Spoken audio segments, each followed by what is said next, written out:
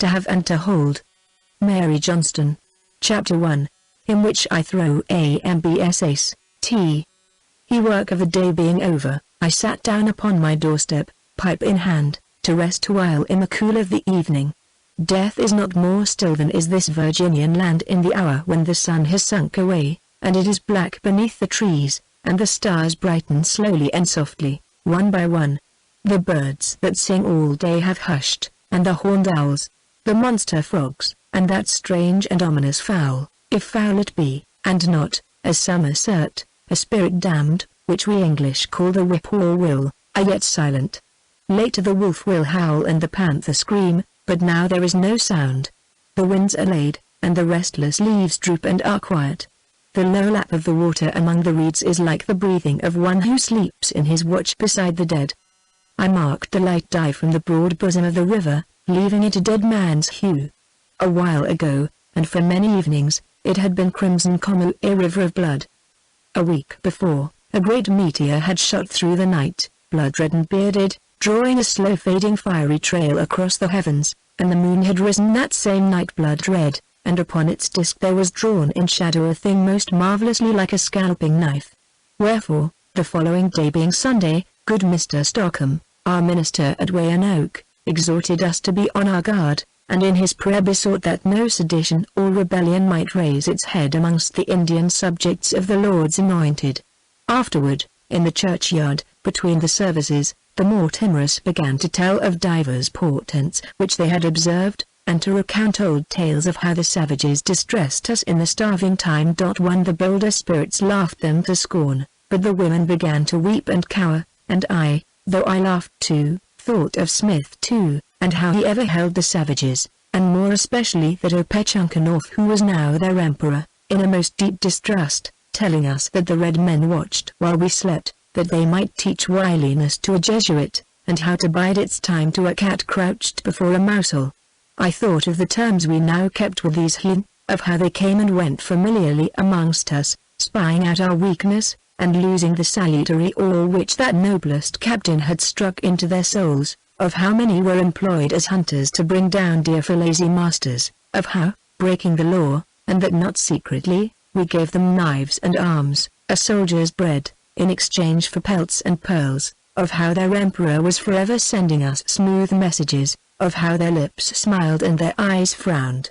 That afternoon, as I rode home through the lengthening shadows, a hunter, red-brown and naked, rose from behind a fallen tree that sprawled across my path, and made offer to bring me my meat from the moon of corn to the moon of stags in exchange for a gun.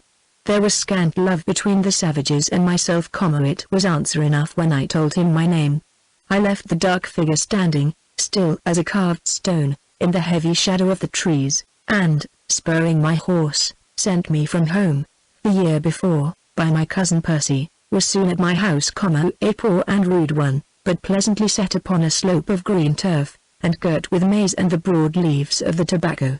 When I had had my supper, I called from their hut the two Paspahaglads brought by me from their tribe, the Michaelmas 3 before, and 1. The starving time refers to the winter of 1609 to 1610, when about 3/4 of the English colonists in Virginia died of starvation or starvation-related diseases. 2. Captain John Smith was a soldier and writer who is best known for his role in establishing the Virginia colony at Jamestown, England's first permanent colony in North America. A farmer's son, Smith was a soldier of fortune in Europe before he joined the Virginia Company of London expedition of 1606 to 1607. At Jamestown, Smith served on the local council, explored and mapped the Chesapeake Bay, established a sometimes contentious relationship with Powhatan, the paramount chief of Tsinakomoko, and was president of the colony from September 1609 to September 1610. He was unpopular among his fellow colonists, however, who forced his return to England in October 1610. Soundly flogged them both. Having in my mind a saying of my ancient captains, namely, he who strikes first oft times strikes last. Upon the afternoon of which I now speak, in the midsummer of the year of grace 1621, as I sat upon my doorstep, my long pipe between my teeth and my eyes upon the pallid stream below. My thoughts were busy with these matters, so busy that I did not see a horse and rider emerge from the dimness of the forest into the cleared space before my palisade, nor knew, until his voice came up the bank, that my good friend, Master John Rolfe, was without and would speak to me. I went down to the gate, and, unbarring it, gave him my hand and led the horse within the enclosure. "Thou careful man," he said, with a laugh, as he dismounted. "Who else, think you, in this or any other 100, now bars his gate when the sun goes down?" "It is my sunset gun," I answered briefly, fastening his horse as I spoke. He put his arm about my shoulder, for we were old friends, and together we went up the green bank to the house, and, when I had brought him a pipe, sat down side by side upon the doorstep. "Of what were you dreaming?" he asked presently, when we had made for ourselves a great cloud of smoke. "I called you twice. I was wishing for Dale's times and Dale's laws." He laughed, and touched my knee with his hand, white and smooth as a woman's, and with a green jewel upon the forefinger. "Thou Mars incarnate!" he cried. "Thou first, last, and in the meantime soldier! Why, what wilt thou do when thou gettest to heaven? Make it too hot to hold thee? Or take out letters of marque against the enemy? I am not there yet," I said dryly. "In the meantime I would like a commission against your relatives." He laughed, then sighed, and, sinking his chin into his hand and softly tapping his foot against the ground, fell into the reverie. "I would your princess were alive," I said presently. "So do I," he answered softly. "So do I." Locking his hands behind his head, he raised his quiet face to the evening star. "Brave and wise and gentle," he mused. "If I did not think to meet her again on that star, I could not smile and speak calmly, Ralph, as I do now." "'Tis a strange thing," I said, as I refilled my pipe. "Love for your brother in arms, love for your commander if he be a commander worth having, love for your horse and dog, I understand. But wedded love, to tie a burden around one's neck because tea is pink and white, or clear bronze, and shaped with elegance. 4. Yet I came with half a mind to persuade thee to that very burden." He cried, with another laugh. "Thanks for thy pains," I said, blowing blue rings into the air. "I have ridden today from Jamestown," he went on. "I was the only man, I faith, that cared to leave its gates, and I met the bachelor world flocking to them. Not a mile of the way but I encountered Tom, Dick, and Harry, dressed in their Sunday bravery and making full tilt for the city. And the boats upon the river. I have seen the Thames less crowded. There was more passing than usual," I said, "but I was busy, in the fields, and did not attend." "What's the lodestar?" "The star that draws us all, some to ruin, some to bliss ineffable, woman." "Humphrey. The maids have come, then?" He nodded. "There's a goodly ship down there, with a goodly lading. Videlicet, some 80 waiting damsels and milkmaids, warranted honest by my Lord Warwick," I muttered. "This business hath been of Edwin Sand's management, as you very well know," he rejoined, with some heat. "His word is good, therefore I hold them chaste. That they are fair I can testify, having seen them leave the ship. Fair and chaste," I said, "but meanly born." "I grant you that," he answered. "But after all, what of it? Beggars must not be choosers.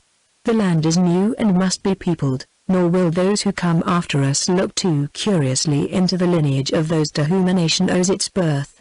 What we in these plantations need is a loosening of the bonds which tie us to home, to England, and a tightening of those which bind us to this land in which we have cast our lot. We put our hand to the plough, but we turn our heads and look to our Egypt and its fleshpots. Tears children and wife, be that wife princess or peasant, that make home of a desert, that bind a man with chains of gold to the country where they abide. Wherefore, when at midday I met good Master Wickham rowing down from Henricus to Jamestown, to offer his aid to Master Buck in his press of business tomorrow, I gave the good man Godspeed, and thought his a fruitful errand and one pleasing to the Lord. Amen, I yawned. I love the land, and call it home. My withers are unwrung. He rose to his feet, and began to pace the greensward before the door. My eyes followed his trim figure, richly though somberly clad, then fell with a sudden dissatisfaction upon my own stained and frayed apparel. "Ralph," he said presently, coming to a stand before me, "have you ever 120 pounds of tobacco in hand? If not, I have the weed," I replied. "What then?" "Then at dawn drop down with the tide to the city, and say, 'Cure for thyself one of these same errant damsels.'" I stared at him, and then broke into laughter, in which, after a space and unwillingly, he himself joined.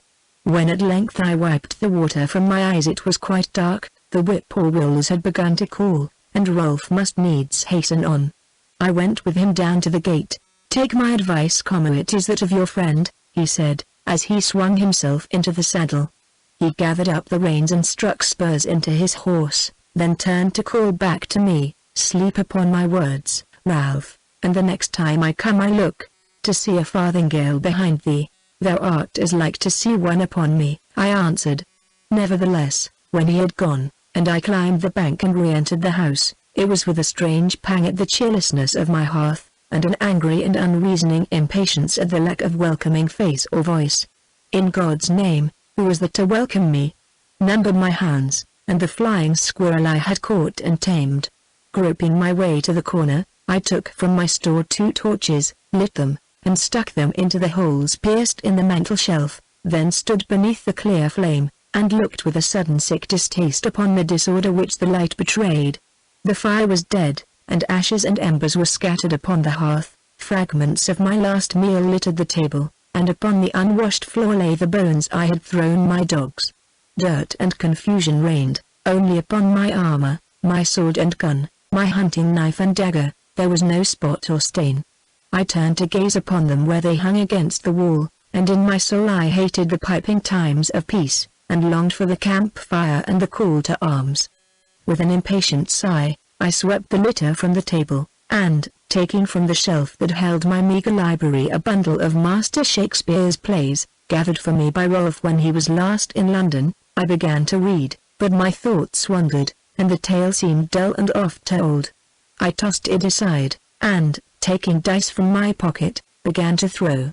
As I cast the bits of bone, idly, and scarce caring to observe what numbers came uppermost, I had a vision of the forester's hut at home, where, when I was a boy, in the days before I ran away to the wars in the Low Countries, I had spent many a happy hour. Again I saw the bright light of the fire reflected in each well-scrubbed crock and pannikin, again I heard the cheerful hum of the wheel, again the face of the forester's daughter smiled upon me. The old grey manor house, where my mother, a stately dame, sat ever at her tapestry, and an imperious elder brother strode to and fro among his hounds, seemed less of home to me than did that tiny, friendly hut. Tomorrow would be my 36th birthday. All the numbers that I cast were high. "If I throw ace," I said, with a smile for my own caprice, "curse me if I do not take Rolf's advice." I shook the box and clapped it down upon the table, then lifted it, and stared with a lengthening face at what it had hidden, which done, I diced no more, but put out my lights and went soberly to bed. Chapter 2, in which I meet Master Jeremy Sparrow, M. I now not dice's oaths. The stars were yet shining when I left the house, and, after a word with my man Dickon, at the servants' huts, strode down the bank and through the gate of the palisade to the wharf, where I loosed my boat, put up her sail, and turned her head down the broad stream. The wind was fresh and favorable, and we went swiftly down the river through the silver mist toward the sunrise. The sky grew pale pink to the zenith, then the sun rose and drank up the mist. The river sparkled and shone, from the fresh green banks came the smell of the woods and the song of birds, above rose the sky, bright blue, with a few fleecy clouds drifting across it. I thought of the day, 13 years before, when for the first time white men sailed up this same river, and of how noble its width, how enchanting its shores, how gay and sweet their blooms and odors, how vast their trees, how strange the painted savages, had seemed to us, storm-tossed adventurers, who thought we had found a very paradise, the Fortunate Isles at least. How quickly were we undeceived. As I lay back in the stern with half-shut eyes and tiller idle in my hand, our many tribulations and our few joys passed in review before me.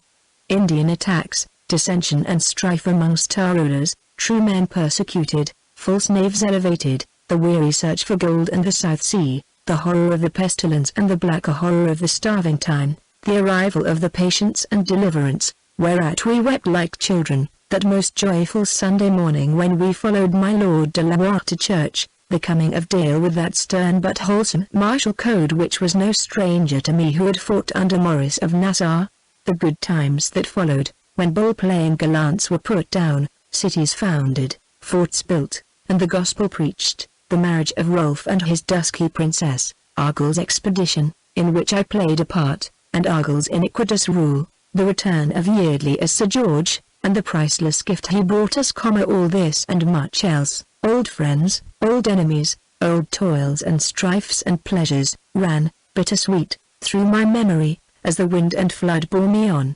Of what was before me I did not choose to think, sufficient unto the hour being the evil thereof. The river seemed deserted, no horseman spurred along the bridle path on the shore, the boats were few and far between, and held only servants or Indians or very old men. It was as Rolf had said, and the free and able-bodied of the plantations had put out, post-haste, for matrimony.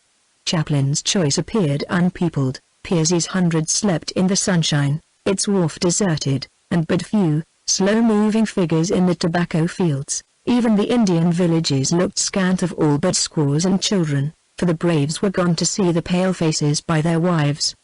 Below past Pariga cockleshell of a boat carrying a great white sail overtook me, and I was hailed by young Hamer. "The maids are come," he cried. "Hurrah!" and stood up to wave his hat. "Humphrey," I said, "I guess thy destination by thy hose. Ah, they not those that were thy peach-coloured ones, Owens?" "Yes," he answered, looking down with complacency upon his tarnished finery. "Wedding garments, Captain Percy, wedding garments," I laughed. "Thou art a tardy bridegroom. I thought that the bachelors of this quarter of the globe slept last night in Jamestown." His face fell. "I know it," he said ruefully, "but my doublet had more rents than slashes in it, and Martin Taylor kept it until cockcrow. That fellow rolls in tobacco. He hath grown rich off our impoverished wardrobes since the ship down yonder passed the Capes. After all," he brightened, "the bargaining takes not place until toward midday, after solemn service and thanksgiving. There's time enough." He waved me a farewell, as his great sail and narrow craft carried him past me.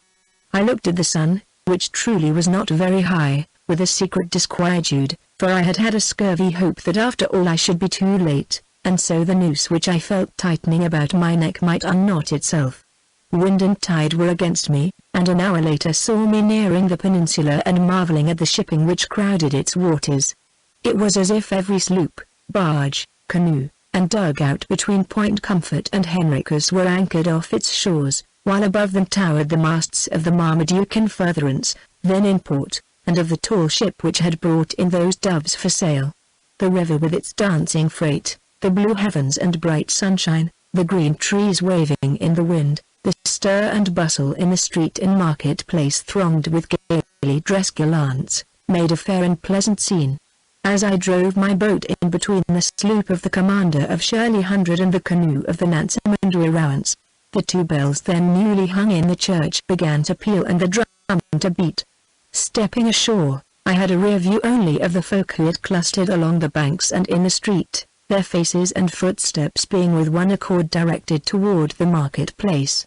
I went with the throng, jostled alike by velvet and dowlas, by youths with their estates upon their backs and naked fantastically painted savages, and trampling the tobacco with which the greedy citizens had planted the very street. In the square I brought up before the governor's house, and found myself cheek by jowl with Master Pori, our secretary, and speaker of the assembly. "Ha, Ralph Percy!" he cried, wagging his grey head, "we two be the only sane younkers in the plantations. All the others are horn-mad." "I have caught the infection," I said, "and am one of the bedlamites." 11. He stared, then broke into the roar of laughter. "Art in earnest?" he asked, holding his fat sides. "Is Saul among the prophets?" "Yes," I answered. "I diced last night, yea or no, and there. Yea, plague on't he had it." He broke into another roar. "And thou callest that bridal attire, man? Why, our cow-keeper goes in flaming silk today." I looked down upon my suit of buff, which had in truth seen some service, and at my great boots, which I had not thought to clean since I mired in a swamp, coming from Henricus the week before, then shrugged my shoulders. "You will go begging," he continued, wiping his eyes. "Not a one of them will so much as look at you. Then will they miss seeing a man, and not a popinjay." 12 I retorted. "I shall not break my heart." A cheer arose from the crowd, followed by a crashing peal of the bells and a louder roll of the drum. The doors of the houses around and to right and left of the square swung open, and the company which had been quartered overnight upon the citizens began to emerge. By twos and threes, some with hurried steps and downcast eyes, others more slowly and with free glances at the staring men, they gathered to the center of the square, where, in surplice and band, there awaited them godly Master Buck and Master Wickham of Henricus. I stared with the rest, though I did not add my voice to theirs. Before the arrival of yesterday's ship there had been in this natural Eden, leaving the savages out of the reckoning, several thousand Adams, and but some 60 Eves. And for the most part, the Eves were either portly and bustling or withered and shrewish housewives, of age and experience to defy the serpent. These were different. 90 slender figures decked in all the bravery they could assume, 90 comely faces, pink and white, or clear brown with the rich blood showing through, 90 pair of eyes, laughing and alluring, or downcast with long fringes sweeping rounded cheeks, 90 pair of ripe red. 11. Bedlamite, an insane person. Derived from the popular name for the Hospital of St. Mary of Bethlehem in London, which served as a lunatic asylum from about 1400. 12. Popinjay, a person given to vain, pretentious displays and empty chatter. Lips, the crowd shouted itself hoarse and would not be restrained, brushing aside like straws the staves of the marshal and his men, and surging in upon the line of adventurous damsels. I saw young men, panting, seize hand or arm and strive to pull toward them some reluctant fair, others snatched kisses, or fell on their knees and began speeches out of use, others commenced an inventory of their possessions, acres, tobacco, servants, household plenishing. All was hubbub, protestation, frightened cries, and hysterical laughter. The officers ran to and fro, threatening and commanding. Master Pori alternately cried shame, and laughed his loudest, and I plucked away a jackanapes of 16 who had his hand upon a girl's ruff, and shook him until the breath was well nigh out of him. The clamour did but increase. "Way for the governor!" cried the marshal. "Shame on you, my masters! Way for his honor and the worshipful council!" The 3 wooden steps leading down from the door of the governor's house suddenly blossomed into crimson and gold, as his honor with the attendant councillors emerged from the hall and stood staring at the mob below. The governor's honest moon face was quite pale with passion. "What a devil is this?" he cried wrathfully. "Did you never see a woman before? Where's the marshal? I'll imprison the last one of you for rioters." Upon the platform of the pillory, which stood in the center of the marketplace, suddenly appeared a man of a gigantic frame, with a strong face deeply lined and a great shock of grizzled hair, a strange thing, for he was not old. I knew him to be one Master Jeremy Sparrow, a minister brought by the Southampton a month before, and as yet without a charge, but at that time I had not spoken with him. Without word of warning he thundered into a psalm of thanksgiving, singing it at the top of a powerful and yet sweet and tender voice, and with a fervor and exultation that caught the heart of the riotous crowd. The 2 ministers in the throng beneath took up the strain. Master Pori added a husky tenor, eloquent of much sack. Presently we were all singing. The audacious suitors, charmed into rationality, fell back, and the broken line reformed. The governor and the council descended, and with pomp and solemnity took their places between the mids and the 2 ministers who were to head the column. The psalm ended, the drum beat a thundering roll, and the procession moved forward in the direction of the church, Master Pori having left me, to take his place among his brethren of the council, and the mob of those who had come to purchase and of the curious idle having streamed away at the heels of the marshal and his officers. I found myself alone in the square, save for the singer, who now descended from the pillory and came up to me. "Captain Ralph Percy, if I mistake not?" he said, in a voice as deep and rich as the bass of an organ. "The same," I answered. "And you are Master Jeremy Sparrow?" "Yea, a silly preacher, the poorest, meekest, and lowliest of the Lord's servitors. His deep voice, magnificent frame, and bold and free address so gave the lie to the humility of his words that I had much ado to keep from laughing. He saw, and his face, which was of a cast most martial, flashed into a smile, like sunshine on a scarred cliff. "You laugh in your sleeve," he said good-humoredly, "and yet I am but what I profess to be. In spirit I am a very Job, though nature hath fit to dress me as a Samson. I assure you, I'm worse misfitted than is Master Yardstick yonder in those foul Staffian hose. But, good sir, will you not go to church?" "If the church were Paul's, I might," I answered. "As it is, we could not get within 50 feet of the door. Of the great door, but the ministers may pass through the side door. If you please, I will take you in with me. The pretty fools yonder march slowly. If we turn down this lane, we will outstrip them quite." "Agreed," I said, and we turned into a lane thick planted with tobacco, made a detour of the governor's house, and outflanked the procession, arriving at the small door before it had entered the churchyard. Here we found the sexton mounting guard. "I am Master Sparrow, the minister that came in the Southampton," my new acquaintance explained. "I am to sit in the choir. Let us pass, good fellow." The sexton squared himself before the narrow opening, and swelled with importance. "You, reverend sir, I will admit, such being my duty. But this gentleman is no preacher, I may not allow him to pass." "You mistake, friend," said my companion gravely. "This gentleman, my worthy colleague, has but just come from the island of Street Brandon, where he preaches on the witches' Sabbath, hence the disorder of his apparel. His admittance be on my head, wherefore let us by.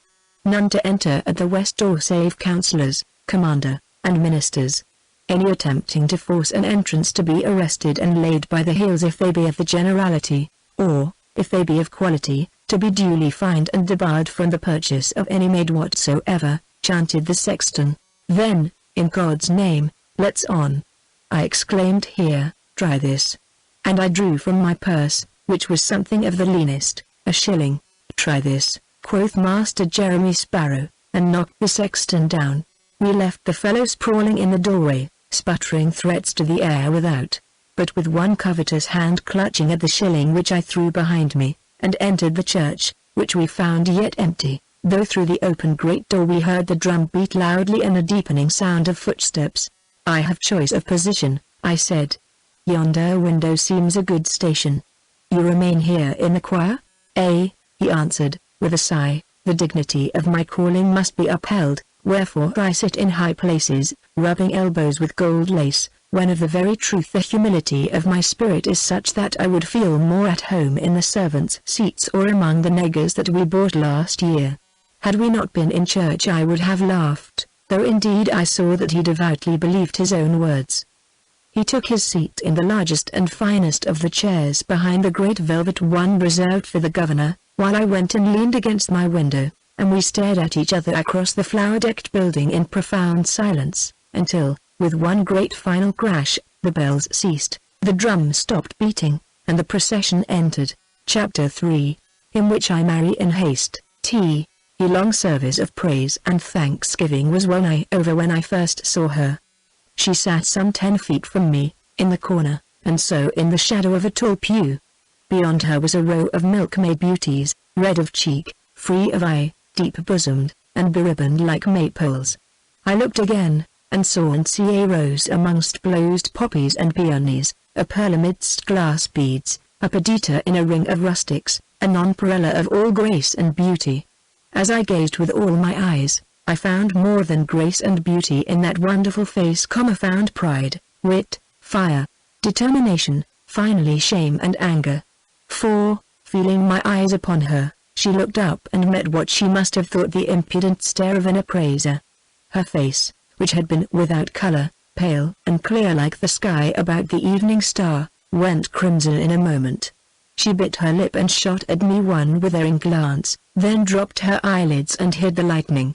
When I looked at her again, covertly, and from under my hand raised as though to push back my hair, she was pale once more, and her dark eyes were fixed upon the water and the green trees without the window. The congregation rose, and she stood up with the other maids. Her dress of dark woolen, severe and unadorned, her close ruff and prim white coif, would have cried Puritan, had ever Puritan looked like this woman, upon whom the poor apparel had the seeming of purple and ermine. Anon came the benediction. Governor, councillors, commanders, and ministers left the choir and paced solemnly down the aisle. The maids closed in behind, and we who had lined the walls, shifting from one heel to the other for a long 2 hours, brought up the rear, and so passed from the church to a fair green meadow adjacent thereto. Here the company disbanded, the wearers of gold lace betaking themselves to seats erected in the shadow of a mighty oak, and the ministers, of whom there were 4, bestowing themselves within pulpits of turf. For one altar and one clergyman could not hope to dispatch the day's business. As for the maids, for a minute or more they made one cluster, then, shyly or with laughter, they drifted apart like the petals of a wind-blown rose, and silk doublet and hose gave chase. 5 minutes saw the goodly company of damsels errant and would-be bridegrooms scattered far and near over the smiling meadow. For the most part they went man and maid, but the fairer of the feminine cohort had rings of clamorous suitors from whom to choose. As for me, I walked alone, for if by chance I neared a maid, she looked, womanlike, at my apparel first, and never reached my face, but squarely turned her back. So disengaged, I felt like a guest at a masque, and in some measure enjoyed the show, though with an uneasy consciousness that I was pledged to become, sooner or later, a part of the spectacle. I saw a shepherdess fresh from Arcadia wave back a dozen importunate gallants, then throw a knot of blue ribbon into their midst, laugh with glee at the scramble that ensued, and finally march off with the wearer of the favor.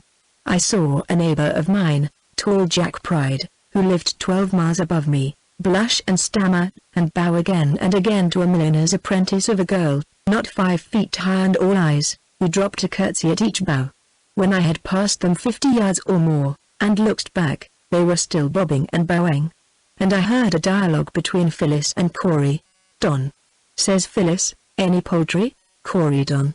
"A matter of 12 hens and 2 cocks." Phyllis. "A cow?" Corey, "Don." 2, Phyllis. "How much tobacco?" Corey, "Don." 3 acres, hinny, though I dinna drink the weed mysel. "I'm a Stuart, woman, and the king's pure cousin." Phyllis.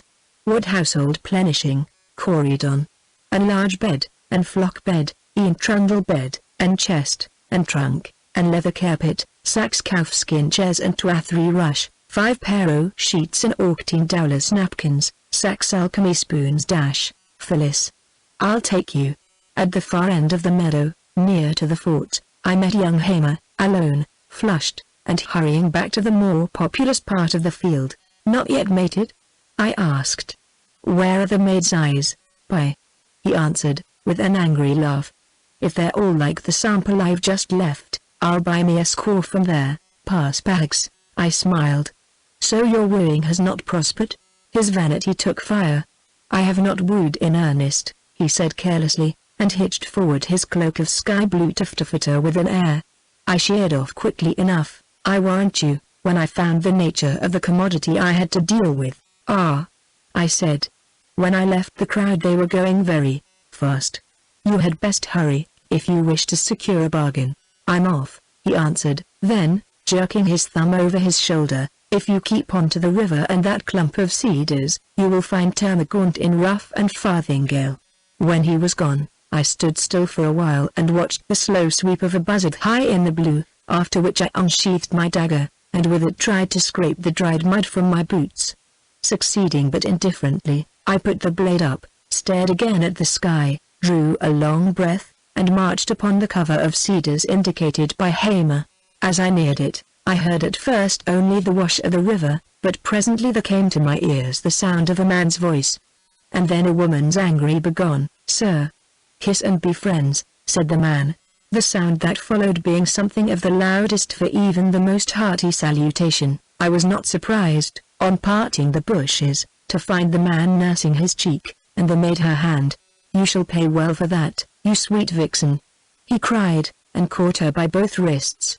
She struggled fiercely, bending her head this way and that, but his hot lips had touched her face before I could come between. When I had knocked him down he lay where he fell, dazed by the blow, and blinking up at me with his small ferret eyes. I knew him to be one Edward Sharpless, and I knew no good of him. He had been a lawyer in England. He lay on the very brink of the stream, with one arm touching the water. Flesh and blood could not resist it, so, assisted by the toe of my boot, he took a cold bath to cool his hot blood. When he had clambered out and had gone away, cursing, I turned to face her. She stood against the trunk of a great cedar, her head thrown back, a spot of angry crimson in each cheek, one small hand clenched at her throat. I had heard her laugh as Sharpless touched the water, but now there was only defiance in her face. As we gazed at each other, a burst of laughter came to us from the meadow behind. I looked over my shoulder, and beheld young Hamer, probably disappointed of a wife, with Giles Allen and Wynne, returning to his abandoned quarry. She saw, too, for the crimson spread and deepened and her bosom heaved. Her dark eyes, glancing here and there like those of a hunted creature, met my own. "Madame," I said, "will you marry me?" She looked at me strangely. "Do you live here?" she asked at last, with a disdainful wave of her hand toward the town. "No, madame," I answered. "I live upriver, in Weyanoke 100, some miles from here." "Then, in God's name, let us be gone," she cried, with sudden passion. I bowed low, and advanced to kiss her hand. The fingertips which she slowly and reluctantly resigned to me were icy, and the look with which she favored me was not such an one as poets feign for like occasions. I shrugged the shoulders of my spirit, but said nothing. So, hand in hand, though at arm's length, we passed from the shade of the cedars into the open meadow, where we presently met Hamer and his party. They would have barred the way, laughing and making unsavory jests, but I drew her closer to me and laid my hand upon my sword. They stood aside, for I was the best swordsman in Virginia. The meadow was now less thronged. The river, up and down, was white with sailboats, and across the neck of the peninsula went a line of horsemen, each with his purchase upon a pillion behind him. The governor, the councillors, and the commanders had betaken themselves to the governor's house, where a great dinner was to be given. But Master Piercy, the Cape merchant, remained to see the company reimbursed to the last leaf, and the 4 ministers still found occupation, though one couple trod not upon the heels of another, as they had done an hour agone. "I must first satisfy the treasurer," I said, coming to a halt within 50 feet of the now deserted high places. She drew her hand from mine, and looked me up and down. "How much is it?" she asked at last. "I will pay it." I stared at her. "Can't you speak?" she cried, with a stamp of her foot. "At what am I valued?" £10, £50 — at £120 of tobacco? "Madame," I said dryly, "I will pay it myself." "To what name upon the ship's list do you answer?" "Patience Worth," she replied. I left her standing there, and went upon my errand with a whirling brain. Her enrollment in that company proclaimed her meanly born, and she bore herself as of blood royal. Of her own free will she had crossed an ocean to meet this day, and she held in passionate hatred this day and all that it contained. She was come to Virginia to better her condition, and the purse which she had drawn from her bosom was filled with gold pieces. To another I would have advised caution, delay, application to the governor, inquiry. For myself I cared not to make inquiries. The treasurer gave me my receipt, and I procured, from the crowd around him, Humphrey Kent, a good man and true, and old Belfield, the perfumer, for witnesses. With them at my heels I went back to her, and, giving her my hand, was making for the nearest minister, when a voice at a little distance hailed me, crying out, "This way, Captain Percy." I turned toward the voice, and beheld the great figure of Master Jeremy Sparrow sitting, cross-legged like the Grand Turk, upon a grassy hillock, and beckoning to me from that elevation. "Our acquaintance hath been of the shortest," he said genially, when the maid, the witnesses, and I had reached the foot of the hillock, "but I have taken a liking to you and would fain do you a service. Moreover, I lack employment.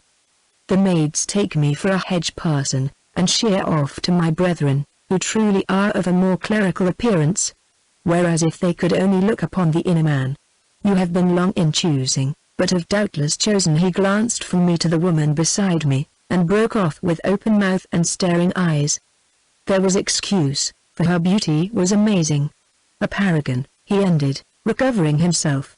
"Marry us quickly, friend," I said. "Clouds are gathering, and we have far to go." He came down from his mound, and we went and stood before him. I had around my neck the gold chain given me upon a certain occasion by Prince Maurice, and in lieu of other ring I now twisted off the smallest link and gave it to her. "Your name?" asked Master Sparrow, opening his book. "Ralph Percy, gentleman. And yours?" he demanded, staring at her with a somewhat too apparent delight in her beauty. She flushed richly and bit her lip. He repeated the question. She stood a minute in silence, her eyes upon the darkening sky. Then she said in a low voice, "Jocelyn Lee." It was not the name I had watched the Cape merchant strike off his list. I turned upon her and made her meet my eyes. "What is your name?" I demanded. "Tell me the truth." "I have told it," she answered proudly. "It is Jocelyn Lee." I faced the minister again. "Go on," I said briefly. "The company commands that no constraint be put upon its poor maids. Wherefore, do you marry this man of your own free will and choice?" She said, "Of my own free will. Well, we were married, and Master Jeremy Sparrow wished us joy, and Kent would have kissed the bride had I not frowned him off." He and Belfield strode away, and I left her there, and went to get her bundle from the house that had sheltered her overnight. Returning, I found her seated on the turf, her chin in her hand and her dark eyes watching the distant play of lightning. Master Sparrow had left his post, and was nowhere to be seen. I gave her my hand and led her to the shore, then loosed my boat and helped her aboard. I was pushing off when a voice hailed us from the bank, and the next instant a great bunch of red roses whirled past me and fell into her lap. "Sweets to the sweet, you know," said Master Jeremy Sparrow genially. "Goodwife Allen will never miss them." I was in two minds whether to laugh or to swear, for I had never given her flowers, when she settled the question for me by raising the crimson mass and bestowing it upon the flood. A sudden puff of wind brought the sailor round, hiding his fallen countenance. The wind freshened, coming from the bay, and the boat was off like a startled deer. When I next saw him he had recovered his equanimity, and, with a smile upon his rugged features, was waving us a farewell. I looked at the beauty opposite me, and, with a sudden movement of pity for him, mateless, stood up and waved to him vigorously in turn. Chapter 4, in which I am like to repent at leisure. W. Henry had passed the mouth of the Chickahominy. I broke the silence, now prolonged beyond reason, by pointing to the village upon its bank, and telling her something of Smith's expedition up that river, ending by asking her if she feared the savages. When at length she succeeded in abstracting her attention from the clouds, it was to answer in the negative, in a tone of the supremest indifference, after which she relapsed into her contemplation of the weather. Further on I tried again. "That is Kent's, yonder. He brought his wife from home last year. What a hedge of sunflowers she has planted. If you love flowers, you will find those of paradise in these woods." No answer. Below Martin Brandon we met a canoe full of Paspahags, bound upon a friendly visit to some one of the downriver tribes, for in the bottom of the boat reposed a fat buck, and at the feet of the young men lay trenchers of maize cakes and of late mulberries. I hailed them, and when we were alongside held up the brooch for my hat, then pointed to the purple fruit. The exchange was soon made, they sped away, and I placed the mulberries upon the thwart beside her. "I am not hungry," she said coldly. "Take them away." I bit my lip, and returned to my place at the tiller. This rose was set with thorns, and already I felt their sting. Presently she leaned back in the nest I had made for her. "I wish to sleep," she said haughtily, and, turning her face from me, pillowed her head upon her arms. I sat, bent forward, the tiller in my hand, and stared at my wife in some consternation. This was not the tame pigeon, the rosy, humble, domestic creature who was to make me a home and rear me children. A seabird with broad white wings swooped down upon the water, now dark and ridged, rested there a moment, then swept away into the heart of the gathering storm. She was like a Sachin one. Such birds were caught at times, but never tamed and never kept. The lightning, which had played incessantly in pale flashes across the low clouds in the south, now leapt to higher peaks and became more vivid, and the muttering of the thunder changed to long, booming peals. 13 years before, The Virginia storms had struck us with terror. Compared with those of the old world we had left, they were as cannon to the whistling of arrows, as breakers on an iron coast to the dull wash of level seas. Now they were nothing to me, but as the peals changed to great crashes as of falling cities, I marveled to see my wife sleeping so quietly. The rain began to fall, slowly, in large sullen drops, and I rose to cover her with my cloak. Then I saw that the sleep was feigned, for she was gazing at the storm with wide eyes, though with no fear in their dark depths. When I moved they closed, and when I reached her the lashes still swept her cheeks, and she breathed evenly through parted lips.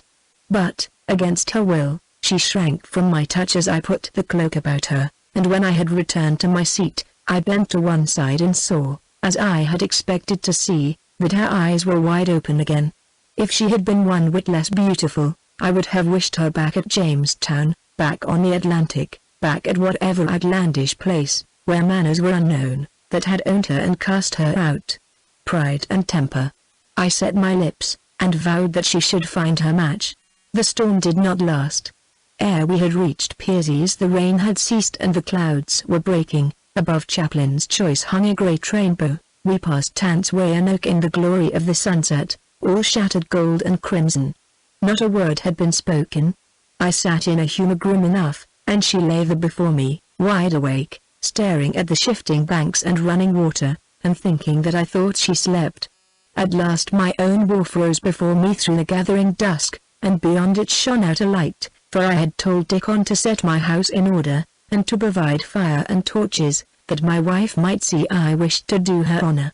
I looked at that wife, and of a sudden the anger in my heart melted away. It was a wilderness vast and dreadful to which she had come.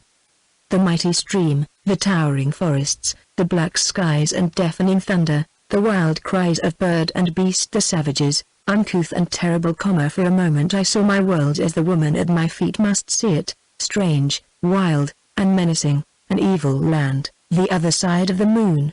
A thing that I had forgotten came to my mind, how that, after our landing at Jamestown, years before, a boy whom we had with us did each night fill with cries and lamentations the hut where he lay with my cousin Percy, Gosnold, and myself, nor would cease though we tried both crying shame and a rope's end.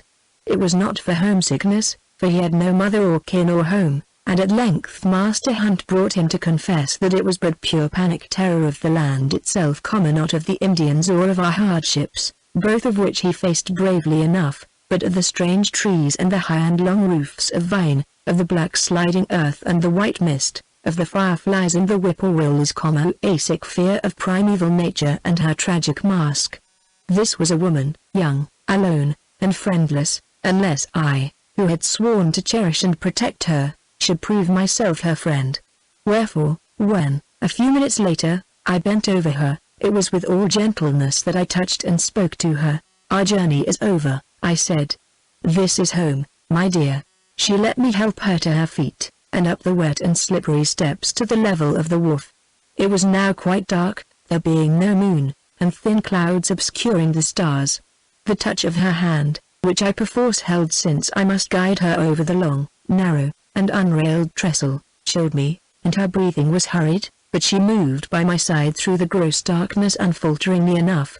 Arrived at the gate of the palisade, I beat upon it with the hilt of my sword, and shouted to my men to open to us.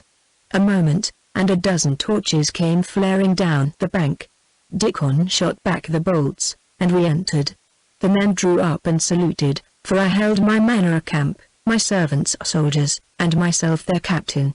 I have seen worse favored companies, but doubtless the woman beside me had not. Perhaps, too, the red light of the torches, now flaring brightly, now sunk before the wind, gave their countenances a more villainous cast than usual. They were not all bad. Dickon had the virtue of fidelity, if none other.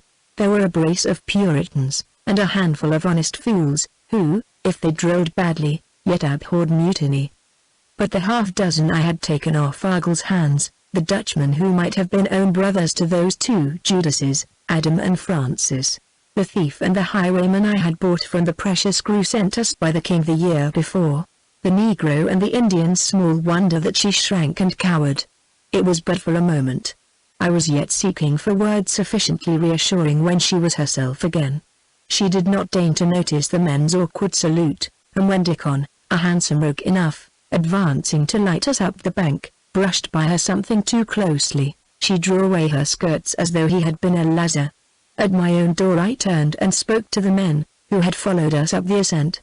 "This lady," I said, taking her hand as she stood beside me, "is my true and lawful wife, your mistress, to be honored and obeyed as such. Who fails in reverence to her I hold as mutinous to myself, and will deal with him accordingly. She gives you tomorrow for holiday, with double rations, and to each a measure of rum. Now thank her properly." They cheered lustily, of course, and Dickon, stepping forward, gave us thanks in the name of them all, and wished us joy. After which, with another cheer, they backed from out our presence, then turned and made for their quarters, while I led my wife within the house and closed the door. Dickon was an ingenious scoundrel. I had told him to banish the dogs, to have the house cleaned and lit, and supper upon the table, but I had not ordered the floor to be strewn with rushes, the walls draped with flowering vines, a great jar filled with sunflowers, and an illumination of a dozen torches.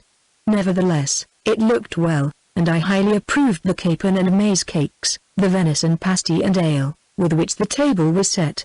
Through the open doors of the two other rooms were to be seen more rushes, more flowers, and more lights. To the larger of these rooms I now led the way, deposited her bundle upon the settle, and saw that Dickon had provided fair water for her face and hands, which done, I told her that supper waited upon her convenience, and went back to the great room. She was long in coming, so long that I grew impatient and went to call her. The door was ajar, and so I saw her, kneeling in the middle of the floor, her head thrown back, her hands raised and clasped, on her face terror and anguish of spirit written so large that I started to see it. I stared in amazement, and, had I followed my first impulse, would have gone to her, as I would have gone to any other creature in so dire distress. On second thoughts, I went noiselessly back to my station in the great room. She had not seen me, I was sure. Nor had I long to wait. Presently she appeared, and I could have doubted the testimony of my eyes, so changed were the agonized face and figure of a few moments before. Beautiful and disdainful, she moved to the table, and took the great chair drawn before it with the air of an empress mounting a throne. I contented myself with the stool. She ate nothing, and scarcely touched the canary I poured for her.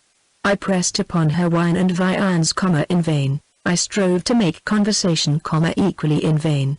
Finally, tired of yes and no uttered as though she were reluctantly casting pearls before swine, I desisted, and applied myself to my supper in a silence as sullen as her own.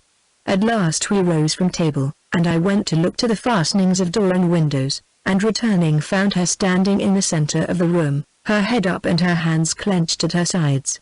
I saw that we were to have it out then and there, and I was glad of it. "You have something to say," I said. "I am quite at your command," and I went and leaned against the chimney-piece. The low fire upon the hearth burned lower still before she broke the silence. When she did speak it was slowly, and with a voice which was evidently controlled only by a strong effort of a strong will. She said: "When yesterday, today, 10,000 years ago you went from this horrible forest down to that wretched village yonder, to those huts that make your London, you went to buy you a wife?" "Yes, madame," I answered. "I went with that intention." "You had made your calculation? In your mind you had pitched upon such and such an article, with such and such qualities, as desirable? Doubtless you meant to get your money's worth?" "Doubtless," I said dryly. "Will you tell me what you were inclined to consider its equivalent?" I stared at her, much inclined to laugh. The interview promised to be interesting. "I went to Jamestown to get me a wife," I said at length, "because I had pledged my word that I would do so. I was not over-anxious. I did not run all the way. But, as you say, I intended to do the best I could for myself, £120 of tobacco being a considerable sum, and not to be lightly thrown away. I went to look for a mistress for my house, a companion for my idle hours, a rosy, humble, docile lass, with no aspirations beyond cleanliness and good temper, who was to order my household and make me a home. I was to be her head and her law, but also her sword and shield. That is what I went to look for. And you found me." she said, and broke into strange laughter. I bowed. In God's name, why did you not go further? I suppose she saw in my face why I went no further, for into her own the color came flaming. I'm not what I seem, she cried out. I was not in that company of choice. I bowed again. You have no need to tell me that, madame, I said. I have eyes. I desire to know why you were there at all, and why you married me. She turned from me, until I could see nothing but the coiled wealth of her hair and the bit of white neck between it and the ruff. We stood so in silence, she with bent head and fingers clasping and unclasping, I leaning against the wall and staring at her, for what seemed a long time. At least I had time to grow impatient, when she faced me again, and all my irritation vanished in a gasp of admiration.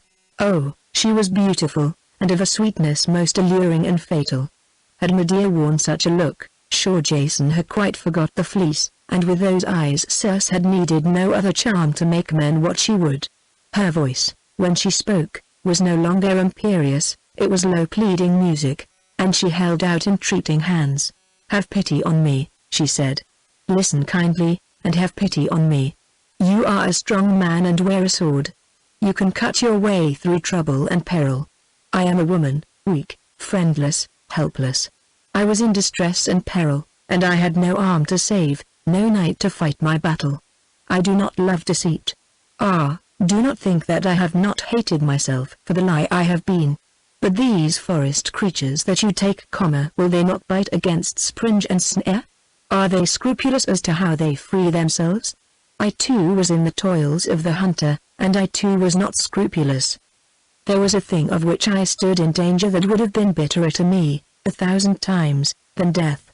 I had but one thought, to escape. How? I did not care, only to escape. I had a waiting woman named Patience Worth. One night she came to me, weeping. She had wearied of service, and had signed to go to Virginia as one of Sir Edwin Sand's maids, and at the last moment her heart had failed her. There had been pressure brought to bear upon me that day, I had been angered to the very soul.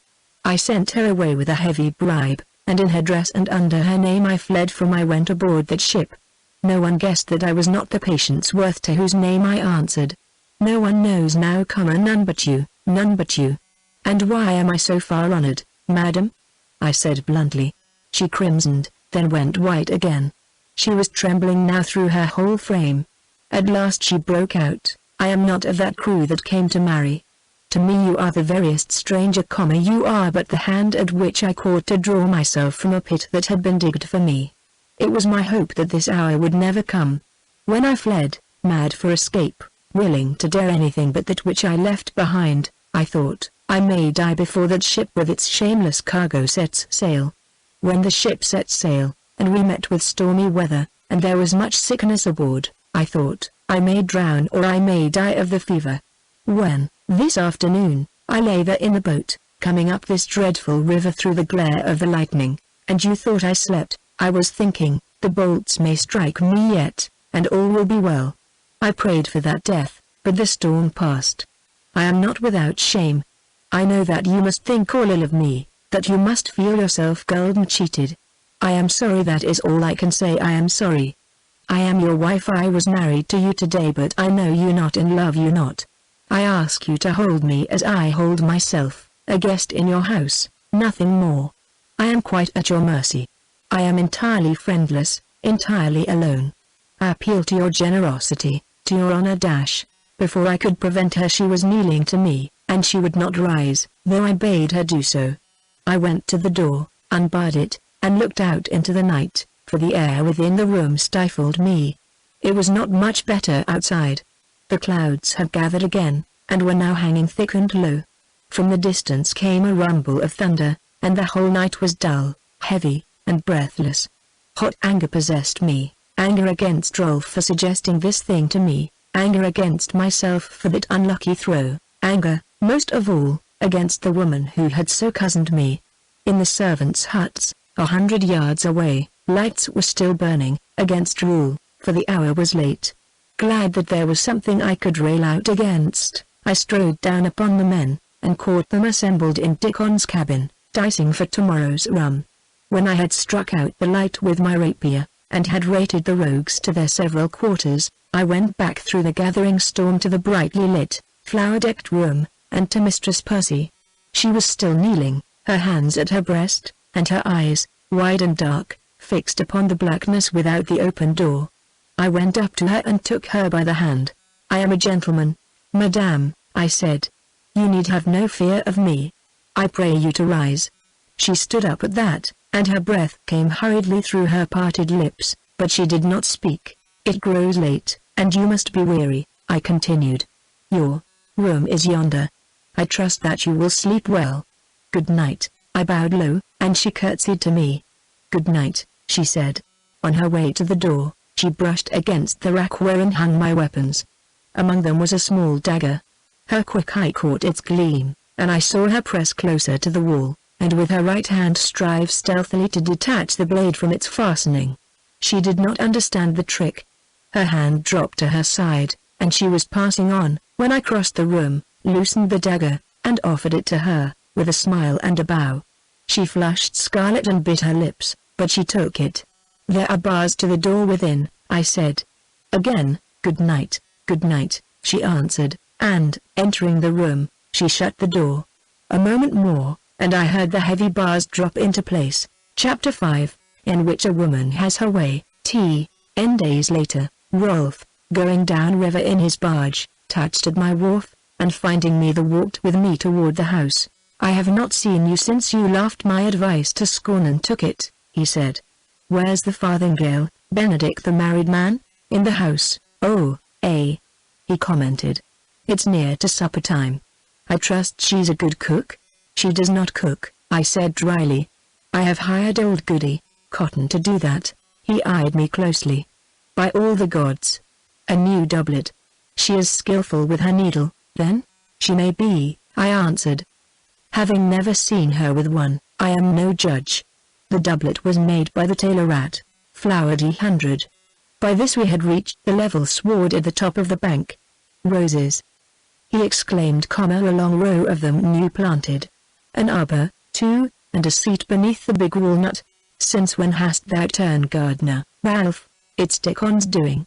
He is anxious to please his mistress, who neither sews, nor cooks, nor plants." "What does she do?" "She pulls the roses," I said. "Come in." When we had entered the house he stared about him, then cried out, "A crazy as bower. Oh, thou sometime Guyan." 16 and began to laugh. It was late afternoon, and the slant sunshine streaming in at door and window striped wall and floor with gold. Floor and wall were no longer logs gnarled and stained, upon the one lay a carpet of delicate ferns and aromatic leaves, and glossy vines, purple-berried, tapestried the other. Flowers purple and red and yellow were everywhere. As we entered, a figure started up from the hearth. "St. George!" exclaimed Rolf. "You have never married a blackamoor?" "It is the negress, Angela," I said. "I bought her from William Pierce the other day." Mistress Percy wished a waiting damsel. The creature, one of the 5 females of her kind then in Virginia, looked at us with large, rolling eyes. She knew a little Spanish, and I spoke to her in that tongue, bidding her find her mistress and tell her that company waited.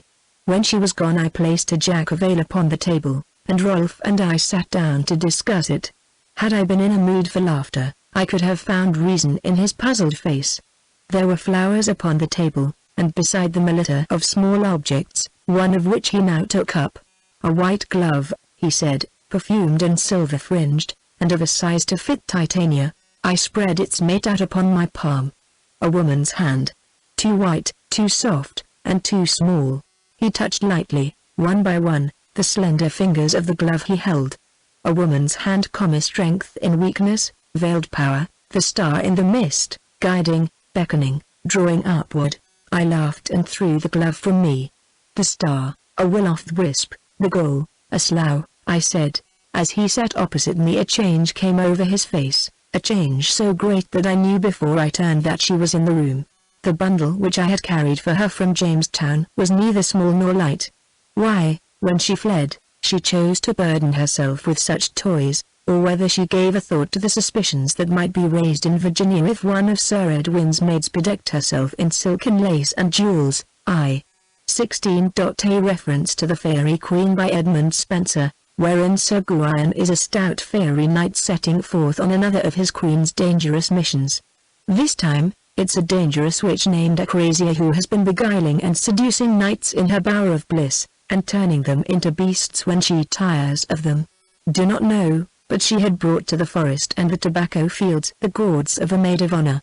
The Puritan dress in which I first saw her was a thing of the past. She clothed herself now like the parakeets in the forest, or like the lilies of the field, for verily she toiled not, neither did she spin. Rolf and I rose from our seats. "Mistress Percy," I said, "let me present to you a right worthy gentleman and my very good friend, Master John Rolfe." She curtsied, and he bowed low.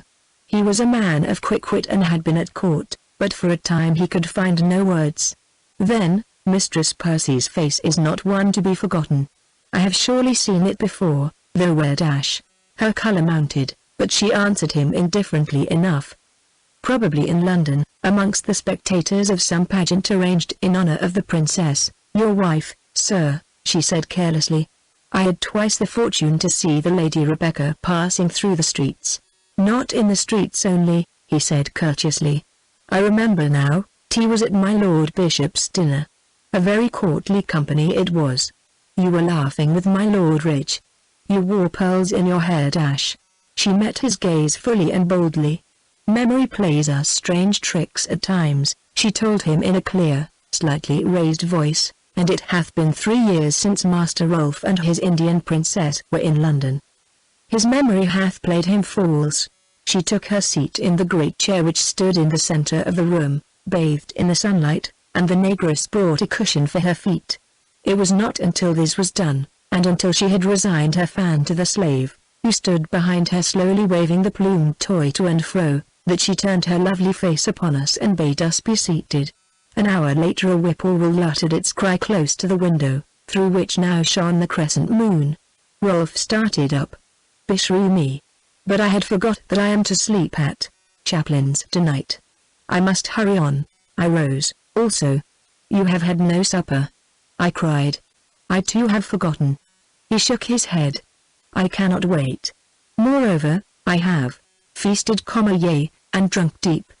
His eyes were very bright, with an exultation in them as of wine. Mine, I felt, had the same light. Indeed, we were both drunk with her laughter, her beauty, and her wit. When he had kissed her hand, and I had followed him out of the house and down the bank, he broke the silence. "Why she came to Virginia I do not know, nor care to ask," I said. "Nor care to ask," he repeated, meeting my gaze. "And I know neither her name nor her rank. But as I stand here, Ralph, I saw her, a guest, at that feast of which I spoke, and Edwin Sands picked not his maids from such assemblies." I stopped him with my hand upon his shoulder.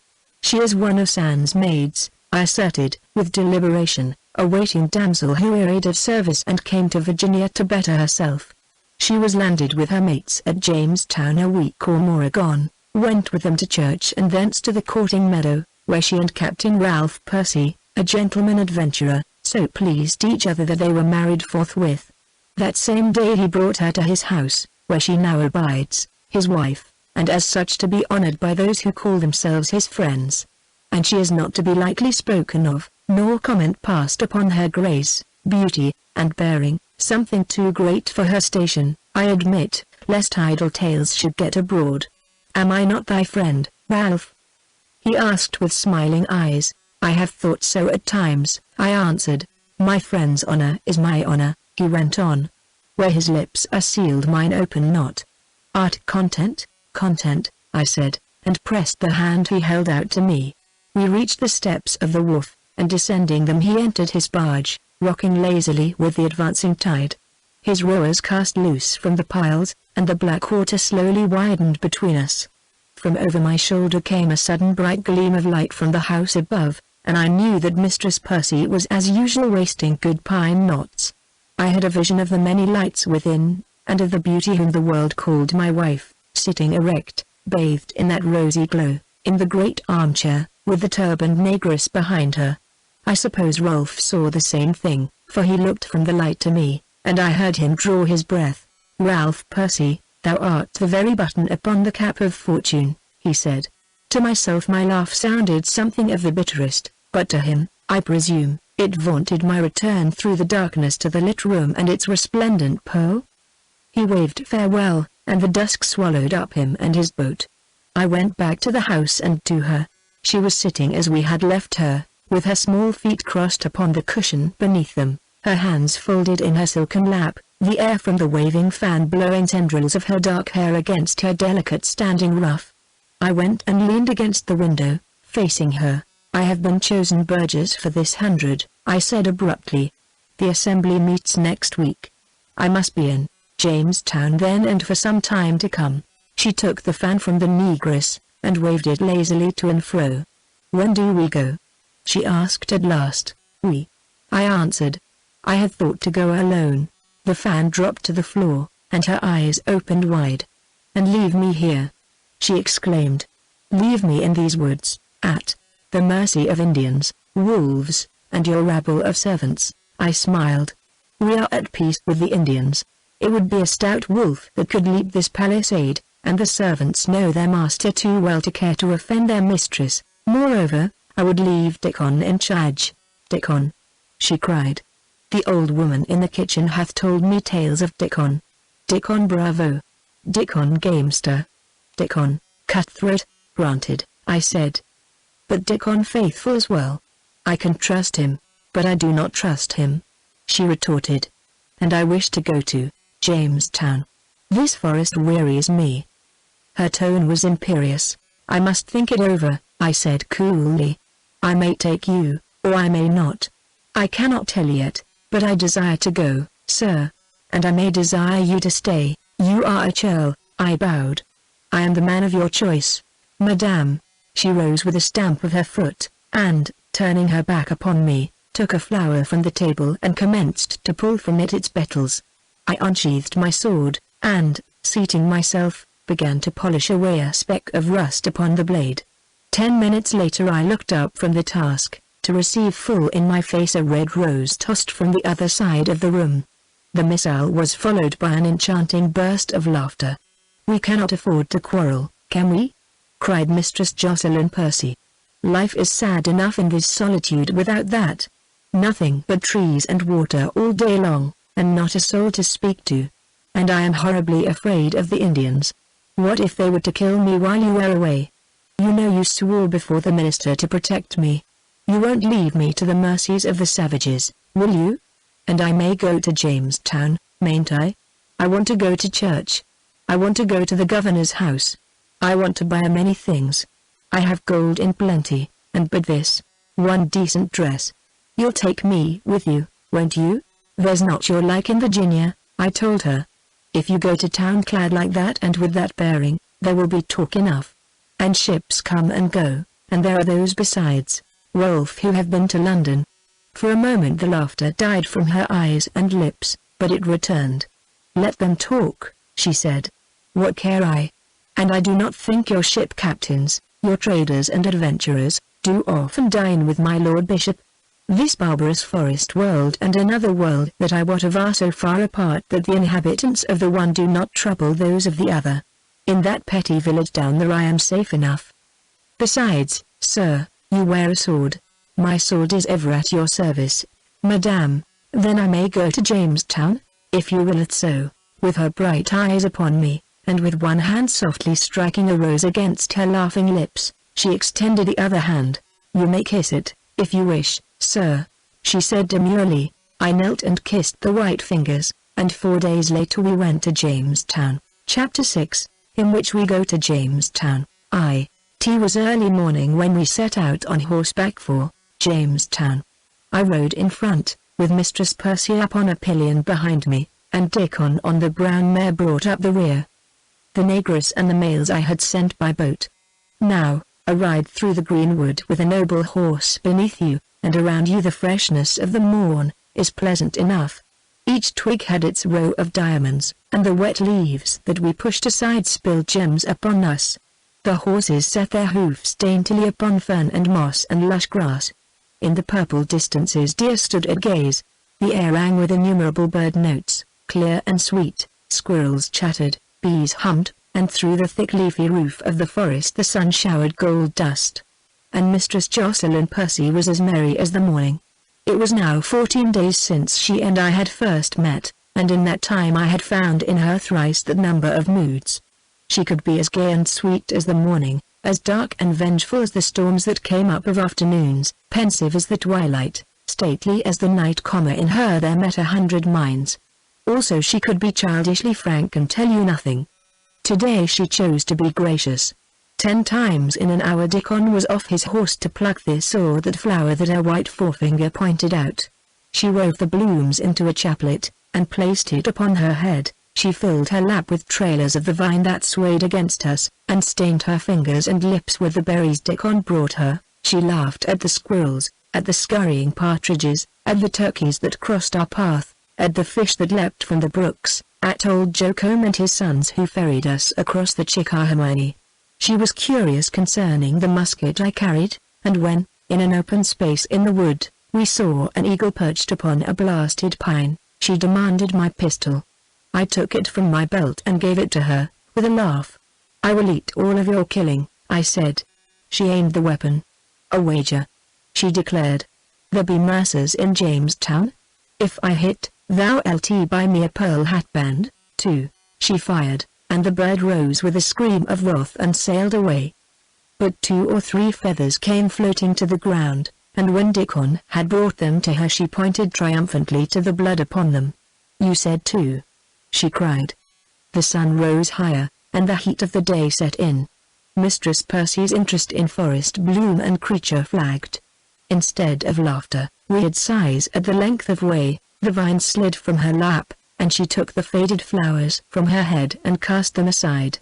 She talked no more, and by I felt her head droop against my shoulder. "Madam is asleep," said Dickon's voice behind me. "Eh," I answered. "She'll find a jack of mail but a hard pillow. And look to her that she does not fall." "I had best walk beside you, then," he said. I nodded, and he dismounted, and throwing the mare's bridle over his arm strode on beside us, with his hand upon the frame of the pillion. 10 minutes passed, the last 5 of which I rode with my face over my shoulder. "Dickon!" I cried at last, sharply. He came to his senses with a start. "Eh, sir?" he questioned, his face dark red. "Suppose you look at me for a change," I said. "How long since Dale came in, Dickon?" 10 years, sir. Before we enter Jamestown we'll pass through a certain field and beneath a certain tree. Do you remember what happened there, some years ago? I am not like to forget, sir. You saved me from the wheel, upon which you were bound, ready to be broken for drunkenness, gaming, and loose living. I begged your life from Dale for no other reason, I think, than that you had been a horse boy in my old company in the Low Countries. God, what! The life was scarcely worth the saving. I know it, sir. Dale would not let you go scot-free, but would sell you into slavery. At your own entreaty I bought you, since when you have served me indifferently well. You have showed small penitence for past misdeeds, and your amendment hath been of yet lesser bulk. A hardy rogue thou wast born, and a rogue thou wilt remain to the end of time. But we have lived and hunted, fought and bled together, and in our own fashion I think we bear each other goodwill, even some love. I have winked at much, have shielded you in much, perhaps. In return I have demanded one thing, which if you had not given I would have found you another Dale to deal with. Have I ever refused it, my captain? Not yet. Take your hand from that pillion and hold it up, then say after me these words: This lady is my mistress, my master's wife, to be by me reverenced as such. Her face is not for my eyes nor her hand for my lips. If I keep not myself clean of all offense toward her, may God approve that which my master shall do. The blood rushed to his face. I watched his fingers slowly loosening their grasp. Tardy obedience is of the house of mutiny, I said sternly. Will you, sirrah, or will you not? He raised his hand and repeated the words. Now hold her as before, I ordered, and, straightening myself in the saddle, rode on, with my eyes once more on the path before me. A mile further on, Mistress Percy stirred and raised her head from my shoulder. Not at Jamestown yet? She sighed, as yet but half awake. Oh, the endless trees. I dreamed I was hawking at Windsor, and then suddenly I was here in this forest, a bird, happy because I was free, and then a falcon came swooping down upon me, it had me in its talons, and I changed to myself again, and it changed to what am I saying? I'm talking in my sleep. Who was that singing? In fact, from the woods in front of us, and not a bowshot away, rang out a powerful voice: in the merry month of May, in a morn by break of day, with a troop of damsels playing, forth I went, forsooth, a-maying. And presently, the trees thinning in front of us, we came upon a little open glade, and upon the singer.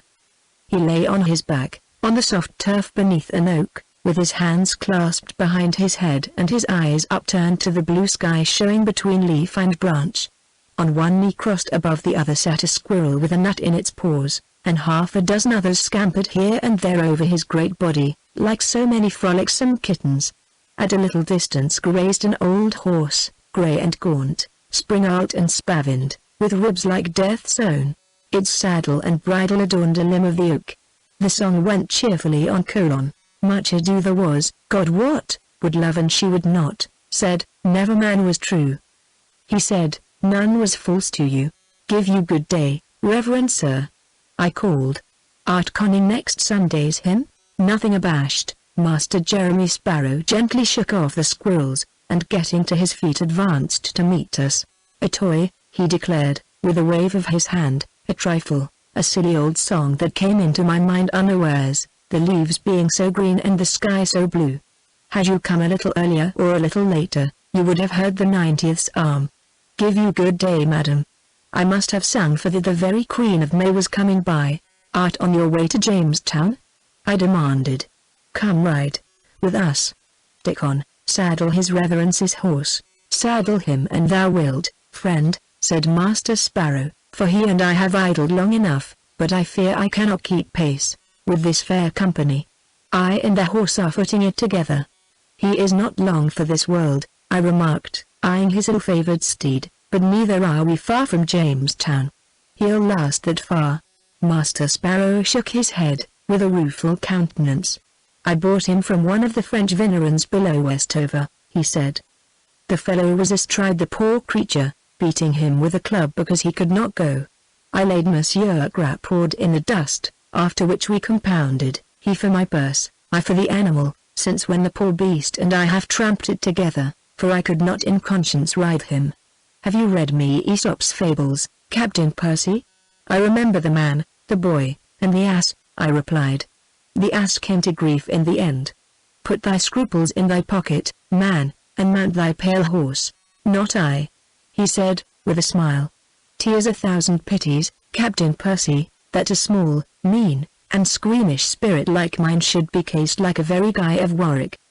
Now, if I were slight of body, or even if I were no heavier than your servant the Dash, oh, I said, Dickon, give his reverence the mayor, and do you mount his horse and bring him slowly on to town. If he will not carry you, you can lead him in. Sunshine revisited the countenance of Master Jeremy Sparrow. He swung his great body into the saddle, gathered up the reins, and made the mare to caracole across the path for very joy. Have a care of the poor brute, friend, he cried genially to Dickon, whose looks were of the sulkiest. Bring him gently on, and leave him at Master Buck's, near to the church. What do you do at Jamestown? I asked, as we passed from out the glade into the gloom of a pine wood. I was told that you were gone to Henricus, to help Master Thorpe convert the Indians. He answered, I did go. I had a call, I was sure I had a call. I thought of myself as a very apostle to the Gentiles. I went from Henricus one day's journey into the wilderness, with none but an Indian lad for interpreter, and coming to an Indian village gathered its inhabitants about me, and sitting down upon a hillock read and expounded to them the Sermon on the Mount. I was much edified by the solemnity of their demeanor and the earnestness of their attention, and had conceived great hopes for their spiritual welfare, when, the reading and exhortation being finished, one of their old men arose and made me a long speech, which I could not well understand, but took to be one of grateful welcome to myself and my tidings of peace and goodwill. He then desired me to tarry with them, and to be present at some entertainment or other, the nature of which I could not make out. I tarried, and toward evening they conducted me with much ceremony to an open space in the midst of the village. There I found planted in the ground a thick stake, and around it a ring of flaming brushwood. To the stake was fastened an Indian warrior, captured, so my interpreter informed me, from some hostile tribe above the falls. His arms and ankles were secured to the stake by means of thongs passed through incisions in the flesh. His body was stuck over with countless pine splinters, each burning like a miniature torch, and on his shaven crown was tied a thin plate of copper heaped with red-hot coals. A little to one side appeared another stake and another circle of brushwood, the one with nothing tied to it as yet, and the other still unlit. My friend, I did not tarry to see it lit. I tore a branch from an oak, and I became as Samson with the jawbone of the ass. I fell upon and smote those Philistines. Their wretched victim was beyond all human help, but I dearly avenged him upon his enemies. And they had their pains for naught when they planted that second stake and laid the brush for their hellfire. At last I dropped into the stream upon which their damnable village was situate, and got safely away. Next day I went to George Thorpe and resigned my ministry, telling him that we were nowhere commanded to preach to devils. When the company was ready to send shot and steel amongst them, they might count upon me. After which I came down the river to Jamestown, where I found worthy Master Buck well nigh despaired of with the fever. Finally he was taken up river for change of air, and, for lack of worthier substitute, the governor and Captain West constrained me to remain and minister to the shepherdless flock. "Where will you lodge, good sir?" "I do not know," I said. "The town will be full, and the guest house is not yet finished. Why not come to me?" he asked. "There are none in the minister's house but me and Goodwife Allen who keeps it. There are 5 fair large rooms and a goodly garden, though the trees do too much shadow the house. If you will come and let the sunshine in, bow and smile for Madam, I shall be your debtor." His plea pleased me well. Except the governor's and Captain West's, the minister's house was the best in the town. It was retired, too, being set in its own grounds, and not upon the street, and I desired privacy. Goodwife Allen was stolid and incurious. Moreover, I liked Master Jeremy Sparrow. I accepted his hospitality and gave him thanks. He waved them away, and fell to complimenting Mistress Percy, who was pleased to be gracious to us both. Well content for the moment with the world and ourselves, we fared on through the alternating sunshine and shade, and were happy with the careless inhabitants of the forest. Over soon he came to the peninsula, and crossed the neck of land. Before us lay the town, to the outright a poor and mean village, indeed, but to the inner the stronghold and capital of our race in the western world, the germ from which might spring stately cities, the newborn babe which might in time equal its parent in stature, strength, and comeliness. So I and a few besides, both in Virginia and at home, viewed the mean houses, the poor church and rude fort, and loved the spot which had witnessed much suffering and small joy, but which held within it the future, which was even now a bit in the mouth of Spain, a thing in itself outweighing all the toil and anguish of our planting. But there were others who saw only the meanness of the place, its almost defenselessness, its fluxes and fevers, the fewness of its inhabitants and the number of its graves. Finding no gold and no earthly paradise, and that in the sweat of their brow they must eat their bread, they straightway fell into the dumps, and either died out of sheer perversity, or went yelping home to the company with all manner of dismal tales, which tales, through my Lord Warwick's good offices, never fail to reach the sacred ears of His Majesty, and to bring the colony and the company into disfavor. We came to the palisade, and found the gates wide open and the warder gone. "Where be the people?" marveled Master Sparrow, as we rode through into the street. In truth, where were the people? On either side of the street the doors of the houses stood open, but no person looked out from them or loitered on the doorsteps. The square was empty, there were no women at the well, no children underfoot, no gaping crowd before jail and pillory, no guard before the governor's house, not a soul, high or low, to be seen. "Have they all migrated?" cried Sparrow. "Are they gone to Croatan? They have left one to tell the tale." "Then," I said, "for here he comes running." Chapter 7, in which we prepare to fight the Spaniard. A man came panting down the street. "Captain Ralph Percy," he cried. My master said it was your horse coming across the neck. The governor commands your attendance at once, sir. Where is the governor? Where are all the people? I demanded. At the fort. They are all at the fort or on the bank below. Oh, sirs, a woeful day for us all, a woeful day, I exclaimed. What's the matter? The man, whom I recognized as one of the commander's servants, a fellow with the soul of a French valet de chambre, was wild with terror. They are at the guns, he quavered. Alacrity. What can a few sakers and demi-culverins do against them? Against whom? I cried. They are giving out pikes and cutlasses. Woe's me, the sight of naked steel hath ever made me sick. I drew my dagger, and flashed it before him.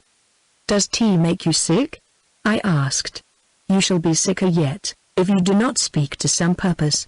The fellow shrank back, his eyeballs starting from his head. It's a tall ship, he gasped, a very big ship.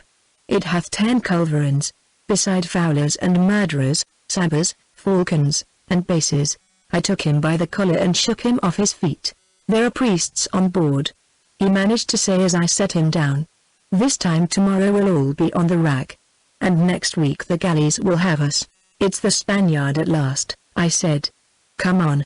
When we reached the river bank before the fort, it was to find confusion worse confounded. The gates of the palisade were open, and through them streamed councillors, burgesses, and officers, while the bank itself was thronged with the generality. Ancient planters, smiths' men, dalesmen, tenants and servants, women and children, including the little heiresses we imported the year before, Negroes, Paspahags, French vignerons, Dutch sawmill men, Italian glassworkers, all seethed to and fro, all talked at once, and all looked down the river. Out of the babel of voices these words came to us over and over: the Spaniard, the Inquisition, the galleys. They were the words oftenest heard at that time, when strange sails hove in sight. But where was the Spaniard? On the river, hugging the shore, were many small craft, barges, shallops, sloops, and pinnaces, and beyond them the masts of the True Love, the Due Return, and the Tiger, then in port. On these 3, of which the largest, the Due Return, was of but 80 tons burthen, the mariners were running about and the masters bawling orders. But there was no other ship, no bark, galleon, or man-of-war, with 3 tiers of grinning ordnance, and the hated yellow flag flaunting above. I sprang from my horse, and, leaving it and Mistress Percy in Sparrow's charge, hastened up to the fort. As I passed through the palisade I heard my name called, and turning waited for Master Pory to come up.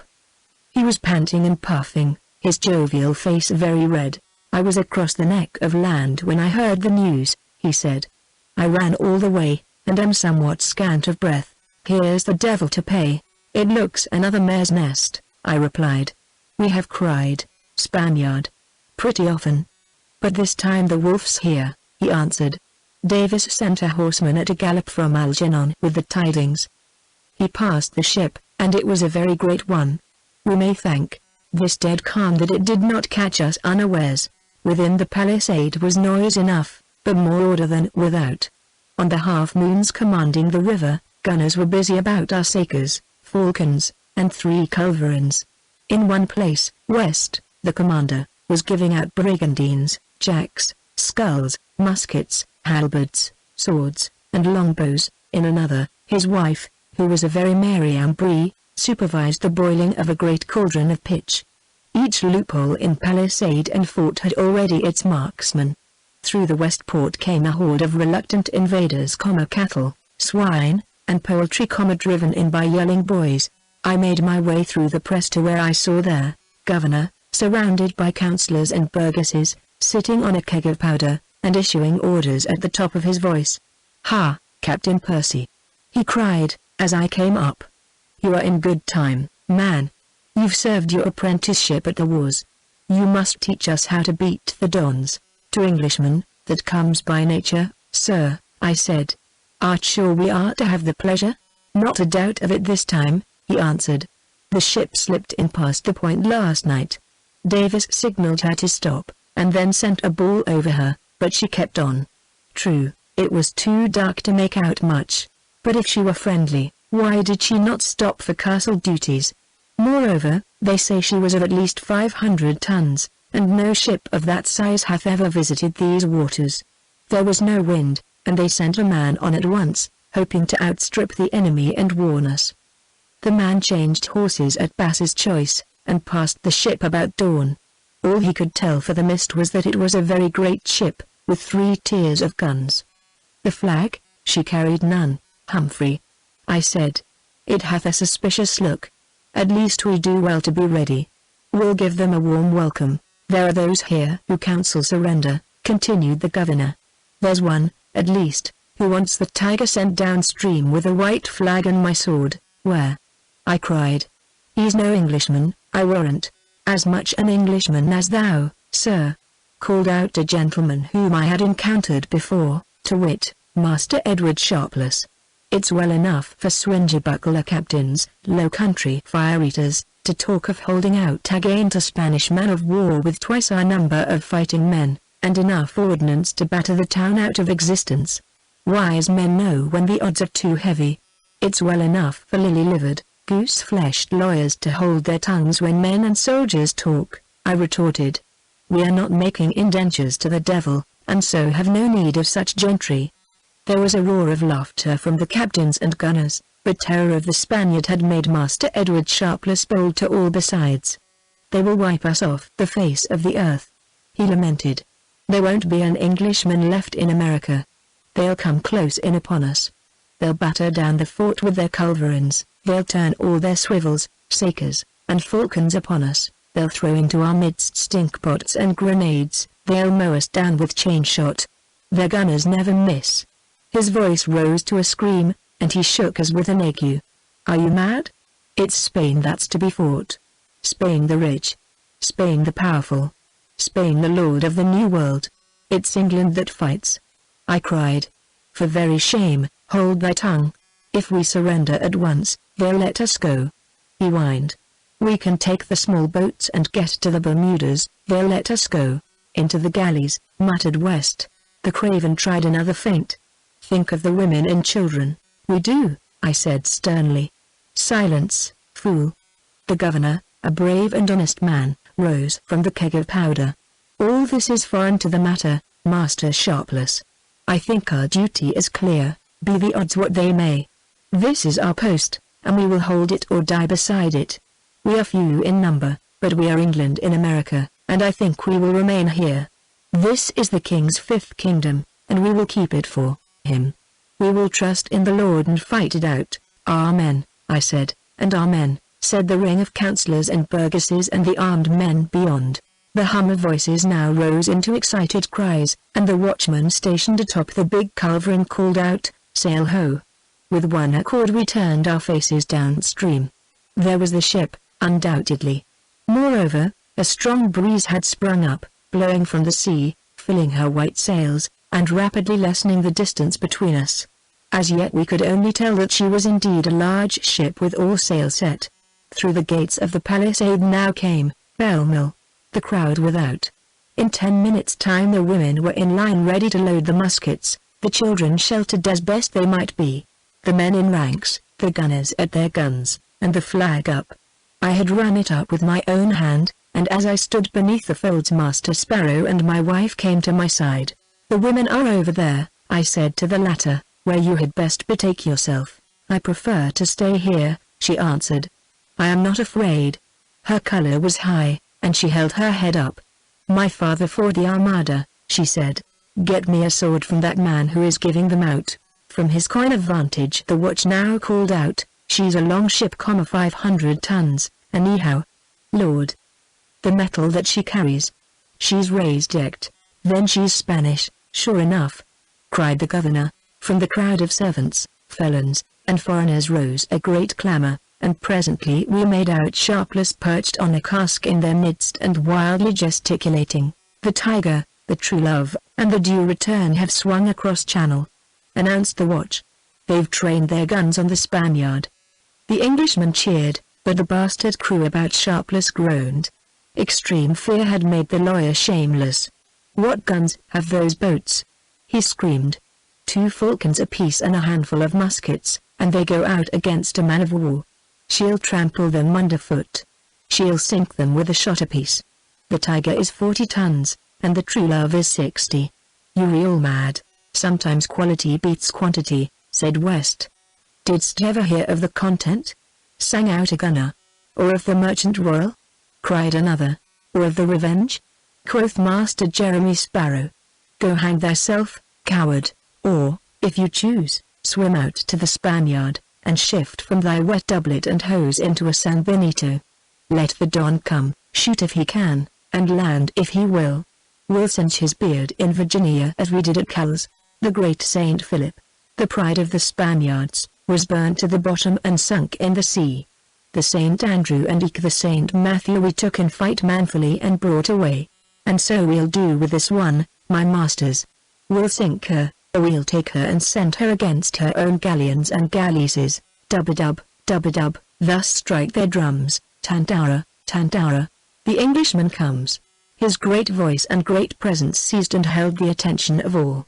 Over his doublet of rusty black he had clapped yet rustier back and breast, on his bushy hair owed a headpiece many sizes too small, by his side was an old broadsword, and over his shoulder a pike. Suddenly, from gay hardihood his countenance changed to an expression more befitting his calling. Our cause is just, my masters, he cried. We stand here not for England alone, we stand for the love of law, for the love of liberty, for the fear of God, who will not desert his servants and his cause, nor give over to Antichrist this virgin world. This plantation is the leaven which is to leaven the whole lump, and surely he will hide it in the hollow of his hand and in the shadow of his wing. God of battles, hear us. God of England, God of America, aid the children of the one, the saviors of the other. He had dropped the pike to raise his clasped hands to the blue heavens, but now he lifted it again, threw back his shoulders, and flung up his head. He laid his hand on the flagstaff, and looked up to the banner streaming in the breeze. It looks well so high against the blue, doesn't it, friends? He cried genially. Suppose we keep it there forever and a day. A cheer arose, so loud that it silenced, if it did not convince, the craven few. As for Master Edward Sharpless, he disappeared behind the line of women. The great ship came steadily on, her white sails growing larger and larger, moment by moment, her tiers of guns more distinct and menacing, her whole aspect more defiant. Her waist seemed packed with men. But no streamers, no flag. A puff of smoke floated up from the deck of the Tiger, and a ball from one of her two tiny falcons passed through the stranger's rigging. A cheer for the brave little cockboat arose from the English. David and his pebble! Exclaimed Master Jeremy Sparrow. Now for Goliath's 20-pounders. But no flame and thunder issued from the guns aboard the stranger. Instead, from her deck there came to us what sounded mightily like a roar of laughter. Suddenly, from each masthead and yard shot out streamers of red and blue. Up from the poop rose and flaunted in the wind the crosses of St. George and St. Andrew, and with a crash trumpet, drum, and fife rushed into. Here's to jolly good ale and old. By the Lord, she's English! Shouted the governor. On she came, banners flying, music playing, and inextinguishable laughter rising from her decks. The Tiger, the True Love, and the Due Return sent no more hailstones against her. They turned and resolved themselves into her consort. The Watch, a grim old sea dog that had come in with Dale, swung himself down from his post, and came toward the governor at a run. I know her now, sir, he shouted. I was at the winning of Cowes, and she's the Santa Teresa, that we took and sent home to the Queen. She was Spanish once, sir, but she's English now. The gates were flung open, and the excited people poured out again upon the river bank. I found myself beside the governor, whose honest countenance wore an expression of profound bewilderment. What do you make of her, Percy? He said. The company doesn't send servants, felons, prentices, or maids in such craft, no, nor officers or governors, either. It's the king's ship, sure enough, but what is she doing here? That's the question. What does she want, and whom does she bring? We'll soon know, I answered, for there goes her anchor. 5 minutes later a boat was lowered from the ship, and came swiftly toward us. The boat had 4 rowers, and in the stern sat a tall man, black-bearded, high-colored, and magnificently dressed. It touched the sand some 200 feet from the spot where governor, councillors, officers, and a sprinkling of other sorts stood staring at it, and at the great ship beyond. The man in the stern leapt out, looked around him, and then walked toward us. As he walked slowly, we had leisure to note the richness of his doublet and cloak, the one slashed, the other lined with scarlet taffeta, the arrogance of his mien and gait, and the superb full-blooded beauty of his face. "The handsomest man that ever I saw!" ejaculated their governor. Master Pori, standing beside him, drew in his breath, then puffed it out again. "Handsome enough, Your Honor," he said, "unless handsome is as handsome does. That, gentlemen, is my Lord Colonel, that is the King's latest favorite." Chapter 8, in which enters my Lord Colonel. I felt a touch upon my shoulder, and turned to find Mistress Percy beside me. Her cheeks were white, her eyes aflame, her whole frame tense. The passion that dominated her was so clearly anger at white heat that I stared at her in amazement. Her hand slid from my shoulder to the bend of my arm and rested there. "Remember that I am your wife, sir," she said in a low, fierce voice, "your kind and loving wife. You said that your sword was mine, now bring your wit to the same service." There was not time to question her meaning. The man whose position in the realm had just been announced by the secretary, and of whom we had all heard as one not unlikely to supplant even Buckingham himself, was close at hand. The governor, headpiece in hand, stepped forward, the other swept off his Spanish hat, both bowed profoundly. "I speak to His Honor the Governor of Virginia?" inquired the newcomer. His tone was offhand, his hat already back upon his head. "I am George Yeardley, at my Lord Colonel's service," answered the governor. The favorite raised his eyebrows.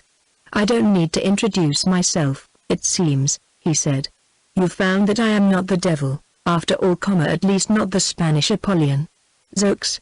A hawk above a poultry yard couldn't have caused a greater commotion than did my poor little ship and my few poor birding pieces. Does every strange sail so put you through your paces?" The governor's color mounted. "We are not at home," he answered stiffly.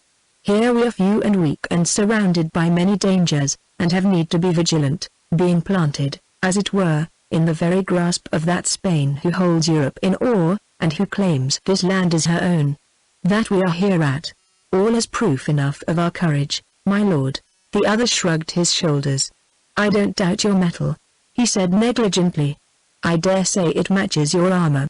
His glance had rested for a moment upon the battered headpiece and ancient trusty breastplate with which Master Jeremy Sparrow was bedight.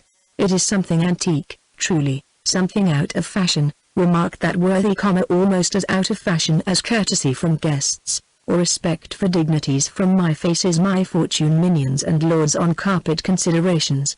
The hush of consternation following this audacious speech was broken by a roar of laughter from the favorite himself.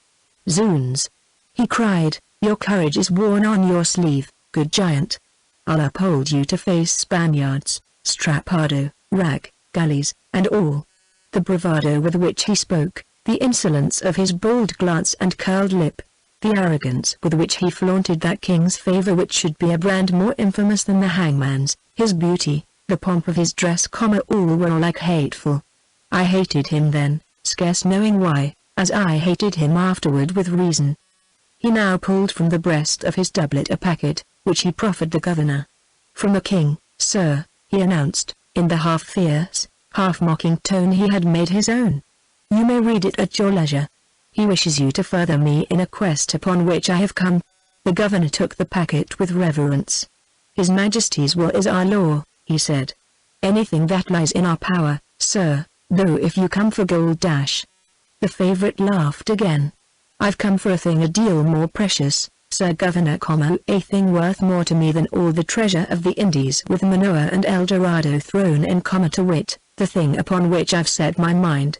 That which I determine to do, I do, sir, and the thing I determine to have, why, sooner or later, by hook or by crook, fair means or foul, I have it. I am not one to be crossed or defied with impunity." "I do not take your meaning, my lord," said the governor, puzzled, but courteous. "There are none here who would care to thwart, in any honorable enterprise, a nobleman so high in the king's favor." I trust that my Lord Colonel will make my poor house his own during his stay in Virginia. What's the matter, my lord? My lord's face was dark red, his black eyes afire, his moustaches working up and down. His white teeth had closed with a click on the loud oath which had interrupted the governor's speech. Honest Sir George and his circle stared at this unaccountable guest in amazement not unmixed with dismay. As for myself, I knew before he spoke what had caused the oath and the fierce triumph in that handsome face. Master Jeremy Sparrow had moved a little to one side, thus exposing to view that which his great body had before screened from observation, namely, Mistress Jocelyn Percy. In a moment the favourite was before her, hat in hand, bowing to the ground. "My quest hath ended where I feared it but begun," he cried, flushed and exultant. "I have found my Manoa sooner than I thought for. Have you no welcome for me, lady?" She withdrew her arm from mine and curtsied to him profoundly, then stood erect, indignant and defiant, her eyes angry stars, her cheeks carnation, scorn on her smiling lips. "I cannot welcome you as you should be welcomed, my lord," she said in a clear voice. "I have but my bare hands. Manoa, my lord, lies far to the southward. This land is quite out of your course, and you will find here but your travail for your pains. My lord, permit me to present to you my husband, Captain Ralph Percy. I think that you know his cousin, my lord of Northumberland." The red left the favourite's cheeks, and he moved as though a blow had been dealt him by some invisible hand. Recovering himself, he bowed to me, and I to him, which done we looked each other in the eyes long enough for each to see the thrown gauntlet. "I raise it," I said, "and I raise it," he answered. "Altrance, I think, sir?" I continued. "Altrance," he assented. "And between us two alone," I suggested. His answering smile was not good to see, nor was the tone in which he spoke to the governor good to hear. "It is now some weeks, sir," he said, "since there disappeared from Corder Jewel, a diamond of most inestimable worth. It in some sort belonged to the king, and his majesty, in the goodness of his heart, had promised it to a certain one nay, had sworn by his kingdom that it should be his. Well, sir, that man put forth his hand to claim his own when lo, the jewel vanished. Where it went no man could tell. There was, as you may believe, a mighty running up and down and looking into dark corners, all for naught, it was clean gone. But the man to whom that bright gem had been promised was not one easily hoodwinked or baffled. He swore to trace it, follow it, find it, and wear it. His bold eyes left the governor, to rest upon the woman beside me. Had he pointed to her with his hand, he could not have more surely drawn upon her the regard of that motley throng. By degrees the crowd had fallen back, leaving us three, the king's minion, the masquerading lady, and myself, the centre of a ring of staring faces. But now she became the sole target at which all eyes were directed. In Virginia, at this time, the women of our own race were held in high esteem. During the first years of our planting they were a greater rarity than the mockingbirds and flying squirrels, or than that weed the eating of which made fools of men. The man whose wife was loving and daring enough, or jealous enough of Indian maids, to follow him into the wilderness counted his friends by the score and never lacked for company. The first marriage in Virginia was between a labourer and a waiting maid, and yet there was as great a deal of candy stuff as if it had been the nuptials of a lieutenant of the shire. The brother of my Lord de la Warr stood up with the groom, the brother of my Lord of Northumberland gave away the bride and was the first to kiss her, and the President himself held the cordial to their lips that night. Since that wedding there had been others.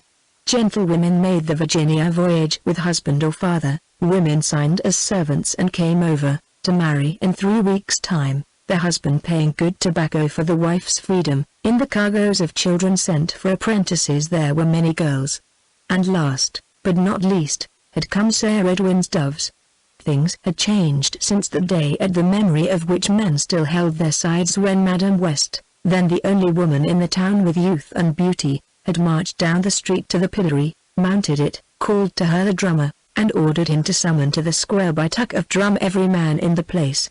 Which done, and the amazed population at hand, gaping at the spectacle of the wife of their commander, then absent from home, pilloried before them, she gave command, through the crier, that they should take their fill of gazing, whispering, and nudging then and there, forever and a day, and then should go about their business and give her leave to mind her own. That day was gone, but men still dropped their work to see a woman pass, still cheered when a farthingale appeared over a ship's side, and at church still devoted their eyes to other service than staring at their minister. In our short but crowded history, few things have made a greater stir than the coming in of Sir Edwin's maids. They were married now, but they were still the observed of all observers, to be pointed out to strangers, run after by children, gaped at by the vulgar, bowed to with broad smiles by burgess, councillor, and commander, and openly contemned by those dames who had attained to a husband in somewhat more regular fashion. Of the 90 who had arrived 2 weeks before, the greater number had found husbands in the town itself or in the neighbouring hundreds, so that in the crowd that had gathered to withstand the Spaniard, and had stayed to welcome the king's favourite, there were farthingales not a few. But there were none like the woman whose hand I had kissed in the courting meadow. In the throng, that day, in her Puritan dress and amid the crowd of meaner beauties, she had passed without overmuch comment, and since that day none had seen her save Rolf and the minister, my servants and myself, and when the Spaniard was cried, men thought of other things than the beauty of women, so that until this moment she had escaped any special notice. Now all that was changed.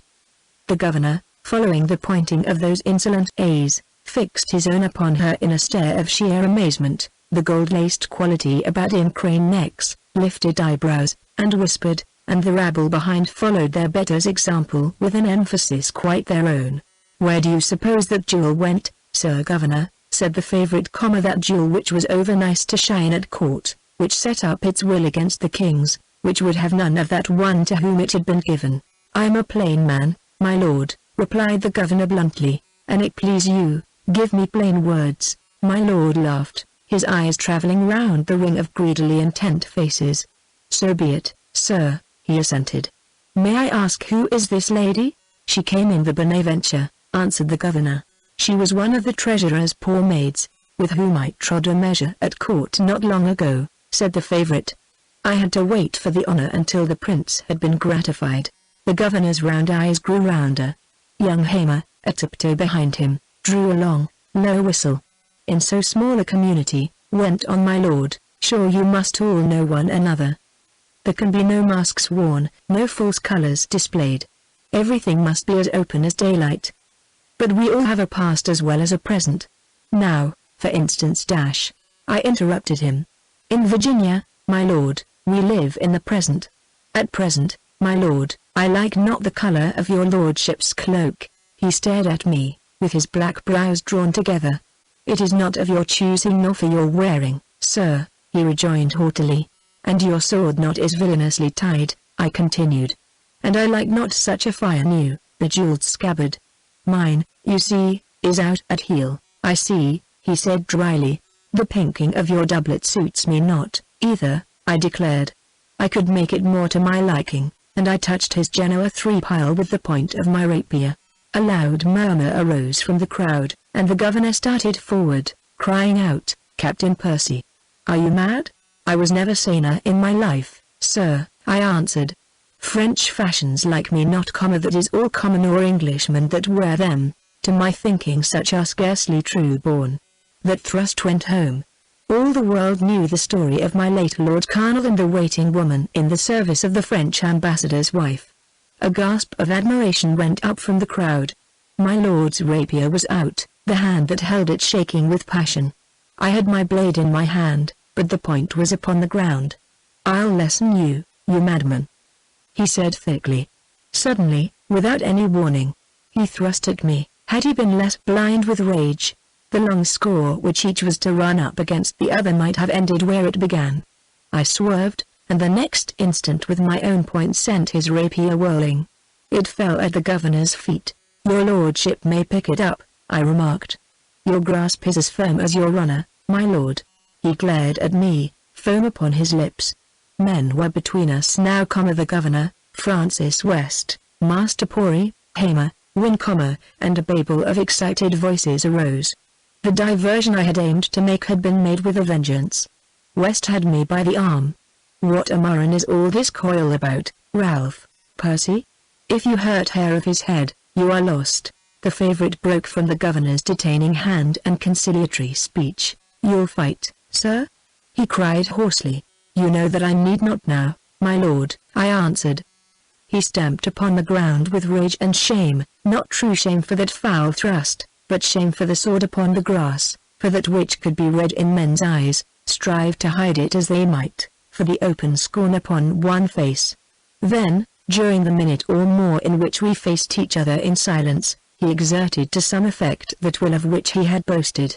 The scarlet faded from his face, his frame steadied, and he forced a smile. Also he called to his aid a certain soldierly, honest-seeming frankness of speech and manner which he could assume at will. "Your Virginian sunshine dazzleth the eyes, sir," he said. "Of a verity it made me think you on guard." "Forgive me my mistake," I bowed. "Your lordship will find me at your service. I lodge at the minister's house, where your lordship's messenger will find me. I am going there now with my wife, who hath ridden a score of miles this morning and is weary. We give you good day, my lord." I bowed to him again and to the governor, then gave my hand to Mistress Percy. The crowd opening before us, we passed through it, and crossed the parade by the west bulwark. At the further end was a bit of rising ground. This we mounted, then, before descending the other side into the lane leading to the minister's house, we turned as by one impulse and looked back. Life is like one of those endless Italian corridors, painted, picture after picture, by a master hand, and man is the traveller through it, taking his eyes from one scene but to rest them upon another. Some remain a blur in his mind, some he remembers not, for some he has but to close his eyes and he sees them again, line for line, tint for tint, the whole spirit of the piece. I close my eyes, and I see the sunshine hot and bright, the blue of the skies, the sheen of the river. The sails are white again upon boats long lost. The Santa Teresa, sunk in a fight with an Algerine rover 2 years afterward, rides at anchor there forever in the James, her crew in the waist and the rigging, her master and his mates on the poop, above them the flag.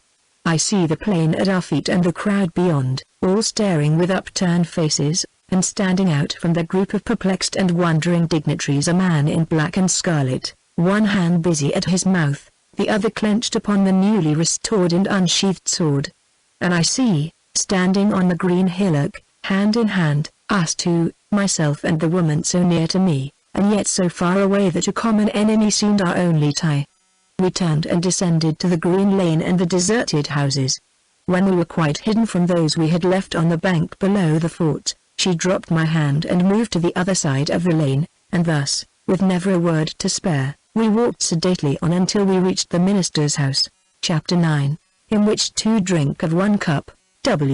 Waiting for us in the doorway we found Master Jeremy Sparrow, relieved of his battered armor, his face wreathed with hospitable smiles, and a posy in his hand. When the Spaniard turned out to be only the king's minion, I slipped away to see that all was in order. He said genially, "Here are roses, madame, that you are not to treat as you did those others." She took them from him with a smile, and we went into the house to find 3 fair large rooms, something bare of furnishing, but clean and sweet, with here and there a beau pot of newly gathered flowers, a dish of wardens on the table, and a cool air laden with the fragrance of the pine blowing through the open window. "This is your demesne," quoth the minister. "I have worthy Master Buck's own chamber upstairs. Ah, good man, I wish he may quickly recover his strength and come back to his own, and so relieve me of the burden of all this luxury. I, whom nature meant for an eremite, have no business in king's chambers such as these." His devout faith in his own distaste for soft living and his longings after a hermit's cell was an edifying spectacle. So was the evident pride which he took in his domain, the complacence with which he pointed out the shady, well-stocked garden, and the delight with which he produced and set upon the table a huge pasty and a flagon of wine. "It is a fast day with me," he said. "I may neither eat nor drink until the sun goes down. The flesh is a strong giant, very full of pride and lust of living, and the spirit must needs keep watch and ward, seizing every opportunity to mortify and deject its adversary. Goodwife Allen is still gaping with the crowd at the fort, and your man and maid have not yet come, but I shall be overhead if you need aught. Mistress Percy must want rest after her ride." He was gone, leaving us two alone together. She stood opposite me, beside the window, from which she had not moved since entering the room. The color was still in her cheeks, the light in her eyes, and she still held the roses with which Sparrow had heaped her arms. I was moving to the table. "Wait," she said, and I turned toward her again. "Have you no questions to ask?" she demanded. I shook my head. "None, madame, I was the king's ward," she cried. I bowed, but spoke no word, though she waited for me. "If you will listen," she said at last, proudly, and yet with a pleading sweetness, "if you will listen, I will tell you how it was that I came to wrong you so." "I am listening, madame," I replied. She stood against the light, the roses pressed to her bosom, her dark eyes upon me, her head held high. "My mother died when I was born, my father, years ago. I was the king's ward. While the queen lived she kept me with her, she loved me, I think, and the king too was kind, would have me sing to him, and would talk to me about witchcraft and the scriptures, and how rebellion to a king is rebellion to God.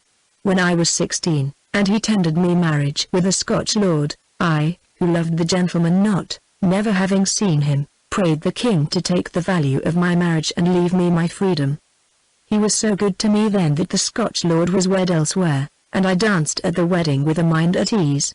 Time passed, and the king was still my very good lord. Then, one black day, my Lord Colonel came to court, and the king looked at him oftener than at his Grace of Buckingham. A few months, and my lord's wish was the king's will. To do this new favourite pleasure he forgot his ancient kindness of heart, yea, and he made the law of no account. I was his kinswoman, and under my full age, he would give my hand to whom he chose. He chose to give it to my Lord Colonel." She broke off, and turned her face from me toward the slant sunshine without the window.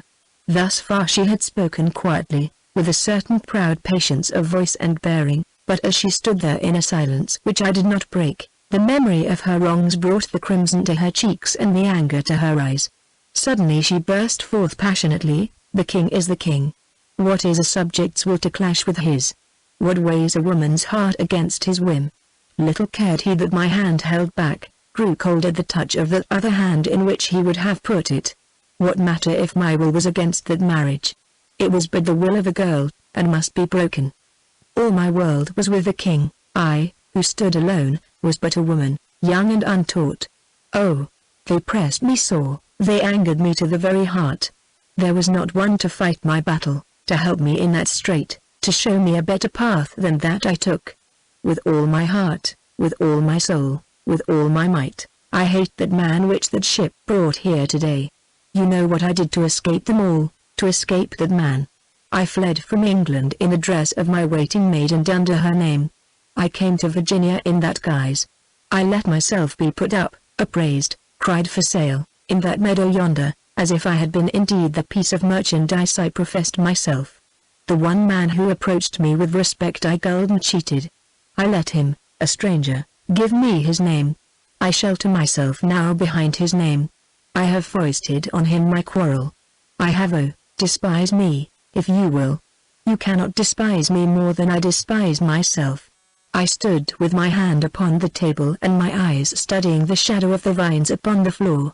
All that she said was perfectly true, and yet I had a vision of a scarlet and black figure and a dark and beautiful face. I too hated my Lord Colonel.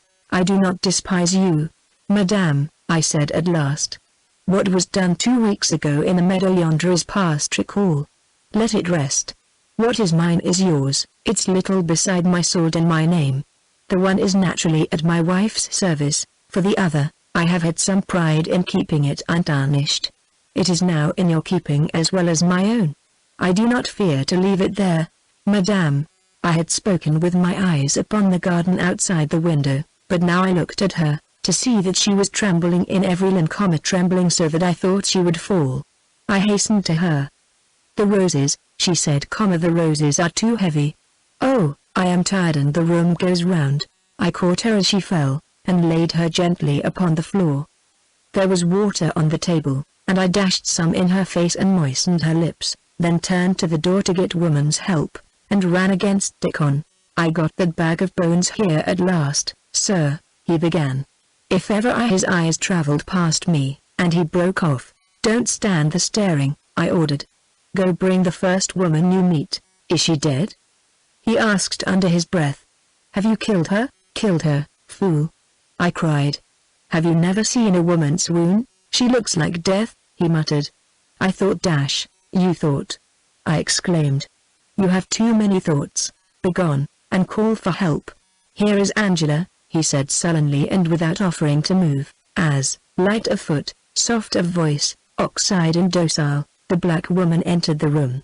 When I saw her upon her knees beside the motionless figure, the head pillowed on her arm, her hand busy with the fastenings about throat and bosom, her dark face as womanly tender as any English mother's bending over her nursling, and when I saw my wife, with a little moan, creep further into the encircling arms, I was satisfied. "Come away," I said, and, followed by Dickon, went out and shut the door. My Lord Colonel was never one to let the grass grow beneath his feet. An hour later came his cartel, borne by no less a personage than the Secretary of the Colony. I took it from the point of that worthy's rapier. It ran thus: "Sir, at what hour tomorrow and at what place do you prefer to die? And with what weapon shall I kill you? Captain Percy will give me credit for the profound reluctance with which I act in this affair against a gentleman and an officer so high in the esteem of the colony," said Master Pori, with his hand upon his heart. "When I tell him that I once fought at Paris in a duel of 6 on the same side with my late Lord Colonel, and that when I was last at court my Lord Warwick did me the honour to present me to the present Lord, he will see that I could not well refuse when the latter requested my aid." "Master Pori's disinterestedness is perfectly well known," I said, without a smile. "If he ever chooses the stronger side, sure he has strong reasons for so doing. He will oblige me by telling his principal that I ever thought sunrise a pleasant hour for dying, and that there could be no fitter place than the field behind the church, convenient as it is to the graveyard. As for weapons, I have heard that he is a good swordsman, but I have some little reputation that way myself. If he prefers pistols or daggers, so be it.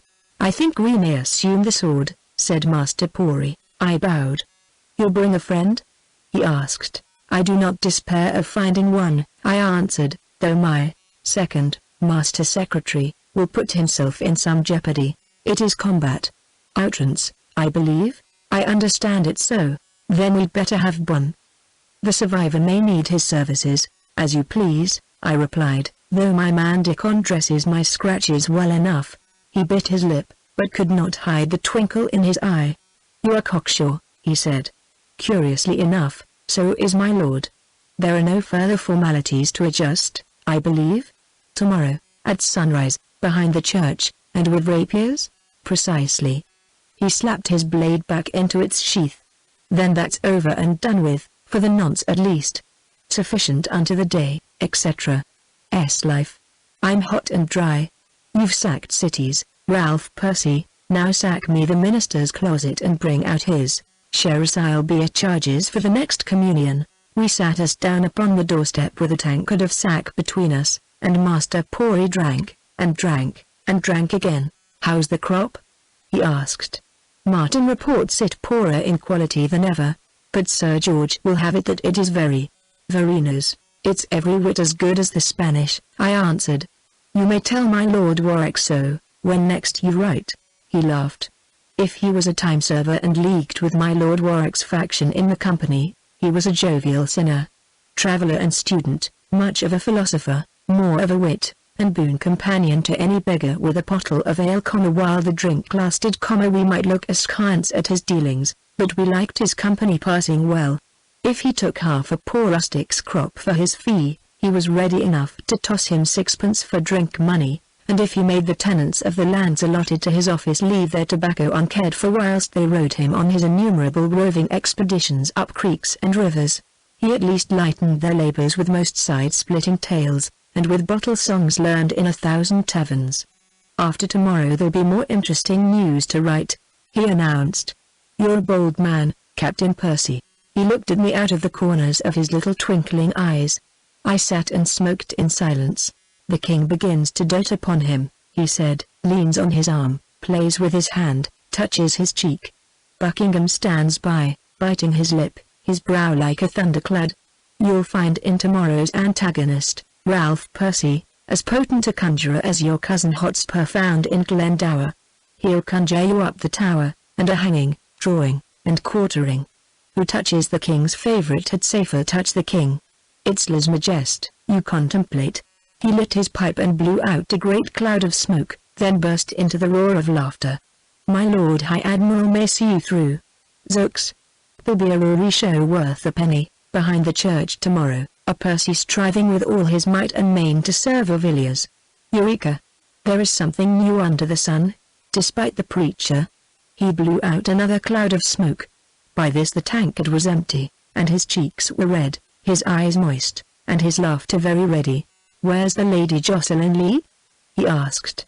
May I not have the honor to kiss her hand before I go? I stared at him.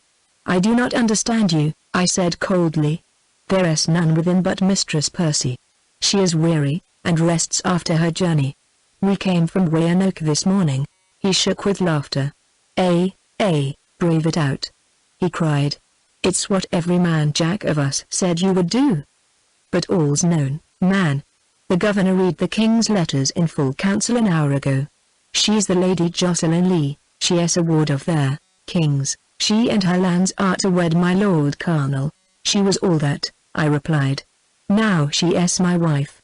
You'll find that the Court of High Commission will not agree with you. My rapier lay across my knees, and I ran my hand down its worn scabbard. Here is one that agrees with me, I said. And up there is another, and I lifted my hat. He stared. God and my good sword, he cried. A very knightly dependence, but not to be mentioned nowadays in the same breath with gold and the king's favor. Better bend to the storm, man, sing low while it roars past. You can swear that you didn't know her to be of finer weave than Dowlas. Oh, they'll call it in some sort a marriage, for the lady's own sake, but they'll find flaws enough to crack 1,000 such mad matches. The divorce is the thing. There's precedent, you know. A fair lady was parted from a brave man not 1,000 years ago, because a favorite wanted her. True, Francis. Howard wanted the favorite, whilst this beauty of yours You will please not couple the name of my wife with the name of that adulteress. I interrupted fiercely. He started, then cried out somewhat hurriedly, No offense, no offense. I meant no comparisons, comparisons are odorous, saith Dogberry. All at court know the Lady Jocelyn Leigh for a very Britomart, a maid as cold as Diane. I rose, and began to pace up and down the bit of green before the door. Master Pory, I said at last, coming to a stop before him, if, without breach of faith, you can tell me what was said or done at the council today anent this matter, you will lay me under an obligation that I shall not forget. He studied the lace on his sleeve in silence for a while, then glanced up at me out of those small, sly, merry eyes. Why, he answered, the king demands that the lady be sent home forthwith, on the ship that gave us such a turn today, in fact, with a couple of women to attend her, and under the protection of the only other passenger of quality, to wit, my Lord Colonel. His Majesty cannot conceive it possible that she hath so far forgotten her birth, rank, and duty as to have maintained in Virginia this mad masquerade, throwing herself into the arms of any petty planter or broken adventurer who hath chanced to have £120 of filthy tobacco with which to buy him a wife. If she hath been so mad, she is to be sent home nonetheless, where she will be tenderly dealt with as one surely in this sole matter under the spell of witchcraft. The ship is to bring home also and in irons the man who married her. If he swears to have been ignorant of her quality, and places no straws in the way of the king's commissioners, then shall he be sent honorably back to Virginia with enough in his hand to get him another wife. Per contra, if he erred with open eyes, and if he remain contumacious, he will have to deal with the king and with the Court of High Commission, to say nothing of the king's favorite. That's the sum and substance, Ralph Percy. Why was my Lord Colonel sent? I asked. Probably because my Lord Colonel would come. He hath a will, hath my lord, and the king is more indulgent than Eli to those upon whom he dotes. Doubtless, my Lord High Admiral sped him on his way, gave him the king's best ship, wished him a favourable wind to hell. I was not ignorant that she was other than she seemed, and I remain contumacious. Then, he said shamelessly, you'll forgive me if in public, at least, I forswear your company. You're plague-spotted, Captain Percy, and your friends may wish you well, but they must stay at home and burn juniper before their own doors. I'll forgive you, I said, when you've told me what their governor will do. Why, there's the rub, he answered. Yeardley is the most obstinate man of my acquaintance.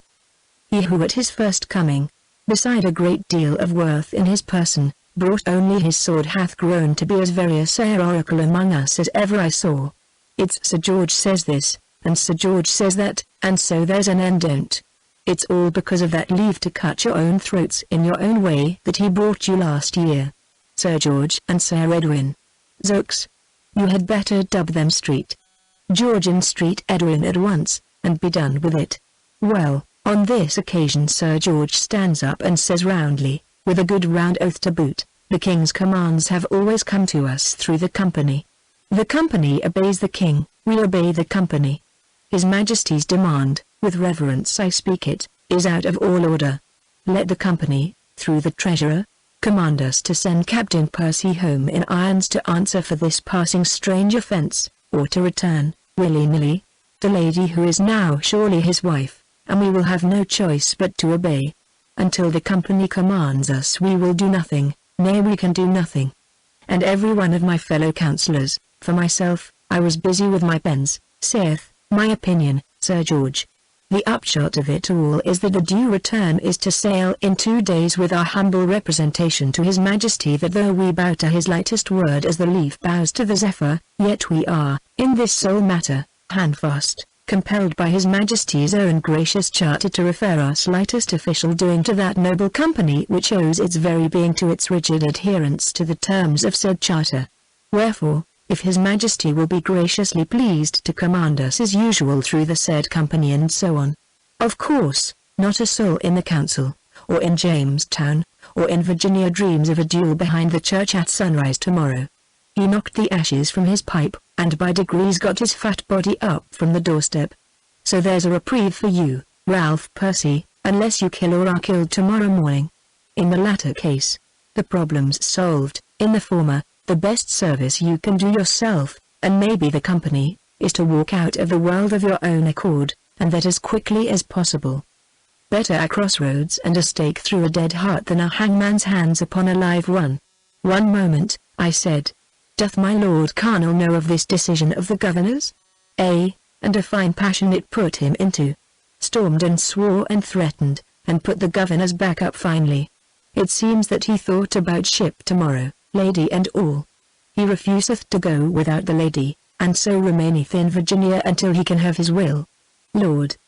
But Buckingham would be a happy man if he were kept here forever and a day. My lord knows what he risks, and he's in as black a humour as ever you saw.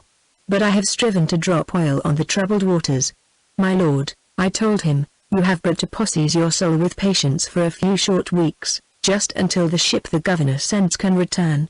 Then all must needs be as your lordship wishes. In the meantime, you may find existence in these wilds and away from that good company which is the soul of life and durable, and perhaps pleasant.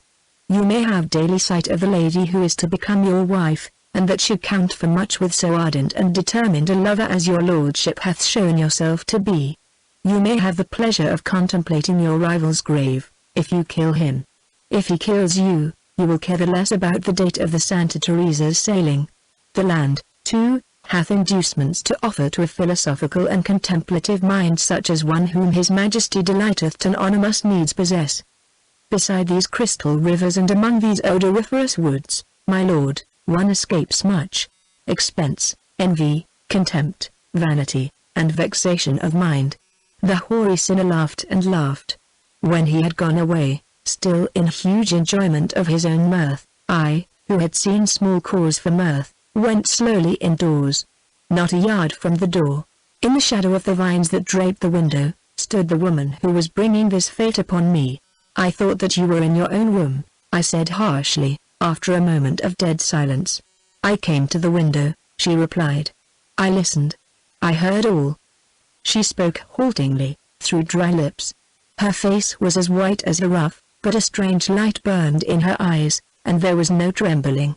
This morning you said that all that you had, your name and your sword, were at my service. You may take them both again, sir. I refuse the aid you offer. Swear what you will, tell them what you please, make your peace, whilst you may. I will not have your blood upon my soul." There was yet wine upon the table. I filled a cup and brought it to her. "Drink," I commanded. "I have much of forbearance, much of courtesy, to thank you for," she said. "I will remember it when do not think that I shall blame you." I held the cup to her lips. "Drink," I repeated. She touched the red wine with her lips. I took it from her and put it to my own. "We drink of the same cup," I said, with my eyes upon hers, and drained it to the bottom. "I am weary of swords and courts and kings. Let us go into the garden and watch the minister's bees." Chapter 10, in which Master Pori gains time to some purpose. Ulf, coming down by boat from Verena, had reached the town in the dusk of that day which had seen the arrival of the Santa Teresa, and I had gone to him before I slept that night. Early morning found us together again in the field behind the church. We had not long to wait in the chill hour and dew-drenched grass. When the red rim of the sun showed like a fire between the trunks of the pines came my Lord Colonel, and with him Master Pori and Dr. Lawrence Bunn. My lord and I bowed to each other profoundly. Rolf with my sword and Master Pori with my lord stepped aside to measure the blades. Dr. Bunn, muttering something about the feverishness of the early air, wrapped his cloak about him, and huddled in among the roots of a gigantic cedar. I stood with my back to the church, and my face to the red water between us and the illimitable forest, my lord opposite me, 6 feet away.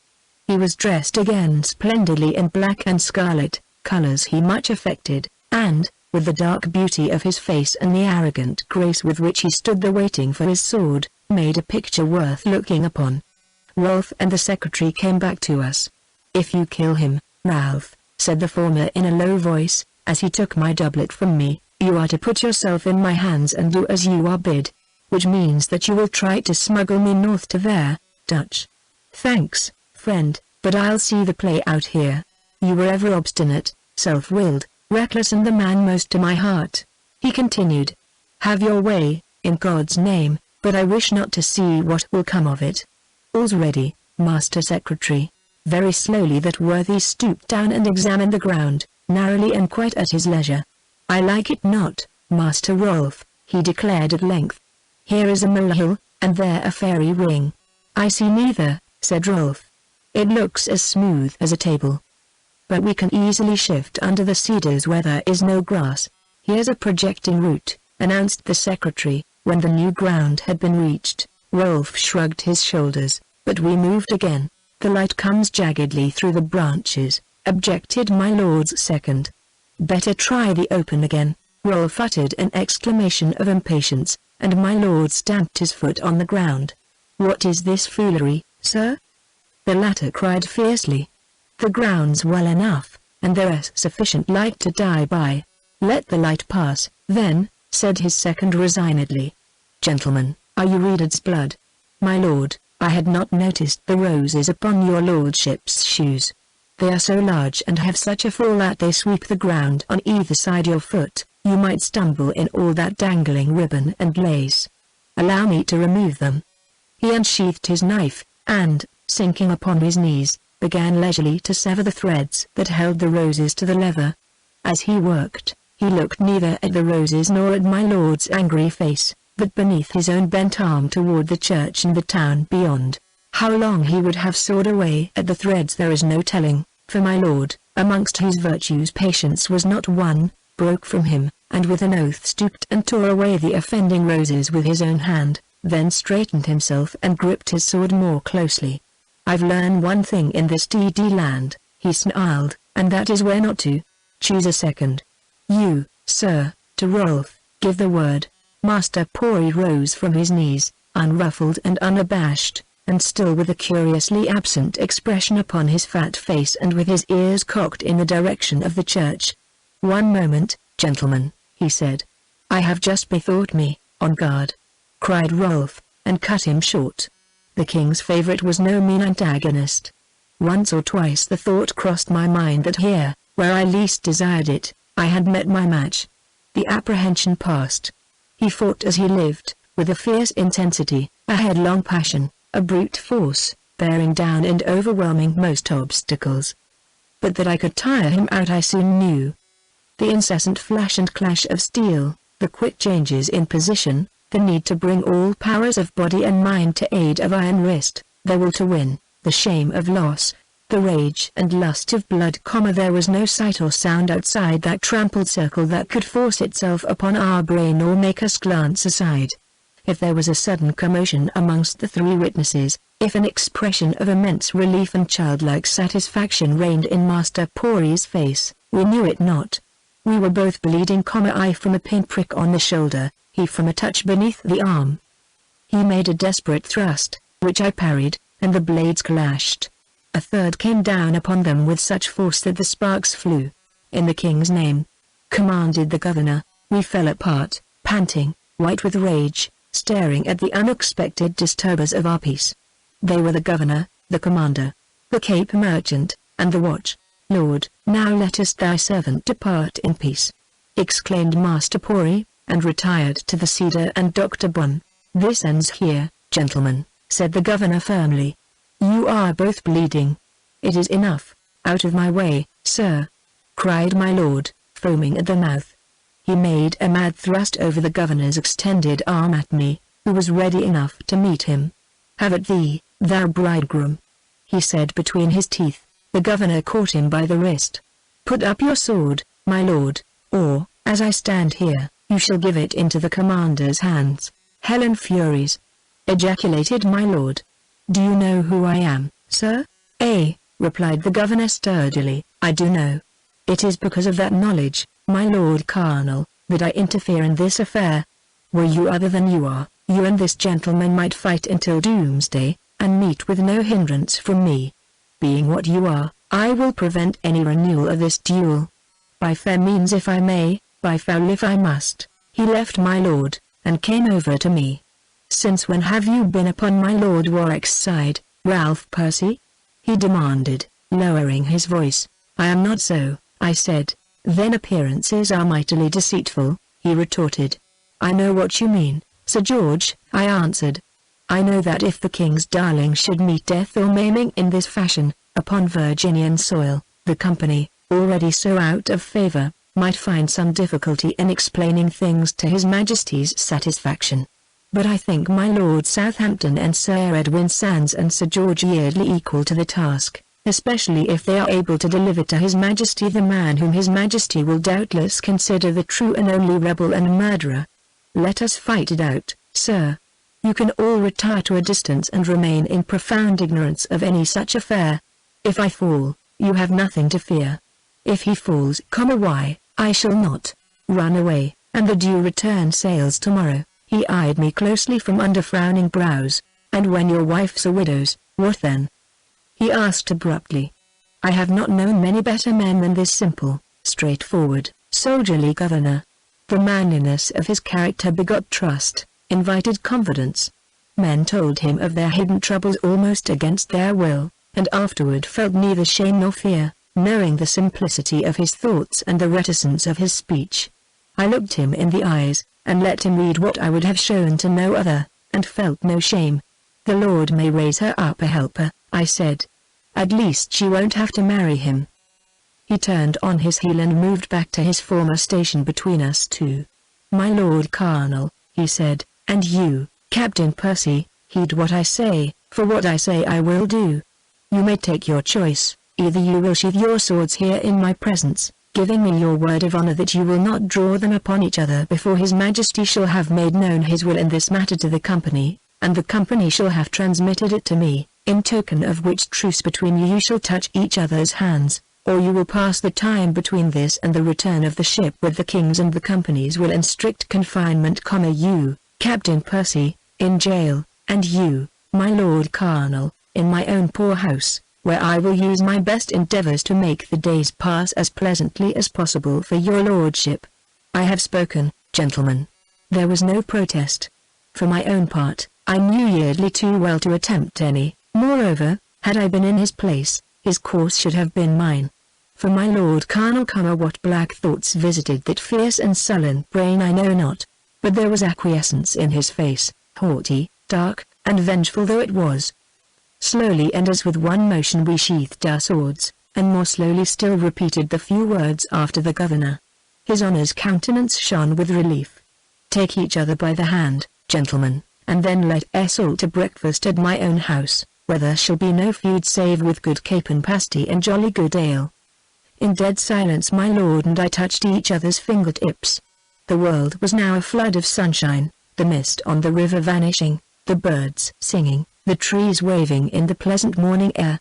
From the town came the roll of the drum summoning all to the weekday service.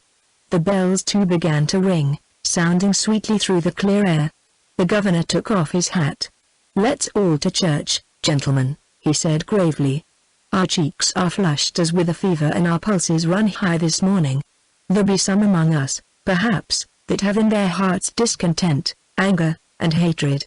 I know no better place to take such passions, provided we bring them not forth again." We went in and sat down. Jeremy Sparrow was in the pulpit. Singly or in groups the townfolk entered.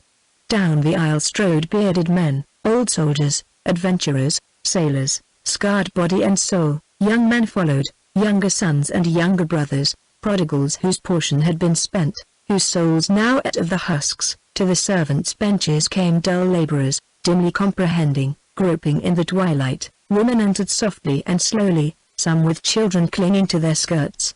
One came alone and knelt alone, her face shadowed by her mantle. Amongst the servants stood a slave or two, blindly staring, and behind them all one of that felon crew sent us by the king. Through the open windows streamed the summer sunshine, soft and fragrant, impartial and unquestioning, caressing alike the uplifted face of the minister, the head of the convict, and all between. The minister's voice was grave and tender when he read and prayed, but in the hymn it rose above the people's like the voice of some mighty archangel. That triumphant singing shook the air, and still rang in the heart while we said the creed. When the service was over, the congregation waited for the governor to pass out first. At the door he pressed me to go with him and his party to his own house, and I gave him thanks, but made excuse to stay away. When he and the nobleman who was his guest had left the churchyard, and the townspeople too were gone, I and my wife and the minister walked home together through the dewy meadow, with the splendor of the morning about us, and the birds caroling from every tree and thicket. Chapter 11, in which I meet an Italian doctor, T. Summer slipped away, and autumn came, with the purple of the grape and the yellowing corn, the nuts within the forest, and the return of the countless wild fowl to the marshes and reedy river banks, and still I stayed in Jamestown, and my wife with me, and still the Santa Teresa rode at anchor in the river below the fort. If the man whom she brought knew that by tarrying in Virginia he risked his ruin with the king, yet, with a courage worthy of a better cause, he tarried. Now and then ships came in, but they were small, belated craft. The most had left England before the sailing of the Santa Teresa, the rest, private ventures, trading for clapboard or sassafras, knew nothing of court affairs. Only the Sea Flower, sailing from London a fortnight after the Santa Teresa, and much delayed by adverse winds, brought a letter from the Deputy Treasurer to Yearly and the Council. From Rolfe I learned its contents. It spoke of the stir that was made by the departure from the realm of the king's favourite. None know where he hath gone. The king looks to, T.'s hinted that the Privy Council are as much at sea as the rest of the world. My Lord of Buckingham saith nothing, but his following which of late hath somewhat decayed is so increased that his antechambers cannot hold the throngs that come to wait upon him. Some will have it that my Lord Cardinal hath fled the kingdom to escape the Tower, others, that the king hath sent him on a mission to the King of Spain about this detested Spanish match, others, that the gadfly hath stung him and he is gone to America to search for Raleigh's gold mine, maybe. This last most improbable, but if 'tis so, and he should touch at Virginia, receive him with all honor. If indeed he is not out of favor, the company may find in him a powerful friend, of powerful enemies, God knows, there is no lack. Thus the worthy Master Ferrer. And at the bottom of the letter, among other news of city and court, mention was made of the disappearance of a ward of the king's, the Lady Jocelyn Lee. Strict search had been made, but the unfortunate lady had not been found. Tears whispered that she hath killed herself, also, that his Majesty had meant to give her in marriage to my Lord Colonel. But that all true love and virtue and constancy have gone from the age, one might conceive that the said lord had but fled the court for a while, to indulge his grief in some solitude of hill and stream and shady vale, the lost lady being right worthy of such dole. In sooth she was, but my lord was not given to such fashion of mourning. The summer passed, and I did nothing. What was there I could do? I had written by the Due return to Sir Edwin, and to my cousin, the Earl of Northumberland. The king hated Sir Edwin as he hated tobacco and witchcraft. Choose the devil, but not Sir Edwin Sands, had been his passionate words to the company the year before. A certain 5th of November had despoiled my Lord of Northumberland of wealth, fame, and influence. Small hope there was in those two. That the governor and council, remembering old dangers shared, wished me well I did not doubt, but that was all. Yeardley had done all he could do, more than most men would have dared to do, in procuring this delay. There was no further help in him, nor would I have asked it. Already out of favour with the Warwick faction, he had risked enough for me and mine. I could not flee with my wife to the Indians, exposing her, perhaps, to a death by fierce tortures. Moreover, Opechunkenorf had of late strangely taken to returning to the settlements those runaway servants and fugitives from justice which before we had demanded from him in vain. If even it had been possible to run the gauntlet of the Indian villages, war parties, and hunting bands, what would have been before us but endless forest and a winter which for us would have had no spring? I could not see her die of hunger and cold, or by the teeth of the wolves. I could not do what I should have liked to do, take, single-handed, the king's ship with its sturdy crew and sail with her south and ever southwards, before us nothing more formidable than Spanish ships, and beyond them blue waters, spice winds, new lands, strange islands of the blessed. There seemed naught that I could do, naught that she could do. Our fate had us by the hands, and held us fast. We stood still, and the days came and went like dreams. While the assembly was in session I had my part to act as burgess from my 100. Each day I sat with my fellows in the church, facing the governor in his great velvet chair, the council on either hand, and listened to the droning of old Twine, the clerk, like the droning of the bees without the window, to the chant of the sergeant-at-arms, to long and winded discourses from men who planted better than they spoke, to remarks by the secretary, witty, crammed with Latin and travel talk, to the governor's slow, weighty words. At Weyanoke we had had trouble with the Indians. I was one who loved them not and had fought them well, for which reason the 100 chose me its representative. In the assembly it was my part to urge a greater severity toward those our natural enemies, a greater watchfulness on our part, the need for palisades and sentinels, the danger that lay in their acquisition of firearms, which, in defiance of the law, men gave them in exchange for worthless Indian commodities. This Indian business was the chief matter before the assembly. I spoke when I thought speech was needed, and spoke strongly, for my heart foreboded that which was to come upon us too soon and too surely. The governor listened gravely, nodding his head. Master Pori, too, the Cape merchant, and West were of my mind, but the remainder were besotted by their own conceit, esteeming the very name of Englishman sentinel and palisade enough, or trusting in the smooth words and vows of brotherhood poured forth so plentifully by that red Apollyon, Opechunkenorf. When the day's work was done, and we streamed out of the church, the governor and council first, the rest of us in order, it was to find as often as not a red and black figure waiting for us among the graves. Sometimes it joined itself to the governor, sometime to Master Pori, sometimes the whole party, save one, went off with it to the guest house, there to eat, drink, and make merry. If Virginia and all that it contained, save only the jewel of which it had robbed the court, were out of favour with the king's minion, he showed it not. Perhaps he had accepted the inevitable with a good grace, perhaps it was but his mode of biding his time, but he had shifted into that soldierly frankness of speech and manner, that genial, hail fellow well met her, behind which most safely hides a villain's mind. 2 days after that morning behind the church, he had removed himself, his French valets, and his Italian physician from the governor's house to the newly finished guest house. Here he lived, cock of the walk, taking his ease in his inn, elbowing out all guests save those of his own inviting. If, what with his open face and his open hand, his dinners and bear baitings and hunting parties, his tales of the court and the wars, his half-hints as to the good he might do Virginia with the king, extending even to the lightening of the tax upon our tobacco and the prohibition of the Spanish import, his known riches and power, and the unknown height to which they might attain if his star at court were indeed in the ascendant. If with these things he slowly, but surely, won to his following all save a very few of those I had thought my fast friends, it was not a thing marvelous or without precedent. Upon his side was good that might be seen and handled, on mine was only a dubious right and a not at all dubious danger. I do not think it plagued me much.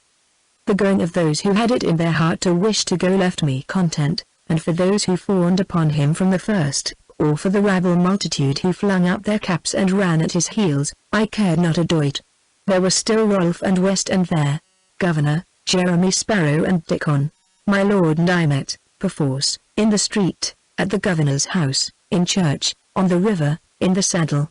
If we met in the presence of others, we spoke the necessary formal words of greeting or leave-taking, and he kept his countenance. If none were by, off went the mask. The man himself and I looked each other in the eyes and passed on. Once we encountered on a late evening among the graves, and I was not alone. Mistress Percy had been restless, and had gone, despite the minister's protests, to sit upon the river bank. When I returned from the assembly and found her gone, I went to fetch her. A storm was rolling slowly up. Returning the long way through the churchyard, we came upon him sitting beside a sunken grave, his knees drawn up to meet his chin, his eyes gloomily regardful of the dark broad river, the unseen ocean, and the ship that could not return for weeks to come. We passed him in silence, I with a slight bow, she with a slighter curtsy. An hour later, going down the street in the dusk of the storm, I ran against Dr. Lawrence Spun. "Don't stop me," he panted. "The Italian doctor is away in the woods gathering simples, and they found my Lord Colonel in a fit among the graves, half an hour agone. My lord was bled, and the next morning went hunting. The lady whom I had married abode with me in the minister's house, held her head high, and looked the world in the face. She seldom went from home, but when she did take the air it was with pomp and circumstance. When that slender figure and exquisite face, set off by as rich apparel as could be bought from a store of finery brought in by the Southampton, and attended by a turbaned negress and a serving man who had been to the wars, and had escaped the wheel by the skin of his teeth, appeared in the street, small wonder if a greater commotion arose than had been since the days of the Princess Pocahontas and her train of dusky beauties. To this fairer, more imperial Dame Goldlace doffed its hat and made its courtliest bow, and young planters bent to their saddle bows, while the common folk nudged and stared and had their say. The beauty, the grace, the pride, that deigned small response to well-meant words, all that would have been intolerable in plain Mistress Percy, once a waiting maid, then a piece of merchandise to be sold for £120 of tobacco, then the wife of a poor gentleman, was pardoned readily enough to the Lady Jocelyn Lee, the ward of the king, the bride-to-be, so soon as the king's court of high commission should have snapped in twain an inconvenient and ill-worded fetter, of the king's minion. So she passed like a splendid vision through the street perhaps once a week. On Sundays she went with me to church, and the people looked at her instead of at the minister, who rebuked them not, because his eyes were upon the same errand. The early autumn passed and the leaves began to turn, and still all things were as they had been, save that the assembly sat no longer. My fellow burgesses went back to their hundreds, but my house at Weyanoke knew me no more. In a tone that was apologetic, but firm, the governor had told me that he wished my company at Jamestown. I was pleased enough to stay, I assured him, as indeed I was. At Weyanoke, the thunderbolt would fall without warning. At Jamestown, at least I could see, coming up the river, the sails of the Due, Return or what other ship the company might send. The color of the leaves deepened, and there came a season of a beauty singular and sad, like a smile left upon the face of the dead summer.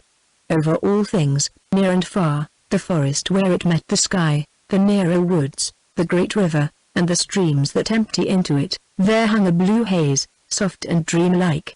The forest became a painted forest, with an ever-thinning canopy and an ever-thickening carpet of crimson and gold. Everywhere there was a low rustling underfoot and a slow rain of color.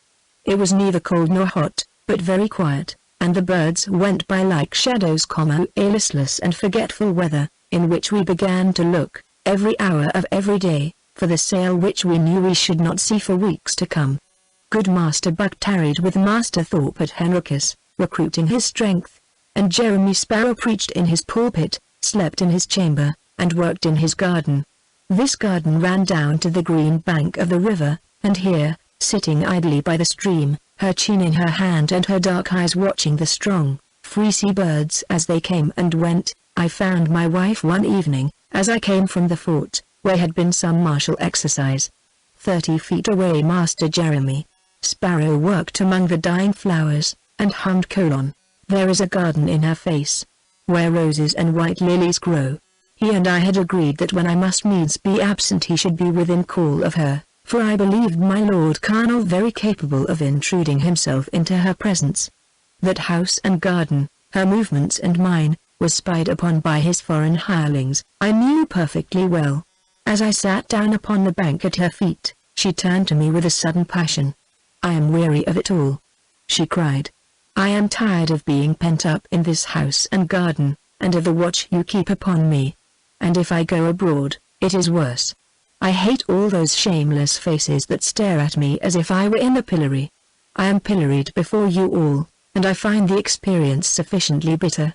And when I think that that man whom I hate, breathes the air that I breathe, it stifles me. If I could fly away like those birds, if I could only be gone from this place for even a day, I would beg leave to take you home, to Wayon Oak," I said, after a pause. "But I cannot go and leave the field to him." "And I cannot go," she answered.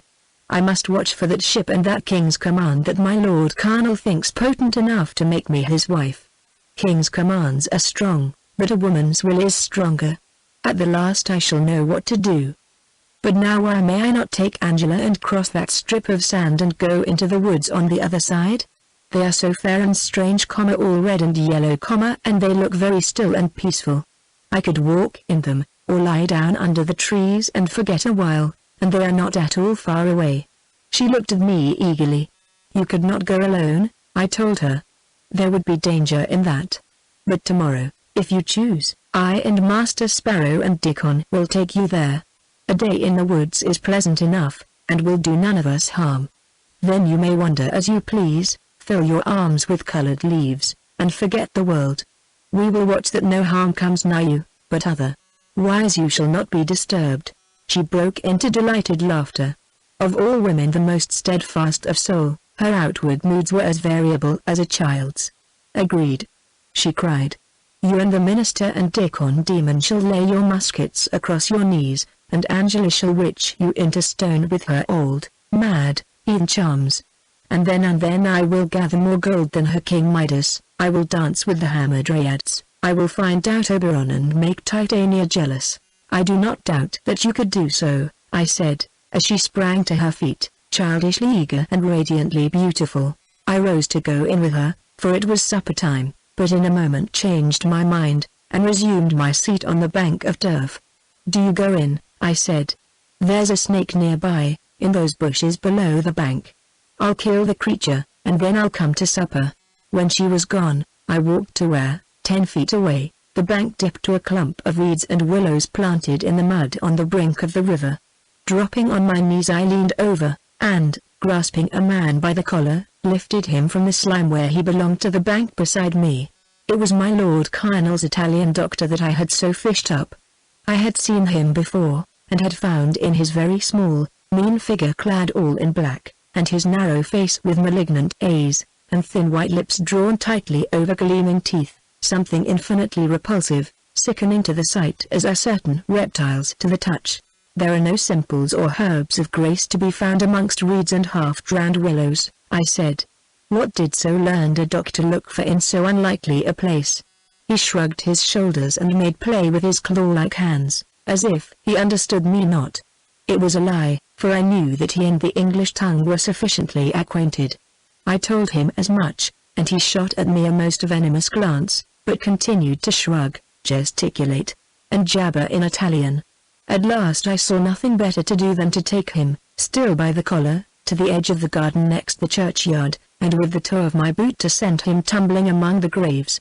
I watched him pick himself up, set his attire to rights, and go away in the gathering dusk, winding in and out among the graves, and then I went in to supper, and told Mistress Percy that the snake was dead. Chapter 12, in which I receive a warning and repose at rest. Shortly before daybreak I was wakened by a voice beneath my window. "Captain Percy," it cried, "the governor wishes you at his house," and was gone. I dressed and left the house, disturbing no one. Hurrying through the chill dawn, I reached the square not much behind the rapid footsteps of the watch who had awakened me. About the governor's door were horses, saddled and bridled, with grooms at their heads, men and beasts grey and indistinct, wrapped in the fog. I went up the steps and into the hall, and knocked at the door of the governor's great room. It opened, and I entered to find Sir George, with Master Pori, Rolf, West, and others of the council gathered about the great centre table and talking eagerly. The governor was but half dressed, West and Rolf were in jack boots and coats of mail. A man, breathless with hard riding, spattered with swamp mud and torn by briars, stood, cap in hand, staring from one to the other. "In good time, Captain Percy," cried the governor. "Yesterday you called the profound peace with the Indians, of which some of us boasted, the lull before the storm. Faith, it looks today as though you were in the right, after all. What's the matter, sir?" I asked, advancing to the table. "Matter enough," he answered. "This man has come, post-haste, from the plantations above Passpag. 3 days ago, Morgan, the trader, was decoyed into the woods by that Passpag fool and bully, Nematano, whom they call Jack of the Feather, and the murdered. Yesterday, out of sheer bravado, the Indian turned up at Morgan's house, and Morgan's men shot him down. They buried the dog, and thought no more of it. 3 hours ago, Shanko the Christian went to the commander and warned him that the Paspags were in a ferment, and that the warriors were painting themselves black. The commander sent off at once to me, and I see naught better to do than to dispatch you with a dozen men to bring them to their senses. But there's to be no harrying nor battle. A show of force is all that's needed, I'll stake my head upon it. Let them see that we are not to be taken unawares, but give them fair words. That they may be the sooner placated I send with you Master Rolf, they'll listen to him. See that the black paint is covered with red, give them some beads and a knife or two, then come home. If you like not the look of things, find out where Opechunkanov is, and I'll send him an embassy. He loves us well, and will put down any disaffection. There's no doubt that he loves us, I said dryly. He loves us as a cat loves the mouse that it plays with. If we are to start at once, sir, I'll go get my horse. Then meet us at the neck of land, said Rolf. I nodded, and left the room. As I descended the steps into the growing light outside, I found Master Pori at my side. I kept late hours last night, he remarked, with a portentous yawn. Now that this business is settled, I'll go back to bed. I walked on in silence. I am in your black books, he continued, with his sly, merry, sidelong glance. You think that I was over-careful of the ground, that morning behind the church, and so unfortunately delayed matters until the governor happened by and brought things to another guess conclusion. I think that you warned the governor, I said bluntly. He shook with laughter. Warned him? Of course I warned him. Youth would never have seen that molehill and fairy ring and projecting root, but wisdom cometh with grey hairs, my son. Do ye not think I'll have the king's thanks? Doubtless, I answered. And the price contents you, I do not know why I should quarrel with it. By this we were halfway down the street, and we now came upon the guest house. A window above us was unshuttered, and in the room within a light still burned. Suddenly it was extinguished. A man's face looked down upon us for a moment, then drew back, a skeleton hand was put out softly and slowly, and the shutter drawn to. Hand and face belonged to the man I had sent tumbling among the graves the evening before. The Italian doctor, said Master Pori. There was something peculiar in his tone. I glanced at him, but his broad red face and twinkling eyes told me nothing. The Italian doctor, he repeated. If I had a friend in Captain Percy's predicament, I should bid him beware of the Italian doctor. Your friend would be obliged for the warning, I replied. We walked a little further. And I think, he said, that I should inform this purely hypothetical friend of mine that the Italian and his patron had their heads mighty close together, last night. Last night? Last night. I went to drink with my lord, and so broke up their tete-a-tete. My lord was boisterous in his cups and not over-secret. He dropped some hints. He broke off to indulge in one of his endless silent laughs. I don't know why I tell you this, Captain Percy. I am on the other side, you know, quite on the other side. But now I bethink me, I am only telling you what I should tell you were I upon your side. There's no harm in that, I hope, no disloyalty to my Lord Colonel's interests which happen to be my interests? I made no answer. I gave him credit both for his ignorance of the very hornbook of honor and for his large share of the milk of human kindness. My lord grows restive, he said, when we had gone a little further. The Francis and John, coming in yesterday, brought court news. Out of sight, out of mind. Buckingham is making hay while the sun shines. Useth angel water for his complexion, sleepeth in a medicated mask such as the Valois used, and is grown handsomer than ever, changeth the fashion of his clothes thrice a week, which mightily pleaseth his majesty. Whoops on the Spanish match, too, and, wonderful past all whooping, from the prince's detestation hath become his bosom friend. Small wonder if my Lord Colonel thinks it's time he was back at Whitehall. Let him go, then, I said. There's his ship that brought him here. There's his ship, rejoined Master Pori.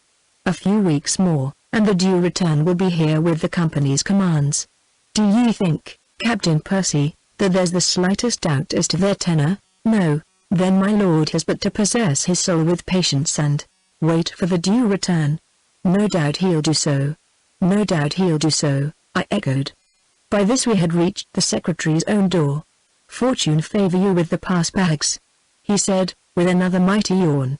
As for me, I'll to bed. Do you ever dream, Captain Percy? I don't, mine is too good a conscience. But if I did, I should dream of an Italian doctor. The door shut upon his red face and bright eyes. I walked rapidly on down the street to the minister's house. The light was very pale as yet, and house and garden lay beneath a veil of mist. No one was stirring. I went on through the grey wet paths to the stable, and roused Dickon. Saddle Black Lamoral quickly, I ordered. There's trouble with the pass-bags, and I am off with Master Rolfe to settle it. Am I to go with you? He asked. I shook my head. We have a dozen men. There's no need of more. I left him busy with the horse, and went to the house. In the hall I found the negress strewing the floor with fresh rushes, and asked her if her mistress yet slept. In her soft half-English, half-Spanish, she answered in the affirmative. I went to my own room and armed myself, then ran upstairs to the comfortable chamber where abode Master Jeremy Sparrow, surrounded by luxuries which his soul contemned. He was not there. At the foot of the stair I was met by Goodwife Allen. The minister was called an hour ago, sir, she announced. There's a man dying of the fever at Archer's Hope, and they sent a boat for him. He won't be back until afternoon. I hurried past her back to the stable.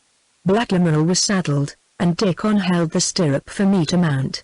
Good luck with the vermin, sir, he said. I wish I were going, too. His tone was sullen, yet wistful. I knew that he loved danger as I loved it, and a sudden remembrance of the dangers we had faced together brought us nearer to each other than we had been for many a day. I don't take you, I explained, because I have need of you here. Master Sparrow has gone to watch beside a dying man, and will not be back for hours. As for myself, there's no telling how long I may be kept. Until I come you are to guard house and garden well. You know what I mean. Your mistress is to be molested by no one. Very well, sir. One thing more. There was some talk yesterday of my taking her across the neck to the forest. When she awakes, tell her from me that I am sorry for her to lose her pleasure, but that now she could not go even were I here to take her. There is no danger from the pass-bags there, he muttered. The pass-bags happen not to be my only foes, I said curtly. Do as I bid you without remark. Tell her that I have good reasons for desiring her to remain within doors until my return. On no account whatever is she to venture without the garden." I gathered up the reins, and he stood back from the horse's head. When I had gone a few paces I drew rein, and, turning in my saddle, spoke to him across the dew-drenched grass. "This is a trust, Dickon," I said. The red came into his tanned face. He raised his hand and made our old military salute. "I understand it so, my captain," he answered, and I rode away satisfied. Chapter 13, in which the Santa Teresa drops downstream. An hour's ride brought us to the blockhouse standing within the forest, midway between the white plantations at Paspahegh and the village of the tribe. We found it well garrisoned, spies out, and the men inclined to make light of the black paint and the seething village. Amongst them was Chanko the Christian. I called him to me, and we listened to his report with growing perturbation. 30 warriors," I said, when he had finished. "And they are painted yellow as well as black, and have dashed their cheeks with puccoon. It's entrance, then. And the war dance is toward. If we are to pacify this hornet's nest, it's high time we set about it. Gentlemen of the blockhouse, we are but 12, and they may beat us back, in which case those that are left of us will fight it out with you here. Watch for us, therefore, and have a sally party ready. Forward, men."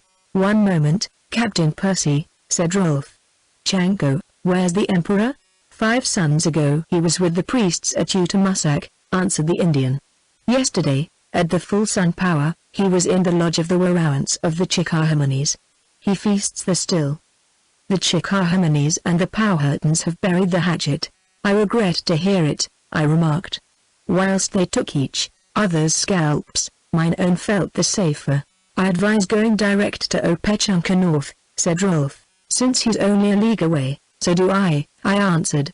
We left the blockhouse and the clearing around it, and plunged into the depths of the forest. In these virgin woods the trees are set well apart, though linked one to the other by the omnipresent grape, and there is little undergrowth, so that we were able to make good speed. Rolf and I rode well in front of our men. By now the sun was shining through the lower branches of the trees, and the mist was fast vanishing. The forest around us, above us, and under the hoofs of the horses where the fallen leaves lay thick was as yellow as gold and as red as blood. "Rolf," I asked, breaking a long silence, "do you credit what the Indians say of Opechunka North? That he was brother to Powhatan only by adoption? That, fleeing for his life, he came to Virginia, years and years ago, from some mysterious land far to the south and west?" "I do not know," he replied thoughtfully. "He is like, and yet not like, the people whom he rules. In his eye there is the authority of mind, his features are of a nobler cast, and his heart is of a darker," I said. "It is a strange and subtle savage." "Strange enough and subtle enough, I admit," he answered, "though I believe not with you that his friendliness toward us is but a mask." "Believe it or not, it is so," I said. "That dark, cold, still face is a mask, and that simple seeming amazement at horses and armor, guns and blue beads, is a mask. It is in my mind that some fair day the mask will be dropped. Here's the village. Until our interview with Chanko the Christian, the village of the Paspaheghs, and not the village of the Chickahominies, had been our destination, and since leaving the blockhouse we had made good speed, but now, within the usual girdle of mulberries, we were met by the Warowants and his chief men with the customary savage ceremonies. We had long since come to the conclusion that the birds of the air and the fish of the streams were Mercuries to the Indians. The Warowants received us in due form, with presents of fish and venison, cakes of chinquapin meal and gourds of pohickory, an uncouth dance by 12 of his young men and a deal of hellish noise, then, at our command, led us into the village, and to the lodge which marked its center. Around it were gathered Opechunka North's own warriors, men from Orapax and Uttamussac and Wirawakomoko, chosen for their strength and cunning, while upon the grass beneath a blood-red gum tree sat his wives, painted and tattooed, with great strings of pearl and copper about their necks. Beyond them were the women and children of the Chickahominies, and around us all the red forest. The mat that hung before the door of the lodge was lifted, and an Indian, emerging, came forward, with a gesture of welcome. It was Nantorquas, the Lady Rebecca's brother, and the one Indian saving always his dead sister that was ever to my liking, a savage, indeed, but a savage as brave and chivalrous, as courteous and truthful, as a Christian knight. Rolf sprang from his horse, and advancing to meet the young chief embraced him. Nantorquas had been much with his sister during those her happy days at Verona, before she went with Rolf that ill-fated voyage to England, and Rolf loved him for her sake and for his own. "I thought you at Orapax, Nantorquas," he exclaimed. "I was there, my brother," said the Indian, and his voice was sweet, deep, and grave, like that of his sister.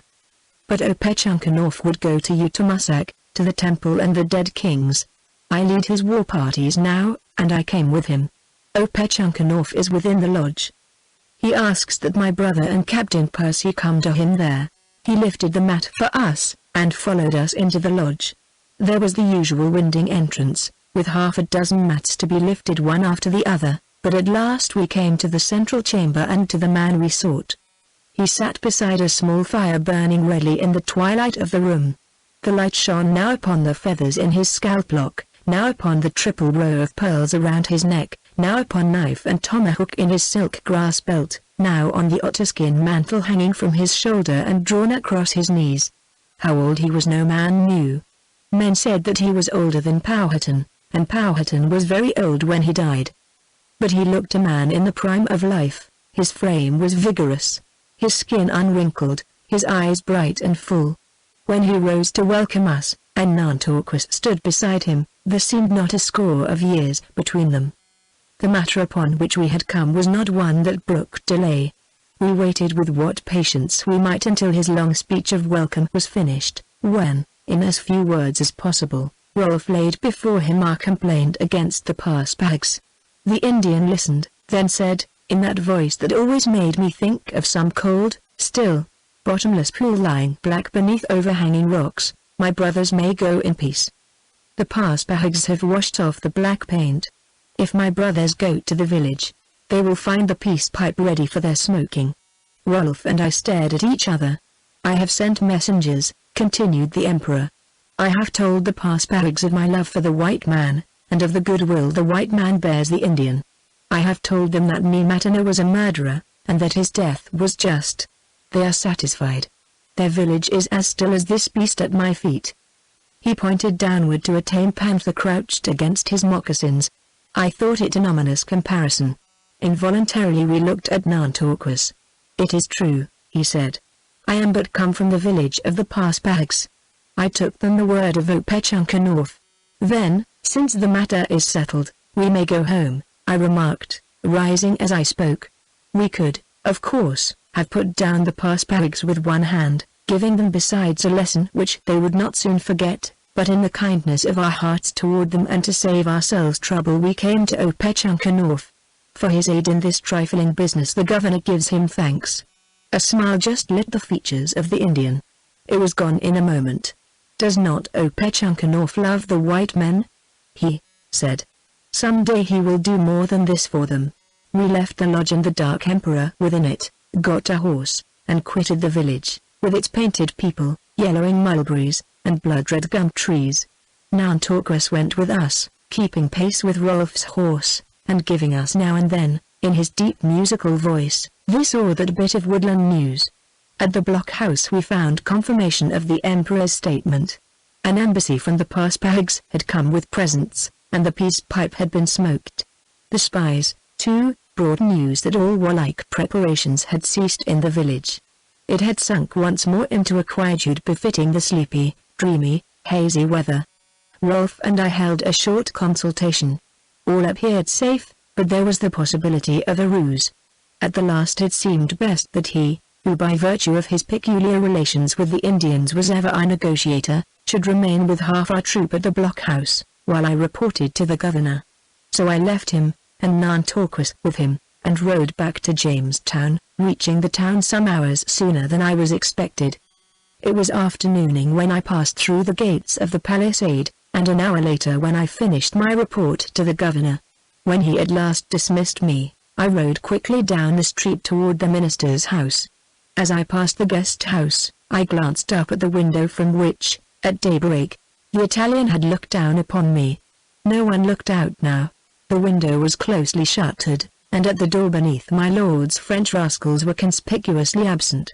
A few yards further on I met my lord face to face, as he emerged from a lane that led down to the river. At sight of me he started violently, and his hand went to his mouth. I slightly bent my head, and rode on past him. At the gate of the churchyard, a stone's throw from home, I met Master Jeremy Sparrow. "Well met," he exclaimed. "Are the Indians quiet, for the nonce? How is your sick man?" "Very well," he answered gravely. "I closed his eyes 2 hours ago." "He's dead, then," I said. "Well, he is out of his troubles, and hath that advantage over the living. Have you another call, that you travel from home so fast?" "Why, to tell the truth," he replied, "I could not but feel uneasy when I learned just now of this commotion amongst the heathen. You must know best, but I should not have thought it a day for Madam to walk in the woods, so I e'en thought I would cross the neck and bring her home." "For Madam to walk in the woods?" I said slowly. "So she walks there?" "With whom?" "With Dickon and Angela," he answered. "They went before the sun was an hour high, so Goodwife Allen says." "I thought that you know," I told him. "On the contrary, I left command that she should not venture outside the garden. There are more than Indians abroad." I was white with anger. But besides anger there was fear in my heart. "I will go at once and bring her home," I said. As I spoke, I happened to glance toward the fort and the shipping in the river beyond. Something seemed wrong with the prospect.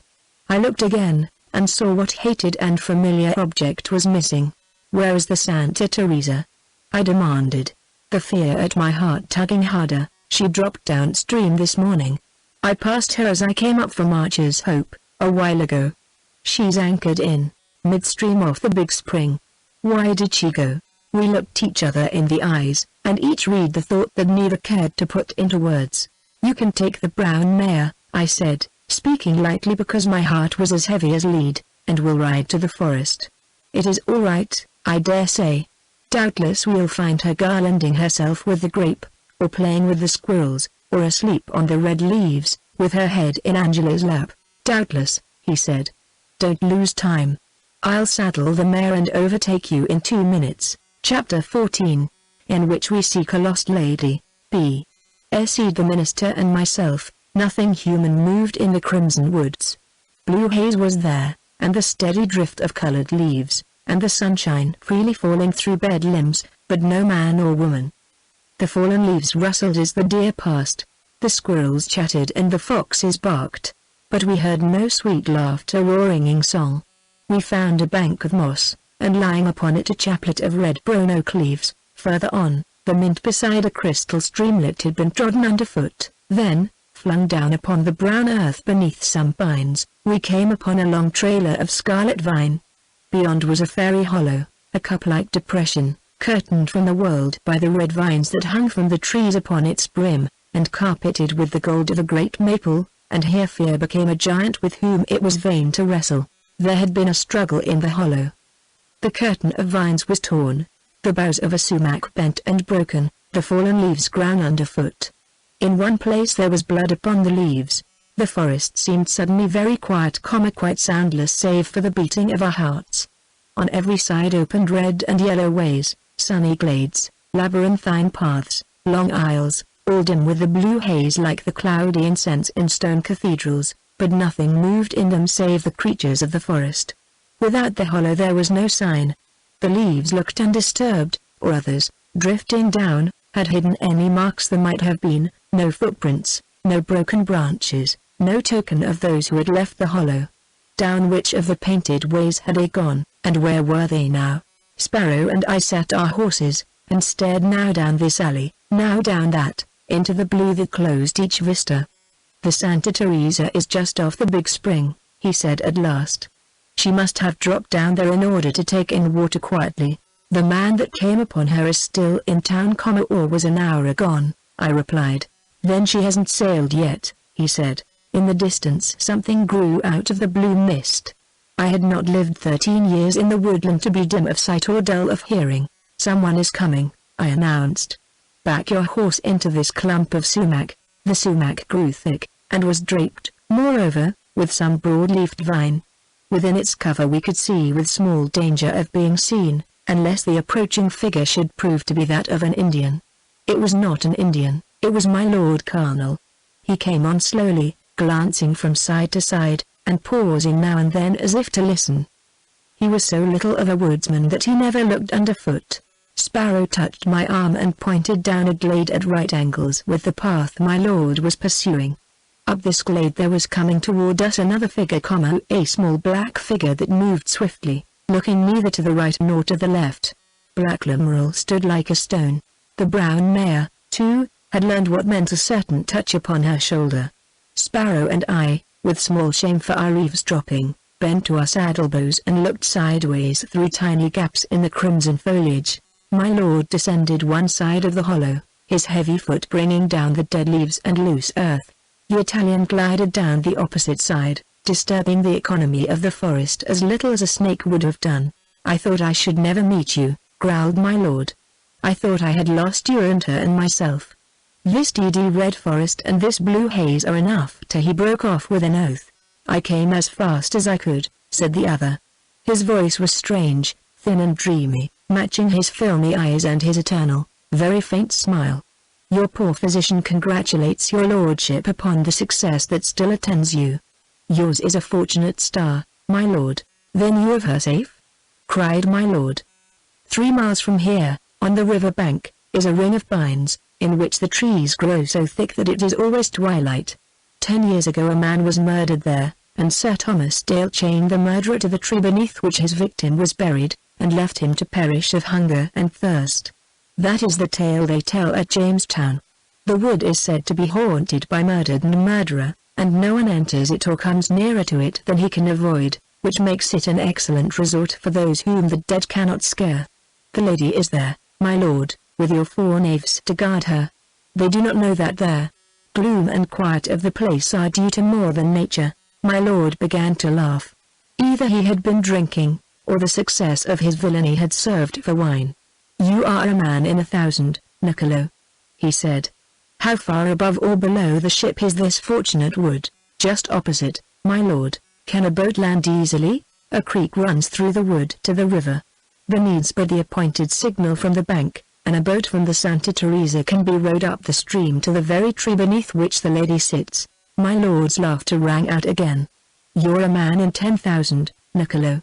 "Niccolo, the bridegroom's in town. Back so soon?" said the Italian. "Then we must change your lordship's plan. With him on the ground, you can no longer wait until nightfall to row downstream to the lady and there. Santa Teresa. He'll come to look for her, he'll come to look for her, curse him," echoed my lord. "Do you think the dead will scare him?" continued the Italian. "No, I don't," answered my lord, with an oath. "I would he were among them. And I could have killed him before I went dash. I had devised a way to do it long ago, had not your lordship's conscience been so tender. And yet, before now, our enemies yours and mine, my lord, have met with sudden and mysterious death." Men stared, but they ended by calling it a dispensation of Providence. He broke off to laugh with silent, hateful laughter, as mirthful as the grin of a death's head. I know," said my lord impatiently. "We are not over nice, Niccolo. But between me and those who then stood in my way there had passed no challenge. This is my mortal foe, through whose heart I would drive my sword. I would give my ruby to know whether he's in the town or in the forest." "He's in the forest," I said. Black Lemuel and the brown mare were beside them before either moved hand or foot, or did aught but stare and stare, as though men and horses had risen from the dead. All the color was gone from my lord's face, it looked white, drawn, and pinched. As for his companion, his countenance did not change, never changed, I believe, but the trembling of the feather in his hat was not caused by the wind. Jeremy Sparrow bent down from his saddle, seized the Italian under the armpits, and swung him clean from the ground up to the brown mare's neck. "Divinity and medicine," he said genially, "soul healer and body poisoner, will ride double for a time," and proceeded to bind the doctor's hands with his own scarf. The creature of venom before him writhed and struggled, but the minister's strength was as the strength of 10, and the minister's hand held him down. By this I was off Black Lemuel and facing my lord. The color had come back to his lip and cheek, and the flash to his eye. His hand went to his sword hilt. "I shall not draw mine, my lord," I told him. "I keep troth." He stared at me with a frown that suddenly changed into a laugh, forced and unnatural enough. "Then go thy ways, and let me go mine," he cried. "Be complaisant, worthy captain of train bands and burgess from a dozen huts. The king and I will make it worth your while. I will not draw my sword upon you," I replied, "but I will try a fall with you," and I seized him by the wrist. He was a good wrestler as he was a good swordsman, but, with bitter anger in my heart and a vision of the haunted wood before my eyes, I think I could have wrestled with Hercules and won.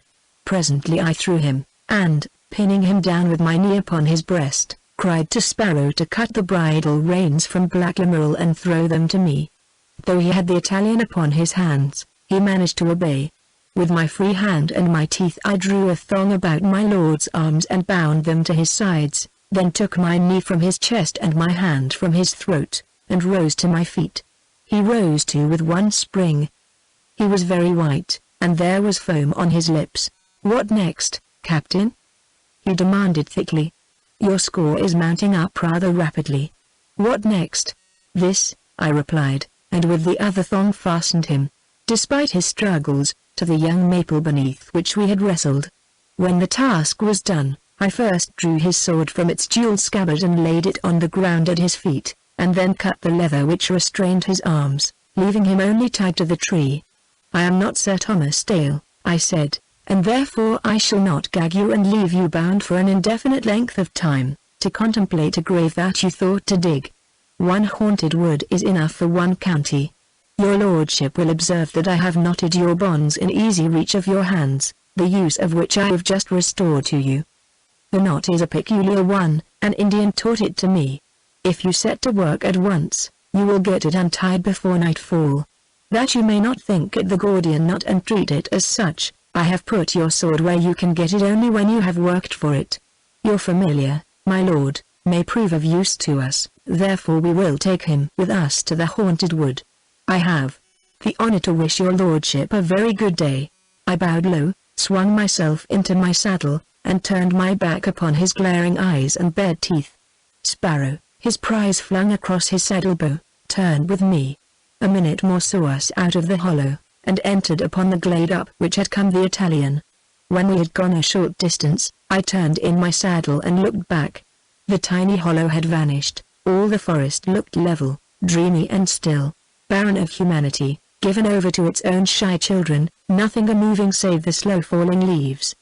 But from beyond a great clump of sumac, set like a torch in the vaporous blue, came a steady stream of words, happily rendered indistinguishable by distance, and I knew that the king's minion was cursing the Italian, the governor, the Santa Teresa, the due return, the minister, the forest, the haunted wood, his sword, the knot that I had tied, and myself. I admit that the sound was music in mine ears. Chapter 15, in which we find the haunted wood. Oh, and the outskirts of the haunted wood we dismounted, fastening the horses to two pines. The Italian we gagged and bound across the brown mare's saddle. Then, as noiselessly as Indians, we entered the wood.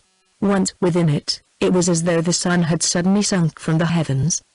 The pines, of magnificent height and girth, were so closely set that far overhead, where the branches began, was a heavy roof of foliage, impervious to the sunshine, brooding, dark and sullen as a thundercloud, over the cavernous world beneath. There was no undergrowth, no clinging vines, no bloom, no color, only the dark, innumerable tree trunks and the purplish-brown, scented, and slippery earth. The air was heavy, cold, and still, like cave air, the silence as blank and awful as the silence beneath the earth. The minister and I stole through the dusk, and for a long time heard nothing but our own breathing and the beating of our hearts. But coming to a sluggish stream, as quiet as the wood through which it crept, and following its slow windings, we at last heard a voice, and in the distance made out dark forms sitting on the earth beside that somber water. We went on with caution, gliding from tree to tree and making no noise. In the cheerless silence of that place any sound would have shattered the stillness like a pistol shot. Presently we came to a halt, and, ourselves hidden by a giant trunk, looked out on stealers and stolen. They were gathered on the bank of the stream, waiting for the boat from the Santa Teresa. The lady whom we sought lay like a fallen flower on the dark ground beneath a pine. She did not move, and her eyes were shut. At her head crouched the negress, her white garments showing ghost-like through the gloom. Beneath the next tree sat Dickon, his hands tied behind him, and around him my Lord Colonel's 4 knaves. It was Dickon's voice that we had heard. He was still speaking, and now we could distinguish the words. "So Sir Thomas chains him there," he said, "right there to that tree under which you are sitting, Jackie Bonham." Jacques incontinently shifted his position. "He chains him there, with one chain around his neck, one around his waist, and one around his ankles. Then he sticks me a bodkin through his tongue." A groan of admiration from his audience. "Then they dig, before his very eyes, a grave, shallow enough they make it, 2, and they put into it, uncoffined, with only a long white shroud upon him, the man he murdered. Then they cover the grave. You're sitting on it now, you are the Jackie, godam," cried the rascal addressed, and removed with expedition to a less storied piece of ground. "Then they go away," continued Dickon in graveyard tones. "They all go away together, Sir Thomas and Captain Argyle, Captain West, Lieutenant George Percy and his cousin, my master, and Sir Thomas's men. They go out of the wood as though it were accursed, though indeed it was not half so gloomy then as it is now. The sun shone into it then, sometimes, and the birds sang. You wouldn't think it from the looks of things now, would you? As the dead man rotted in his grave, and the living man died by inches above him, they say the wood grew darker, and darker, and darker. How dark it's getting now, and cold, cold as the dead." His auditors drew closer together, and shivered. Sparrow and I were so near that we could see the hands of the ingenious storyteller, bound behind his back, working as he talked. Now they strained this way, and now that, at the piece of rope that bound them. "That was 10 years ago," he said, his voice becoming more and more impressive. "Since that day nothing comes into this wood, nothing human, that is. Neither white man nor Indian comes, that's certain. Then why aren't the chains around that tree, and why are there no bones beneath it, on the ground there? Because, Jackie's all, the man that did that murder walks. It is not always deadly still here, sometimes there's a clanking of chains. And a bodkin through the tongue can't keep the dead from wailing. And the murdered man walks, too, in his shroud he follows the other, isn't that? Something white in the distance yonder?" My lord's 4 knaves looked down the arcade of trees, and saw the something white as plainly as if it had been verily the. Each moment the wood grew darker, a thing in nature, since the sun outside was swiftly sinking to the horizon. But to those to whom that tale had been told it was a darkening unearthly and portentous, bringing with it a cold air and a deepened silence. "Oh, Sir Thomas Dale, Sir Thomas Dale." The voice seemed to come from the distance, and bore in its dismal cadence the melancholy of the damned. For a moment my heart stood still, and the hair of my head commenced to rise. The next, I knew that Dickon had found an ally, not in the dead, but in the living. The minister, standing beside me, opened his mouth again, and again that dismal voice rang through the wood, and again it seemed, by I know not what art, to come from any spot rather than from that particular tree behind whose trunk stood Master Jeremy Sparrow. "Oh, the bodkin through my tongue! Oh, the bodkin through my tongue!" 2 of the guards sat with hanging lip and lackluster eyes, turned to stone. One, at full length upon the ground, bruised his face against the pine needles and called on the Virgin. The 4th, panic-stricken, leapt to his feet and dashed off into the darkness, to trouble us no more that day. "Oh, the heavy chains!" cried the unseen spectre. "Oh, the dead man in his grave!" The man on his face dug his nails into the earth and howled. His fellows were too frightened for sound or motion. Dickon, a hardy rogue, with little fear of God or man, gave no sign of perturbation beyond a desperate tugging at the rope about his wrists. He was ever quick to take suggestion, and he had probably begun to question the nature of the ghost who was doing him such yeoman service. "Do ye think they've had enough?" said Sparrow in my ear. My invention fleth. I nodded, too choked with laughter for speech, and drew my sword. The next moment we were upon the men like wolves upon the fold. They made no resistance. Amazed and shaken as they were, we might have dispatched them with all ease, to join the dead whose lamentations yet rang in their ears, but we contented ourselves with disarming them and bidding them begone for their lives in the direction of the pamunkey. They went like frightened deer, their one goal in life escape from the wood. "Did you meet the Italian?" I turned to find my wife at my side. The king's ward had a kingly spirit, she was not one that the dead or the living could daunt. To her, as to me, danger was a trumpet call to nerve heart and strengthen soul. She had been in peril of that which she most feared, but the light in her eye was not quenched, and the hand with which she touched mine, though cold, was steady. "Is he dead?" she asked. At court they called him the Black Death. They said I did not kill him, I answered, but I will if you desire it. "And his master?"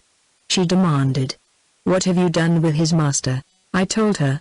At the vision my words conjured up her strained nerves gave way, and she broke into laughter as cruel as it was sweet. Peal after peal rang through the haunted wood, and increased the eeriness of the place. "The knot that I tied he will untie directly," I said. "If we would reach Jamestown first, we had best be going. Night is upon us, too," said the minister, "and this place hath the look of the very valley of the shadow of death. If the spirits walk, it is hard upon their time and I prefer to walk elsewhere." "Cease your laughter, madame," I said.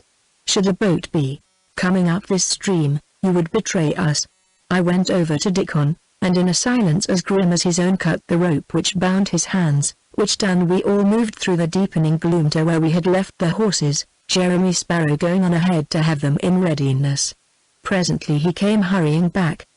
"The Italian is gone," he cried. "Gone?" I exclaimed. "I told you to tie him fast to the saddle." "Why, so I did," he replied. "I drew the thongs so tight that they cut into his flesh.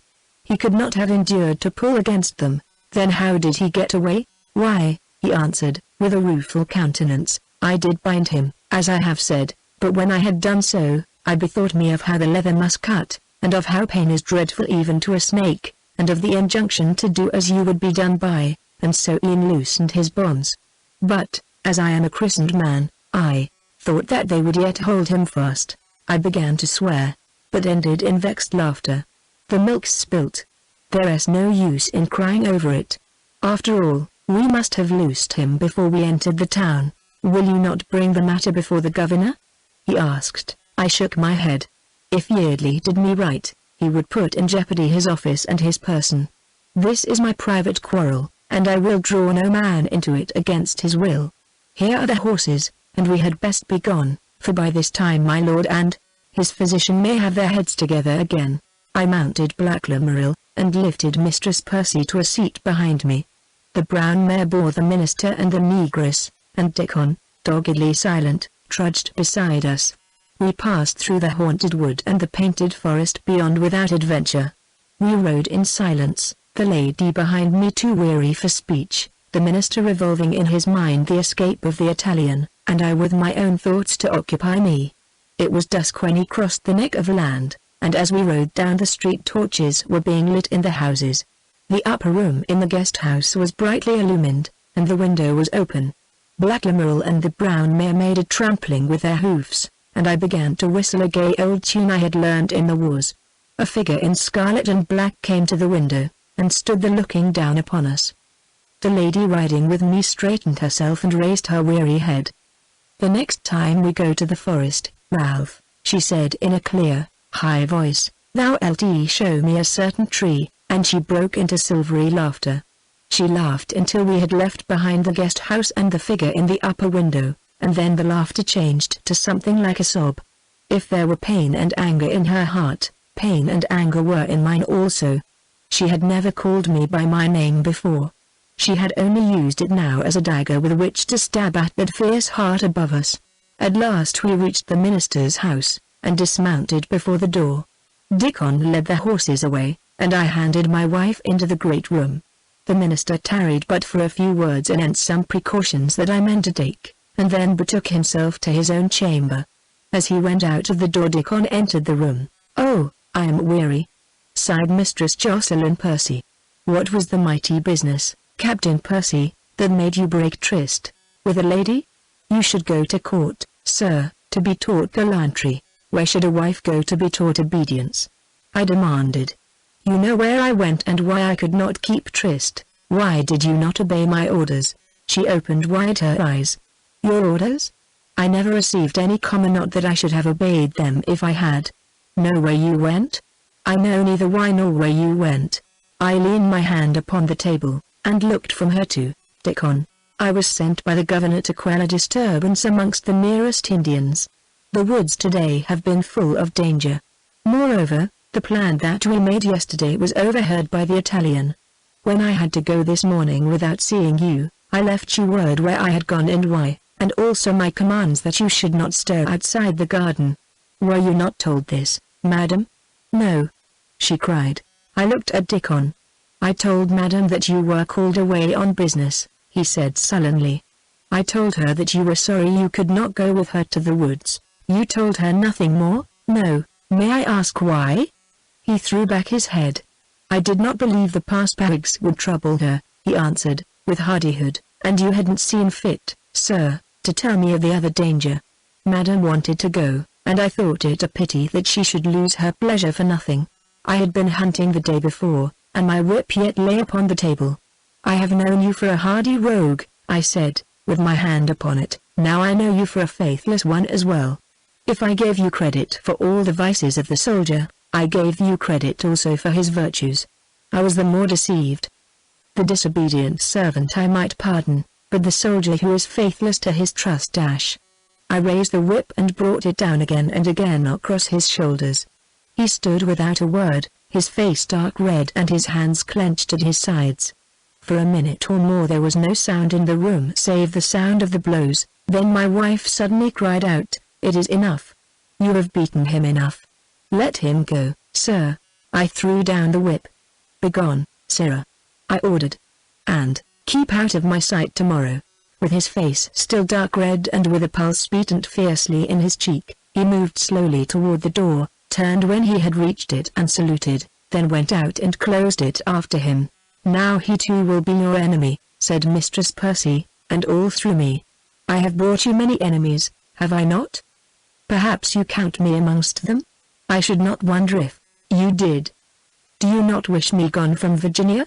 So I were with you, madame," I said bluntly, and went to call the minister down to supper. Chapter 16, in which I am rid of an unprofitable servant, T.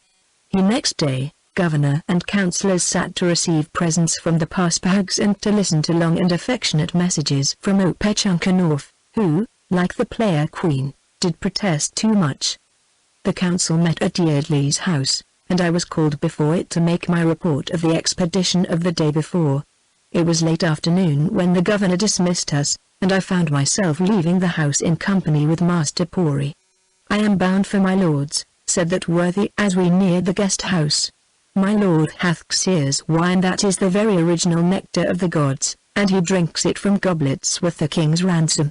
We have heard a deal today about burying hatchets. Bury thine for the nonce, Ralph Percy, and come drink with us." "Not I," I said. "I would sooner drink with someone else," he laughed. "Here's my lord himself shall persuade you." My lord, dressed with his usual magnificence and darkly handsome as ever, was indeed standing within the guest-house door. Pori drew up beside him. I was passing on with a slight bow, when the secretary caught me by the sleeve. At the governor's house wine had been set forth to revive the jaded council, and he was already half seas over. "Tarry with us, captain," he cried. "Good wine's good wine, no matter who pours it. Bud. In my young days men called a truce and forgot they were foes when the bottle went round. If Captain Percy will stay," quoth my lord, "I will give him welcome and good wine. As Master Pori says, men cannot be always fighting. A breathing spell today gives tomorrow's struggle new zest." He spoke frankly, with open face and candid eyes. I was not fooled. If yesterday he would have slain me only in fair fight, it was not so today. Under the lace that fell over his wrist was a red cirque, the mark of the thong with which I had bound him. As if he had told me, I knew that he had thrown his scruples to the winds. and that he cared not what foul play he used to sweep me from his path. My spirit and my wit rose to meet the danger. Of a sudden I resolved to accept his invitation. "So be it," I said, with a laugh and a shrug of my shoulders. "A cup of wine is no great matter. I'll take it at your hands, my lord, and drink to our better acquaintance." We all three went up into my lord's room. The king had fitted out his minion bravely for the Virginia voyage, and the riches that had decked the state cabin aboard the Santa Teresa now served to transform the bare room in the guest house at Jamestown into a corner of Whitehall. The walls were hung with arras, there was a noble carpet beneath as well as upon the table, and against the wall stood richly carved trunks. On the table, beside a bowl of late flowers, were a great silver flagon and a number of goblets, some of chased silver and some of colored glass, strangely shaped and fragile as an eggshell. The late sun now shining in at the open window made the glass to glow like precious stones. My lord rang a little silver bell, and a door behind us was opened. "Wine, Giles!" cried my lord in a raised voice. "Wine for Master Pori, Captain Percy, and myself." And Giles, my two choice goblets. Giles, whom I had never seen before, advanced to the table, took the flagon, and went toward the door, which he had shut behind him. I negligently turned in my seat, and so came in for a glimpse, as he slipped through the door, of a figure in black in the next room. The wine was brought, and with it 2 goblets. My lord broke off in the midst of an account of the morning's bear baiting which the tediousness of the Indians had caused us to miss. "Who knows if we 3 shall ever drink together again?" he said. "To honor this bout I use my most precious cups." Voice and manner were free and unconstrained. This gold cup, he held it up, belonged to the Medici. Master Pori, who was a man of taste, will note the beauty of the graven Maenads upon this side, and of the Bacchus and Ariadne upon this. It is the work of none other than Benvenuto Cellini. I pour for you, sir. He filled the gold cup with the ruby wine and set it before the secretary, who eyed it with all the passion of a lover, and waited not for us, but raised it to his lips at once. My lord took up the other cup. "This glass," he continued, "as green as an emerald, freckled inside and out with gold, and shaped like a lily, was once amongst a convent's treasures. My father brought it from Italy, years ago. I use it as he used it, only on gala days. I fill to you, sir." He poured the wine into the green and gold and twisted bauble and set it before me, then filled a silver goblet for himself. "Drink, gentlemen," he said. "Faith, I have drunken already," quoth the secretary, and proceeded to fill for himself a second time. "Here's to you, gentlemen." And he emptied half the measure. "Captain Percy does not drink," remarked my lord. I leaned my elbow upon the table, and, holding up the glass against the light, began to admire its beauty. "The tint is wonderful," I said, "as lucent a green as the top of the coma that is to break and overwhelm you.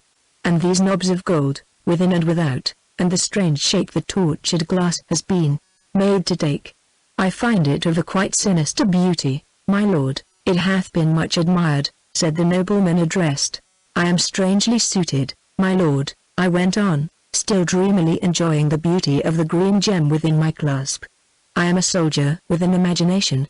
Sometimes, to give the rein to my fancy pleases me more than wine. Now, this strange chalice, I did not breed dreams as strange, when I had drunken, I think," replied my lord. "The wine would be a potent spur to my fancy." "What saith honest Jack Falstaff?" broke in the maudlin secretary. "Doth he not bear testimony that good sherris maketh the brain apprehensive and quick, filleth it with nimble, fiery, and delectable shapes, which being delivered by the tongue become excellent wit? Wherefore let us drink, gentlemen, and beget fancies." He filled for himself again, and buried his nose in the cup. "Tea is such a cup, methinks," I said, "as Medea may have filled for Theseus. The white hand of Circe may have closed around this stem when she stood to greet Ulysses, and knew not that he had the saving herb in his palm. Goneril may have sent this green and gilded shape to Regan. Fair Rosamond may have drunk from it while the queen watched her. At some voluptuous feast, Caesar Borgia and his sister, sitting crowned with roses, side by side, may have pressed it upon a reluctant guest, who had, perhaps, a treasure of his own. I dare swear René, the Florentine, hath fingered many such a goblet before it went to whom Catherine de' Medici delighted to honor. She had the whitest hands, maundered the secretary. I kissed them once before she died, in Blois, when I was young. René was one of your slow poisoners.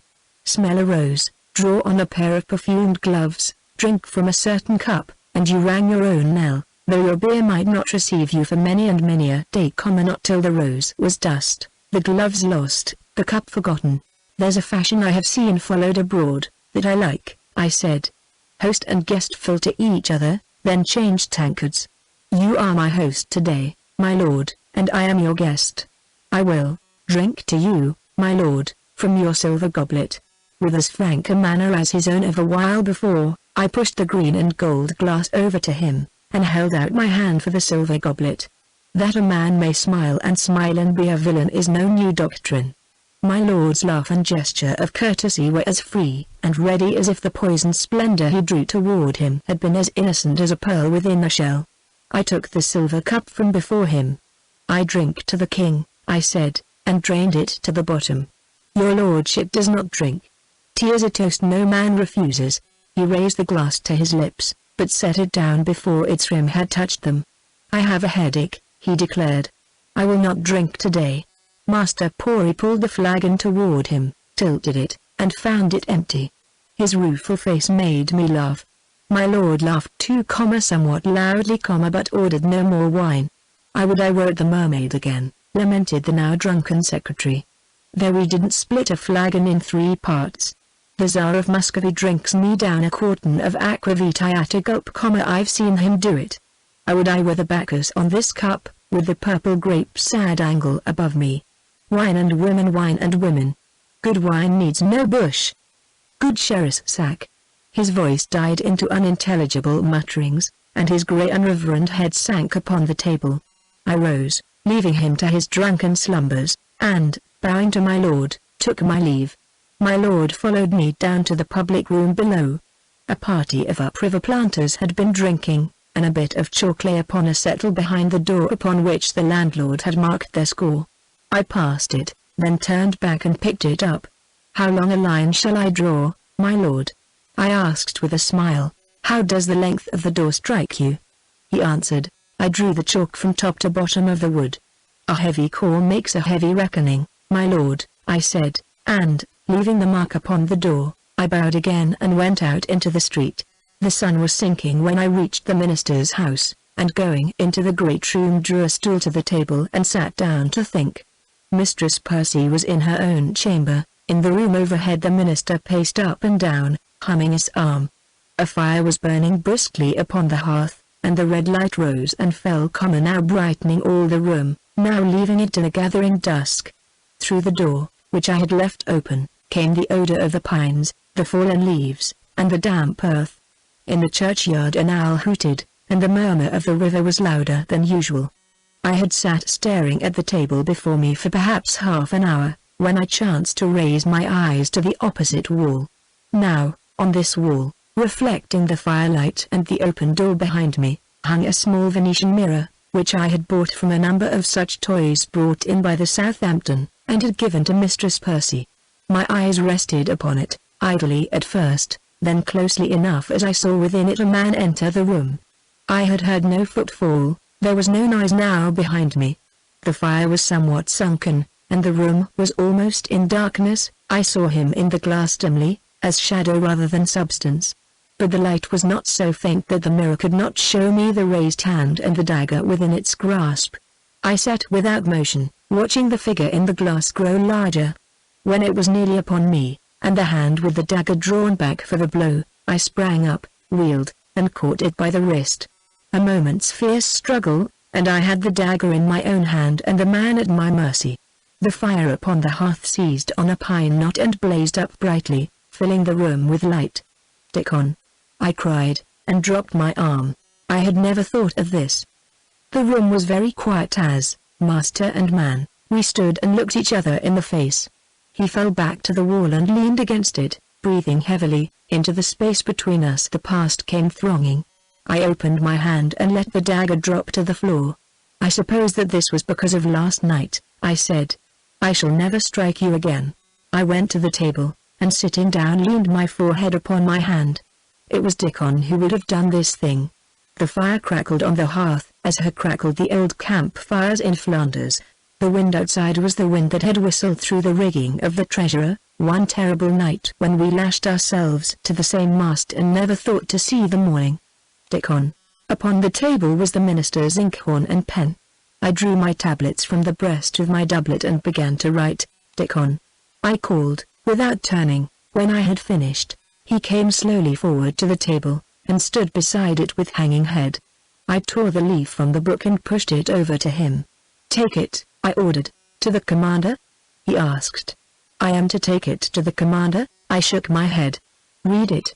He stared at it vacantly, turning it now this way, now that. Did you forget how to read when you forgot all else? I said sternly. He read, and the color rushed into his face. It is your freedom, I said. You are no longer man of mine. Begone, sirrah. He crumpled the paper in his hand. I was mad, he muttered. I could almost believe it, I replied. Begone. After a moment he went. Sitting still in my place, I heard him heavily and slowly leave the room, descend the step at the door, and go out into the night. A door opened, and Mistress Jocelyn Percy came into the great room, like a sunbeam strayed back to earth. Her skirt was of flowered satin, her bodice of rich taffeta. Between the gossamer walls of her French ruff rose the whitest neck to meet the fairest face. Upon her dark hair sat, as lightly as a kiss, a little pearl-bordered cap. A color was in her cheeks and a laugh on her lips. The rosy light of the burning pine caressed her comma, now dwelling on the rich dress, now on the gold chain around the slender waist, now on rounded arms, now on the white forehead below the pearls.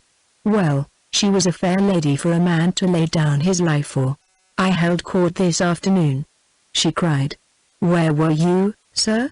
Madam West was here, and my Lady Temperance Yeardley, and Master Wynne, and Master Thorpe from Henricus, and Master Rolfe with his Indian brother, who, I protest, needs but silk doublet and hose and a month at Whitehall to make him a very fine gentleman. If courage, steadfastness, truth, and courtesy make a gentleman, I said, he is one already. Such an one needs not silk doublet nor court training. She looked at me with her bright eyes. No, she repeated, such an one needs not silk doublet nor court training. Going to the fire, she stood with one hand upon the mantel-shelf, looking down into the ruddy hollows. Presently she stooped and gathered up something from the hearth. You waste paper strangely, Captain Percy, she said. Here is a whole handful of torn pieces. She came over to the table, and with a laugh showered the white fragments down upon it, then fell to idly piecing them together. What were you writing? She asked. To all whom it may concern, I, Ralph Percy, gentleman, of the 100 of Wayon Oak, do hereby set free from all service to me and mine. I took from her the bits of paper, and fed the fire with them. Paper is but paper, I said. It is easily rent. Happily a man's will is more durable. Chapter 17. In which my lord and I play at bowls. T. The governor had brought with him from London a year before, a set of boxwood bowls, and had made, between his house and the fort, a noble green. The generality must still use for the game that portion of the street that was not tobacco planted, but the quality flocked to the governor's green, and here, one holiday afternoon, a fortnight or more from the day in which I had drunk to the king from my lord's silver goblet, was gathered a very great company. The governor's match was toward 10 men to a side, a hogshead of sweet sent to the victorious 10, and a keg of canary to the man whose bowl should hit the jack. The season had been one of unusual mildness, and the sunshine was still warm and bright, gilding the velvet of the green, and making the red and yellow leaves swept into the trench to glow like a ribbon of flame. The sky was blue, the water bluer still, the leaves bright-colored, the wind blowing, only the enshrouding forest, wrapped in haze, seemed as dim, unreal, and far away as a last year's dream. The governor's gilt armchair had been brought from the church, and put for him upon the bank of turf at the upper end of the green. By his side sat my Lady Temperance, while the gaily dressed dames and the men who were to play and to watch were accommodated with stools and settles or with seats on the green grass. All were dressed in holiday clothes, all tongues spoke, all eyes laughed, You might have thought there was not a heavy heart amongst them. Rolf was there, gravely courteous, quiet and ready, and by his side, in otter-skin mantle, beaded moccasins, and feathered headdress, the Indian chief, his brother-in-law, the bravest, comeliest, and manliest savage with whom I have ever dealt. There, too, was Master Pori, red and jovial, with a knight of the sack the servants were bringing from the governor's house, and the commander, with his wife, and Master Jeremy Sparrow, fresh from a most moving sermon on the vanities of this world. Captains, councillors, and burgesses aired their gold lace, and their wit or their lack of it, while a swarm of younger adventurers, youths of good blood and bad living, come from home for the weal of England and the woe of Virginia, went here and there through the crowd like gilded summerflies. Rolf and I were to play. He sat on the grass at the feet of Mistress Jocelyn Percy, making her now and then some courtly speech, and I stood beside her, my hand on the back of her chair. The king's ward held court as though she were a king's daughter. In the brightness of her beauty she sat there, as gracious for the nonce as the sunshine, and as much of another world. All knew her story, and to the daring that is in men's hearts her own daring appealed, and she was young and very beautiful. Some there had not been my friends, and now rejoiced in what seemed my inevitable ruin. Some whom I had thought my friends were gone over to the stronger side. Many who in secret wished me well still shook their heads and shrugged their shoulders over what they were pleased to call my madness, but for her, I was glad to know, there were only good words. The governor had left his gilt armchair to welcome her to the green, and had caused a chair to be set for her near his own, and here men came and bowed before her as if she had been a princess indeed. A stir amongst the crowd, a murmur, and a craning of necks heralded the approach of that other at whom the town gaped with admiration. He came with his retinue of attendants, his pomp of dress, his arrogance of port, his splendid beauty. Men looked from the beauty of the king's ward to the beauty of the king's minion, from her costly silk to his velvet and minever, from the air of the court that became her well to the towering pride and insolence which to the thoughtless seemed his fortune's proper mantle, and deemed them a pair well suited, and the king's will indeed the will of heaven. I was never one to value a man by his outward seeming, but suddenly I saw myself as in a mirror, a soldier, scarred and bronzed, acquainted with the camp, but not with the court, roughened by a rude life, poor in this world's goods, the first flush of youth gone forever. For a moment my heart was bitter within me. The pang passed, and my hand tightened its grasp upon the chair in which sat the woman I had wed. She was my wife, and I would keep my own. My lord had paused to speak to the governor, who had risen to greet him.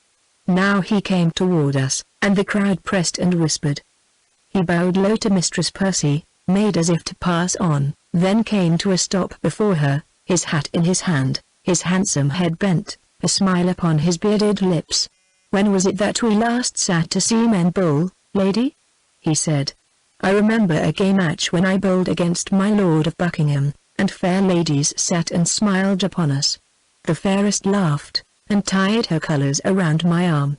The lady whom he addressed sat quietly, with hands folded in her silken lap and an untroubled face. "I did not know you then, my lord," she answered him, quite softly and sweetly.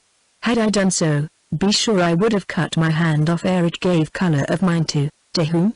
he demanded, as she paused. "To a coward, my lord," she said clearly, as if she had been a man. His hand went to his sword hilt. As for her, she leaned back in her chair and looked at him with a smile. He spoke at last, slowly and with deliberate emphasis. "I won then," he said. "I shall win again, my lady, my Lady Jocelyn Lee." I dropped my hand from her chair and stepped forward. "It is my wife to whom you speak, my Lord Cardinal," I said sternly. "I wait to hear you name her rightly." Rolf rose from the grass and stood beside me, and Jeremy Sparrow, shouldering aside with scant ceremony burgess and councillor, came also. The governor leaned forward out of his chair, and the crowd became suddenly very still. "I am waiting, my lord," I repeated. In an instant, from what he had been he became the frank and guileless nobleman. "A slip of the tongue, Captain Percy," he cried, his white teeth showing and his hand raised in a gesture of deprecation. "A natural thing, seeing how very often, I have so addressed this lady in the days when we had not the pleasure of your acquaintance." He turned to her and bowed, until the feather in his hat swept the ground. "I won then," he said. "I shall win again, Mistress Percy," and passed on to the seat that had been reserved for him. The game began. I was to lead one side, and young Clement the other. At the last moment he came over to me. "I am out of it, Captain Percy," he announced with a rueful face. "My lord there asks me to give him my place. When we were hunting yesterday, and the stag turned upon me, he came between and thrust his knife into the brute, which else might have put an end to my hunting forever and a day, so you see I can't refuse him. Plague take it all." And Dorothy Gookin sitting there watching. My lord and I stood forward, each with a bowl in his hand. We looked toward the governor. "My lord first, as becometh his rank," he said. My lord stooped and threw, and his bowl went swiftly over the grass, turned, and rested not a hand's breadth from the jack. I threw. "One is as near as the other," cried Master McCook for the judges. A murmur arose from the crowd, and my lord swore beneath his breath. He and I retreated to our several sides, and Rolf and West took our places, while they and those that followed bowled. The crowd, attentive though it was, still talked and laughed, and laid wagers upon its favourites, but when my lord and I again stood forth, the noise was hushed, and men and women stared with all their eyes. He delivered, and his bowl touched the jack. He straightened himself, with a smile, and I heard Jeremy Sparrow behind me groan, but my bowl too kissed the jack. The crowd began to laugh with sheer delight, but my lord turned red and his brows drew together. We had but one turn more. While we waited, I marked his black eyes studying every inch of the ground between him and that small white ball, to strike which, at that moment, I verily believe he would have given the king's favour. All men pray, though they pray not to the same God. As he stood there, when his time had come, weighing the bowl in his hand, I knew that he prayed to his demon, fate, star, whatever thing he raised an altar to and bent before. He threw, and I followed, while the throng held its breath. Master McCook rose to his feet. "It's a tie, my masters," he exclaimed. The excited crowd surged forward, and a babel of voices arose. "Silence, all!" cried the governor. "Let them play it out." My lord threw, and his bowl stopped perilously near the shining mark. As I stepped to my place, a low and supplicating "O Lord," came to my ears from the lips and the heart of the preacher, who had that morning thundered against the toys of this world.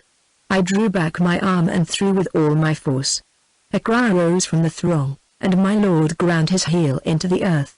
The bowl, spurning the jack before it, rushed on, until both buried themselves in the red and yellow leaves that filled the trench. I turned and bowed to my antagonist. "You bowl well, my lord," I said. "Had you had the forest training of eye and arm, our fortunes might have been reversed." He looked me up and down. "You are kind, sir," he said thickly. "Today to thee, tomorrow to me. I give you joy of your petty victory." He turned squarely from me, and stood with his face downstream. I was speaking to Rolf and to the few, not even all of that side for which I had won, who pressed around me, when he wheeled. "Your Honour," he cried to the governor, who had paused beside Mistress Percy, "is not the Due Return high-pooped? Doth she not carry a blue pennant, and hath she not a gilt siren for figurehead?" "Ay," answered the governor, lifting his head from the hand he had kissed with ponderous gallantry. "What then, my lord?" "Then tomorrow has dawned, Sir Captain," said my lord to me. "Sure, Dame Venus and her blind son have begged for me, favourable winds, for the Due Return has come again." The game that had been played was forgotten for that day. The hogshead of sweet-scented, lying to one side, wreathed with bright vines, was unclaimed of either party. The servants who brought forward the keg of canary dropped their burden, and stared with the rest. All looked down the river, and all saw the Due Return coming up the broad, ruffled stream, the wind from the sea filling her sails, the tide with her, the gilt mermaid on her prow just rising from the rushing foam. She came as swiftly as a bird to its nest. None had thought to see her for at least 10 days. Upon all there fell a sudden realization that it was the word of the king, feathered by the command of the company, that was hurrying, arrow-like, toward us. All knew what the company's orders would be, must needs be, and the Tudor sovereigns were not so long in the grave that men had forgot to fear the wrath of kings. The crowd drew back from me as from a man plague-spotted. Only Rolf, Sparrow, and the Indian stood their ground. The governor turned from staring downstream. "The game is played, gentlemen," he announced abruptly. "The wind grows colder, too, and clouds are gathering. This fair company will pardon me if I dismiss them somewhat sooner than is our wont. The next sunny day we will play again. Give you God den, gentles." The crowd stood not upon the order of its going, but streamed away to the river bank, whence it could best watch the oncoming ship. My lord, after a most triumphant bow, swept off with his train in the direction of the guest house. With him went Master Pori. The governor drew nearer to me. "Captain Percy," he said, lowering his voice, "I am going now to mine own house. The letters which yonder ship brings will be in my hands in less than an hour. When I have read them, I shall perforce obey their instructions. Before I have them I will see you, if you so wish. I will be with your honor in 5 minutes." He nodded, and strode off across the green to his garden. I turned to Rolf. "Will you take her home?" I said briefly. She was so white and sat so still in her chair that I feared to see her swoon. But when I spoke to her she answered clearly and steadily enough, even with a smile, and she would not lean upon Rolf's arm. "I will walk alone," she said. "None that see me shall think that I am stricken down." I watched her move away, Rolf beside her, and the Indian following with his noiseless step. Then I went to the governor's house. Master Jeremy Sparrow had disappeared some minutes before, I knew not whither. I found Yeardley in his great room, standing before a fire and staring down into its hollows. "Captain Percy," he said, as I went up to him, "I'm most heartily sorry for you and for their lady whom you so ignorantly married." "I shall not plead ignorance," I told him. "You married, not the Lady Jocelyn Lee, but a waiting woman named Patience Worth." The Lady Jocelyn Lee, a noble lady, and a ward of the king, could not marry without the king's consent. "And you, Captain Percy, are but a mere private gentleman, a poor Virginia adventurer, and my Lord Colonel is my Lord Colonel. The Court of High Commission will make short work of this fantastic marriage, then they may do it without my aid," I said. "Come, Sir George, had you wed my Lady Temperance in such fashion, and found this hornet's nest about your ears, what would you have done?" He gave his short, honest laugh. "It's beside the question, Ralph Percy. But I dare say you can guess what I would have done. I'll fight for my own to the last ditch," I continued. "I married her knowing her name, if not her quality. Had I known the latter, had I known she was the king's ward, all the same I should have married her, and she would have had me. She is my wife in the sight of God and honest men. Esteeming her honor, which is mine, at stake, death may silence me, but men shall not bend me." "Your best hope is in my Lord of Buckingham," he said. "They say it is out of sight, out of mind, with the king, and, thanks to this infatuation of my Lord Colonel's, Buckingham hath the field. That he strains every nerve to oust completely this his first rival since he himself distanced Somerset goes without saying. That to thwart my lord in this passion would be honey to him is equally of course. I do not need to tell you that, if the company so orders, I shall have no choice but to send you and the lady home to England.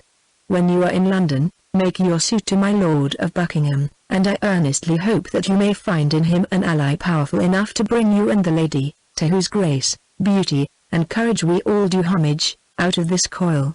"We give you thanks, sir," I said. "As you know," he went on, "I have written to the company, humbly petitioning that I be graciously relieved from a most thankless task, to wit, the governorship of Virginia. My health faileth, and I am, moreover, under my Lord Warwick's displeasure. He waxeth ever stronger in the company, and if I put not myself out, he will do it for me. If I be relieved at once, and one of the council appointed in my place, I shall go home to look after certain of my interests there. Then shall I be but a private gentleman, and if I can serve you, Ralph Percy, I shall be blithe to do so, but now, you understand dash." "I understand, and thank you, Sir George," I said. "May I ask one question?" "What is it?" "Will you obey to the letter the instructions the company sends?" "To the letter," he answered. "I am its sworn officer. One thing more," I went on, "the parole I gave you, sir, that morning behind the church, is mine own again when you shall have read those letters and know the king's will. I am free from that bond, at least." He looked at me with a frown. "Make not bad worse, Captain Percy," he said sternly. I laughed. "It is my aim to make bad better, Sir George. I see through the window that the Due Return hath come to anchor. I will no longer trespass on your honor's time." I bowed myself out, leaving him still with the frown upon his face, staring at the fire. Without, the world was bathed in the glow of a magnificent sunset. Clouds, dark purple and dark crimson, reared themselves in the west to dizzy heights, and hung threateningly over the darkening land beneath. In the east loomed more pallid masses, and from the bastions of the east to the bastions of the west went hurrying, wind-driven cloudless, dark in the east, red in the west.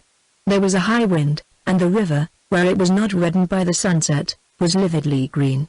"A storm, too," I muttered. As I passed the guest house, there came to me from within a burst of loud and vaunting laughter and a boisterous drinking catch sung by many voices, and I knew that my lord drank, and gave others to drink, to the orders which the Due Return should bring. The minister's house was in darkness. In the great room I struck a light and fired the fresh torches, and found I was not its sole occupant. On the hearth, the ashes of the dead fire touching her skirts, sat Mistress Jocelyn Percy, her arms resting upon a low stool, and her head pillowed upon them. Her face was not hidden, it was cold and pure and still, like carved marble. I stood and gazed at her a moment, then, as she did not offer to move, I brought wood to the fire and made the forlorn room bright again. "Where is Rolf?" I asked at last. "He would have stayed," she answered, "but I made him go. I wished to be alone." She rose, and going to the window leaned her forehead against the bars, and looked out upon the wild sky and the hurrying river. "I would I were alone," she said in a low voice and with a catch of her breath. As she stood there in the twilight by the window, I knew that she was weeping, though her pride strove to keep that knowledge from me. My heart ached for her, and I knew not how to comfort her. At last she turned. A pasty and stoup of wine were upon the table. "You are tired and shaken," I said, "and you may need all your strength. Come, eat and drink.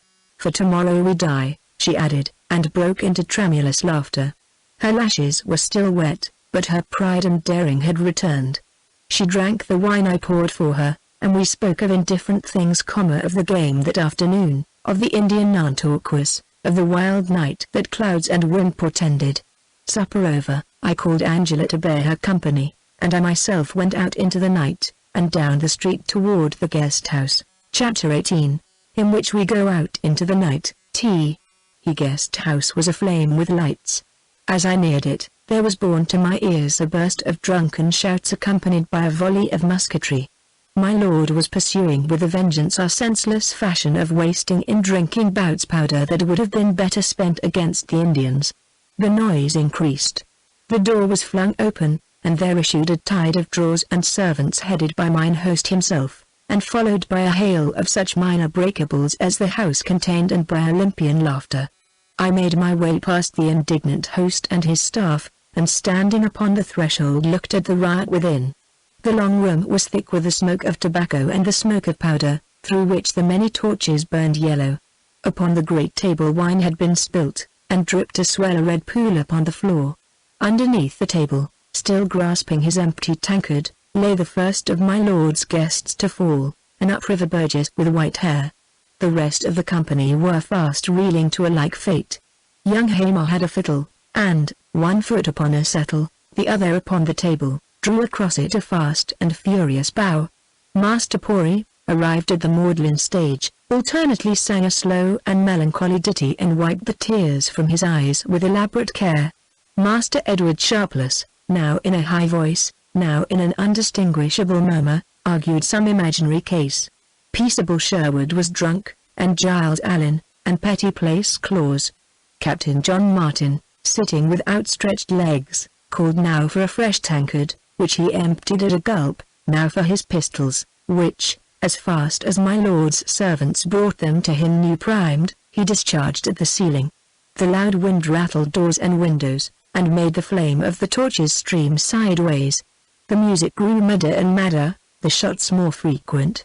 The drunken voices thicker and louder. The master of the feast carried his wine better than did his guests, or had drunk less, but his spirit too was quite without bounds. A color burned in his cheeks, a wicked light in his eyes. He laughed to himself. In the grey smoke cloud he saw me not, or saw me only as one of the many who thronged the doorway and stared at the revel within. He raised his silver cup with a slow and wavering hand. "Drink, you dogs," he chanted. "Drink to the Santa Teresa. Drink to tomorrow night. Drink to a proud lady within my arms and an enemy in my power." The wine that had made him mad had maddened those others, also. In that hour they were dead to honor. With shameless laughter and as little spilling as might be, they raised their tankards as my lord raised his. A stone thrown by someone behind me struck the cup from my lord's hand, sending it clattering to the floor and dashing him with the red wine. Master Pori roared with drunken laughter.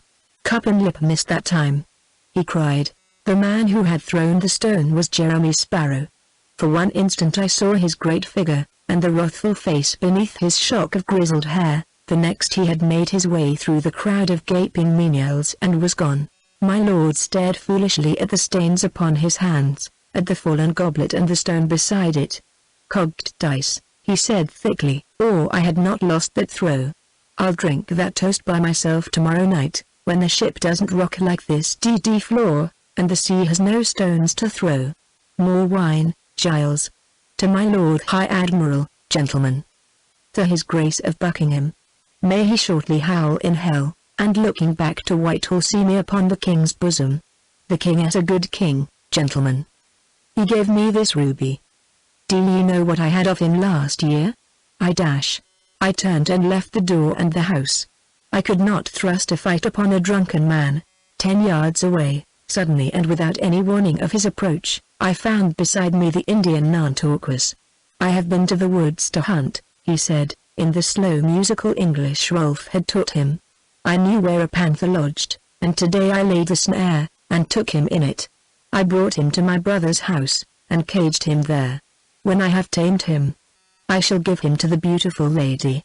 He expected no answer, and I gave him none. There are times when an Indian is the best company in the world. Just before we reached the marketplace we had to pass the mouth of a narrow lane leading down to the river. The night was very dark, though the stars still shone through rifts in the ever-moving clouds. The Indian and I walked rapidly on, my footfalls sounding clear and sharp on the frosty ground. He as noiseless as a shadow. We had reached the further side of the lane, when he put forth an arm and plucked from the blackness a small black figure. In the middle of the square was kept burning a great brazier filled with pitched wood. It was the duty of the watch to keep it flaming from darkness to dawn. We found it freshly heaped with pine, and its red glare lit a goodly circle. The Indian, pinioning the wrists of his captive with his own hand of steel, dragged him with us into this circle of light. "Looking for simples once more, learned doctor?" I demanded. He mowed and jabbered, twisting this way and that in the grasp of the Indian. "Loose him," I said to the latter, "but let him not come too near you." "Why, worthy doctor, in so wild and threatening a night, when fire is burning and wine flowing at the guest house, do you choose to crouch here in the cold and darkness?" He looked at me with his filmy eyes, and that faint smile that had more of menace in it than a panther's snarl. "I laid in wait for you, it is true, noble sir," he said in his thin, dreamy voice, "but it was for your good. I would give you warning, sir." He stood with his mean figure bent cringingly forward, and with his hat in his hand. "A warning, sir," he went tremblingly on. "Maybe a certain one has made me his enemy. Maybe I cut myself loose from his service. Maybe I would do him an ill turn. I can tell you a secret, sir." He lowered his voice and looked around, as if in fear of eavesdroppers. "In your ear, sir," he said. I recoiled. "Stand back," I cried, "or you will cull no more simples this side of hell." "Hell," he answered. "There's no such place. I will not tell my secret aloud. Niccolo the Italian. Niccolo the poisoner. Niccolo the Black Death. I am coming for the soul you sold me. There is a hell." The thundering voice came from underneath our feet. With a sound that was not a groan and not a screech, the Italian reeled back against the heated iron of the brazier. Starting from that fiery contact with an unearthly shriek, he threw up his arms and dashed away into the darkness. The sound of his madly hurrying footsteps came back to us until the guest house had swallowed him and his guilty terrors. "Can the preacher play the devil too?"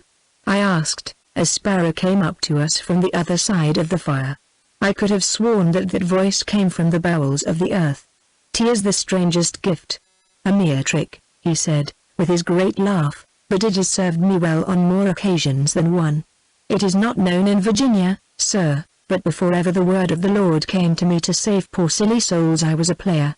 Once I played the king's ghost in Will Shakespeare's Hamlet, and then, I warrant you, I spoke from the cellarage indeed.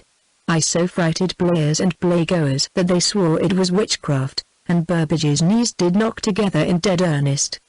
But to the matter in hand. When I had thrown yonder stone, I walked quietly down to the governor's house and looked through the window.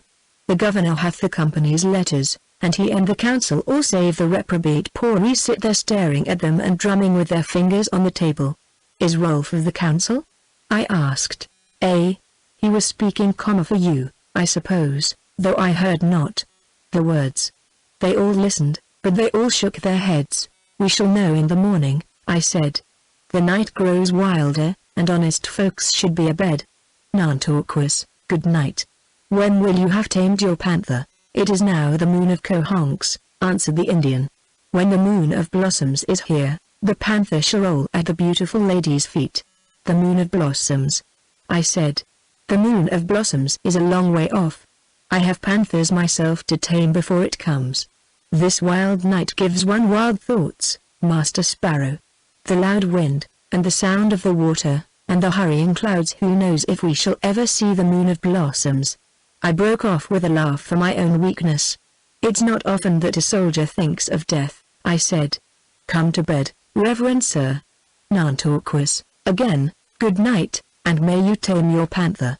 In the great room of the minister's house I paced up and down, now pausing at the window, to look out upon the fast darkening houses of the town, the ever-thickening clouds, and the bending trees, now speaking to my wife, who sat in the chair I had drawn for her before the fire, her hands idle in her lap, her head thrown back against the wood, her face white and still, with wide dark eyes. We waited for we knew not what, but the light still burned in the governor's house, and we could not sleep and leave it there. It grew later and later. The wind howled down the chimney, and I heaped more wood upon the fire. The town lay in darkness now, only in the distance burned like an angry star the light in the governor's house. In the lull between the blasts of wind it was so very still that the sound of my footfalls upon the floor, the dropping of the charred wood upon the hearth, the tapping of the withered vines without the windows, jarred like thunder. Suddenly Madame leaned forward in her chair. "There is someone at the door," she said. As she spoke, the latch rose and someone pushed heavily against the door. I had drawn the bars across. "Who is it?" I demanded, going to it. "It is Dickon, sir," replied a guarded voice outside. "I beg of you, for the lady's sake, to let me speak to you." I opened the door, and he crossed the threshold. I had not seen him since the night he would have played the assassin. I had heard of him as being in Martin's 100, with which plantation and its turbulent commander the debtor and the outlaw often found sanctuary. "What is it, sirrah?" I inquired sternly. He stood with his eyes upon the floor, twirling his cap in his hands. He had looked once at Madame when he entered, but not at me.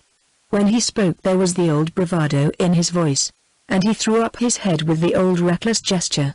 "Though I am no longer your man, sir," he said, "yet I hope that one Christian may warn another. The marshal, with a dozen men at his heels, will be here anon." "How do you know?" "Why, I was in the shadow by the governor's window when the parson played eavesdropper. When he was gone I drew myself up to the ledge, and with my knife made a hole in the shutter that fitted my ear well enough. The governor and the council sat there, with the company's letters spread upon the table. I heard the letters read. Sir George Yeardley's petition to be released from the governorship of Virginia is granted, but he will remain in office until the new governor, Sir Francis Wyatt, can arrive in Virginia. The company is out of favor. The king hath sent Sir Edwin Sandys to the Tower. My Lord Warwick waxeth greater every day. The very life of the company dependeth upon the pleasure of the king, and it may not defy him. You are to be taken into custody within 6 hours of the reading of the letter, to be kept straitly until the sailing of the Santa Teresa, and to be sent home aboard of her in irons. The lady is to go also, with all honor, and with women to attend her. Upon reaching London, you are to be sent to the Tower, the lady to Whitehall. The Court of High Commission will take the matter under consideration at once. My Lord of Southampton writes that, because of the urgent entreaty of Sir George Yeardley, he will do for you all that lieth in his power, but that if you prove not yourself conformable, there will be little that any can do. When will the Marshal be here? I demanded. Directly. The Governor was sending for him when I left the window. Master Rolfe spoke vehemently for you, and would have left the council to come to you, but the Governor, swearing that the company should not be betrayed by its officers, constrained him to remain. I'm not the company's officer, so I may tell its orders if I please. A masterless man may speak without fear or favor.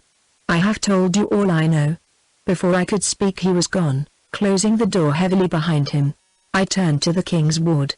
She had risen from the chair, and now stood in the center of the room, one hand at her bosom, the other clenched at her side, her head thrown up. She looked as she had looked at Weyanoke, that first night. "Madame," I said under my breath. She turned her face upon me. "Did you think," she asked in a low, even voice, "did you think that I would ever set my foot upon that ship, that ship on the river there? One ship brought me here upon a shameful errand, another shall not take me upon one more shameful still." She took her hand from her bosom. In it gleamed in the firelight the small dagger I had given her that night. She laid it on the table, but kept her hand upon it. "You will choose for me, sir," she declared. I went to the door and looked out. "It is a wild night," I said. "I can suit it with as wild an enterprise. Make a bundle of your warmest clothing, madame, and wrap your mantle about you. Will you take Angela?" "No," she answered. "I will not have her peril too upon me." As she stood there, her hand no longer upon the dagger, the large tears welled into her eyes and fell slowly over her white cheeks. "It is for mine honor, sir," she said. "I know that I ask your death." I could not bear to see her weep, and so I spoke roughly. "I have told you before," I said, "that your honor is my honor. Do you think I would sleep tomorrow night, in the hold of the Santa Teresa, knowing that my wife supped with my lord, Colonel?" I crossed the room to take my pistols from the rack. As I passed her she caught my hand in hers, and bending pressed her lips upon it. "You have been very good to me," she murmured. "Do not think me an ingrate." 5 minutes later she came from her own room, hooded and mantled, and with a packet of clothing in her hand. I extinguished the torches, then opened the door. As we crossed the threshold, we paused as by one impulse and looked back into the firelit warmth of the room. Then I closed the door softly behind us, and we went out into the night. Chapter 19, in which we have unexpected company. He wind, which had heretofore come in fierce blasts, was now steadying to a gale. What with the flying of the heaped clouds, the slanting, groaning pines, and the rushing of the river, the whole earth seemed a fugitive, fleeing breathless to the sea. From across the neck of land came the long-drawn howl of wolves, and in the wood beyond the church a catamount screamed and screamed. The town before us lay as dark and as still as the grave. From the garden where we were we could not see the governor's house. "I will carry Madame's bundle," said a voice behind us. It was the minister who had spoken, and he now stood beside us. There was a moment's silence, then I said, with a laugh, "We are not going upon a summer jaunt, friend Sparrow. There is a warm fire in the great room, to which your reverence had best betake yourself out of this windy night." As he made no movement to depart, but instead possessed himself of Mistress Percy's bundle, I spoke again, with some impatience. "We are no longer of your fold, reverend sir, but are bound for another parish. We give you hearty thanks for your hospitality, and wish you a very good night." As I spoke I would have taken the bundle from him, but he tucked it under his arm, and, passing us, opened the garden gate. "Did I forget to tell you," he said, "that worthy Master Buck is well of the fever, and returns to his own tomorrow? His house and church are no longer mine. I have no charge anywhere. I am free and footloose. "May I not go with you, madam? There may be dragons to slay, and two can guard a distressed princess better than one. Will you take me for your squire, Captain Percy?" He held out his great hand, and after a moment I put my own in it. We left the garden and struck into a lane. "The river, then, instead of the forest?" he asked in a low voice. "I answered. "Of the two evils it seems the lesser. How about a boat? My own is fastened to the piles at the old deserted wharf. You have with you neither food nor water. Both are in the boat. I have kept her victualled for a week or more." He laughed in the darkness, and I heard my wife beside me utter a stifled exclamation. The lane that we were now in ran parallel to the street within 50 yards of the guest house, when it bent sharply down to the river. We moved silently and with caution, for some night bird might accost us or the watch come upon us. In the guest house all was darkness save one room, the upper room, from which came a very pale light. When we had turned with the lane there were no houses to pass, only gaunt pines and copses of sumac. I took my wife by the hand and hurried her on. 100 yards before us ran the river, dark and turbulent, and between us and it rose an old, unsafe, and abandoned landing. Sparrow laid his hand upon my arm. "Footsteps behind us," he whispered. Without slackening pace I turned my head and looked. The clouds, high around the horizon, were thinning overhead, and the moon, herself invisible, yet lightened the darkness below. The sandy lane stretched behind us like a ribbon of twilight, nothing to be seen but it and the ebony mass of bush and tree lining it on either side. We hastened on. A minute later and we heard behind us a sound like the winding of a small horn, clear, shrill, and sweet. Sparrow and I wheeled and saw nothing. The trees ran down to the very edge of the wharf, upon whose rotten, loosened, and noisy boards we now trod. Suddenly the clouds above us broke, and the moon shone forth, whitening the mountainous clouds, the ridged and angry river, and the low, tree-fringed shore. Below us, fastened to the piles and rocking with the waves, was the open boat in which we were to embark. A few broken steps led from the boards above to the water below. Descending these I sprang into the boat and held out my arms for Mistress Percy. Sparrow gave her to me, and I lifted her down beside me, then turned to give what aid I might to the minister, who was halfway down the steps and faced my Lord Colonel. What devil had led him forth on such a night? Why he, whom with my own eyes, 3 hours agone, I had seen drunken, should have chosen, after his carouse, cold air and his own company rather than sleep, when and where he first spied us. How long he had followed us, I have never known. Perhaps he could not sleep for triumph, had heard of my impending arrest, had come forth to add to the bitterness of my cup by his presence, and so had happened upon us. He could only have guessed at those he followed, until he reached the edge of the wharf and looked down upon us in the moonlight.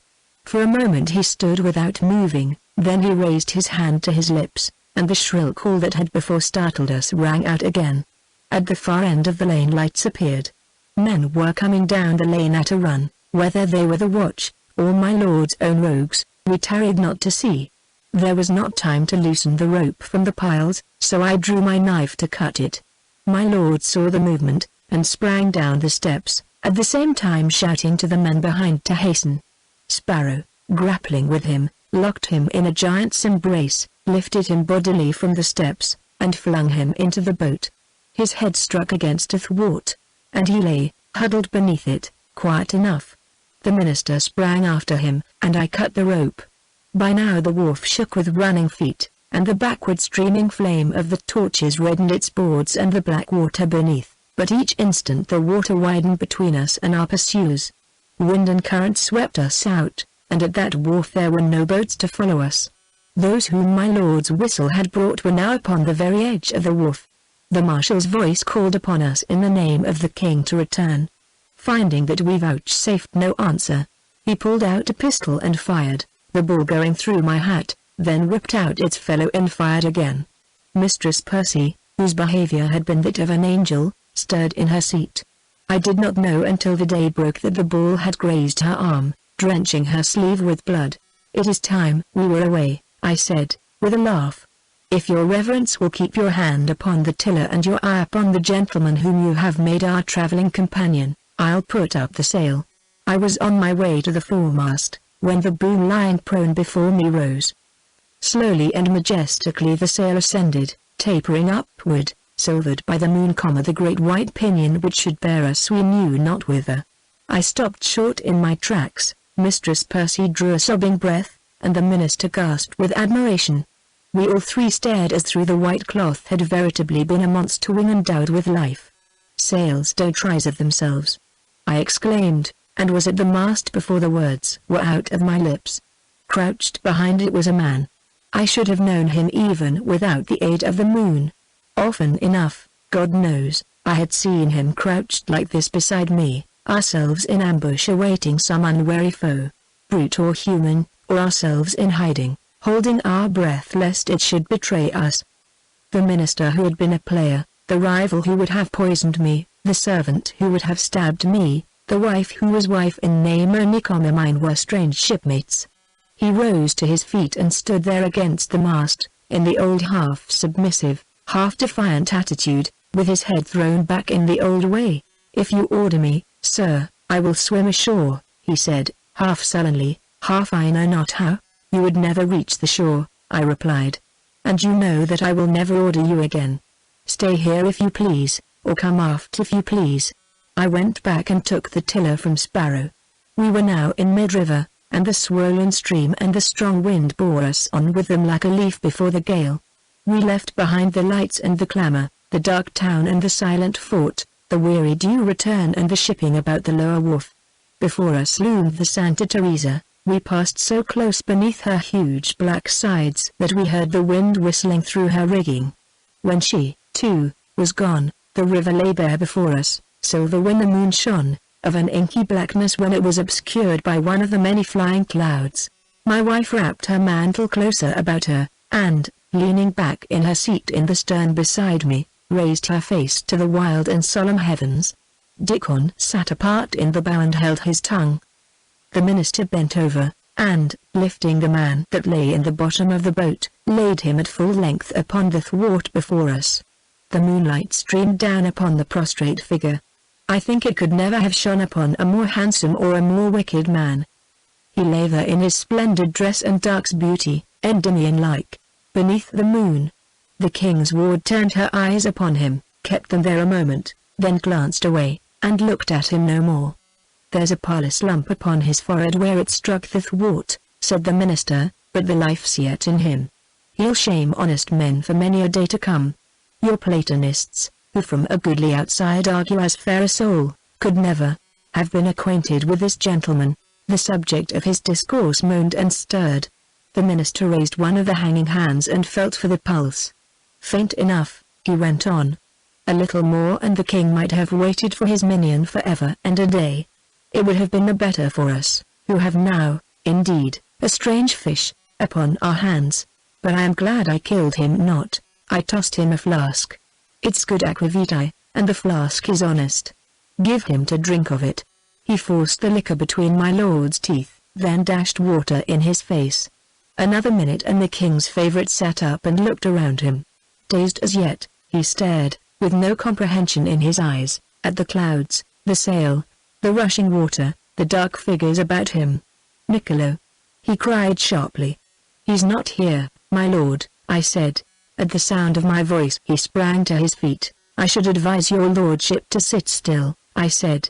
"The wind is very boisterous, and we are not under bare poles. If you exert yourself, you may capsize the boat." He sat down mechanically, and put his hand to his forehead. I watched him curiously. It was the strangest trick that fortune had played him. His hand dropped at last, and he straightened himself, with a long breath. "Who threw me into the boat?" he demanded. "The honor was mine," declared the minister. The king's minion lacked not the courage of the body, nor, when passionate action had brought him naught, a certain reserve force of philosophy. He now did the best thing he could have done, burst into the roar of laughter. "Zooks!" he cried. "It's as good a comedy as ever I saw. How's the play to end, Captain?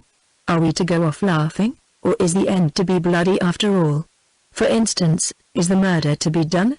He looked at me boldly, one hand on his hip, the other twirling his moustaches. "We are not all murderers, my lord," I told him. For the present you are in no danger other than that which is common to us all." He looked at the clouds piling behind us, thicker and thicker, higher and higher, at the bending mast, at the black water swirling now and again over the gunwales. "It's enough," he muttered. I beckoned to Dickon, and putting the tiller into his hands went forward to reef the sail. When it was done and I was back in my place, my lord spoke again. "Where are we going, Captain?" "I don't know. If you leave that sail up much longer, you will land us at the bottom of the river." "There are worse places," I replied. He left his seat, and moved, though with caution, to one nearer Mistress Percy. "A cold and storm and peril sweeter to you, lady, than warmth and safety, and a love that would guard you from, not run you into, danger?" he said in a whisper. "Do you not wish this boat the Santa Teresa, these rude boards the velvet cushions of her state cabin, this darkness her many lights, this cold her warmth, with the night shut out and love shut in?" His audacity, if it angered me, yet made me laugh. Not so with the king's ward. She shrank from him until she pressed against the tiller. Our flight, the pursuing feet, the struggle at the wharf, her wounded arm of which she had not told, the terror of the white sail rising as if by magic, the vision of the man she hated lying as one dead before her in the moonlight, the cold, the hurry of the night. Small wonder if her spirit failed her for some time. I felt her hand touch mine where it rested upon the tiller. "Captain Percy," she murmured, with a little sobbing breath. I leaned across the tiller and addressed the favorite. "My lord," I said, "courtesy to prisoners is one thing, and freedom from restraint and license of tongue is another. Here at the stern the boat is somewhat heavily freighted. Your lordship will oblige me if you will go forward where there is room enough and to spare." His black brows drew together. "And what if I refuse, sir?" he demanded haughtily. "I have rope here," I answered, "and to aid me the gentleman who once before tonight, and in despite of your struggles, lifted you in his arms like an infant. We will tie you hand and foot, and lay you in the bottom of the boat. If you make too much trouble, there is always the river. My lord, you are not now at Whitehall. You are with desperate men, outlaws who have no king, and so fear no king's minions. Will you go free, or will you go bound? Go you shall, one way or the other." He looked at me with rage and hatred in his face. Then, with a laugh that was not good to hear and a shrug of the shoulders, he went forward to bear Dickon company in the bow. Chapter 20, in which we are in desperate case. "God walketh upon the sea as he walketh upon the land," said the minister. "The sea is his and we are his. He will do what it liketh him with his own." As he spoke he looked with a steadfast soul into the black hollow of the wave that combed above us, threatening destruction. The wave broke, and the boat still lived. Borne high up on the shoulder of the next rolling hill, we looked north, south, east, and west, and saw only a waste of livid, ever-forming, ever-breaking waves, a grey sky streaked with darker grey shifting vapor, and a horizon impenetrably veiled. Where we were in the great bay, in what direction we were being driven, how near we might be to the open sea or to some fatal shore, we knew not. What we did know was that both masts were gone, that we must bail the boat without ceasing if we would keep it from swamping, that the wind was doing an apparently impossible thing and rising higher and higher, and that the waves which buffeted us from one to the other were hourly swelling to a more monstrous bulk. We had come into the wider waters at dawn, and still under canvas.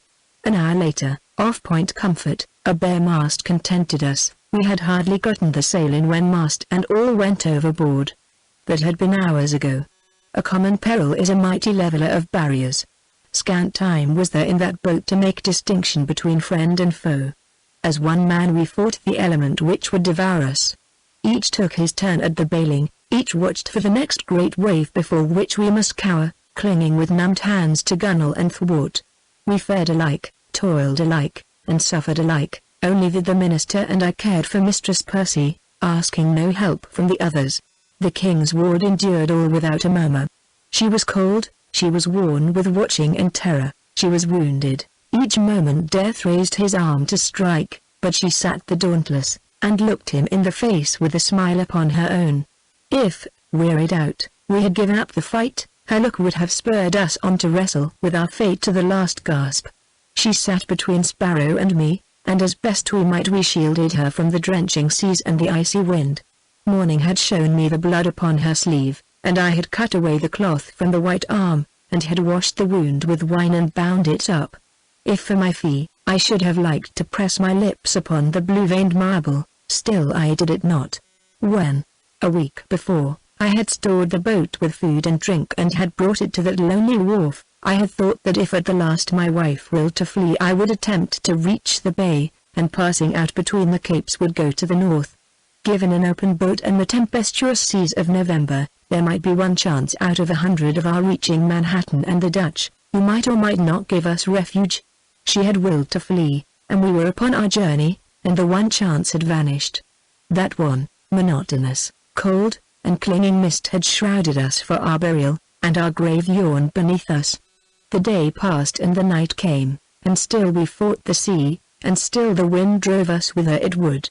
The night passed and the second morning came, and found us yet alive. My wife lay now at my feet, her head pillowed upon the bundle she had brought from the minister's house. Too weak for speech, waiting in pain and cold and terror for death to bring her warmth and life. The knightly spirit yet lived in her eyes, and she smiled when I bent over her with wine to moisten her lips.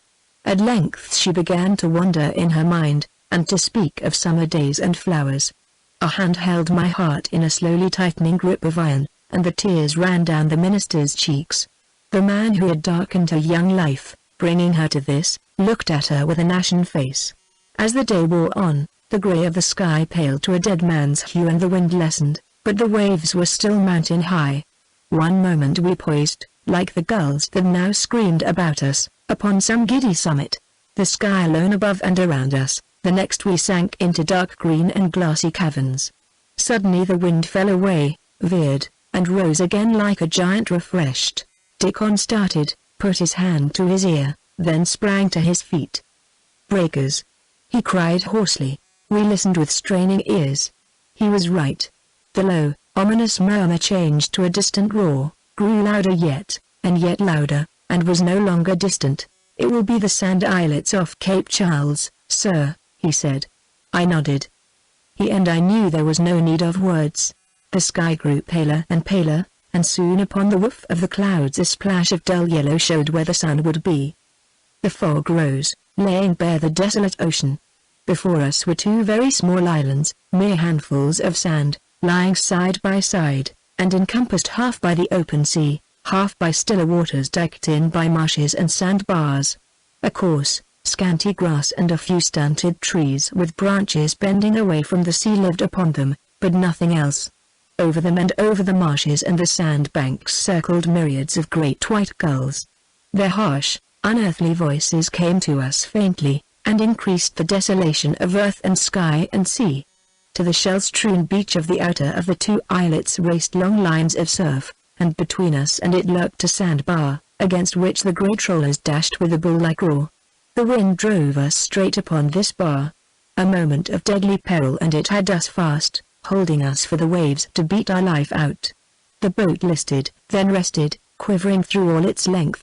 The waves pounded against its side, each watery battering ram dissolving in foam and spray but to give place to another, and yet it held together, and yet we lived. How long it would hold we could not tell, we only knew it could not be for long. The inclination of the boat was not so great but that, with caution, we might move about. There were on board rope and an axe. With the latter I cut away the thwarts and the decking in the bow, and Dickon and I made a small raft. When it was finished, I lifted my wife in my arms and laid her upon it and lashed her to it with the rope. She smiled like a child, then closed her eyes. "I have gathered primroses until I am tired," she said. "I will sleep here a little in the sunshine, and when I awake I will make you a cowslip ball." Time passed, and the groaning, trembling timbers still held together. The wind fell, the sky became blue, and the sun shone. Another while, and the waves were less mountainous and beat less furiously against the boat. Hope brightened before us. To strong swimmers the distance to the islet was trifling. If the boat would but last until the sea subsided, we might gain the beach. What we would do upon that barren spot, where was neither man nor brute, food nor water, was a thing that we had not the time to consider. It was land that we craved. Another hour, and the sea still fell. Another, and a wave struck the boat with force. "The sea is coming in," cried the minister. "I answered. "She will go to pieces now." The minister rose to his feet. "I am no mariner," he said, "but once in the water I can swim you like any fish. There have been times when I have reproached the Lord for that he cased a poor silly humble preacher like me with the strength and seeming of some might man of old. And there have been times when I have thanked him for that strength. I thank him now. Captain Percy, if you will trust the lady to me, I will take her safely to that shore." I raised my head from the figure over which I was bending, and looked first at the still tumultuous sea, and then at the gigantic frame of the minister. When we had made that frail raft no swimmer could have lived in that shock of waves. Now there was a chance for all, and for the minister, with his great strength, the greatest I have ever seen in any man, a double chance. I took her from the raft and gave her into his arms. A minute later the boat went to pieces. Side by side Sparrow and I buffeted the sea. He held the king's ward in one arm, and he bore her safely over the huge swells and through the onslaught of the breaking waves. I could thank God for his strength, and trust her to it. For the other three of us, we were all strong swimmers, and though bruised and beat about, we held our own. Each wave, overcome, left us nearer the islet. A little while and our feet touched bottom. A short struggle with the tremendous surf and we were out of the maw of the sea, but out upon a desolate islet, a mere hand's breadth of sand and shell in a lonely ocean, some 3 leagues from the mainland of Accomac, and upon it neither food nor water. We had the clothes upon our backs, and my lord and I had kept our swords. I had a knife, and Dickon too was probably armed. The flint and steel and tinder box within my pouch made up our store. The minister laid the woman whom he carried upon the pebbles, fell upon his knees, and lifted his rugged face to heaven. I too knelt, and with my hand upon her heart said my own prayer in my own way. My lord stood with unbent head, his eyes upon that still white face, but Dickon turned abruptly and strode off to a low ridge of sand, from the top of which one might survey the entire island. In 2 minutes he was back again. "There's plenty of driftwood further up the beach," he announced, "and a mort of dried seaweed. At least we needn't freeze." The great bonfire that we made roared and crackled, sending out a most cheerful heat and light. Under that genial breath the color came slowly back to Madame's cheek and lip, and her heart beat more strongly. Presently she turned under my hand, and with a sigh pillowed her head upon her arm and went to sleep in that blessed warmth like a little child. We who had no mind for sleep sat there beside the fire and watched the sun sink behind the low black line of the mainland, now plainly visible in the cleared air. It dyed the waves blood red, and shot out one long ray to crimson a single floating cloud, no larger than a man's hand, high in the blue. Sea birds, a countless multitude, went to and fro with harsh cries from island to marsh, and marsh to island. The marshes were still green, they lay, a half-moon of fantastic shapes, each parted from the other by pink water. Beyond them was the inlet dividing us from the mainland, and that inlet was 3 leagues in width. We turned and looked seaward. Naught but leaping waves white-capped to the horizon. We touched here the time we went against the French at Port Royal and Street Croix, I said. We had heard a rumor that the Bermuda pirates had hidden gold here. Argyle and I went over every foot of it, and found no water? Questioned the minister. And found no water. The light died from the west and from the sea beneath, and the night fell. When with the darkness the seafowl ceased their clamor, a dreadful silence suddenly enfolded us. The rush of the surf made no difference. The ear heard it, but to the mind there was no sound. The sky was thick with stars, every moment one shot, and the trail of white fire it left behind melted into the night silently like snowflakes. There was no wind. The moon rose out of the sea, and lent the sandy isle her own pallor. Here and there, back amongst the dunes, the branches of a low and leafless tree writhed upward like dark fingers thrust from out the spectral earth. The ocean, quiet now, dreamed beneath the moon and cared not for the 5 lives it had cast upon that span of sand. We piled driftwood and tangles of seaweed upon our fire, and it flamed and roared and broke the silence. Dickon, going to the landward side of the islet, found some oysters, which we roasted and ate, but we had nor wine nor water with which to wash them down. "At least there are here no foes to fear," quoth my lord. "We may all sleep tonight, and soaks. We shall need it." He spoke frankly, with an open face. "I will take one watch, if you will take the other," I said to the minister. He nodded. "I will watch until midnight." It was long past that time when he roused me from where I lay at Mistress Percy's feet. "I should have relieved you long ago," I told him. He smiled. The moon, now high in the heavens, shone upon and softened his rugged features. I thought I had never seen a face so filled with tenderness and hope and a sort of patient power. "I have been with God," he said simply. "The starry skies and the great ocean and the little shells beneath my hand, how wonderful are thy works, O Lord!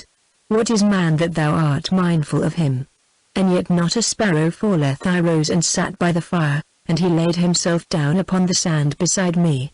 "Master Sparrow," I asked, "have you ever suffered thirst?" "No," he answered. We spoke in low tones, lest we should wake her. Dickon and my lord, upon the other side of the fire, were sleeping heavily. "I have," I said.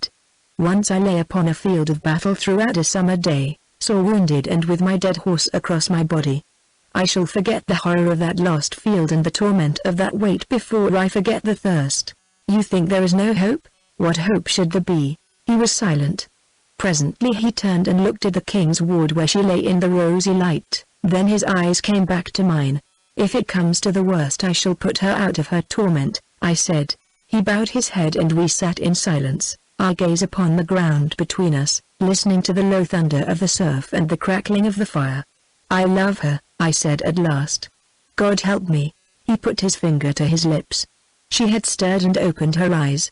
I knelt beside her, and asked her how she did and if she wanted aught. "It is warm," she said wonderingly. "You are no longer in the boat," I told her. "You are safe upon the land. You have been sleeping here by the fire that we kindled." An exquisite smile just lit her face, and her eyelids drooped again. "I am so tired," she said drowsily, "that I will sleep a little longer. Will you bring me some water, Captain Percy? I am very thirsty." After a moment I said gently, "I will go get it, madame." She made no answer, she was already asleep. Nor did Sparrow and I speak again. He laid himself down with his face to the ocean, and I sat with my head in my hands, and thought, to no purpose. Chapter 21, in which a grave is digged. And the stars had gone out and the moon begun to pale. I raised my face from my hands. Only a few glowing embers remained of the fire, and the driftwood that we had collected was exhausted. I thought that I would gather more, and build up the fire against the time when the others should awake. The driftwood lay in greatest quantity some distance up the beach, against a low ridge of sand dunes. Beyond these the islet tapered off to a long grey point of sand and shell. Walking toward this point in the first pale light of dawn, I chanced to raise my eyes, and beheld riding at anchor beyond the spit of sand a ship. I stopped short and rubbed my eyes. She lay there on the sleeping ocean like a dream ship, her masts and rigging black against the pallid sky, the mist that rested upon the sea enfolding half her hull. She might have been of 300 tons burthen. She was black and two-decked, and very high at poop and forecastle, and she was heavily armed. My eyes travelled from the ship to the shore, and the dragged up on the point, the oars within it, was a boat. At the head of the beach, beyond the line of shell and weed, the sand lay piled in heaps. With these friendly hillocks between me and the sea, I crept on as silently as I might, until I reached a point just above the boat. Here I first heard voices. I went a little further, then knelt, and, parting the long coarse grass that filled the hollow between two hillocks, looked out upon two men who were digging a grave. They dug in a furious hurry, throwing the sand to left and right, and cursing as they dug. They were powerful men, of a most villainous cast of countenance, and dressed very oddly. One with a shirt of coarsest dowlas, and a filthy rag tying up a broken head, yet wore velvet breeches, and wiped the sweat from his face with a rawed handkerchief. The other topped a suit of shreds and patches with a fine bushy ruff, and swung from one ragged shoulder a cloak of grogram lined with taffeta. On the ground, to one side of them, lay something long and wrapped in white. As they dug and cursed, the light strengthened. The east changed from grey to pale rose, from rose to a splendid crimson shot with gold. The mist lifted and the sea burned red. Two boats were lowered from the ship, and came swiftly toward the point. "Here they are at last," growled the gravedigger with the broken head and velvet breeches. "They've taken their time," snarled his companion, "and us two here on this DD island with a dead man a whole ghost's hour. Boarding a ship's nothing, but to dig a grave on the land before cockcrow, with the man you're to put in it looking at you. Why couldn't he be buried at sea, decent and respectable, like other folk?" "It was his will, that's all I know," said the first, "just as it was his will, when he found he was a dying man, to come booming away from the gold seas up here to a land where there isn't no gold, and never will be. Belike he thought he'd find waiting for him at the bottom of the sea, all along from the Lucas to Cartagena, the May he sent there afore he died. And Captain Paradise, he says he, it's still crossing a dead man. We'll obey him this once more. Captain Paradise!" cried he of the ruff. "Who made him captain? ? Curse him." His fellow straightened himself with a jerk. "Who made him captain? The ship will make him captain. Who else should be captain?" Red Gill, exclaimed the other. "I'd rather have their Spaniard. The Spaniard would do well enough, if the rest of us weren't English.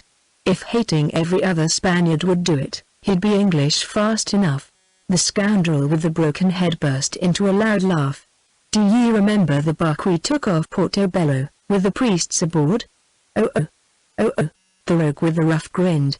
"I reckon the padres remember it, and find hell easy lying. This hole's deep enough, I'm thinking." They both clambered out, and one squatted at the head of the grave and mopped his face with his delicate handkerchief, while the other swung his fine cloak with an air and dug his bare toes in the sand.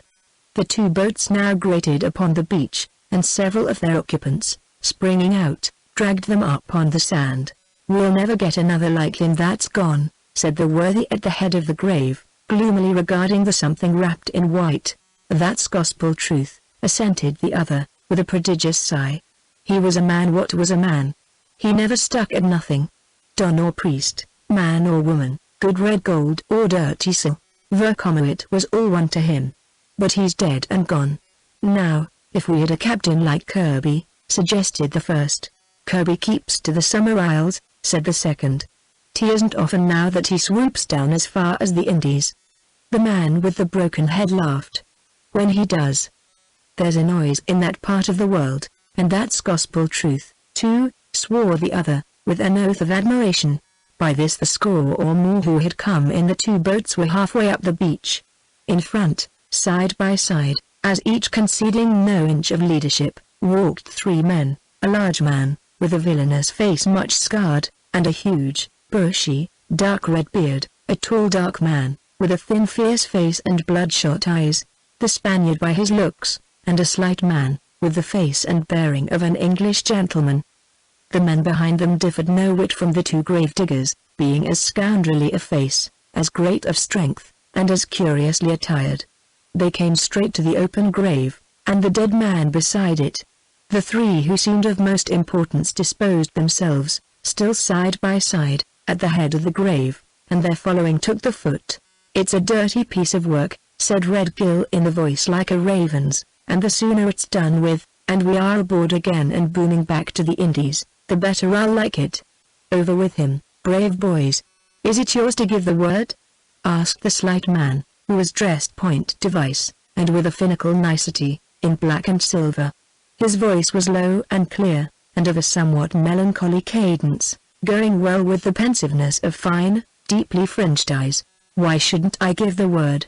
growled the personage addressed, adding with an oath, "I've as good a right to give it as any man, maybe a better right." "That would be scanned," said he of the pensive eyes. "Gentlemen, we have here the pick of the ship. For the captain that these choose, those on board will throw up their caps. Let us bury the dead, and then let choice be made of one of us three, each of whom has claims that might be put forward." He broke off and picking up a delicate shell began to study its pearly spirals with a tender, thoughtful, half pleased, half melancholy countenance.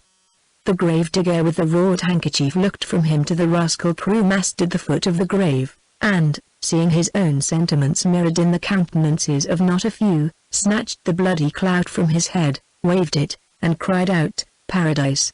Whereupon arose a great confusion.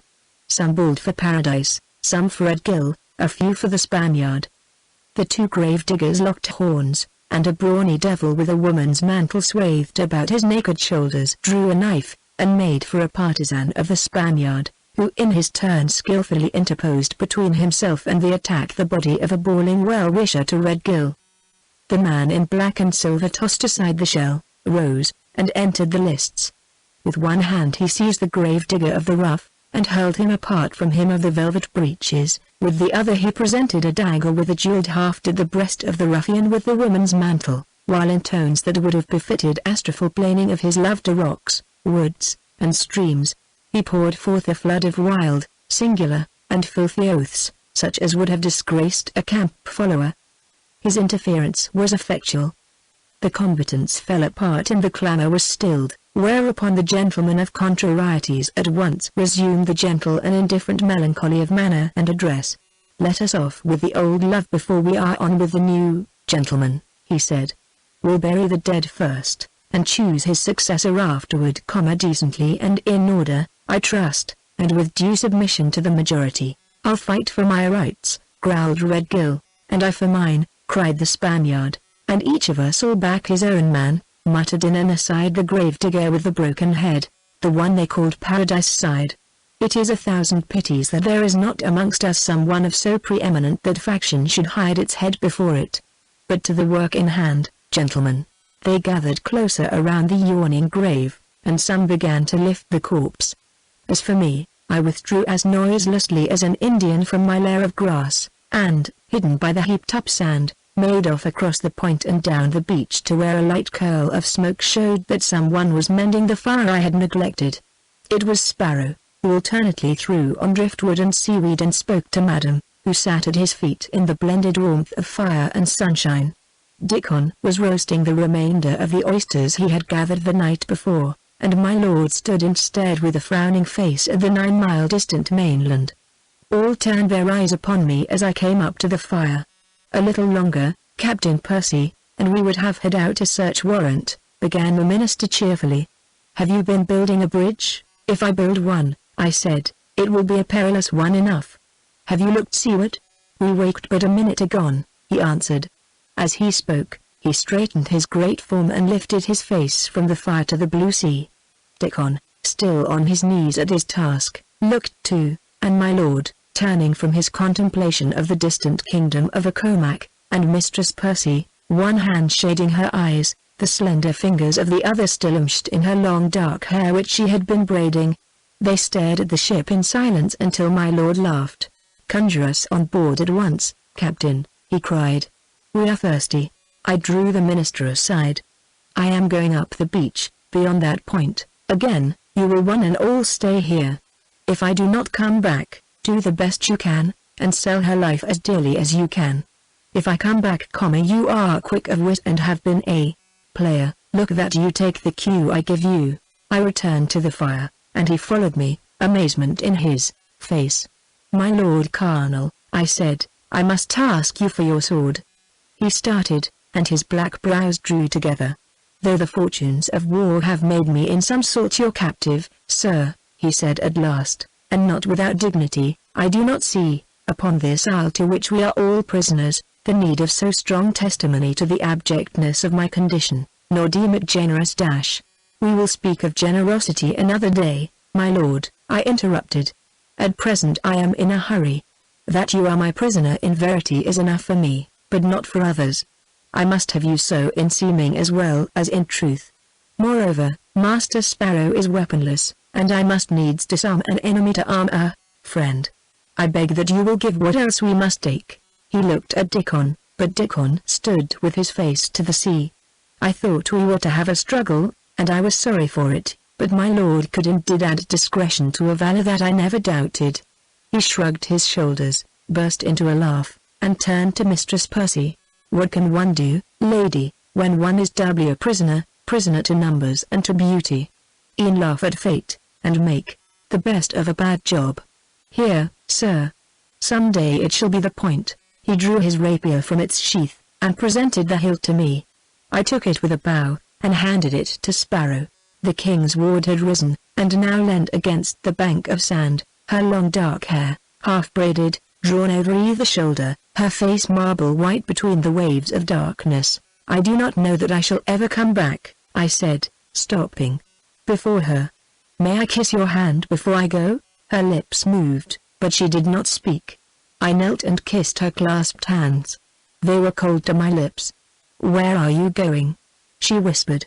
Into what danger are you going? I take me with you. I rose, with a laugh at my own folly that could have rested brow and lips on those hands, and let the world wag. Another time, I said. Rest in the sunshine now, and think that all is well. All will be well, I trust. A few minutes later saw me almost upon the party gathered about the grave. The grave had received that which it was to hold until the crack of doom, and was now being rapidly filled with sand.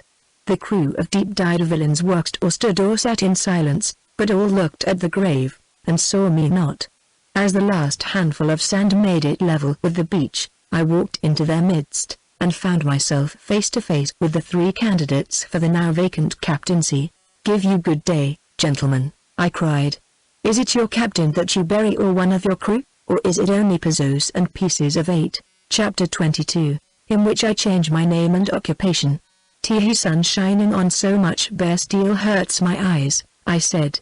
Put up, gentlemen, put up. Cannot one rover attend the funeral of another without all this crowding and display of cutlery? If you will take the trouble to look around you, you will see that I have brought to the obsequies only myself. One by one cutlass and sword were lowered, and those who had drawn them, falling somewhat back, spat and swore and laughed. The man in black and silver only smiled gently and sadly. Did you drop from the blue? He asked. Or did you come up from the sea? I came out of it, I said. My ship went down in the storm yesterday. Your little cockboat yonder was more fortunate.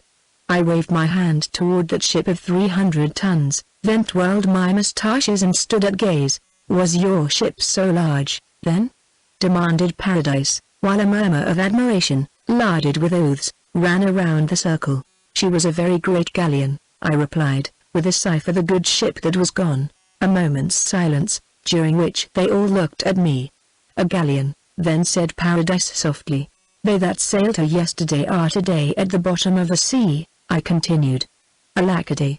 So are 100,000 pesos of gold, 3,000 bars of silver, 10 frails of pearls, jewels uncounted, cloth of gold and cloth of silver. She was a very rich prize. The circle sucked in their breath. All at the bottom of the sea? Queried Redgill, with gloating eyes fixed upon the smiling water. Not one peso left, not one little pearl? I shook my head and heaved a prodigious sigh. The treasure is gone, I said, and the men with whom I took it are gone. I am a captain with neither ship nor crew. I take you, my friends, for a ship and crew without a captain. The inference is obvious. The ring gaped with wonder, then strange oaths arose. Redgill broke into a bellow of angry laughter, while the Spaniard glared like a catamount about to spring. So you would be a captain? Said Paradise, picking up another shell, and poising it upon a hand as fine and small as a woman's. Faith, you might go farther and fare worse, I answered, and began to hum a tune. When I had finished it, I am Kirby, I said, and waited to see if that shot should go wide or through the hull. For 2 minutes the dash of the surf and the cries of the wheeling sea-fowl made the only sound in that part of the world. Then from those half-clad rapscallions arose a shout of Kirby. A shout in which the 3 leaders did not join. That one who looked a gentleman rose from the sand and made me a low bow. Well met, noble captain, he cried in those his honey tones. You will doubtless remember me who was with you that time at Maracaibo when you sunk the galleasses. 5 years have passed since then, and yet I see you 10 years, younger and 3 inches taller. I touched once at the Lucas, and found the spring de Leon sought, I said. Sure the waters have a marvelous effect, and if they give not eternal youth at least renew that which we have lost. Truly potent aquavitae, he remarked, still with thoughtful melancholy. I see that it hath changed your eyes from black to grey. It hath that peculiar virtue, I said, that it can make black seem white. The man with the woman's mantle drawn about him now thrust himself from the rear to the front rank. That's not Kirby, he bawled. He's no more Kirby than I am Kirby. Didn't I sail with Kirby from the Summer Isles to Cartagena and back again? He's a cheat, and I am going to cut his heart out." He was making at me with a long knife, when I whipped out my rapier. "Am I not Kirby, you dog?" I cried, and ran him through the shoulder. He dropped, and his fellows surged forward with a yell. "Yet a little patience, my masters," said Paradise in a raised voice and with genuine amusement in his eyes. "It is true that that Kirby with whom I and our friend there on the ground sailed was somewhat short and as swart as a raven, besides having a cut across his face that had taken away a part of his lip and the top of his ear, and that this gentleman who announces himself as Kirby hath none of Kirby's marks. But we are fair and generous and open to conviction. He'll have to convince my cutlass." Lord Redgill, I turned upon him. "If I do convince it, what then?" I demanded. "If I convince your sword, you of Spain, and yours, sir, black and silver?" The Spaniard stared. "I was the best sword in Lima," he said, stiffly. "I and my Toledo will not change our minds. Let him try to convince Paradise, he's got no reputation as a swordsman," cried out the gravedigger with the broken head. A roar of laughter followed this suggestion, and I gathered from it and from the oaths and allusions to this or that time and place that Paradise was not without reputation. I turned to him. "If I fight you three, one by one, and win, am I Kirby?" He regarded the shell with which he was toying with a thoughtful smile, held it up that the light might strike through its rose and pearl, then crushed it to dust between his fingers. He said with an oath. "If you win against the cutlass of Redgill, the best blade of Lima, and the sword of Paradise, you may call yourself the devil an you please, and we will all subscribe to it." I lifted my hand. "I am to have fair play?" As one man that crew of desperate villains swore that the odds should be only 3-1. By this the whole matter had presented itself to them as an entertainment more diverting than bullfight or bear baiting. They that follow the sea, whether honest men or black-hearted knaves, have in their composition a certain childlikeness that makes them easily turned, easily led, and easily pleased. The wind of their passion shifts quickly from point to point, one moment blowing a hurricane, the next sinking to a happy-go-lucky summer breeze. I have seen a little thing convert a crew on the point of mutiny into a set of rollicking, good-natured souls who until the wind veered again would not hurt a fly. So with these. They spread themselves into a circle, squatting or kneeling or standing upon the white sand in the bright sunshine, their sinewy hands that should have been ingrained red clasped over their knees, or, arms akimbo, resting upon their hips, on their scoundrel faces a broad smile, and in their eyes that had looked on nameless horrors a pleasurable expectation as of spectators in a playhouse awaiting the entrance of the players. "There is really no good reason why we should gratify your whim," said Paradise, still amused. "But it will serve to pass their time. We will fight you, one by one, and if I win," he laughed, "then, on the honor of a gentleman, you are Kirby and our captain. If you lose, we will leave you where you stand for the gulls to bury." "A bargain," I said, and drew my sword. "I first." "Lord Redgill." "God's wounds. There will need no second." As he spoke he swung his cutlass and made an arc of blue flame. The weapon became in his hands a flail, terrible to look upon, making lightnings and whistling in the air, but in reality not so deadly as it seemed. The fury of his onslaught would have beaten down the guard of any mere swordsman, but that I was not. A man, knowing his weakness and insufficiency in many and many a thing, may yet know his strength in one or two and his modesty take no hurt. I was ever master of my sword, and it did the thing I would have it do. Moreover, as I fought I saw her as I had last seen her, standing against the bank of sand, her dark hair, half braided, drawn over her bosom and hanging to her knees. Her eyes haunted me, and my lips yet felt the touch of her hand. I fought well, how well the lapsing of oaths and laughter into breathless silence bore witness. The ruffian against whom I was pitted began to draw his breath in gasps. He was a scoundrel not fit to die, less fit to live, unworthy of a gentleman's steel. I presently ran him through with as little compunction and as great a desire to be quit of a dirty job as if he had been a mad dog. He fell, and a little later, while I was engaged with the Spaniard, his soul went to that hell which had long gaped for it. To those his companions his death was as slight a thing as would theirs have been to him. In the eyes of the two remaining would-be leaders he was a stumbling block removed, and to the squatting, open-mouthed commonality his taking off weighed not a feather against the solid entertainment I was affording them. I was now a better man than Redgill, that was all. The Spaniard was a more formidable antagonist. The best blade of Lima was by no means to be despised, but Lima is a small place, and its blades can be numbered. The sword that for 3 years had been counted the best in all the Low Countries was its better. But I fought fasting and for the second time that morning, so maybe the odds were not so great. I wounded him slightly, and presently succeeded in disarming him. "Am I Kirby?" I demanded, with my point at his breast. "Kirby, of course, senor," he answered with a sour smile, his eyes upon the gleaming blade. I lowered my point and we bowed to each other, after which he sat down upon the sand and applied himself to stanching the bleeding from his wound. The pirate ring gave him no attention, but stared at me instead. I was now a better man than the Spaniard. The man in black and silver rose and removed his doublet, folding it very carefully, inside out, that the sand might not injure the velvet, then drew his rapier, looked at it lovingly, made it bend until point and hilt well nigh met, and faced me with a bow. "You have fought twice, and must be weary," he said. "Will you not take breath before we engage, or will your long rest afterwards suffice you?" "I will rest aboard my ship," I made reply. "And as I am in a hurry to be gone, we won't delay." Our blades had no sooner crossed than I knew that in this last encounter I should need every whit of my skill, all my wit, audacity, and strength. I had met my equal, and he came to it fresh and I jaded. I clenched my teeth and prayed with all my heart. I set her face before me, and thought if I should fail her to what ghastly fate she might come, and I fought as I had never fought before. The sound of the surf became a roar in my ears, the sunshine an intolerable blaze of light. The blue above and around seemed suddenly beneath my feet as well. We were fighting high in the air, and had fought thus for ages.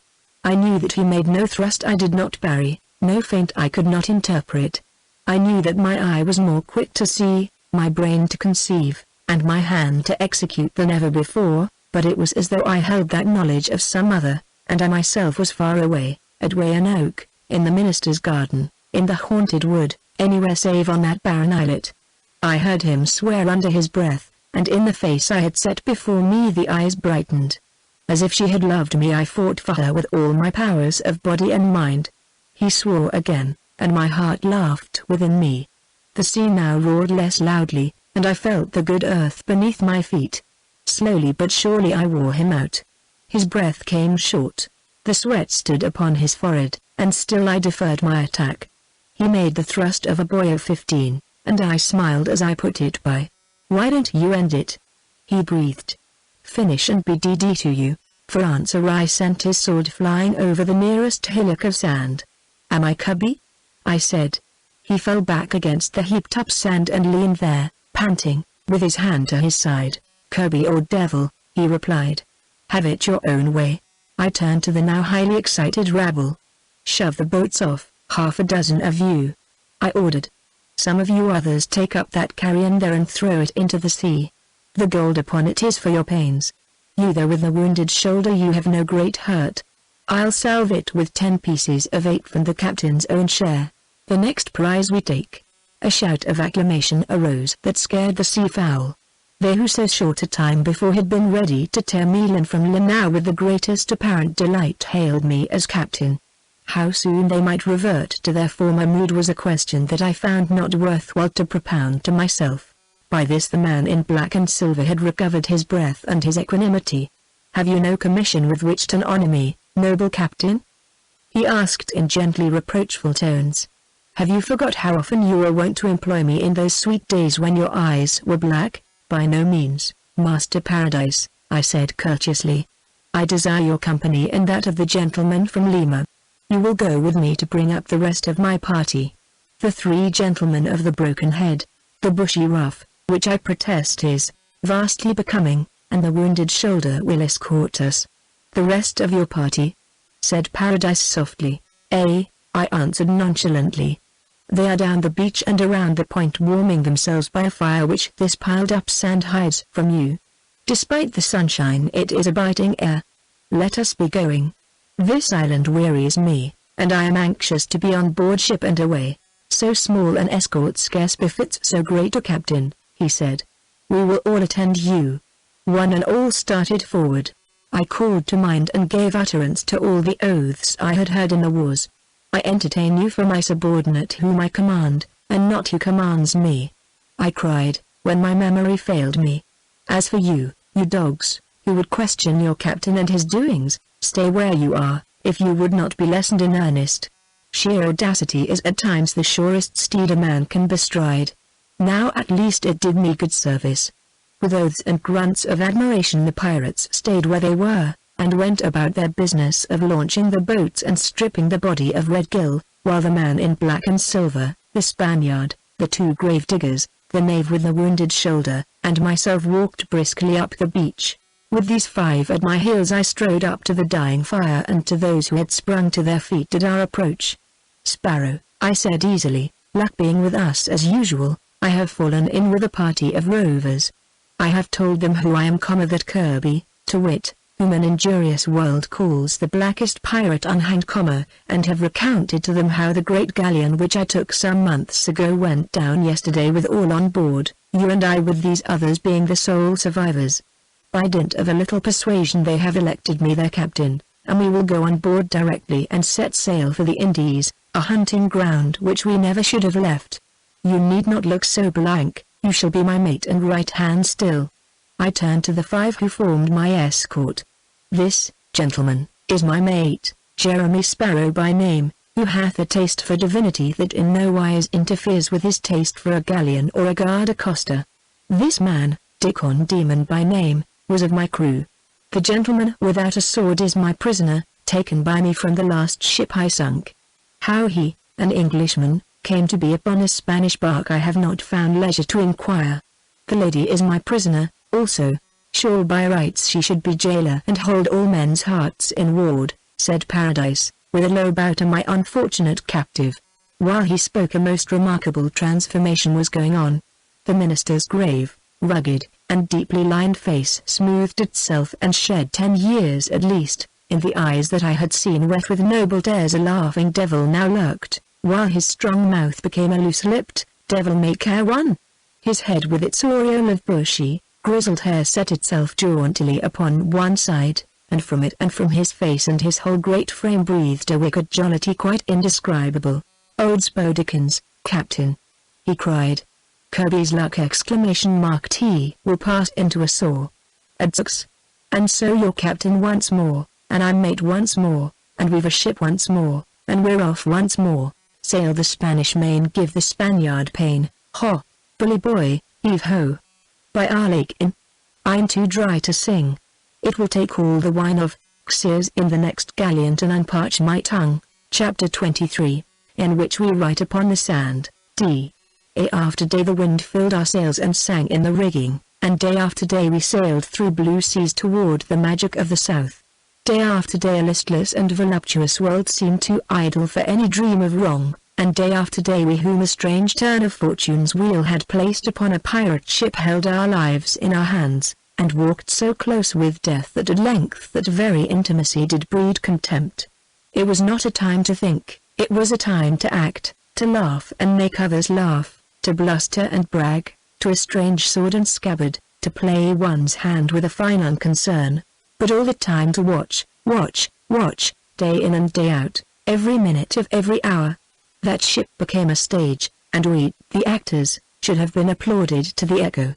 How well we played! Let witness the fact that the ship came to the Indies, with me for captain and the minister for mate, and with the woman that was on board unharmed, nay, reverenced like a queen. The great cabin was hers, and the poop deck, we made for her a fantastic state with doffing of hats and bowings and backward steps.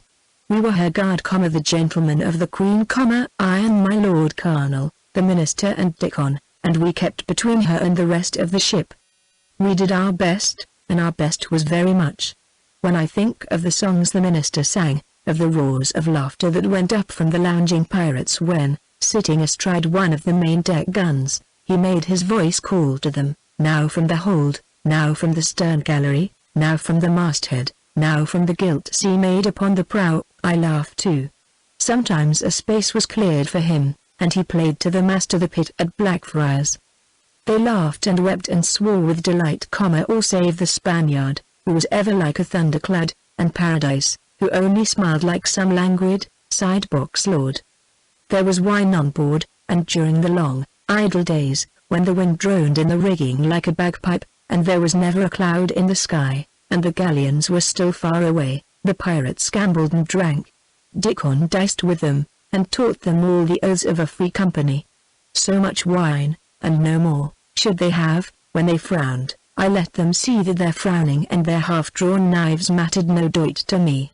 It was their whim, a huge jest of which they could never have enough still to make believe that they sailed under Kirby, lest it should spoil the jest, and while the jest outranked all other entertainment, they obeyed as though I had been indeed that fierce sea-wolf. Time passed, though it passed like a tortoise, and we came to the Lucas, to the outposts of the vast hunting ground of Spaniard and pirate and buccaneer, the fringe of that zone of beauty and villainy and fear, and sailed slowly past the islands, looking for our prey.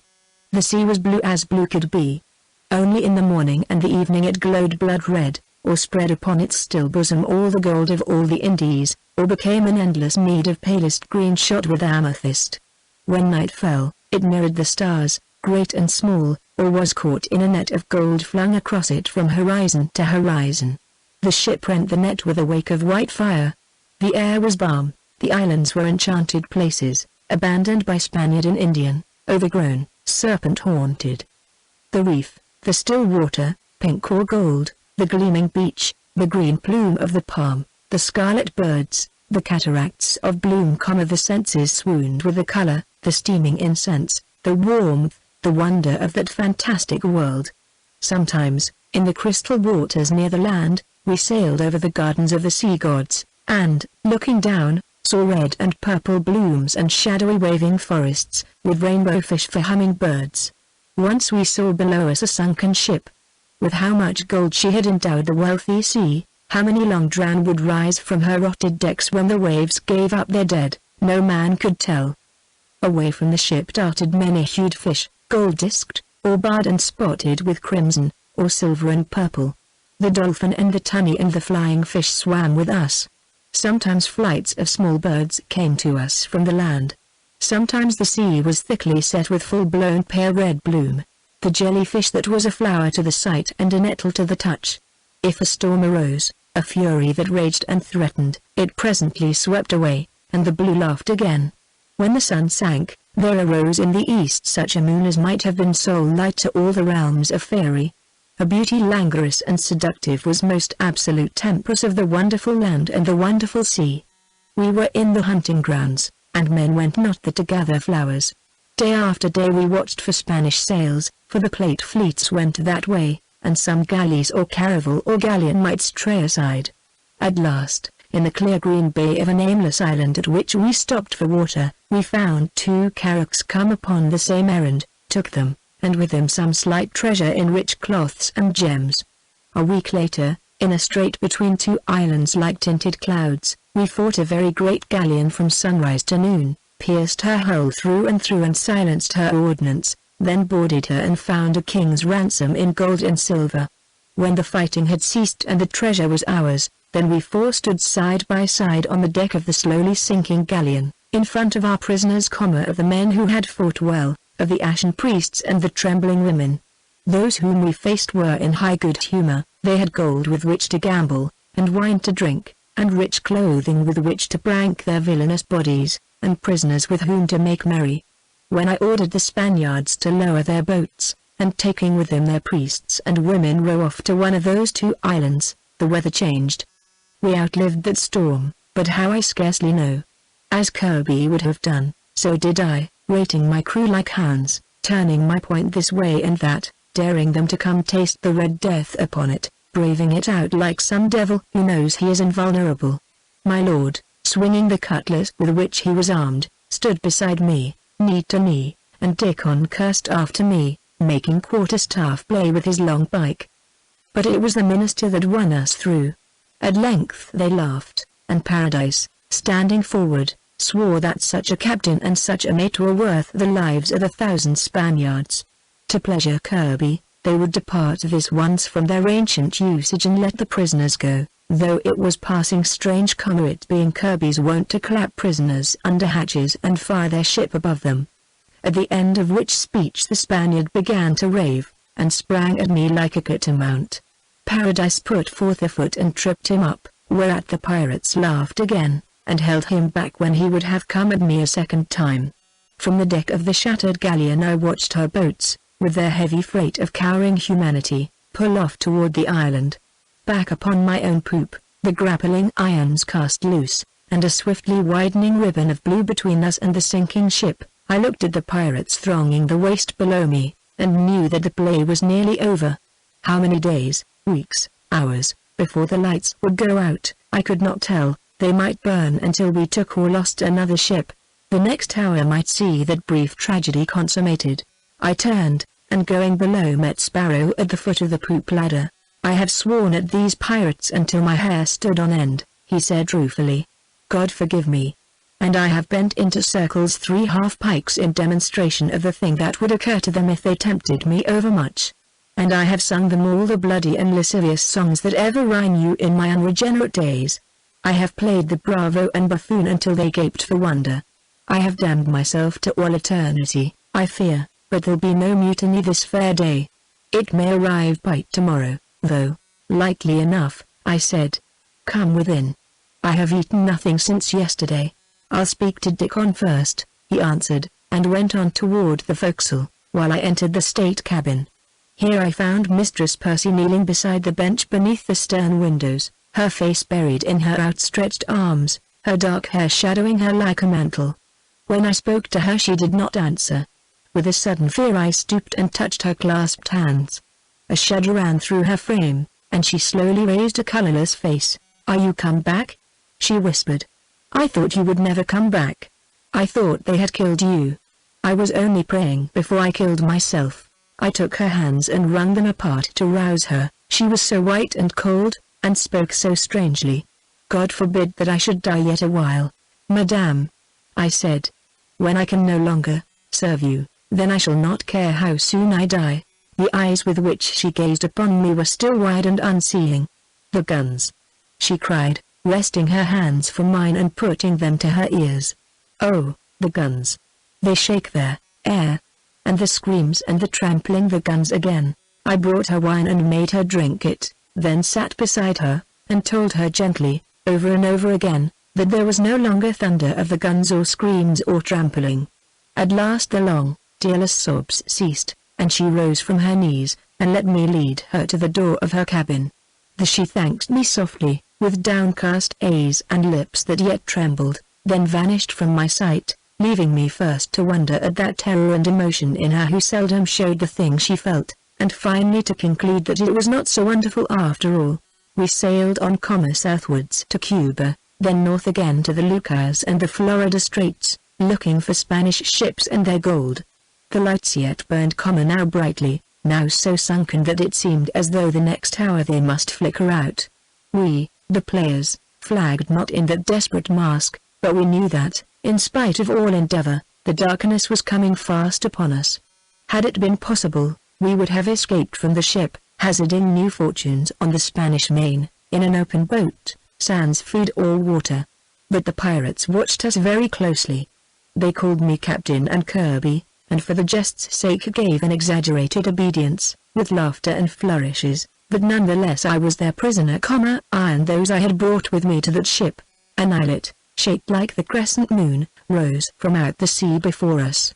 We needed water, and so we felt our way between the horns of the crescent into the blue crystal of a fairy harbor. One low hill, rose-colored from base to summit, with scarce a hint of the green world below that canopy of giant bloom, a little silver beach with wonderful shells upon it, the sound of a waterfall and a lazy surf. We smelt the fruits and the flowers, and a longing for the land came upon us. 6 men were left on the ship, and all besides went ashore. Some rolled the water casks toward the sound of the cascade, others plunged into the forest, to return laden with strange and luscious fruits, birds, guanas, conies, whatever eatable thing they could lay hands upon. Others scattered along the beach to find turtle eggs, or, if fortune favored them, the turtle itself.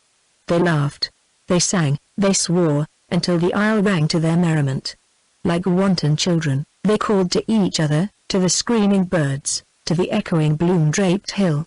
I spread a square of cloth upon the sand, in the shadow of a mighty tree that stood at the edge of the forest, and the king's ward took her seat upon it, and looked, in the golden light of the sinking sun, the very spirit of the isle. By this we two were alone on the beach.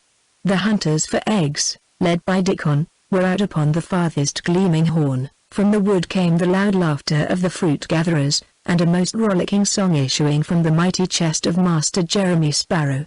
With the woodsman had gone my lord. I walked a little way into the forest, and shouted a warning to Sparrow against venturing too far. When I returned to the giant tree and the cloth in the shadow of its outer branches, my wife was writing on the sand with a pointed shell. She had not seen or heard me, and I stood behind her and read what she wrote. It was my name. She wrote it 3 times, slowly and carefully, then she felt my presence, glanced swiftly up, smiled, rubbed out my name, and wrote Sparrow's, Dickon's, and the King's in succession. Lest I should forget to make my letters, she explained. I sat down at her feet, and for some time we said no word. The light, falling between the heavy blooms, cast bright sequins upon her dress and dark hair. The blooms were not more pink than her cheeks, the recesses of the forest behind us not deeper or darker than her eyes. The laughter and the song came faintly to us now. The sun was low in the west, and a wonderful light slept upon the sea. Last year we had a masque at court, she said at length, breaking the long silence. We had Calypso's island, and I was Calypso. The island was built of boards covered with green velvet, and there was a mound upon it of pink silk roses. There was a deep blue painted sea below, and a deep blue painted sky above. My nymphs danced around the mound of roses, while I sat upon a real rock beside the painted sea and talked with Ulysses to wit, my lord of Buckingham in gold armor. That was a strange, bright, unreal, and wearisome day, but not so strange and unreal as this. She ceased to speak, and began again to write upon the sand. I watched her white hand moving to and fro. She wrote, "How long will it last? I do not know." "Not long," she wrote again. "If there is time at the last, when you see that it is best, will you kill me?" I took the shell from her hand, and wrote my answer beneath her question. The forest behind us sank into that pause and breathless hush between the noises of the day and the noises of the night. The sun dropped lower, and the water became as pink as the blooms above us. "And would you change?" I asked. "Would you return to England and safety?" She took a handful of the sand and let it slowly drift through her white fingers. "You know that I would not," she said, "not if the end were to come tonight." Only she turned from me and looked far out to sea. I could not see her face, only the dusk of her hair and her heaving bosom. "My blood may be upon your hands," she said in a whisper, "but yours will be upon my soul." She turned yet further away, and covered her eyes with her hand. I arose, and bent over her until I could have touched with my lips that bowed head. "Jocelyn," I said. A branch of yellow fruit fell beside us, and my Lord Carnal, a mass of gaudy bloom in his hand, stepped from the wood. "I returned to lay our first fruits at Madame's feet," he explained, his darkly watchful eyes upon us both. "A gift from one poor prisoner to another. Madame." He dropped the flowers in her lap. "Will you wear them, lady? They are as fair almost as I could wish." She touched the blossoms with listless fingers, said they were fair, then, rising, let them drop upon the sand. "I wear no flowers save of my husband's gathering, my lord," she said. There was a pathos and weariness in her voice, and a mist of unshed tears in her eyes. She hated him, she loved me not, yet was forced to turn to me for help at every point, and she had stood for weeks upon the brink of death and looked unfalteringly into the gulf beneath her. "My lord," I said, "you know in what direction Master Sparrow led the men. Will you re-enter the wood and call them to return? The sun is fast sinking, and darkness will be upon us." He looked from her to me, with his brows drawn downwards and his lips pressed together. Stooping, he took up the fallen flowers and deliberately tore them to pieces, until the pink petals were all scattered upon the sand. "I am weary of requests that are but sugared commands," he said thickly. "Go seek your own men, and you will Here we are but man to man, and I budge not. I stay, as the king would have me stay, beside the unfortunate lady whom you have made the prisoner and the plaything of a pirate ship. You wear no sword, my lord Colonel, I said at last, and so may lie with impunity. But you can get me one, he cried, with ill-concealed eagerness. I laughed. I am not zealous in mine enemy's cause, my lord. I shall not deprive Master Sparrow of your lordship's sword. Before I knew what he was about, he crossed the yard of sand between us and struck me in the face. Will that quicken your zeal? He demanded between his teeth. I seized him by the arm, and we stood so, both white with passion, both breathing heavily. At length I flung his arm from me and stepped back. I fight not my prisoner, I said, nor, while the lady you have named abides upon that ship with the nobleman who, more than myself, is answerable for her being there, do I put my life in unnecessary hazard. I will endure smart as best I may, my lord, until a more convenient season, when I will salve it well. I turned to Mistress Percy, and giving her my hand led her down to the boats, for I heard the fruit gatherers breaking through the wood, and the hunters for eggs, black figures against the crimson sky, were hurrying down the beach. Before the night had quite fallen we were out of the fairy harbour, and when the moon rose the islet looked only a silver sail against the jewelled heavens. Chapter 24. In which we choose the lesser of two evils. The luck that had been ours could not hold. When the tide turned, it hedged fast. The weather changed. One hurricane followed upon the stride of another, with only a blue day or two between. Ofttimes we thought the ship was lost. All hands toiled like galley slaves, and as the heavens darkened, there darkened also the mood of the pirates. In sight of the great island of Cuba we gave chase to a bark. The sun was shining and the sea fairly still when first she fled before us. We gained upon her, and there was not a mile between us when a cloud blotted out the sun. The next minute our own sails gave us occupation enough. The storm, not we, was victor over the bark. She sank with a shriek from her decks that rang above the roaring wind. 2 days later we fought a large caravel. With a fortunate shot she brought down our foremast, and sailed away from us with small damage of her own. All that day and night the wind blew, driving us out of our course, and by dawn we were as a shuttlecock between it and the sea. We weathered the gale, but when the wind sank there fell on board that black ship a menacing silence. In the state cabin I held a council of war. Mistress Percy sat beside me, her arm upon the table, her hand shadowing her eyes. My lord, opposite, never took his gaze from her, though he listened gloomily to Sparrow's rueful assertion that the brazen game we had been playing was well nigh over. Dickon, standing behind him, bit his nails and stared at the floor. For myself I care not overmuch, ended the minister. I scorn not life, but think it at its worst well worth the living, yet when my God calls me, I will go as to a gala day and triumph. You are a soldier, Captain Percy, you and Dickon here, and know how to die. You too, my Lord Colonel, are a brave man, though a most wicked one. For us four, we can drink the cup, bitter though it be, with little trembling. But there is one among us. His great voice broke, and he sat staring at the table. The king's ward uncovered her eyes. If I be not a man and a soldier, Master Sparrow, she said simply, yet I am the daughter of many valiant gentlemen. I will die as they died before me. And for me, as for you four, it will be only death, naught else. She looked at me with a proud smile. Naught else, I said. My lord started from his seat and strode over to the window, where he stood drumming his fingers against the casing. I turned toward him. My Lord Colonel, I said, you were overheard last night when you plotted with the Spaniard. He recoiled with a gasp, and his hand went to his side, where it found no sword.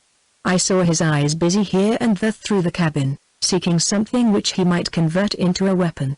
I am yet captain of this ship, I continued. Why I do not, even though it be my last act of authority, have you flung to the sharks, I scarcely know. He threw back his head, all his bravado returned to him. It is not I that stand in danger, he began loftily, and I would have you remember, sir, that you are my enemy, and that I owe you no loyalty. I am content to be your enemy, I answered. You do not dare to set upon me now, he went on, with his old insolent, boastful smile. Let me cry out, make a certain signal, and they without will be here in a twinkling. breaking in the door, the signal set? I said. The mine laid, the match burning? Then 'tis time that we were gone. When I bid their world good night, my lord, my wife goes with me. His lips moved and his black eyes narrowed, but he did not speak, and my cheek did not burn. So I said, I would be content to let you live, captain in verity of this ship of devils, until, tired of you, the devils cut your throat, or until some victorious Spaniard hung you at his yardarm. Live even to crawl back to England, by hook or crook, to wait, hat in hand, in the antechamber of his Grace of Buckingham. As it is, I will kill you here and now. I restore you your sword, my lord, and the lies my challenge. I flung my glove at his feet, and Sparrow unbuckled the keen blade which he had worn since the day I had asked it of its owner, and pushed it to me across the table. The king's ward leaned back in her chair, very white, but with a proud, still face, and hands loosely folded in her lap. My lord stood irresolute, his lip caught between his teeth, his eyes upon the door. Cry out, my lord, I said. You are in danger. Cry to your friends without, who may come in time. Cry out loudly, like a soldier and a gentleman. With a furious oath he stooped and caught up the glove at his feet, then snatched out of my hand the sword that I offered him. Push back the settle, it is in the way. He cried to Dickon, then to me, in a voice thick with passion, come on, sir. Here there are no meddling governors, this time let death throw down the warder.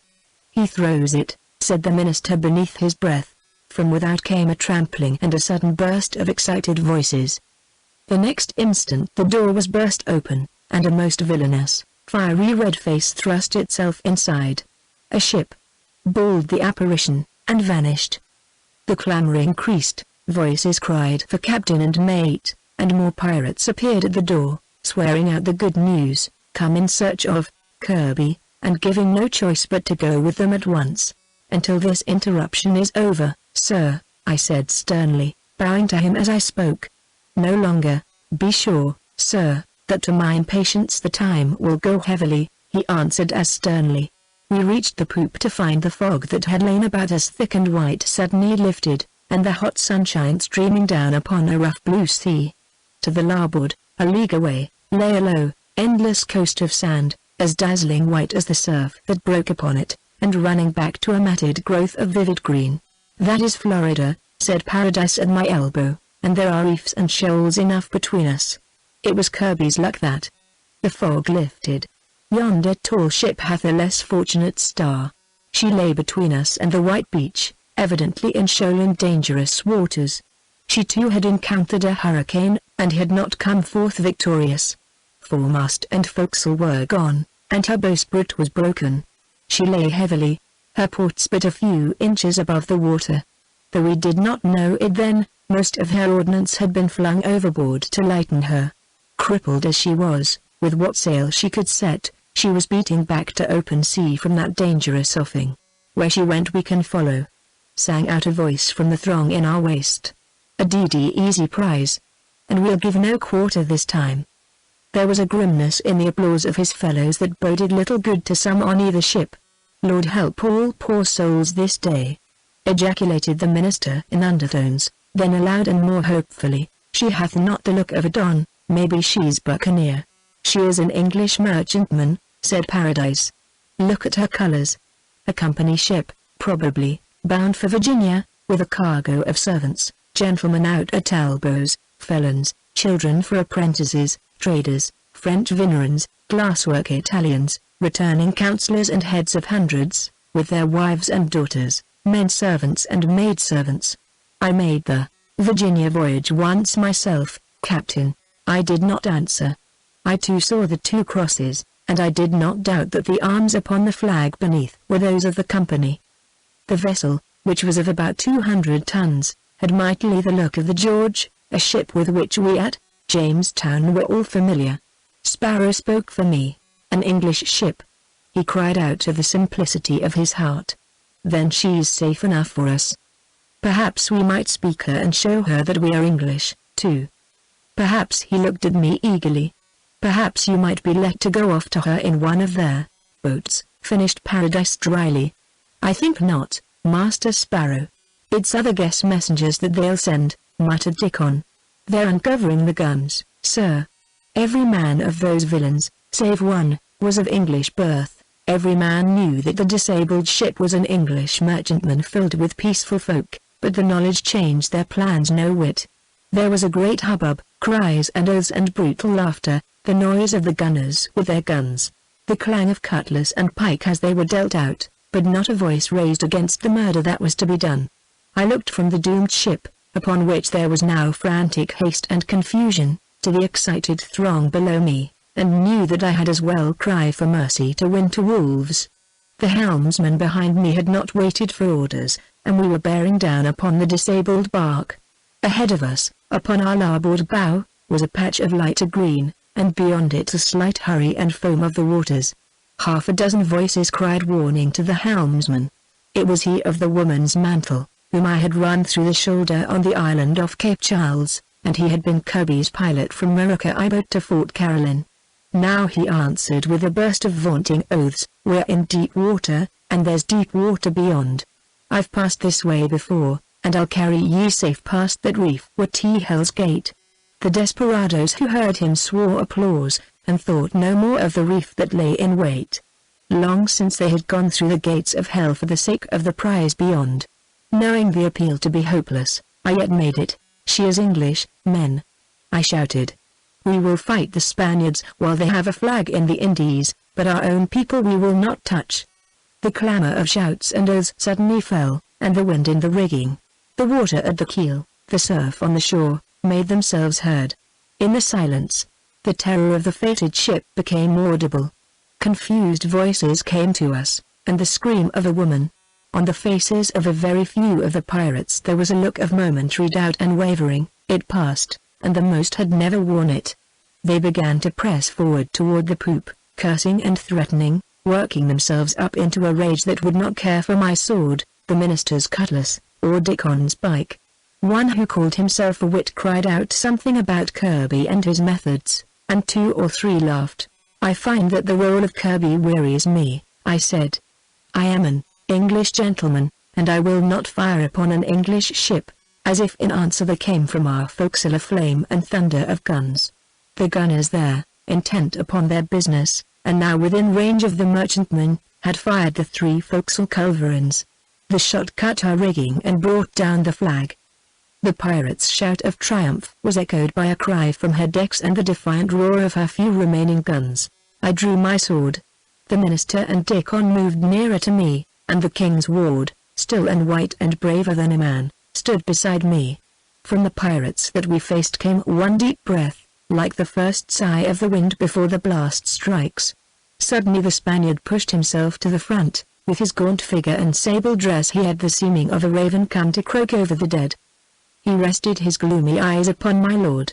The latter, very white, returned the look, then, with his head held high, crossed the deck with a measured step and took his place among us. He was followed a moment later by Paradise.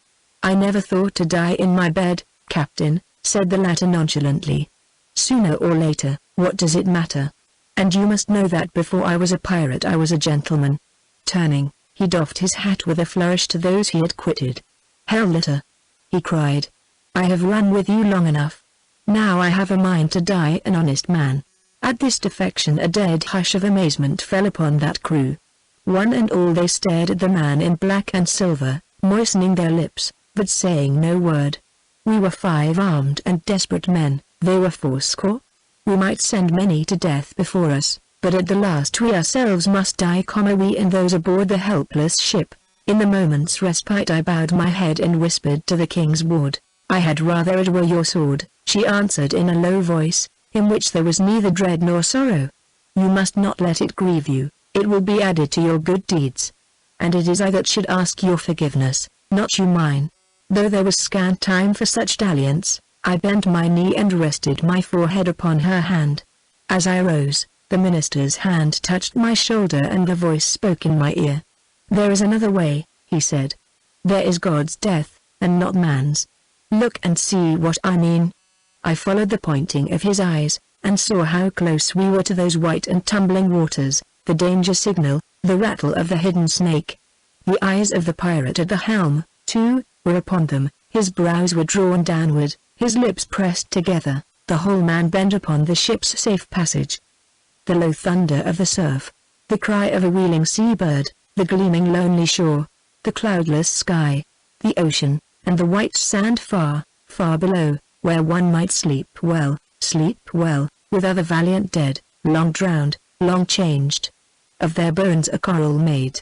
The storm broke with fury and outcries, and a blue radiance of drawn steel. A pistol ball sang past my ear. "Don't shoot!" roared the gravedigger to the man who had fired the shot. "Don't cut them down. Take them and thrust them under hatches until we've time to give them a slow death.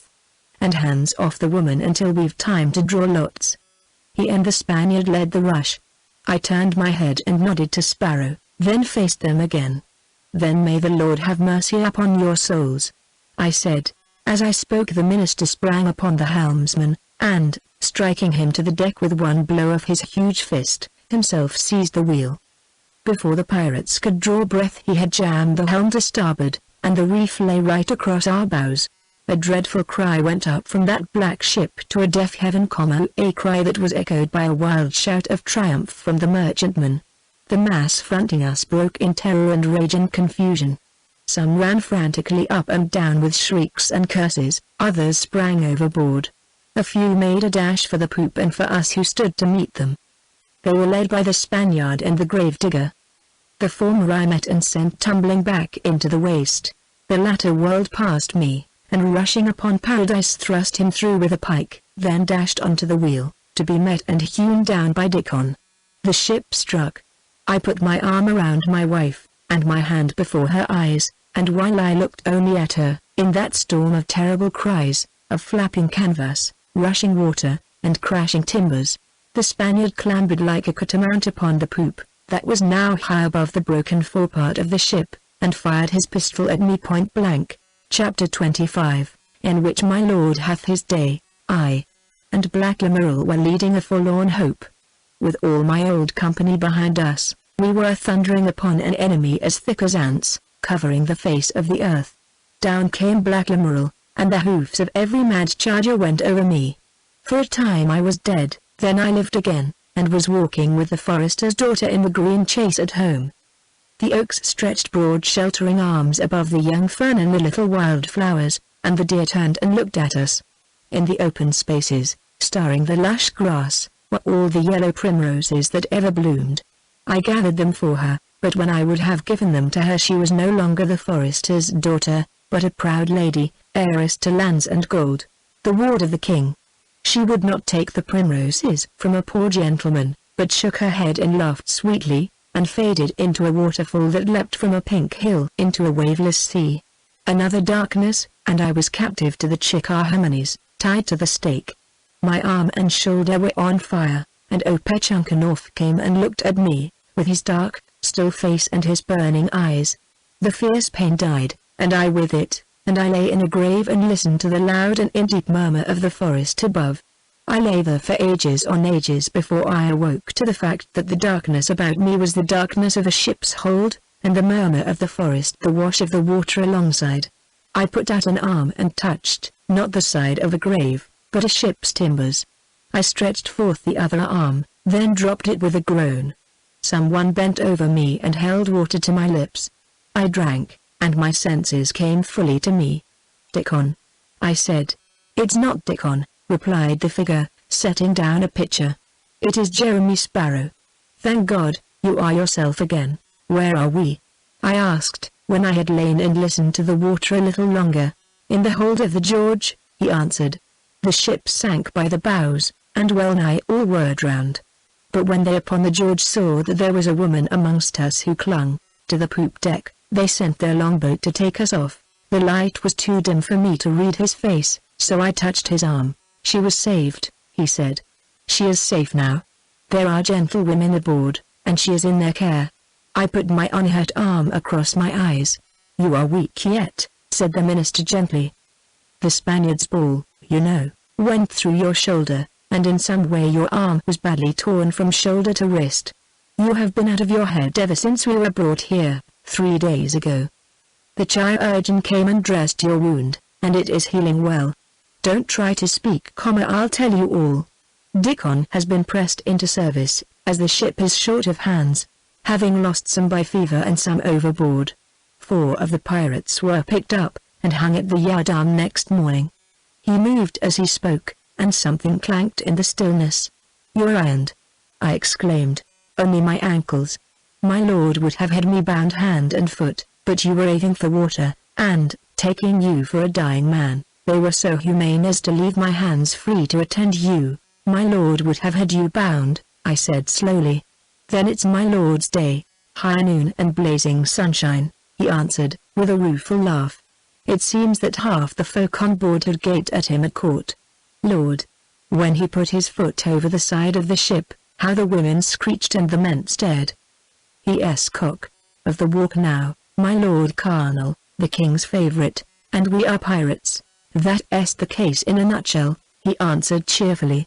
Do they know how the ship came to strike upon that reef? I asked. Probably not, unless Madam has enlightened them. I didn't take the trouble, they wouldn't have believed me, and I can take my oath my lord isn't. He was only a helpless prisoner, you know, and they would think Madam mistaken or bewitched. It's not a likely tale, I said grimly, seeing that we had already opened fire upon them. I trust in heaven the sharks got the men who fired the culverins. He cried, and then laughed at his own savagery. I lay still and tried to think. Who are they on board? I asked at last. I don't know, he replied. I was only on deck until my lord had had his say in the poop cabin with the master and a gentleman who appeared most in authority. Then the pirates were strung up, and we were bundled down here in quick order.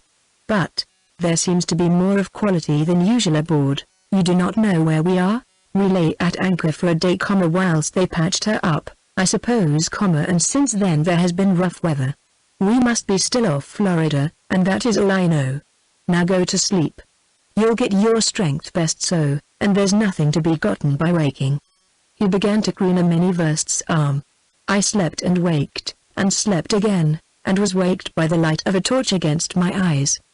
The torch was held by a much betarred seaman, and by its light a gentleman of a very meagre aspect, with a weazen face and small black eyes, was busily examining my wounded shoulder and arm. It passeth belief, he said in a sing-song voice, how often wounds, with naught in the world done for them outside of fair water and a clean rag, do turn to and heal out of sheer perversity. Now, if I had been allowed to treat this one properly with scalding oil and melted lead, and to have bled the patient as he should have been bled, it is 10 to 1 that by this time there would have been a pirate the less in the world. He rose to his feet with a highly injured countenance. Then he's doing well? Asked Sparrow. So well that he couldn't do better, replied the other. The arm was a trifling matter, though no doubt exquisitely painful. The wound in the shoulder is miraculously healing, without either bloodletting or cauteries. You'll have to hang after all, my friend. He looked at me with his little beady eyes. It must have been a grand life, he said regretfully. I never expected to see a pirate chief in the flesh. When I was a boy, I used to dream of the black ships and the gold and the fighting. By the serpent of Aesculapius, in my heart of hearts I would rather be such a world's thief, uncaught, than governor of Virginia. He gathered up the tools of his trade, and motioned to his torchbearer to go before. I'll have to report you rapidly recovering, he said warningly, as he turned to follow the light. Very well, I made answer. To whom am I indebted for so much kindness? I am Dr. John Pott, newly appointed Physician General to the colony of Virginia. It is little of my skill I could give you, but that little I gladly bestow upon a real pirate. What a life it must have been! And to have to part with it when you are yet young. And the good red gold and the rich gems all at the bottom of the sea. He sighed heavily and went his way. The hatches were closed after him, and the minister and I were left in darkness while the slow hours dragged themselves past us. Through the chinks of the hatches a very faint light streamed down, and made the darkness grey instead of black. The minister and I saw each other dimly, as spectres. Someone brought us mouldy biscuit that I wanted not, and water for which I thirsted. Sparrow put the small pitcher to his lips, kept it there a moment, then held it to mine. I drank, and with that generous draught tasted pure bliss. It was not until 5 minutes later that I raised myself upon my elbow and turned on him. The pitcher felt full to my lips. I exclaimed. "Did you drink when you said you did?" He put out his great hand and pushed me gently down. "I have no wound," he said, and there was not enough for two. The light that trembled through the cracks above died away, and the darkness became gross. The air in the hold was stifling, our souls panted for the wind and the stars outside. At the worst, when the fetid blackness lay upon our chests like a nightmare, the hatch was suddenly lifted, a rush of pure air came to us, and with it the sound of men's voices speaking on the deck above. Said one, "True, the doctor pronounces him out of all danger, yet he is a wounded man." "He is a desperate and dangerous man," broke in another harshly. "I know not how you will answer to your company for leaving him unironed so long." "I and the company understand each other, my lord," rejoined the first speaker, with some haughtiness. "I can keep my prisoner without advice. If I now order irons to be put upon him and his accomplice, it is because I see fit to do so, and not because of your suggestion, my lord. You wish to take this opportunity to have speech with him, to that I can have no objection." The speaker moved away. As his footsteps died in the distance, my lord laughed, and his merriment was echoed by 3 or 4 harsh voices. Someone struck flint against steel, and there was a sudden flare of torches and the steadier light of a lantern. A man with a brutal, weather-beaten face, the master of the ship, we guessed, came down the ladder, lantern in hand, turned when he had reached the foot, and held up the lantern to light my lord down. I lay and watched the king's favorite as he descended.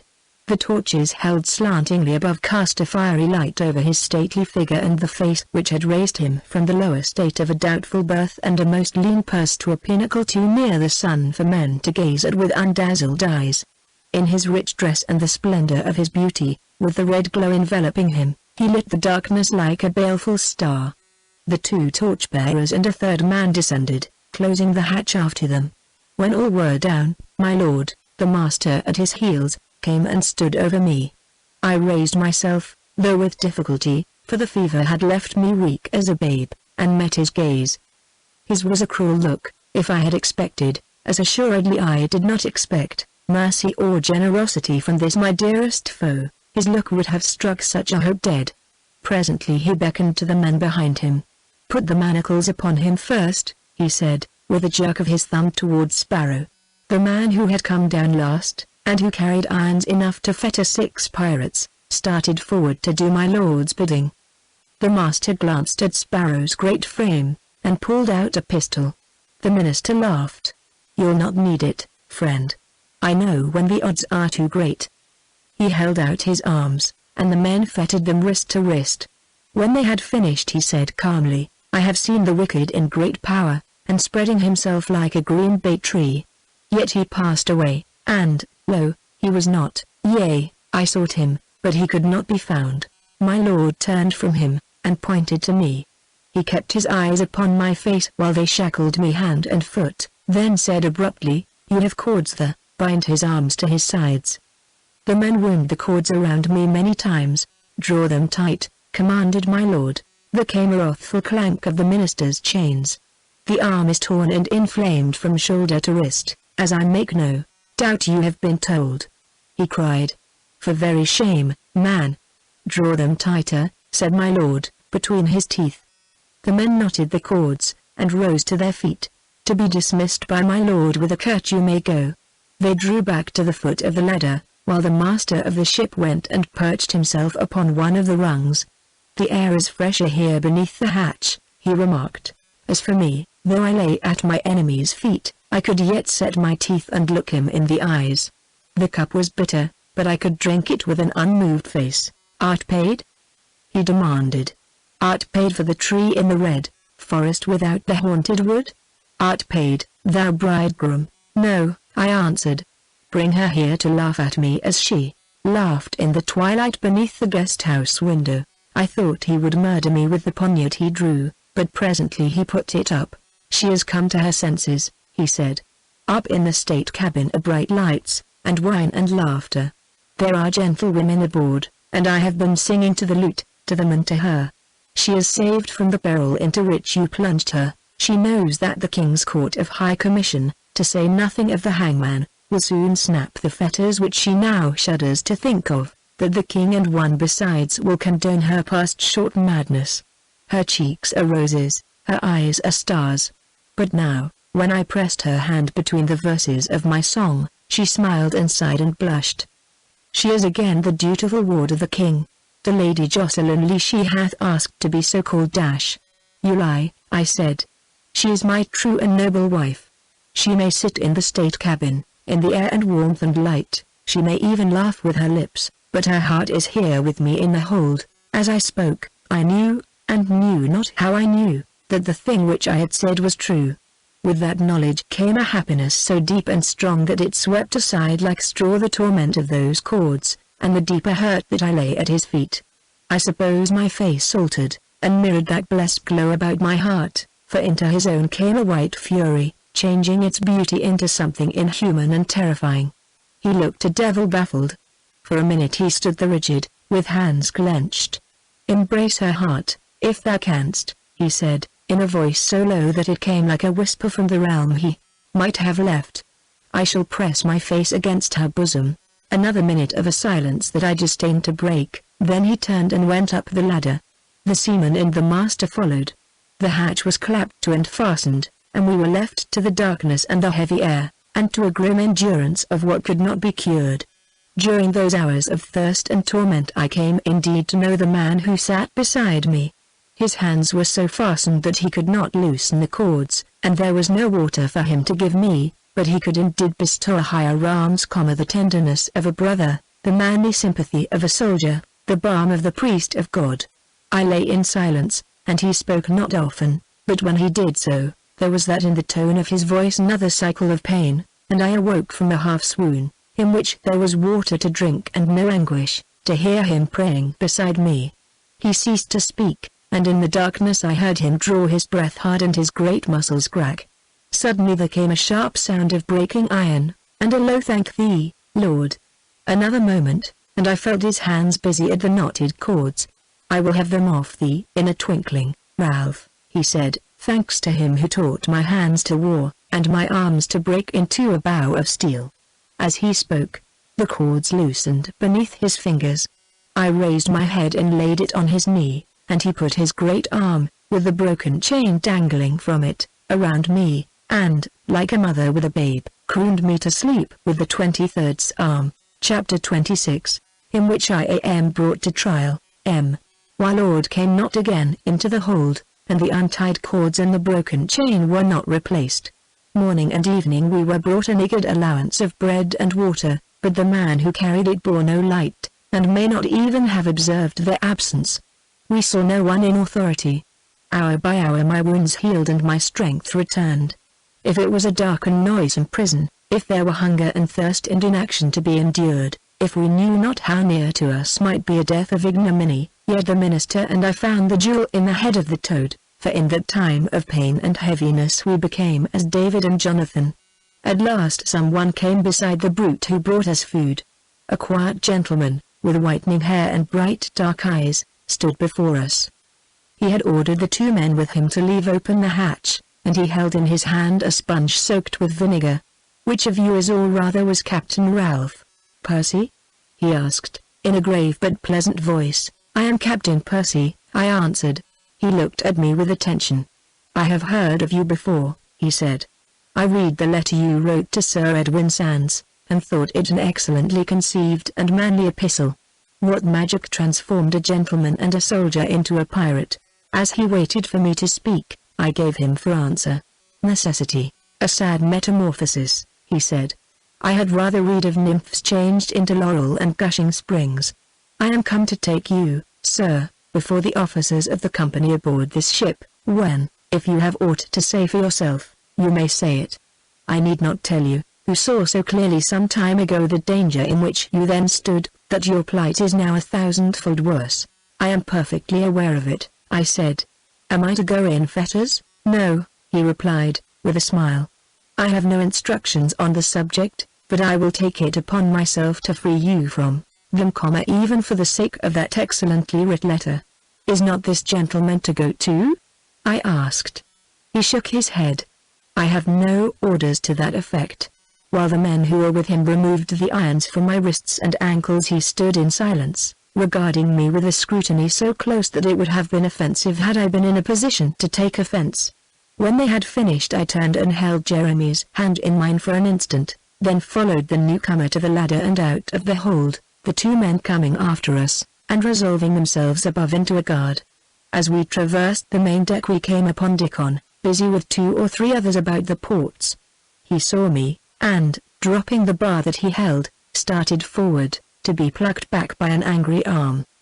The men who guarded me pushed in between us, and there was no word spoken by either. I walked on, the gentleman at my side, and presently came to an open port, and saw, with an intake of my breath, the sunshine, a dark blue heaven flecked with white, and a quiet ocean. My companion glanced at me keenly. "Doubtless it seems fair enough, after that Cimmerian darkness below," he remarked. "Would you like to rest here a moment?" "Yes," I said, and, leaning against the side of the port, looked out at the beauty of the light. "We're off Hatteras," he informed me, "but we have not met with the stormy seas that vex poor mariners hereabouts. Those sails you see on our quarter belong to our consort. We were separated by the hurricane that nigh sunk us, and finally drove us, helpless as we were, toward the Florida coast and across your path. For us that was a fortunate reef upon which you dashed. The gods must have made your helmsman blind, for he ran you into a destruction that gaped not for you. Why did every wretch that we hung next morning curse you before he died? If I told you, you would not believe me," I replied. I was dizzy with the bliss of the air and the light, and it seemed a small thing that he would not believe me. The wind sounded in my ears like a harp, and the sea beckoned. A white bird flashed down into the crystal hollow between 2 waves, hung there a second, then rose, a silver radiance against the blue. Suddenly I saw a river, dark and ridged beneath thunderclouds, a boat, and in it, her head pillowed upon her arm, a woman, who pretended that she slept. With a shock my senses steadied, and I became myself again. The sea was but the sea, the wind. In the hold below me lay my friend, somewhere in that ship was my wife, and awaiting me in the state cabin were men who perhaps had the will, as they had the right and the might, to hang me at the yardarm that same hour. "I have had my fill of rest," I said. "Whom am I to stand before?" "The newly appointed officers of the company, bound in this ship for Virginia," he answered. "The ship carries Sir Francis Wyatt, the new governor, Master Davison, the secretary, young Claiborne, the surveyor general, the knight marshal, the physician general, and the treasurer, with other gentlemen, and with fair ladies, their wives and sisters. I am George Sands, the treasurer." The blood rushed to my face, for it hurt me that the brother of Sir Edwin Sands should believe that the firing of those guns had been my act.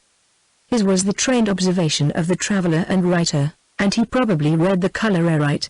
"I pity you, if I can no longer esteem you," he said, after a pause. "I know no sorrier sight than a brave man's shield reversed." I bit my lip and kept back the angry word. The next minute saw us at the door of the state cabin. It opened, and my companion entered, and I after him, with my 2 guards at my back. Around a large table were gathered a number of gentlemen, some seated, some standing. There were but 2 among them whom I had seen before, the physician who had dressed my wound and my Lord Colonel. The latter was seated in a great chair, beside a gentleman with a pleasant active face and light brown curling hair, the new governor, as I guessed. The treasurer, nodding to the 2 men to fall back to the window, glided to a seat upon my lord's other hand, and I went and stood before the governor of Virginia. For some moments there was silence in the cabin, every man being engaged in staring at me with all his eyes. Then the governor spoke. "It should be upon your knees, sir." "I am neither petitioner nor penitent," I said. "I know no reason why I should kneel, your honor." "There's reason, God wot, why you should be both," he exclaimed.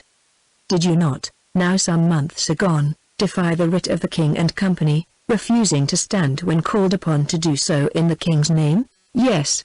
"Did you not, when he would have stayed your lawless flight, lay violent hands upon a nobleman high in the king's favor, and, overpowering him with numbers, carry him out of their king's realm?" "Yes." "Did you not seduce from her duty to the king, and force to fly with you, His Majesty's ward? The Lady Jocelyn Lee? No, I said. There was with me only my wife, who chose to follow the fortunes of her husband. He frowned, and my lord swore beneath his breath. Did you not, falling in with a pirate ship, cast in your lot with the scoundrels upon it, and yourself turn pirate? In some sort, and become their chief? Since there was no other situation open, yes, taking with you as captives upon the pirate ship that lady and that nobleman? Yes, you proceeded to ravage the dominions of the King of Spain, with whom His Majesty is at peace, like Drake and Raleigh, yes, I said. He smiled, then frowned. Tempora mutantur, he said dryly. And I have never heard that Drake or Raleigh attacked an English ship, nor have I attacked one, I said. He leaned back in his chair and stared at me. We saw the flame and heard the thunder of your guns, and our rigging was cut by the shot. Did you expect me to believe that last assertion? No. Then you might have spared yourself and us that lie, he said coldly. The treasurer moved restlessly in his seat, and began to whisper to his neighbor the secretary. A young man, with the eyes of a hawk and an iron jaw, Claiborne, the Surveyor General, who sat at the end of the table beside the window, turned and gazed out upon the clouds and the sea, as if, contempt having taken the place of curiosity, he had no further interest in the proceedings. As for me, I set my face like a flint, and looked past the man who might have saved me that last speech of the governor's as if he had never been. There was a closed door in the cabin, opposite the one by which I had entered. Suddenly from behind it came the sound of a short struggle, followed by the quick turn of a key in the lock. The door was flung open, and two women entered the cabin. One, a fair young gentlewoman, with tears in her brown eyes, came forward hurriedly with outspread hands. I did what I could, Frank, she cried. When she would not listen to reason, I locked the door, but she is strong, for all that she has been ill, and she forced the key out of my hand.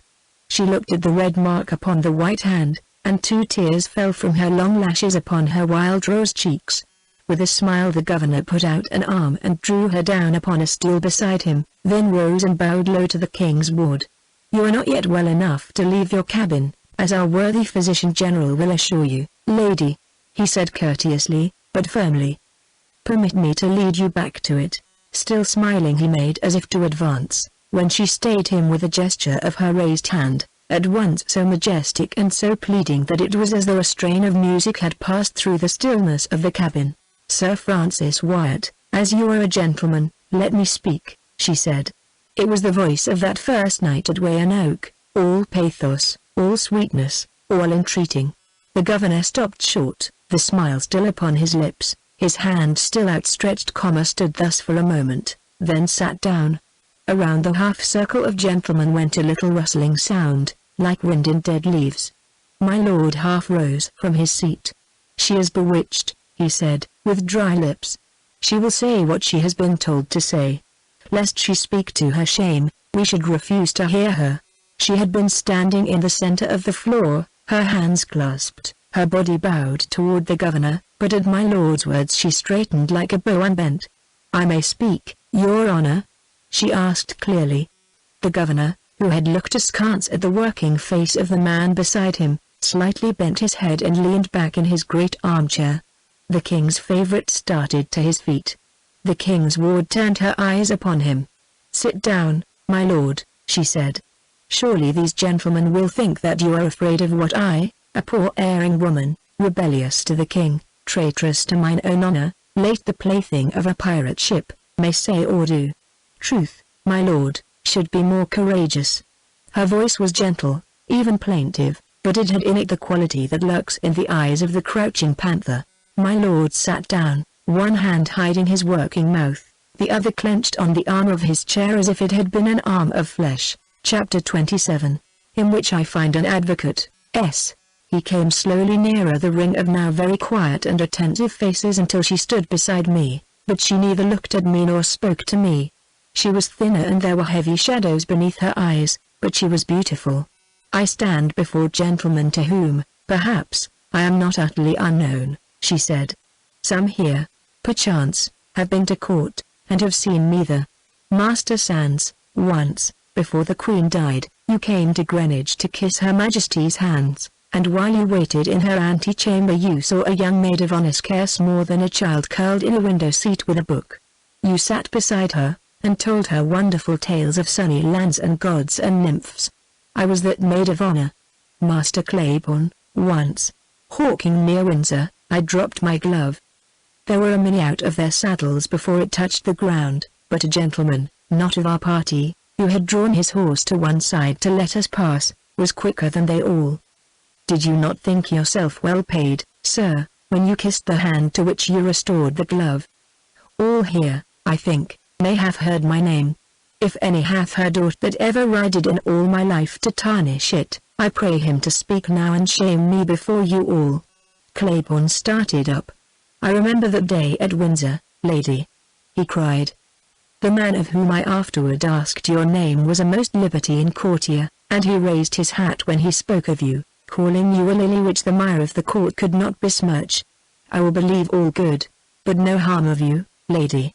He sat down, and Master Sands said gravely, men need not be courtiers to have known of a lady of great wealth and high birth, a ward of the king's, and both beautiful and pure. I nor no man else, I think, ever heard aught of the Lady Jocelyn Lee but what became a daughter of her line. A murmur of assent went round the circle. The governor, leaning forward from his seat, his wife's hand in his, gravely bent his head. All this is known, lady, he said courteously. She did not answer, her eyes were upon the king's favourite, and the circle waited with her. It is known, said my lord. She smiled proudly.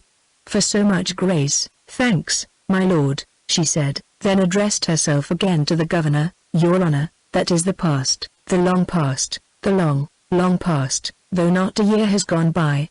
Then I was a girl, proud and careless. Now, your honor, I am a woman, and I stand here in the dignity of suffering and peril.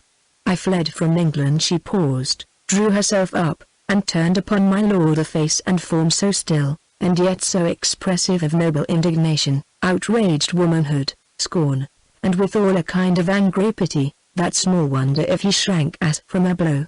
I left the only world I knew, she said. I took a way low and narrow and dark and set with thorns, but the only way that I alone and helpless and bewildered could find, because that I, Jocelyn Lee, willed not to wed with you, my lord Colonel. Why did you follow me, my lord? You knew that I loved you not. You knew my mind, and that I was weak and friendless, and you used your power. I must tell you, my lord, that you were not chivalrous, nor compassionate, nor brave.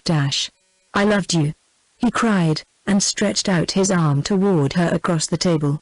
He saw no one but her, spoke to none but her. There was a fierce yearning and a hopelessness in his voice and bent head and outstretched arm that lent for the time a tragic dignity to the pageant, evil and magnificent, of his life. You loved me, she said. I had rather you had hated me, my lord. I came to Virginia, your honor, and men thought me the thing I professed myself. In the green meadow beyond the church they wooed me as such. This one came and that one, and at last a fellow, when I said him nay and bade him begone, did dare to seize my hands and kiss my lips. While I struggled one came and flung that dastard out of the way, then asked me plainly to become his wife, and there was no laugh or insult in his voice. I was wearied and fordone and desperate. So I met my husband, and so I married him. That same day I told him a part of my secret, and when my Lord Colonel was come I told him all. I had not met with much true love or courtesy or compassion in my life.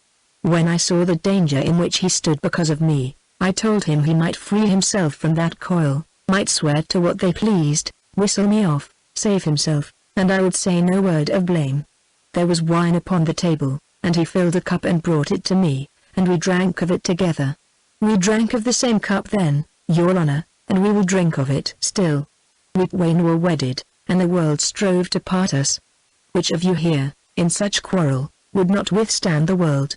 Lady Wyatt, would not thy husband hold thee, while he lived, against the world? Then speak for mine. Frank, Frank, cried Lady Wyatt. They love each other. If he withstood the king, went on the king's ward, it was for his honor and for mine. If he fled from Virginia, it was because I willed it so. Had he stayed, my Lord Colonel, And had you willed to follow me again, you must have made a yet longer journey to a most distant bourne. That wild night when we fled, why did you come upon us, my lord? The moon burst forth from a black cloud, and you stood there upon the wharf above us, calling to the footsteps behind to hasten. We would have left you there in safety, and gone ourselves alone down that stream as black and strange as death. Why did you spring down the steps and grapple with the minister? And he that might have thrust you beneath the flood and drowned you that did but fling you into the boat. We wished not your company, my lord, we would willingly have gone without you. I trust, my lord, you have made honest report of this matter, and have told these gentlemen that my husband gave you, a prisoner whom he wanted not, all fair and honorable treatment. That you have done this I dare take my oath, my lord. She stood silent, her eyes upon his. The men around stirred, and a little flash like the glint of drawn steel went from one pair of eyes to another. My lord, said the king's ward. Long ago you won my hatred, and you would not win my contempt. Speak truth this day. In his eyes, which he had never taken from her face, there leapt to meet the proud appeal in her own a strange fire. That he loved her with a great and evil passion, I, who needs had watched him closely, had long known. Suddenly he burst into jarring laughter. Yea, he treated me fairly enough, damn him to everlasting hell. But he is a pirate, sweet bird, he's a pirate, and must swing as such. A pirate, she cried. But he was none. My lord, you know he was none. Your honor. The governor interrupted her. He made himself captain of a pirate ship, lady. He took and sunk ships of Spain. In what sort did he become their chief? She cried. In such sort, gentlemen, as the bravest of you, in like straits, would have been blithe to be, and you had had like measure of wit and daring. Your honor, the wind before which our boat drave like a leaf, the waves that would engulf us, wrecked us upon a desert isle. There was no food or water or shelter. That night, while we slept, a pirate ship anchored off the beach, and in the morning the pirates came ashore to bury their captain. My husband met them alone, fought their would-be leaders one by one, and forced the election to fall upon himself. Well he knew that if he left not that isle their leader, he would leave it their captive, and not he alone. God's mercy, gentlemen, what other could he do? I pray you to hold him absolved from the willing embrace of that life. Sunk ships of Spain. Yea, forsooth, and how long hath it been since other English gentlemen sunk other ships of Spain? The world hath changed indeed if to fight the Spaniard in the Indies, e'en though at home we be at peace with him, be conceived so black a crime. He fought their galleons fair and knightly, with his life in his hand. He gave quarter, and while they called him chief those pirates tortured no prisoner and wronged no woman. Had he not been there, would the ships have been taken less surely?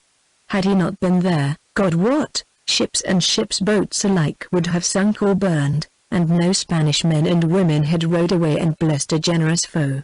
A pirate. He, with me and with the minister and with my lord Colonel, was prisoner to the pirates, and out of that danger he plucked safety for us all. Who hath so misnamed a gallant gentleman? Was it you, my lord? Eyes and voice were imperious, and in her cheeks burned an indignant crimson.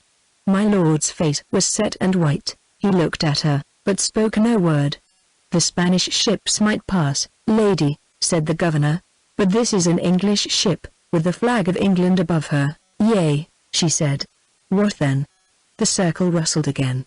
The governor loosed his wife's fingers and leaned forward. You plead well, lady, he exclaimed. You might win, and Captain Percy had not seen fit to fire upon us. A dead silence followed his words. Outside the square window a cloud passed from the face of the sun, and a great burst of sunshine entered the cabin. She stood in the heart of it, and looked a goddess angered. My lord, with his haggard face and burning eyes, slowly rose from his seat, and they faced each other. You told them not who fired those guns, who sunk that pirate ship, she said. Because he was your enemy, you held your tongue? Knight and gentleman, my lord Colonel, my lord coward, honor is an empty word to me, he answered. For you I would dive into the deepest hell, if there be a deeper than that which burns me, day in, day out. Jocelyn, Jocelyn, Jocelyn, you love me so? She said. Then do me pleasure. Because I ask it of you, tell these men the truth." She came a step nearer, and held out her clasped hands to him. "Tell them how it was, my lord, and I will strive to hate you no longer. The harm that you have done me I will pray for strength to forgive. Ah, my lord, let me not ask in vain. Will you that I kneel to you? I fix my own price," he said. "I will do what you ask, and you will let me kiss your lips." I sprang forward with an oath. Someone behind caught both my wrists in an iron grasp and pulled me back. "Be not a fool," growled Claiborne in my ear. "The cord's loosening fast. If you interfere, it may tighten with a jerk." I freed my hands from his grasp. The treasurer, sitting next him, leaned across the table and motioned to the two seamen beside the window. They left their station, and each seized me by an arm. "Be guided, Captain Percy," said Master Sands in a low voice. "We wish you well. Let her win you through. First tell the truth, my lord," said the king's ward, "then come and take the reward you ask, Jocelyn." I cried. "I command you." She turned upon me a perfectly colorless face. "All my life after I will be to you an obedient wife," she said. "This once I pray you to hold me excused." "Speak, my lord." There was the mirth of the lost in the laugh with which he turned to the governor. "That pretty little tale, sir, that I regaled you with, the day you obligingly picked me up, was pure imagination. The wetting must have disordered my reason. A potion sweeter than the honey of Hybla, which I am about to drink, hath restored me beforehand. Gentlemen all, there was mutiny aboard that ship which so providentially sank before your very eyes. For why? The crew, who were pirates, and the captain, who was yonder gentleman, did not agree. The one wished to attack you, board you, rummage you, and slay, after recondite fashions, every mother's son of you. The other demurred so strongly, in fact, that his life ceased to be worth a pin's purchase. Indeed, I believe he resigned his captaincy then and there, and, declining to lift a finger against an English ship, defied them to do their worst. He had no hand in the firing of those culverins. The mutineers touched them off without so much as a by your leave. His attention was otherwise occupied. Good sirs, there was not the slightest reason in nature why the ship should have struck upon that sunken reef, to the damnation of her people and the salvation of yours.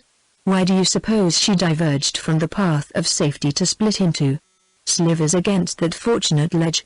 The men around drew in their breath, and one or two sprang to their feet.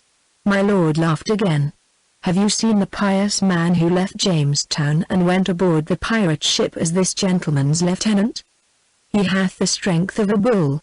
Captain Percy here had but to nod his head, and hey, presto!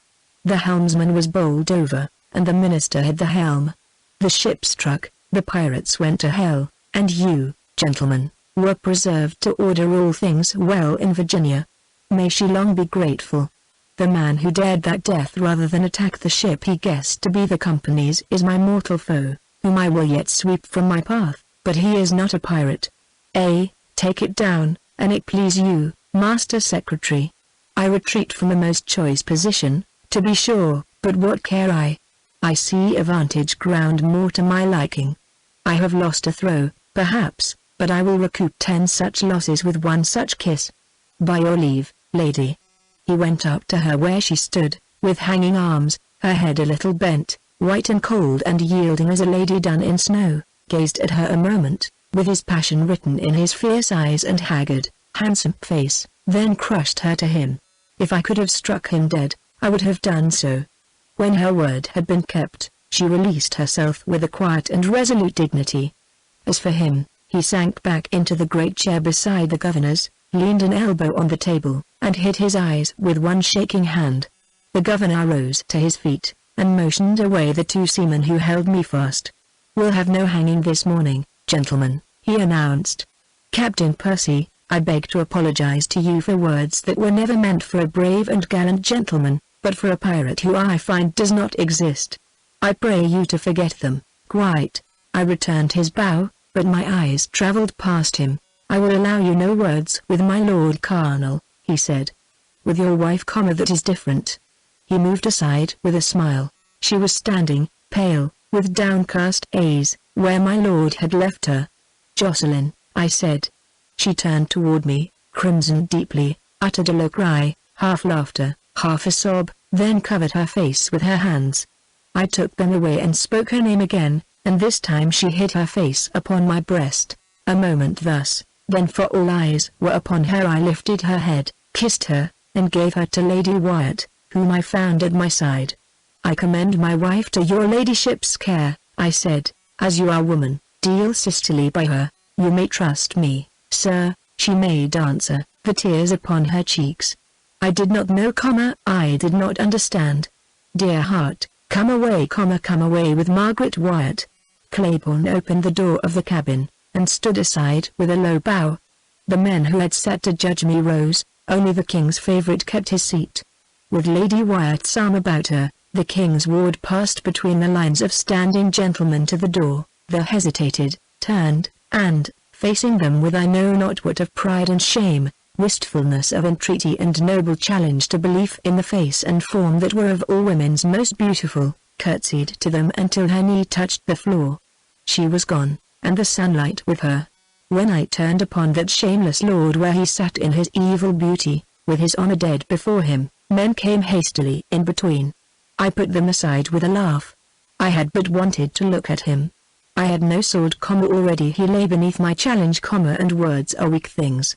At length he rose, as arrogant as ever in his port, as evilly superb in his towering pride, and as amazingly indifferent to the thoughts of men who lied not. "This case hath wearied me," he said. "I will retire for a while to rest, and in dreams to live over a past sweetness. Give you good day, gentles. Sir Francis Wyatt, you will remember that this gentleman did resist arrest, and that he lieth under the king's displeasure." So saying he clapped his hat upon his head and walked out of the cabin. The company's officers drew a long breath, as if a fresher air had come in with his departure. "I have no choice, Captain Percy, but to keep you still under restraint, both here and when we shall reach Jamestown," said the governor. "All that the company, through me, can do, consistent with its duty to His Majesty, to lighten your confinement shall be done. Then send him not again into the hold, Sir Francis," exclaimed the treasurer, with a wry face. The governor laughed. "Lighter and sweeter quarters shall be found. Your wife's a brave lady, Captain Percy, and a passing fair one," said Claiborne under his breath. "I left a friend below in the hold, Your Honor," I said. "He came with me from Jamestown because he was my friend. The king hath never heard of him. And he's no more a pirate than I or you, Your Honor. He is a minister, a sober, meek, and godly man. From behind the secretary rose the sing-song of my acquaintance of the hold, Dr. John Pott. "He is Jeremy, Your Honor, Jeremy who made the town merry at Blackfriars. Your Honor remembers him? He had a sickness, and forsook the life and went into the country. He was known to the Dean of St. Paul's. All the town laughed when it heard that he had taken orders." "Jeremy!" cried out the treasurer. "Nick Bottom, Christopher Sly, Sir Toby Belge. Sir Francis, give me Jeremy to keep in my cabin." The governor laughed. "He shall be bestowed with Captain Percy where he'll not lack for company, I warrant. Jeremy. Ben Jonson loved him, they drank together at the Mermaid." A little later the treasurer turned to leave my new quarters, to which he had walked beside me, glanced at the men who waited for him without Jeremy had not yet been brought from the hold, and returned to my side to say, in a low voice, but with emphasis, "Captain Percy has been a long time without news from home, from England. What would he most desire to hear?" "Of the welfare of his Grace of Buckingham," I replied. He smiled. "His Grace is as well as heart could desire, and as powerful. The Queen's dog now tuggeth the sow by the ears this way or that, as it pleaseth him. Since we are not to hang you as a pirate, Captain Percy, I incline to think your affairs in better posture than when you left Virginia." "I think so too, sir," I said, and gave him thanks for his courtesy, and wished him good day, being anxious to sit still and thank God, with my face in my hands and summer in my heart. Chapter 28, in which the springtime is at hand. I ate of dicing against myself, and of the books that Rolf had sent me. I betook myself to the jail window, and, leaning against the bars, looked out in search of entertainment. The nearest if not the merriest thing the prospect had to offer was the pillory. It was built so tall that it was but little lower than the low upper story of the jail, and it faced my window at so short a distance that I could hear the long, whistling breath of the wretch who happened to occupy it. It was not a pleasant sound, neither was a livid face, new branded on the cheek with a great R, and with a trickle of dark blood from the mutilated ears staining the board in which the head was immovably fixed, a pleasant sight. A little to one side was the whipping post. A woman had been whipped that morning, and her cries had tainted the air even more effectually than had the decayed matter with which certain small devils had pelted the runaway in the pillory. I looked away from the poor oak below me into the clear, hard brightness of the March day, and was most heartily weary of the bars between me and it. The wind blew keenly, the sky was blue as blue could be, and the river a great ribbon of azure sewn with diamonds. All colors were vivid and all distances near. There was no haze over the forest, brown and bare it struck the cloudless blue. The marsh was emerald, the green of the pines deep and rich, the budding maples redder than coral. The church, with the low green graves around it, appeared not a stone's throw away, and the voices of the children up and down the street sounded clearly, as though they played in the brown square below me. When the drum beat for the nooning the roll was close in my ears. The world looked so bright and keen that it seemed new-made, and the brilliant sunshine and the cold wind stirred the blood like wine. Now and then men and women passed through the square below. Well-nigh all glanced up at the window, and their eyes were friendly. It was known now that Buckingham was paramount at home, and my Lord Colonel's following in Virginia was much decayed. Young Hamer strode by, bravely dressed and whistling cheerily, and doffed a hat with a most noble broken feather. "We're going to bait a bear below the fort," he called. "Sorry you'll miss the sport. There will be all the world and my Lord Colonel." He whistled himself away, and presently there came along Master Edward Sharpless. He stopped and stared at the rogue in the pillory, with no prescience, I suppose, of a day when he was to stand there himself, then looked up at me with as much malevolence as his small soul could write upon his mean features, and passed on. He had a jaded look, moreover, his clothes were swamp-stained and his cloak had been torn by briars. "What did you go to the forest for?" I muttered.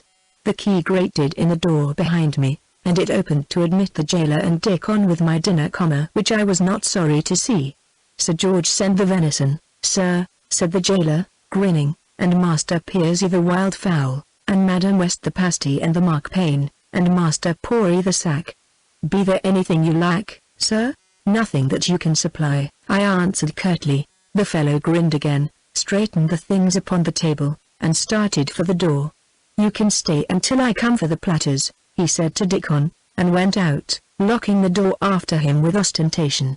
I applied myself to the dinner, and Dickon went to the window, and stood there looking out at the blue sky and at the man in the pillory. He had the freedom of a jail. I was somewhat more straitly confined, though my friends had easy access to me. As for Jeremy Sparrow, he had spent 24 hours in jail, at the end of which time Madam West had a fit of the spleen, declared she was dying, and insisted upon Master Sparrow's being sent for to administer consolation. Master Buck, unfortunately, having gone up to Henricus on business connected with the college. From the bedside of that despotic Lady Sparrow was called to bury a man on the other side of the river, and from the grave to marry a couple at Mulberry Island.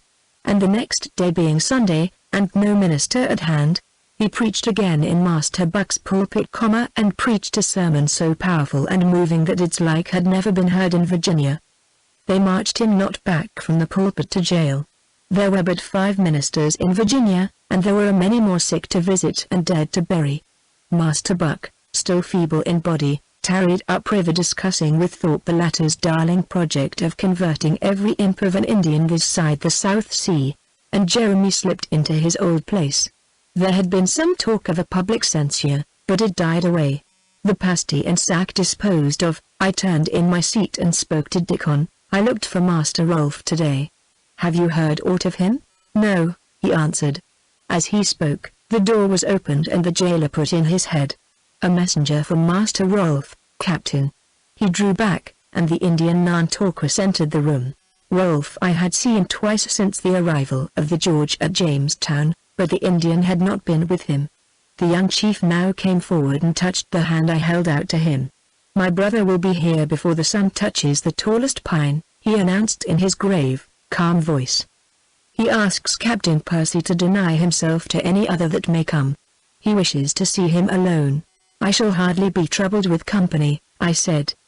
"There's a bear baiting toward." Nantorquist smiled. "My brother asked me to find a bear for today. I bought one from the Parspahags for a piece of copper, and took him to the ring below the fort, where all the town will presently be gone," I said. "I wonder what Rolf did that for." Filling a cup with sack, I pushed it to the Indian across the table. "You are little in the woods nowadays, Nantorquist." His fine dark face clouded ever so slightly. "Oh, Pechunkanov has dreamt that I am Indian no longer. Singing birds have lied to him, telling him that I love the white man, and hate my own color. He calls me no more his brave, his brother Powhatan's dear son. I do not sit by his council fire now, nor do I lead his war bands. When I went last to his lodge and stood before him, his eyes burned me like the coals the Monacans once closed my hands upon. He would not speak to me. It would not fret me if he never spoke again," I said. "You have been to the forest today?" "Yes," he replied, glancing at the smear of leaf mold upon his beaded moccasins. Captain Percy's eyes are quick. He should have been an Indian. "I went to the Parspahags to take them the piece of copper." I could tell Captain Percy a curious thing. "Well?" I demanded, as he paused. "I went to the lodge of the Werowance with the copper, and found him not there." The old men declared that he had gone to the weirs for fish, he and 10 of his braves. The old men lied. I had passed the weirs of the Parspahags, and no man was there. I sat and smoked before the lodge, and the maidens brought me chinquapin cakes and pohickory, for Nantorquist is a prince and a welcome guest to all save Pechunkanov. The old men smoked, with their eyes upon the ground, each seeing only the days when he was even as Nantorquist. They never knew when a wife of the Werowance, turned child by pride, unfolded a doeskin and showed Nantorquist a silver cup carved all over and set with colored stones. "Humphrey. The cup was a heavy price to pay," continued the Indian. "I do not know what great thing it bought, Humphrey." I said again. "Did you happen to meet Master Edward Sharpless in the forest?" He shook his head. "The forest is wide, and there are many trails through it." Nantorquist looked for that of the Werowance of the Parspahags, but found it not. He had no time to waste upon a white man. He gathered his otterskin mantle about him and prepared to depart. I rose and gave him my hand, for I thoroughly liked him, and in the past he had made me his debtor. "Tell Rolf he will find me alone," I said, "and take my thanks for your pains, Nantorquist. If ever we hunt together again, may I have the chance to serve you. I bear the scars of the wolf's teeth yet." "You came in the nick of time, that day," the Indian smiled. "It was a fierce old wolf. I wish Captain Percy free with all my heart, and then we will hunt more wolves, he and I." When he was gone, and the jailer and Dick on with him, I returned to the window. The runaway in the pillory was released, and went away homewards, staggering beside his master's stirrup. Passers-by grew more and more infrequent, and up the street came faint sounds of laughter and hurrahing. The bear must be making good sport. I could see the half-moon, and the guns, and the flag that streamed in the wind, and on the river a sail or two, white in the sunlight as the gulls that swooped past. Beyond rose the bare masts of the George. The Santa Teresa rode no more forever in the James. The king's ship was gone home to the king without the freight he looked for. 3 days, and the George would spread her white wings and go down the wide river, and I with her, and the king's ward, and the king's sometime favorite. I looked down the wind-ruffled stream, and saw the great bay into which it emptied, and beyond the bay the heaving ocean, dark and light, league on league, league on league, then green England, and London, and the Tower. The vision disturbed me less than once it would have done. Men that I knew and trusted were to be passengers on that ship, as well as one I knew and did not trust. And if, at the journey's end, I saw the Tower, I saw also his Grace of Buckingham. Where I hated he hated, and was now powerful enough to strike. The wind blew from the west, from the unknown. I turned my head, and it beat against my forehead, cold and fragrant with the essence of the forest, pine and cedar, dead leaves and black mold, fen and hollow in hill, all the world of woods over which it had passed. The ghost of things long dead, which face or voice could never conjure up, will sometimes start across our path at the beckoning of an odor. A day in the starving time came back to me, how I had dragged myself from our broken palisade and crazy huts, and the groans of the famished and the plague-stricken, and the presence of the unburied dead, across the neck and into the woods, and had lain down there to die, being taken with a sick fear and horror of the place of cannibals behind me, and how weak I was! Too weak to care any more. I had been a strong man, and it had come to that, and I was content to let it be. The smell of the woods that day, the chill brown earth beneath me, the blowing wind, the long stretch of the river gleaming between the pines, and fair in sight the white sails of the Patience and the Deliverance. I had been too nigh gone then to greatly care that I was saved. Now I cared, and thanked God for my life. Come what might in the future, the past was mine. Though I should never see my wife again, I had the tower in the state cabin of the George. I loved, and was loved again. There was a noise outside the door, and Rolf's voice speaking to the jailer. Impatient for his entrance, I started toward the door, but when it opened he made no move to cross the threshold. "I am not coming in," he said, with a face that he strove to keep grave. "I only came to bring someone else." With that he stepped back, and a second figure, coming forward out of the dimness behind him, crossed the threshold. It was a woman, cloaked and hooded. The door was drawn to behind her, and we were alone together. Beside the cloak and hood she wore a riding mask. "Do you know who it is?" she asked, when she had stood, so shrouded, for a long minute, during which I had found no words with which to welcome her. "Yea," I answered, "the princess in the fairy tale." She freed her dark hair from its covering, and unclasping her cloak let it drop to the floor. "Shall I ask?" she asked, with a sigh. "Faith, I shall keep the bit of silk between your eyes, sir, and my blushes. Am I ever to be the forward one? Do you not think me too bold a lady?" As she spoke, her white hands were busy about the fastening of her mask. "The knot is too hard," she murmured, with a little tremulous laugh and a catch of her breath. I untied the ribbons. "May I not sit down?" she said plaintively, but with soft merriment in her eyes. "I am not quite strong yet. My heart, you do not know what pain I have in my heart sometimes. It makes me weep of nights and when none are by. Indeed it does." There was a settle beneath the window. I led her to it, and she sat down. "You must know that I am walking in the governor's garden, that hath only a lane between it and the jail." Her eyes were downcast, her cheeks pure rose. "When did you first love me?" I demanded. Lady Wyatt must have guessed why Master Rolf alone went not to the bear baiting, but joined us in the garden. She said the air was keen, and fetched me her mask, and then herself went indoors to embroider Samson in the arms of Delilah. Was it here at Jamestown, or was it when we were first wrecked, or on the island with the pink hill when you wrote my name in the sand, or the George will sail in 3 days, and we are to be taken back to England after all. It does not scare me now. In all my life I have kissed you only once," I said. The rose deepened, and in her eyes there was laughter, with tears behind. "You are a gentleman of determination," she said. "If you are bent upon having your way, I do not know that I can help myself. I do not even know that I want to help myself." Outside the wind blew and the sun shone, and the laughter from below the fort was too far away and elfin to jar upon us. The world forgot us, and we were well content. There seemed not much to say. I suppose we were too happy for words. I knelt beside her, and she laid her hands in mine, and now and then we spoke. In her short and lonely life, and in my longer stern and crowded one, there had been little tenderness, little happiness. In her past, to those about her, she had seemed bright and gay. I had been a comrade whom men liked because I could just as well as fight. Now we were happy, but we were not gay. Each felt for the other a great compassion. Each knew that though we smiled today, the groan and the tear might be tomorrow's dew. The sunshine around us was pure gold, but that the clouds were mounting we knew full well. "I must soon be gone," she said at last. "It is a stolen meeting. I do not know when we shall meet again." She rose from the settle, and I rose with her, and we stood together beside the barred window. There was no danger of her being seen. Street and square were left to the wind and the sunshine. My arm was around her, and she leaned her head against my breast. "Perhaps we shall never meet again," she said. "The winter is over," I answered. "Soon the trees will be green and the flowers in bloom.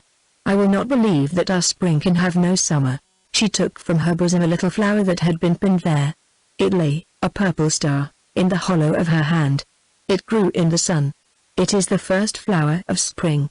She put it to her lips, then laid it upon the window ledge beside my hand. "I have brought you evil gifts, foes and strife and peril.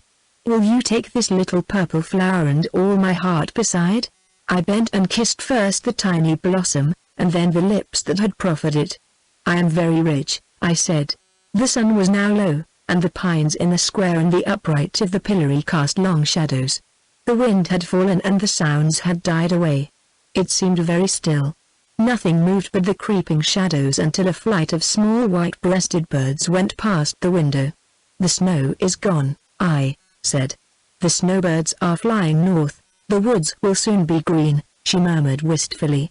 "Ah, if we could ride through them once more, back to Weyanoke Dash, to home," I said. "Home," she echoed softly. There was a low knocking at the door behind us. "It is Master Rolf's signal," she said. "I must not stay. Tell me that you love me, and let me go." I drew her closer to me and pressed my lips upon her bowed head. "Do you not know that I love you?" I asked. "Yea," she answered. "I have been taught it. Tell me that you believe that God will be good to us. Tell me that we shall be happy yet, for oh, I have a boding heart this day." Her voice broke, and she lay trembling in my arms, her face hidden. "If the summer never comes for us," she whispered. "Goodbye, my lover and my husband. If I have brought you ruin and death, I have brought you, too, a love that is very great. Forgive me and kiss me, and let me go. Thou art my dearly loved and honored wife," I said. My heart forebodes summer, and joy, and peace, and home. We kissed each other solemnly, as those who part for a journey and a warfare. I spoke no word to Rolf when the door was opened and she had passed out with her cloak drawn about her face, but we clasped hands, and each knew the other for his friend indeed. They were gone, the jailer closing and locking the door behind them. As for me, I went back to the settle beneath the window, and, falling on my knees beside it, buried my face in my arms. Chapter 29, in which I keep tryst. Sun dropped below the forest, blood red, dyeing the river its own color. There were no clouds in the sky, only a great suffusion of crimson climbing to the zenith. Against it the woods were as black as war paint. The color faded and the night set in, a night of no wind and of numberless stars. On the hearth burned a fire. I left the window and sat beside it, and in the hollows between the red embers made pictures, as I used to make them when I was a boy. I sat there long. It grew late, and all sounds in the town were hushed, only now and then the all's well of the watch came faintly to my ears. Dickon lodged with me. He lay in his clothes upon a pallet in the far corner of the room, but whether he slept or not I did not ask. He and I had never wasted words. Since chance had thrown us together again, we spoke only when occasion required. The fire was nigh out, and it must have been 10 of the clock when, with somewhat more of caution and less of noise than usual, the key grated in the lock, the door opened, and the jailer entered, closing it noiselessly behind him. There was no reason why he should intrude himself upon me after nightfall, and I regarded him with a frown and an impatience that presently turned to curiosity. He began to move about the room, making pretense of seeing that there was water in the pitcher beside my pallet, that the straw beneath the coverlet was fresh, that the bars of the window were firm, and ended by approaching the fire and heaping pine upon it. It flamed up brilliantly, and in the strong red light he half opened a clenched hand and showed me 2 gold pieces, and beneath them a folded paper. I looked at his furtive eyes and brutal, doltish face, but he kept them blank as a wall. The hand closed again over the treasure within it, and he turned away as if to leave the room. I drew a noble one of a small store of gold pieces conveyed to me by Rolf from my pocket, and stooping made it spin upon the hearth in the red firelight. The jailer looked at it askance, but continued his progress toward the door. I drew out its fellow, set it to spinning, then leaned back against the table. They hunt in couples, I said. There will be no third one. He had his foot upon them before they had done spinning. The next moment they had kissed the 2 pieces already in his possession, and he had transferred all 4 to his pocket. I held out my hand for the paper, and he gave it to me grudgingly, with a spiteful slowness of movement. He would have stayed beside me as I read it, but I sternly bade him keep his distance. Then kneeling before the fire to get the light, I opened the paper. It was written upon in a delicate, woman's hand, and it ran thus: "And you hold media, come to me at once. Come without tarrying to the deserted hut on the neck of land, nearest to the forest. As you love me, as you are my knight, keep this tryst. In distress and peril, Thy wife." Folded with it was a line in the commander's hand and with his signature: "The bearer may pass without the palisade at his pleasure." I read the first paper again, refolded it, and rose to my feet.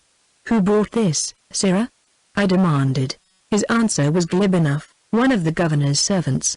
He said as how there was no harm in the letter, and the gold was good." "When was this?" "Just now."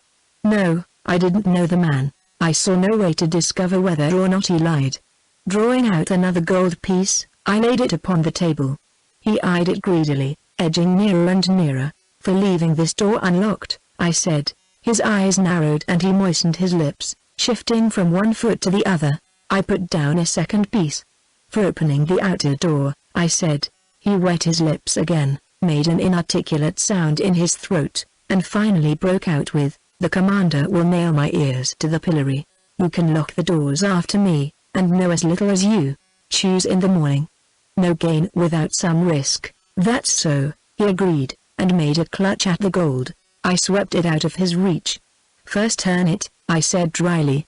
"Look at the foot of the pillory an hour from now and you'll find it. I'll not pay you this side of the doors." He bit his lips and studied the floor. "You're a gentleman," he growled at last. "I suppose I can trust ye." "I suppose you can." Taking up his lantern he turned toward the door. "It's growing late," he said, with a most uncouth attempt to feign a guileless drowsiness.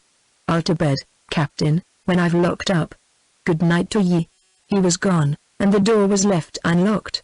I could walk out of that jail as I could have walked out of my house at Weyanoke. I was free, but should I take my freedom?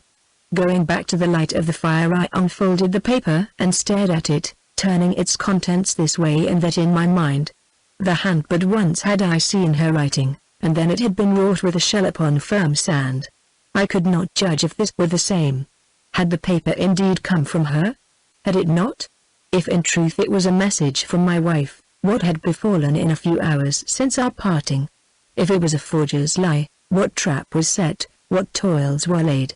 I walked up and down, and tried to think it out.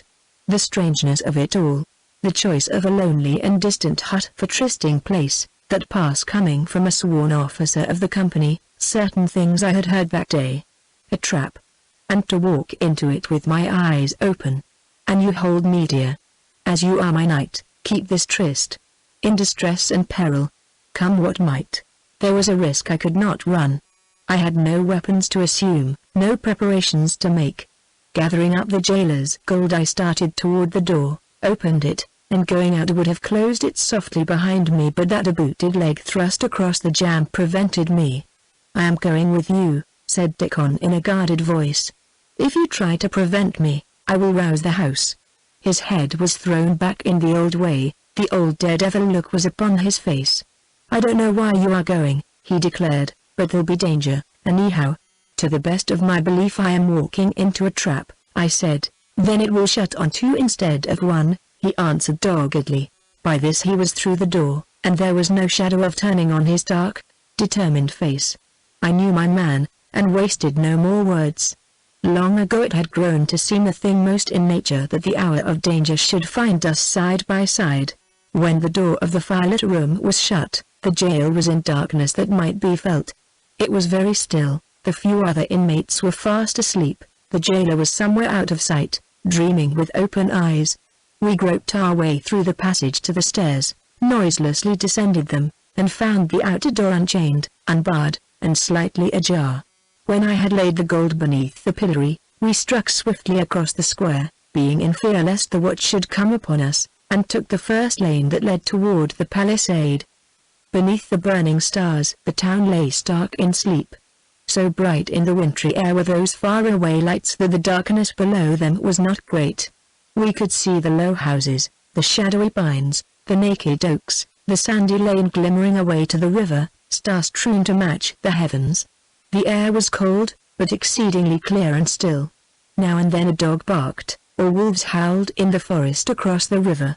We kept in the shadow of the houses and the trees, and went with the swiftness, silence, and caution of Indians.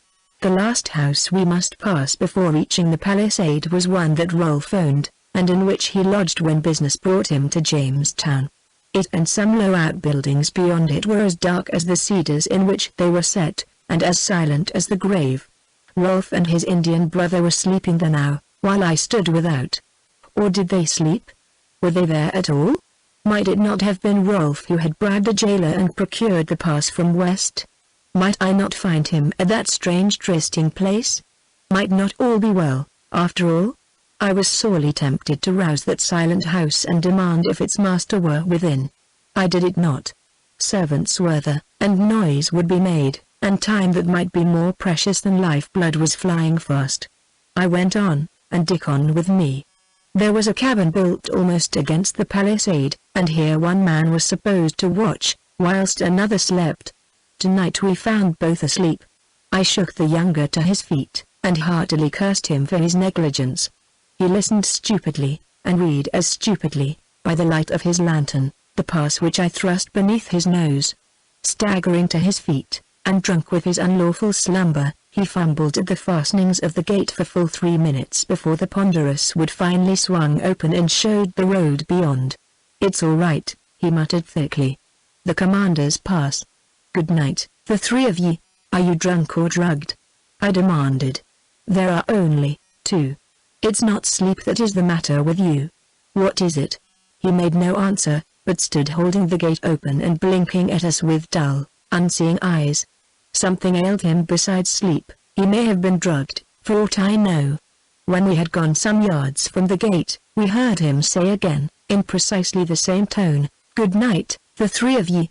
Then the gate creaked to, and we heard the bars drawn across it. Without the palisade was a space of waste land, marsh and thicket, tapering to the narrow strip of sand and scrub joining the peninsula to the forest, and here and there upon this waste ground rose a mean house, dwelt in by the poorer sort. All were dark.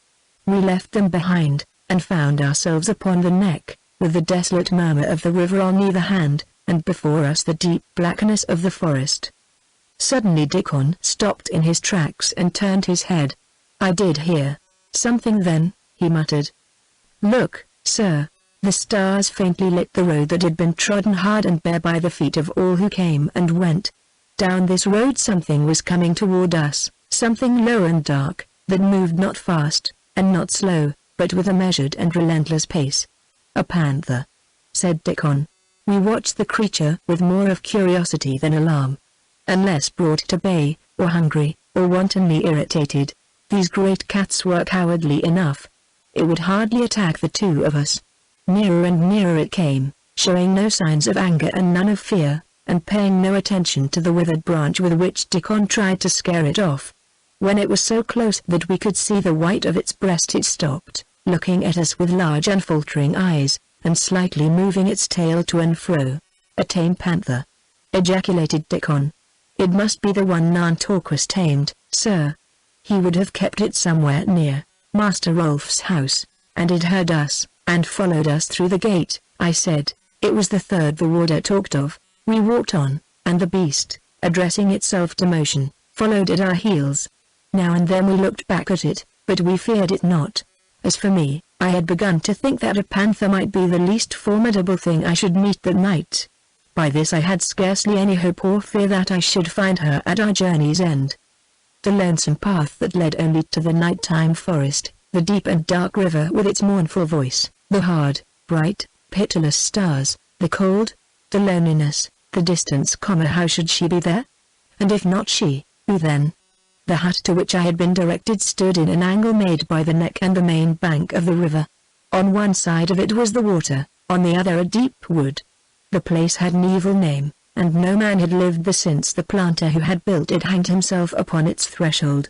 The hut was ruinous. In the summer tall weeds grew up around it, and venomous snakes harbored beneath its rotted and broken floor. In the winter the snow whitened it, and the wild fowl flew screaming in and out of the open door and the windows that needed no barring. Tonight the door was shut and the windows in some way obscured. But the interstices between the logs showed red. The hut was lighted within, and someone was keeping tryst. The stillness was deadly. It was not silence, for the river murmured in the stiff reeds, and far off in the midnight forest some beast of the night uttered its cry, but a hush, a holding of the breath, an expectant horror. The door, warped and shrunken, was drawn to, but was not fastened, as I could tell by the unbroken line of red light down one side from top to bottom. Making no sound, I laid my hand upon it, pushed it open a little way, and looked within the hut. I had thought to find it empty or to find it crowded. It was neither. A torch lit it, and on the hearth burned a fire. Drawn in front of the blaze was an old rude chair, and in it sat a slight figure draped from head to foot in a black cloak. The head was bowed and hidden, the whole attitude one of listlessness and dejection. As I looked, there came a long tremulous sigh, and the head drooped lower and lower, as if in a growing hopelessness. The revulsion of feeling was so great that for the moment I was dazed as by a sudden blow. There had been time during the walk from the jail for enough of wild and whirling thoughts as to what should greet me in that hut, and now the slight figure by the fire, the exquisite melancholy of its posture, its bent head, the weeping I could divine, I had but one thought, to comfort her as quickly as I might. Dickon's hand was upon my arm, but I shook it off, and pushing the door open crossed the uneven and noisy floor to the fire, and bent over the lonely figure beside it. "Jocelyn," I said, "I have kept tryst." As I spoke, I laid my hand upon the bowed and covered head. It was raised. The cloak was drawn aside, and there looked me in the eyes the Italian. As if it had been the Gorgon's gaze, I was turned to stone. The filmy eyes, the smile that would have been mocking had it not been so very faint, the pallor, the malignance, I stared and stared, and my heart grew cold and sick. It was but for a minute, then a warning cry from Dickon roused me. I sprang backward until the width of the hearth was between me and the Italian, then wheeled and found myself face to face with the king's late favorite. Behind him was an open door, and beyond it a small inner room, dimly lighted. He stood and looked at me with an insolence and a triumph most intolerable. His drawn sword was in his hand, the jeweled hilt blazing in the firelight, and on his dark, superb face a taunting smile. I met it with one as bold, at least, but I said no word, good or bad. In the cabin of the George I had sworn to myself that thenceforward my sword should speak for me to this gentleman. "You came," he said. "I thought you would." I glanced around the hut, seeking for a weapon. Seeing nothing more promising than the thick, half-consumed torch, I sprang to it and wrested it from the socket. Dickon caught up a piece of rusted iron from the hearth, and together we faced my lord's drawn sword and a small, sharp, and strangely shaped dagger that the Italian drew from a velvet sheath. My lord laughed, reading my thoughts. "You're mistaken," he declared coolly. "I am content that Captain Percy knows I do not fear to fight him. This time I play to win." Turning toward the outer door, he raised his hand with a gesture of command. In an instant the room was filled. The red-brown figures, naked save for the loincloth and the headdress, the impassive faces dashed with black. The ruthless eyes. I knew now why Master Edward Sharpless had gone to the forest, and what service had been bought with that silver cup. The Paspags and I were old enemies. Doubtless they would find their task a pleasant one. My own knaves, unfortunately, were out of the way, sent home on the Santa Teresa, said my lord, still smiling. "I am not yet so poor that I cannot hire others." True, Niccolo might have done the work just now, when you bent over him so lovingly and spoke so softly, but the river might give up your body to tell strange tales. I have heard that the Indians are more ingenious, and leave no such witness anywhere. Before the words were out of his mouth I had sprung upon him, and had caught him by the sword wrist and the throat. He strove to free his hand, to withdraw himself from my grasp. Locked together, we struggled backward and forward in what seemed a blaze of lights and a roaring as of mighty waters. Red hands caught at me, sharp knives panted to drink my blood, but so fast we turned and writhed, now he uppermost, now I, that for very fear of striking the wrong man hands and knives could not be bold. I heard Dickon fighting, and knew that there would be howling tomorrow among the scores of the Parspags. With all his might my lord strove to bend the sword against me, and at last did cut me across the arm, causing the blood to flow freely. It made a pool upon the floor, and once my foot slipped in it, and I stumbled and almost fell. 2 of the Parspags were silent forevermore. Dickon had the knife of the first to fall, and it ran red. The Italian, quick and sinuous as a serpent, kept beside my lord and me, striving to bring his dagger to his master's aid. We two panted hard, before our eyes blood, within our ears the sea. The noise of the other combatants suddenly fell. The hush could only mean that Dickon was dead or taken. I could not look behind to see. With an access of fury I drove my antagonist toward a corner of the hut, the corner, so it chanced, in which the panther had taken up its quarters. With his heel he struck the beast out of his way, then made a last desperate effort to throw me. I let him think he was about to succeed, gathered my forces and brought him crashing to the ground. The sword was in my hand and shortened, the point was at his throat, when my arm was jerked backwards. A moment, and half a dozen hands had dragged me from the man beneath me, and a supple savage had passed a thong of deerskin around my arms and pinioned them to my sides. The game was up, there remained only to pay the forfeit without a grimace. Dickon was not dead, pinioned, like myself, and breathing hard. He leaned sullenly against the wall, they that he had slain at his feet. My lord rose, and stood over against me. His rich doublet was torn and dragged away at the neck, and my blood stained his hand and arm. A smile was upon the face that had made him master of a kingdom's master. The game was long, he said, but I have won at last. A long good night to you, Captain Percy, and a dreamless sleep. There was a swift backward movement of the Indians, and aloud the panther, "Sir, have a care." From Dickon. I turned. The panther, maddened by the noise and light, the shifting figures, the blocked doors, the sight and smell of blood, the blow that had been dealt it, was crouching for a spring. The red-brown hair was bristling, the eyes were terrible. I was before it, but those glaring eyes had marked me not. It passed me like a bar from a catapult, and the man whose heel it had felt was full in its path. One of its forefeet sank in the velvet of the doublet, the claws of the other entered the flesh below the temple, and tore downwards and across. With a cry as awful as the panther's scream the Italian threw himself upon the beast and buried his poniard in its neck. The panther and the man it had attacked went down together. When the Indians had unlocked that dread embrace and had thrust aside the dead brute, there emerged from the dimness of the inner room Master Edward Sharpless, grey with fear, trembling in every limb, to take the reins that had fallen from my lord's hands. The king's minion lay in his blood, a ghastly spectacle, unconscious now, but with life before him, a life through which to pass a nightmare vision. The face out of which had looked that sullen, proud, and wicked spirit had been one of great beauty. It had brought him exceeding wealth and power beyond measure. The king had loved to look upon it, and it had come to this. He lived, and I was to die, better my death than his life. In every heart there are dark depths, whence at times ugly things creep into the daylight, but at least I could drive back that unmanly triumph, and bid it never come again. I would have killed him, but I could not have had him thus. The Italian was upon his knees beside his master, even such a creature could love. From his skeleton throat came a low, prolonged, croaking sound, and his bony hands strove to wipe away the blood. The Parspags drew around us closer and closer, and the Warrants clutched me by the shoulder. I shook him off. "Give the word, Sharpless," I said, "or nod, if thou art too frightened to speak.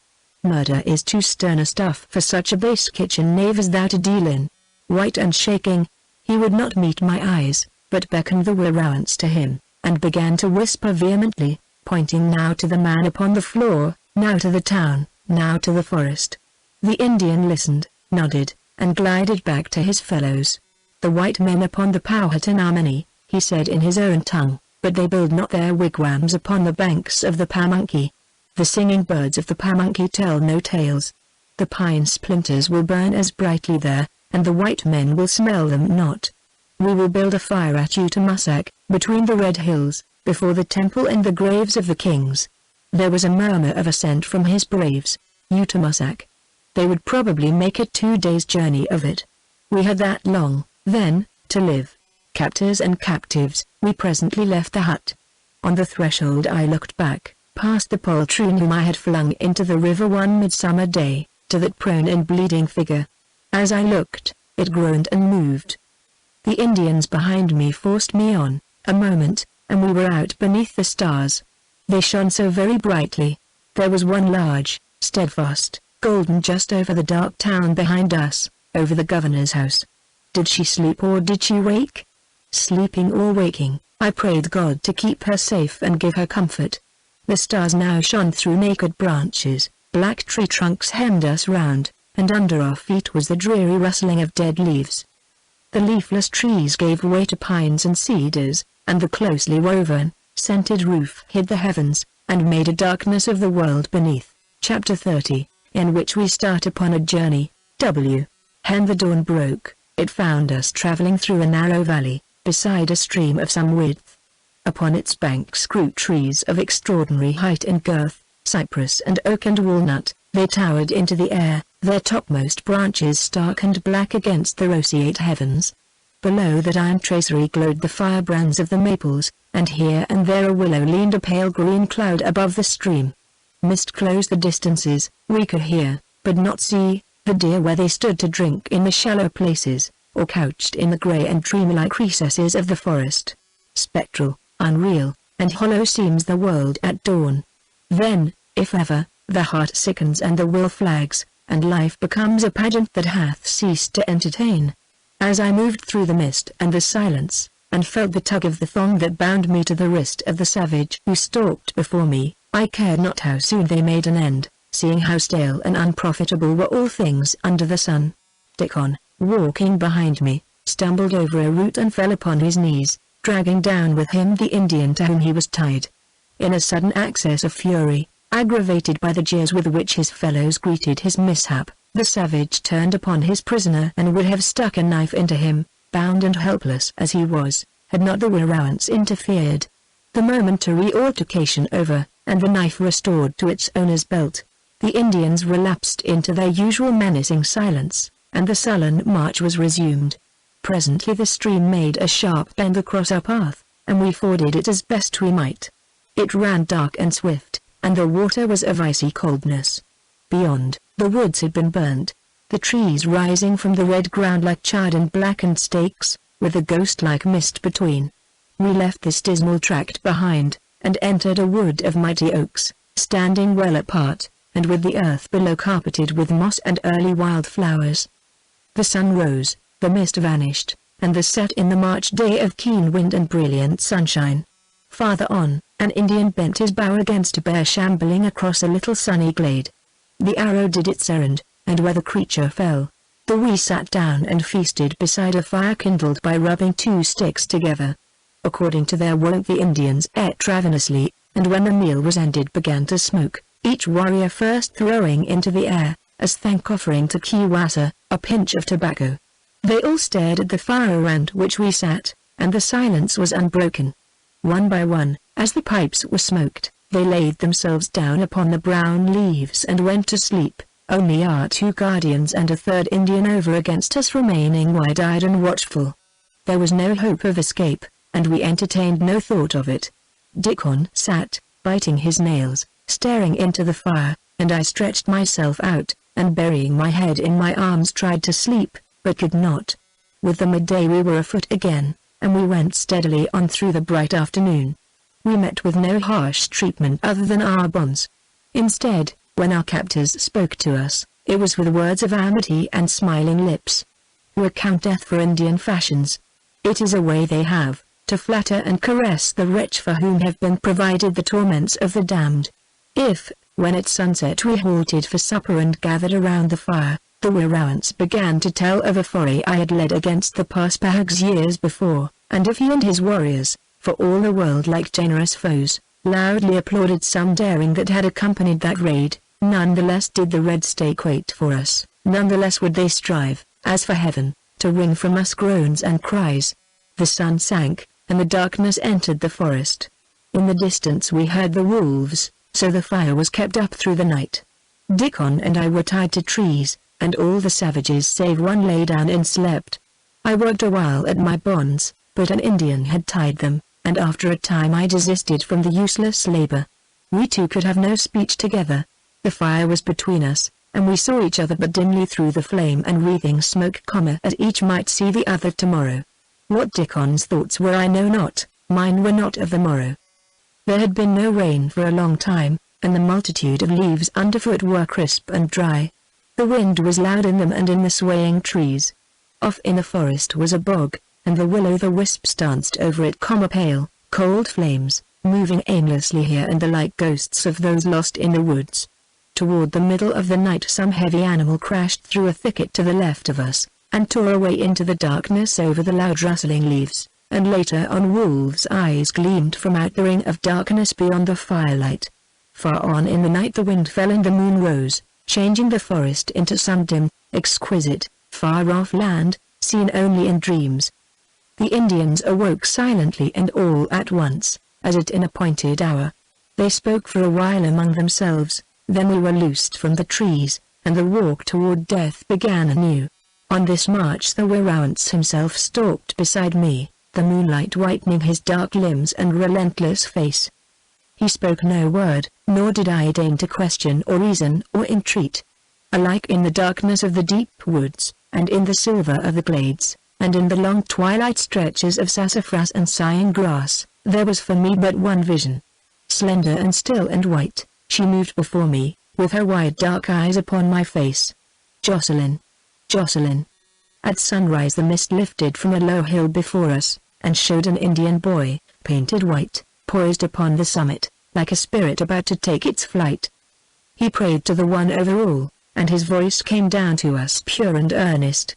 At sight of us he bounded down the hillside like a bull, and would have rushed away into the forest had not a Paspahegh starting out of line seized him and set him in our midst, where he stood, cool and undismayed, a warrior in miniature.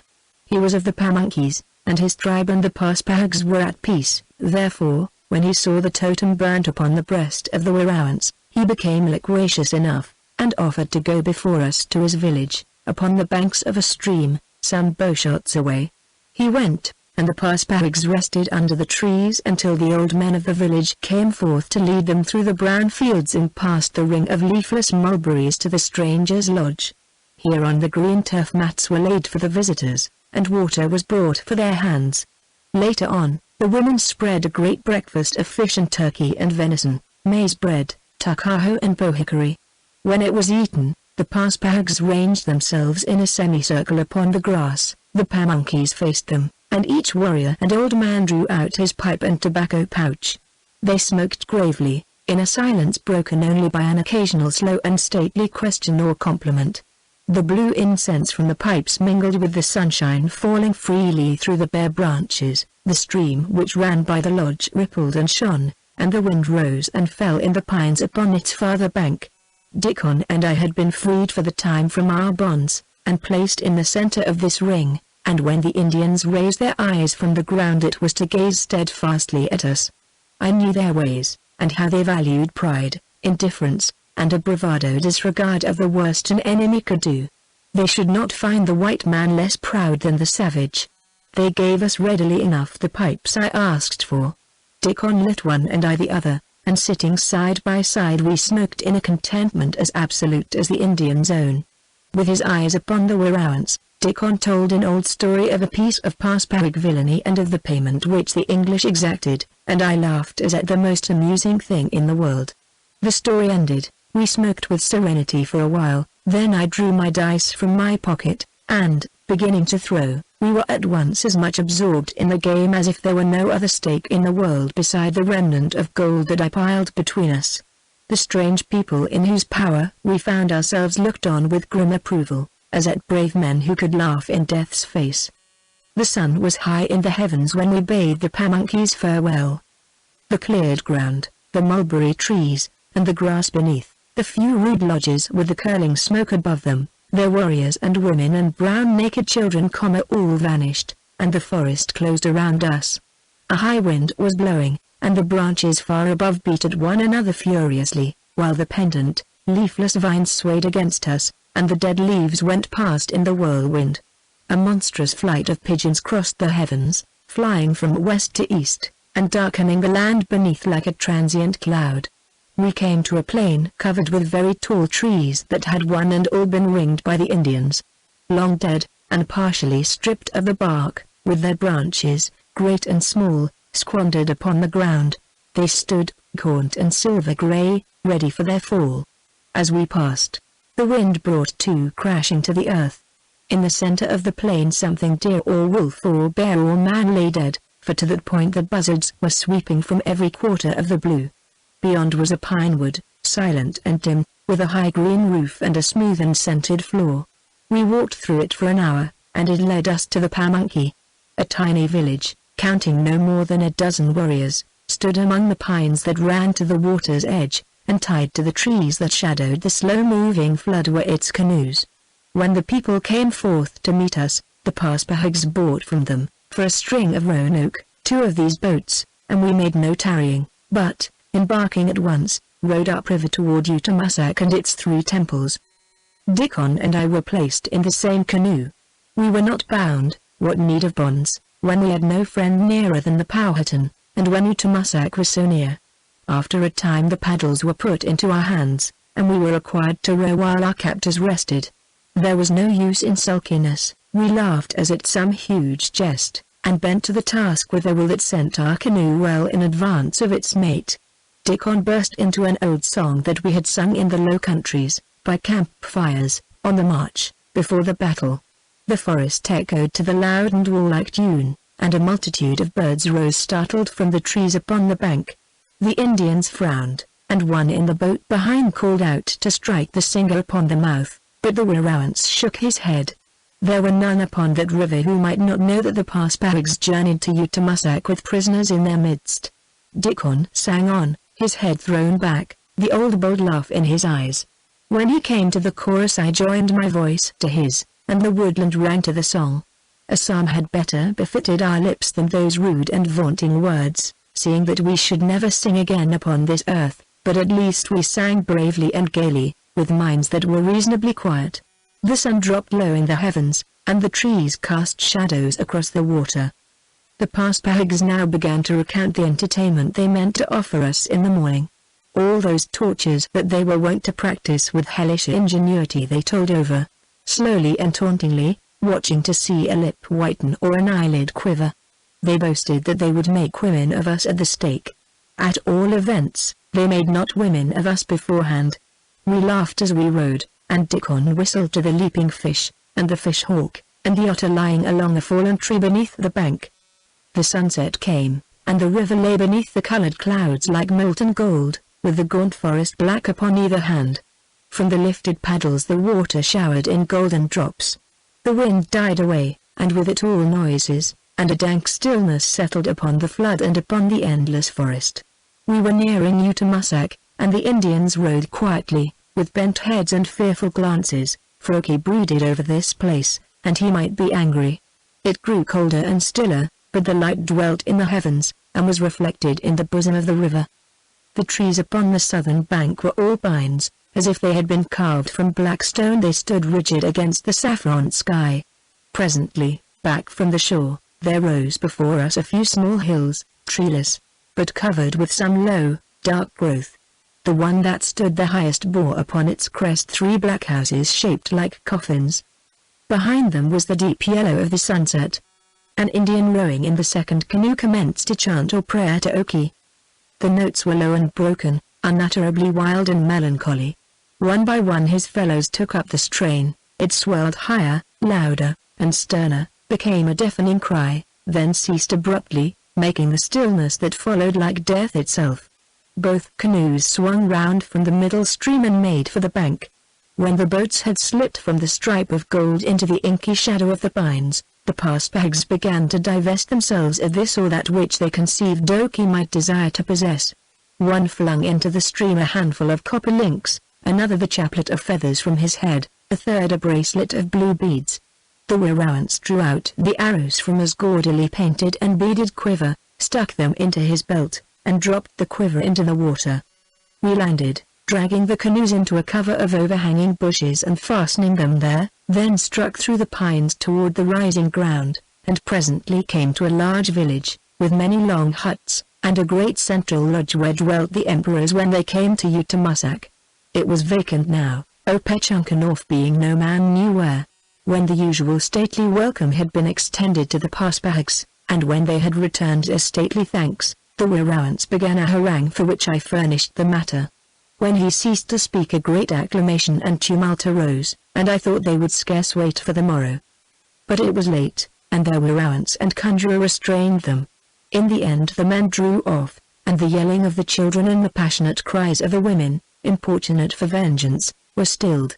A guard was placed around the vacant lodge, and we 2 Englishmen were taken within and bound down to great logs, such as the Indians use to roll against their doors when they go from home. There was revelry in the village, for hours after the night came. Everywhere were bright firelight and the rise and fall of laughter and song. The voices of the women were musical, tender, and plaintive, and yet they waited for the morrow as for a gala day. I thought of a woman who used to sing, softly and sweetly, in the twilight at Weyanoke, in the firelight at the minister's house. At last the noises ceased. The light died away, and the village slept beneath a heaven that seemed somewhat deaf and blind. Chapter 31, in which Nantorquist comes to our rescue. A man who hath been a soldier and an adventurer into far and strange countries must needs have faced death many times and in many guises. I had learned to nose that grim countenance, and to have no great fear of it.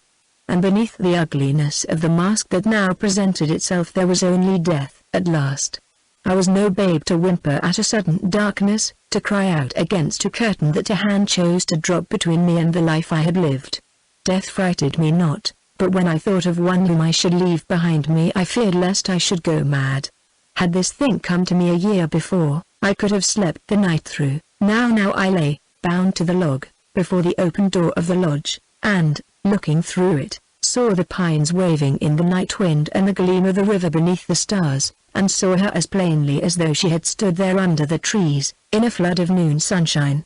Now she was the Jocelyn Percy of Weyanoke, now of the minister's house, now of a storm-tossed boat and a pirate ship, now of the jail at Jamestown.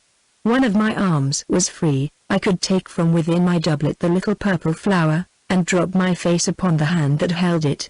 The bloom was quite withered, and scalding tears would not give it life again. The face that was, now gay, now defiant, now pale and suffering, became steadfastly the face that had leaned upon my breast in the Jamestown jail, and looked at me with a mournful brightness of love and sorrow. Spring was in the land, and the summer would come, but not to us. I stretched forth my hand to the wife who was not there, and my heart lay crushed within me. She had been my wife not a year, it was but the other day that I knew she loved me.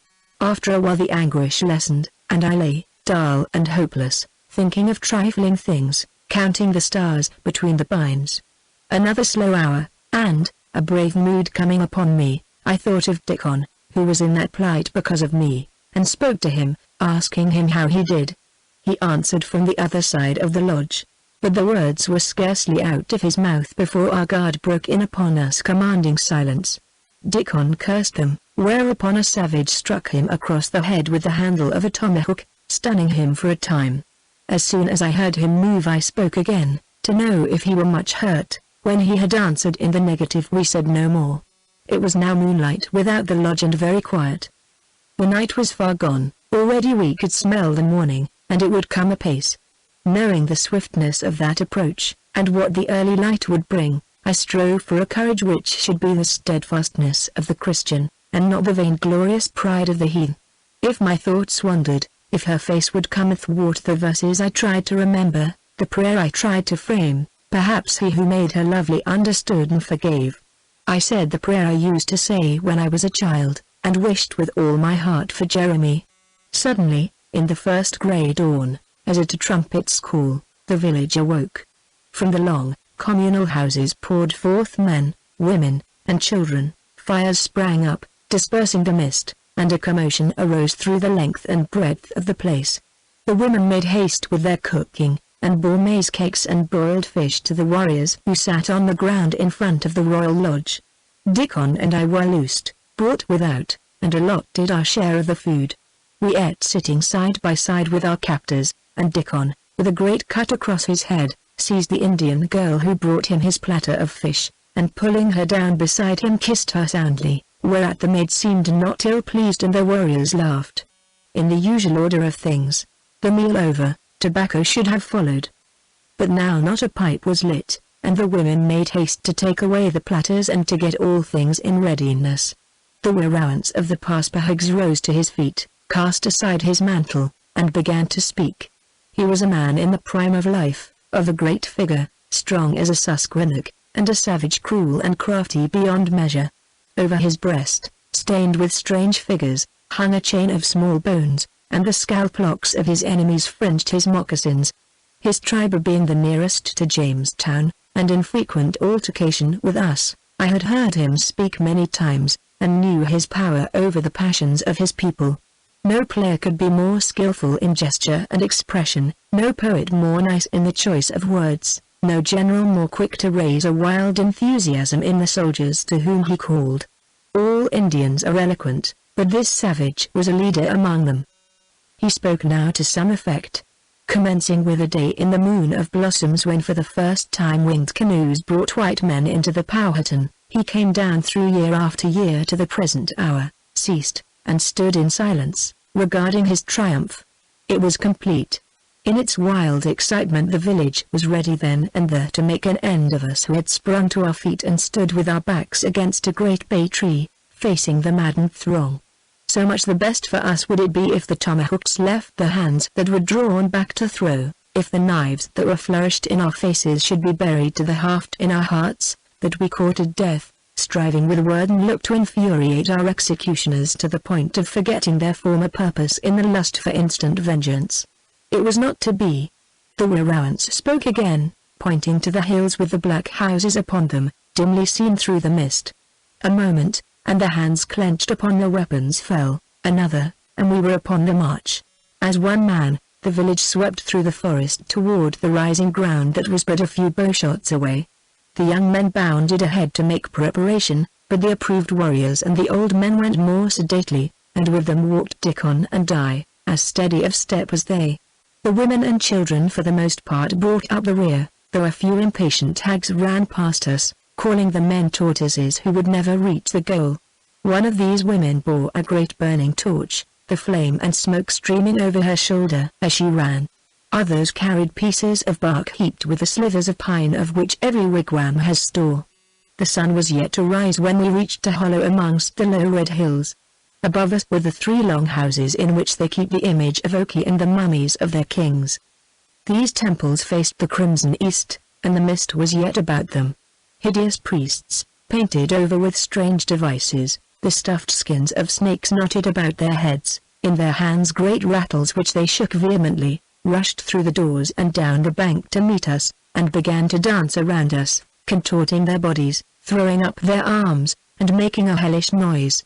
Dickon stared at them, shrugged his shoulders, and with a grunt of contempt sat down upon a fallen tree to watch the enemy's maneuvers. The place was a natural amphitheater, well fitted for a spectacle. Those Indians who could not crowd into the narrow level spread themselves over the rising ground, and looked down with fierce laughter upon the driving of the stakes which the young men brought. The women and children scattered into the woods beyond the cleft between the hills, and returned bearing great armfuls of dry branches.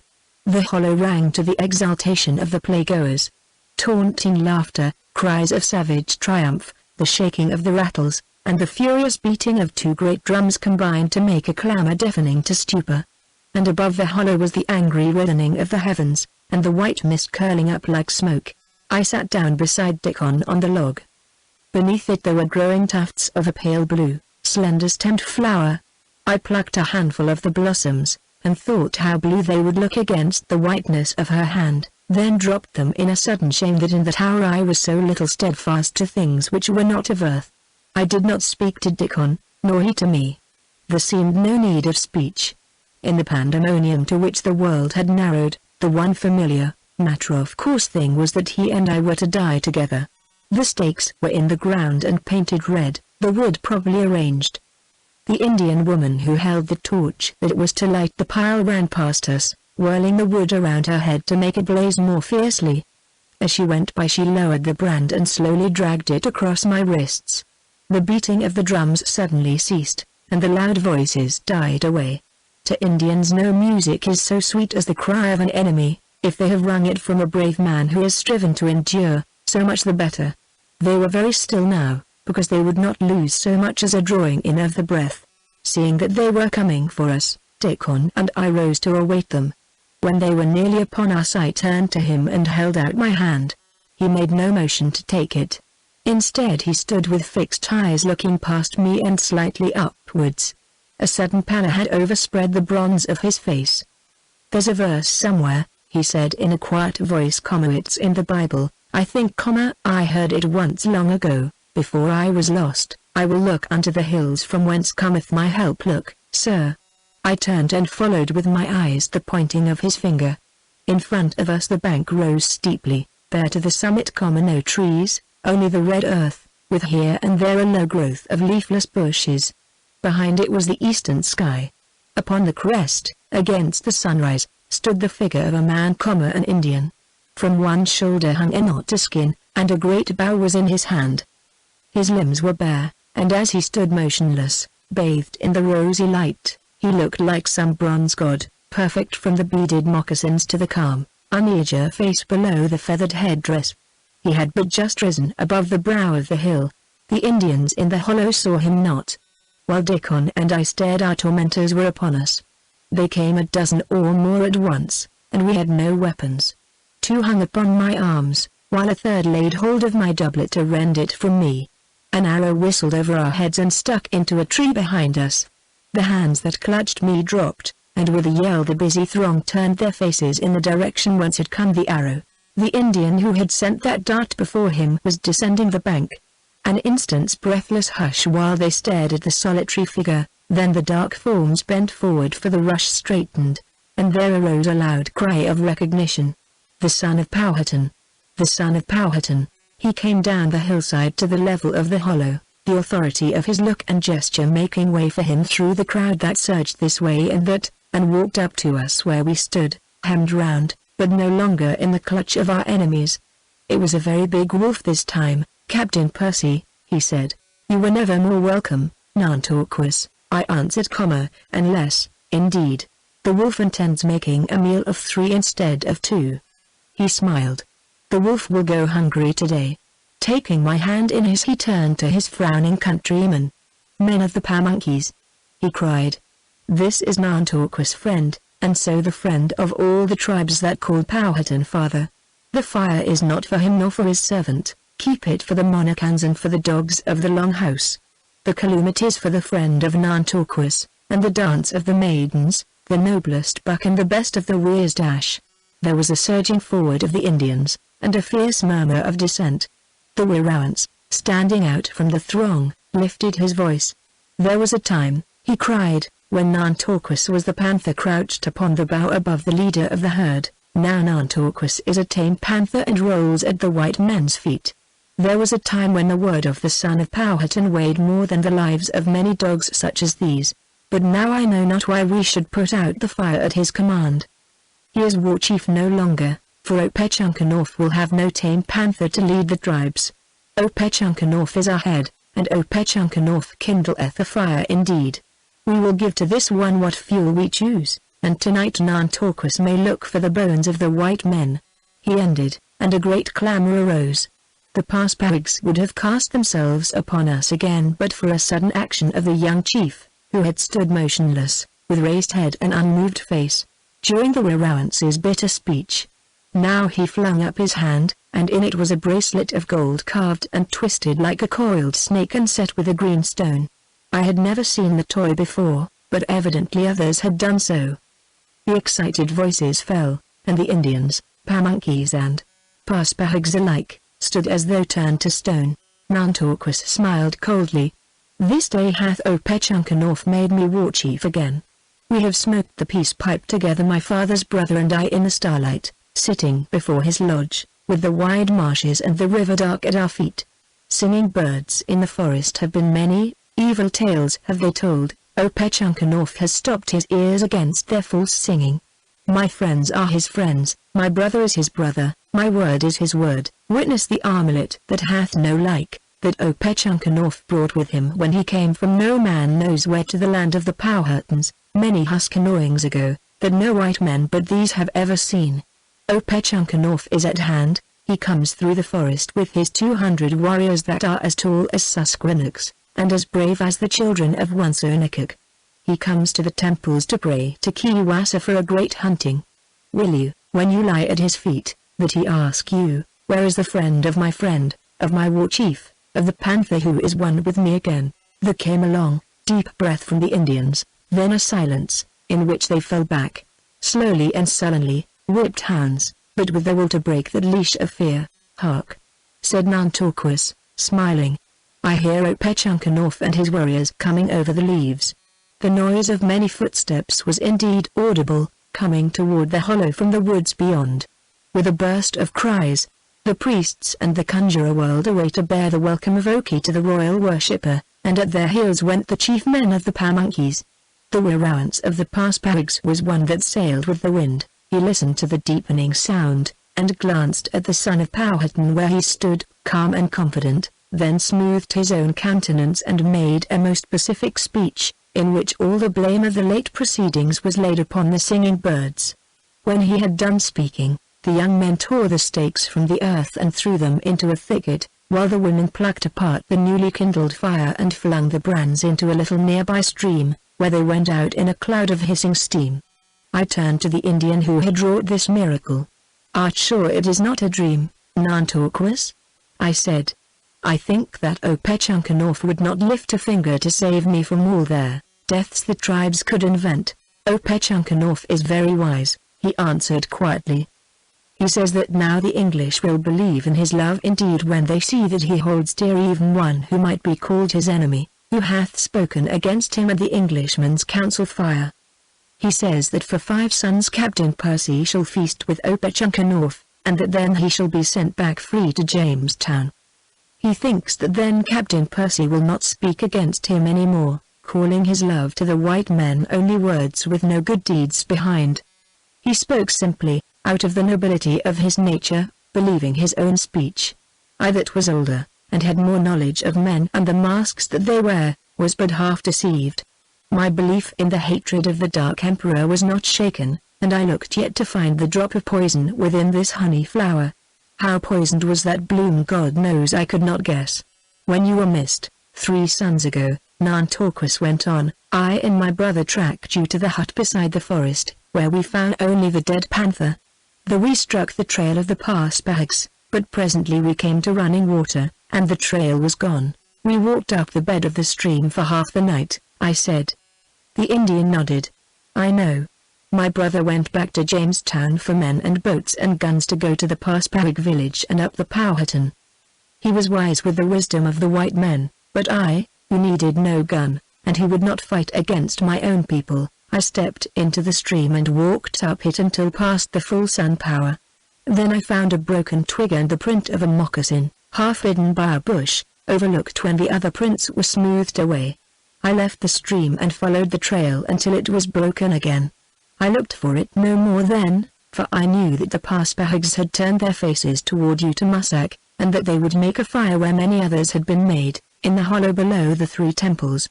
Instead I went with speed to seek Opechunkanov. Yesterday, when the sun was low, I found him, sitting in his lodge above the marshes and the colored river. We smoked the peace pipe together, and I am his war chief again. I asked for the green stone, that I might show it to the Paspahags for a sign. He gave it, but he willed to come to Uttamussac with me. I owe you my life, I said, with my hand upon his. I and Dickon what I would have said he put aside with a fine gesture. Captain Percy is my friend. My brother loves him, and he was kind to Matokes when she was brought prisoner to Jamestown. I am glad that I could pull off this wolf. Tell me one thing, I asked. Before you left Jamestown, Had you heard aught of my wife or of my enemy?" He shook his head. "At sunrise, the commander came to rouse my brother, crying out that you had broken jail and were nowhere to be found, and that the man you hate was lying within the guest house, sorely torn by some beast of the forest. My brother and I followed your trail at once. The town was scarce awake when we left it behind us, and I did not return. By this we three were alone in the hollow, for all the savages, men and women, had gone forth to meet the Indian whose word was law from the falls of the far west to the Chesapeake. The sun now rode above the low hills, pouring its gold into the hollow and brightening all the world besides. The little stream flashed diamonds, and the carved devils upon the black houses above us were frightful no longer. There was not a menace anywhere from the cloudless skies to the sweet and plaintive chant to Kiwasa, sung by women and floating to us from the woods beyond the hollow. The singing grew nearer, and the rustling of the leaves beneath many feet more loud and deep. Then all noise ceased, and Opechunkanov entered the hollow alone. An eagle feather was thrust through his scalp lock, over his naked breast, that was neither painted nor pricked into strange figures, hung a triple row of pearls. His mantle was woven of bluebird feathers, as soft and sleek as satin. The face of this barbarian was dark, cold, and impassive as death. Behind that changeless mask, as in a safe retreat, the super-subtle devil that was the man might plot destruction and plan the laying of dreadful mines. He had dignity and courage, no man denied him that. I suppose he thought that he and his had wrongs, God knows. Perhaps they had. But if ever we were hard or unjust in our dealings with the savages, I say not that this was the case, at least we were not treacherous and dealt not in Judas kisses. I stepped forward, and met him on the spot where the fire had been. For a minute neither spoke. It was true that I had striven against him many a time, and I knew that he knew it.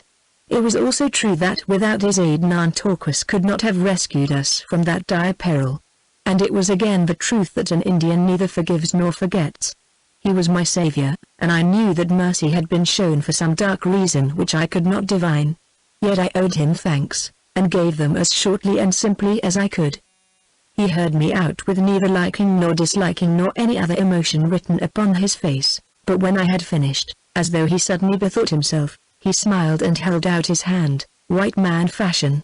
Now, when a man's lips widen I look into his eyes.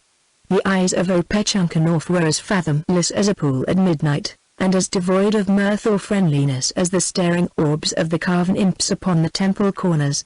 "Singing birds have lied to Captain Percy," he said, and his voice was like his eyes. "Opechunkanov thinks that Captain Percy will never listen to them again.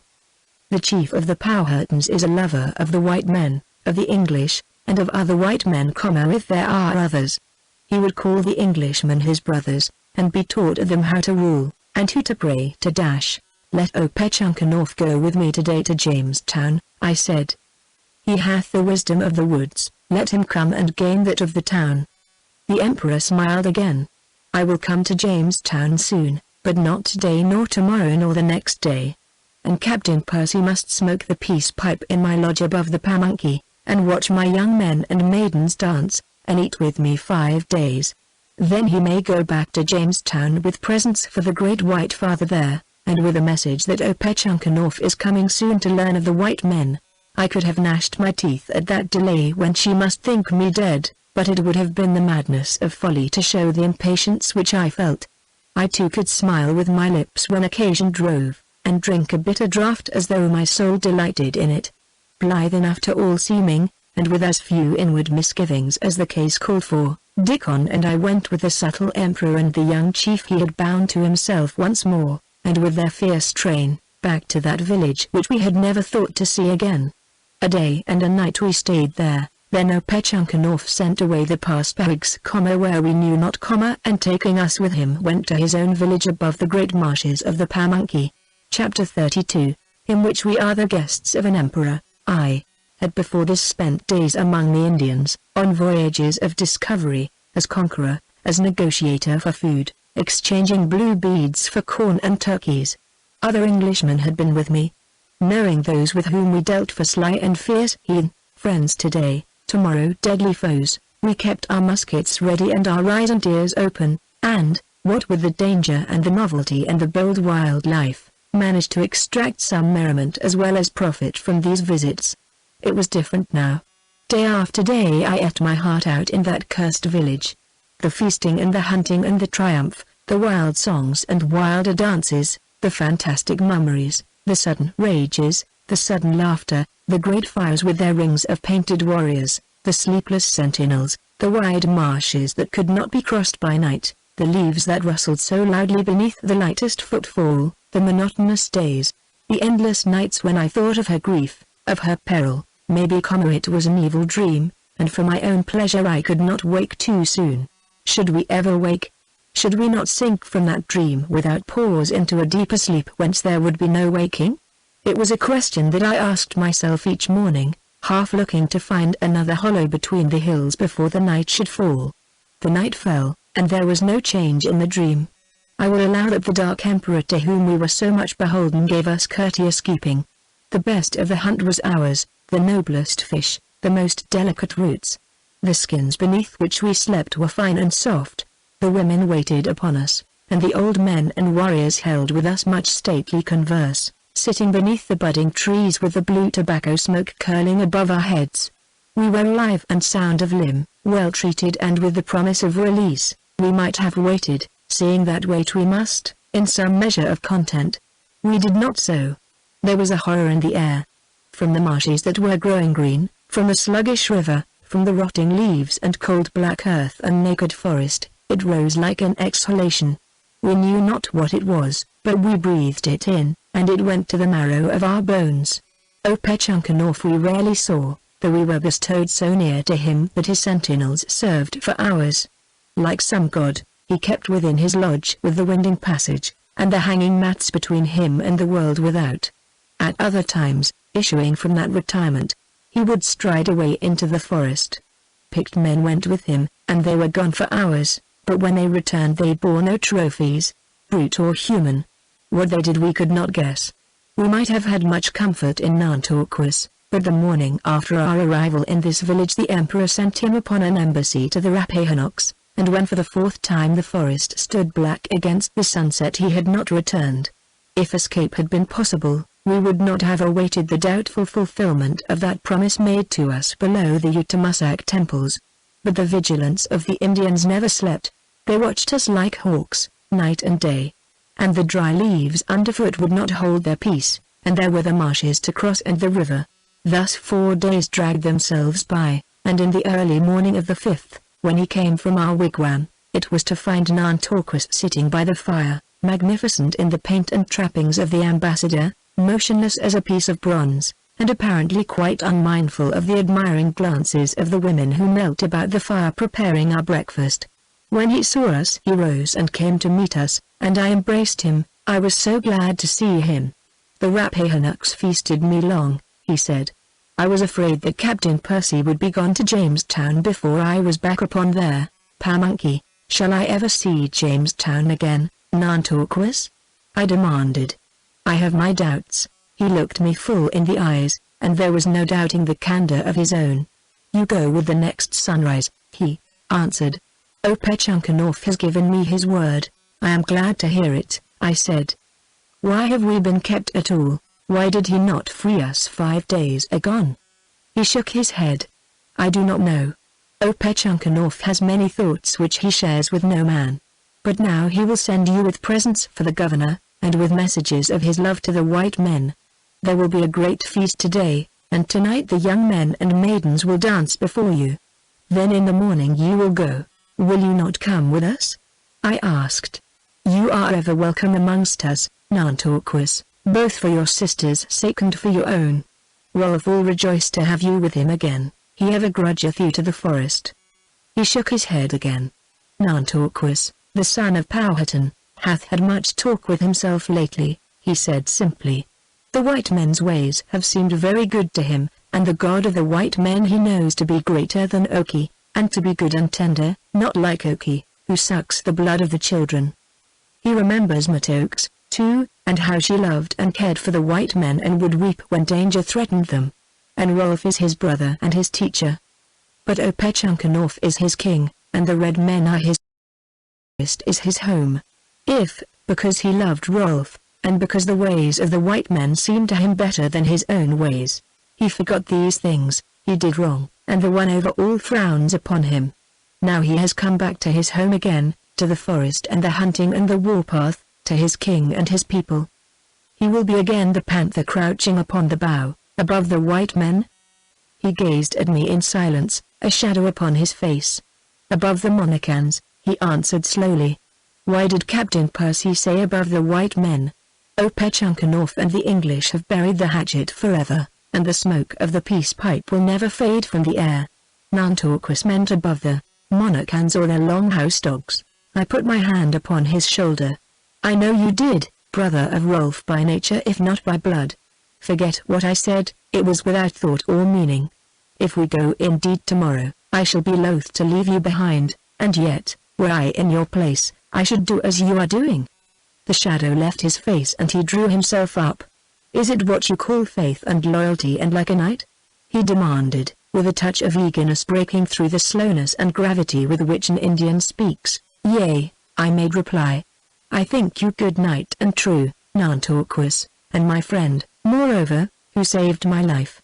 His smile was like his sister's, quick and very bright, and leaving behind it a most entire gravity. Together we sat down by the fire and ate of the sylvan breakfast, with shy brown maidens to serve us and with the sunshine streaming down upon us through the trees that were growing faintly green. It was a thing to smile at to see how the Indian girls maneuvered to give the choicest meat, the most delicate maize cakes, to the young war chief, and to see how quietly he turned aside their benevolence.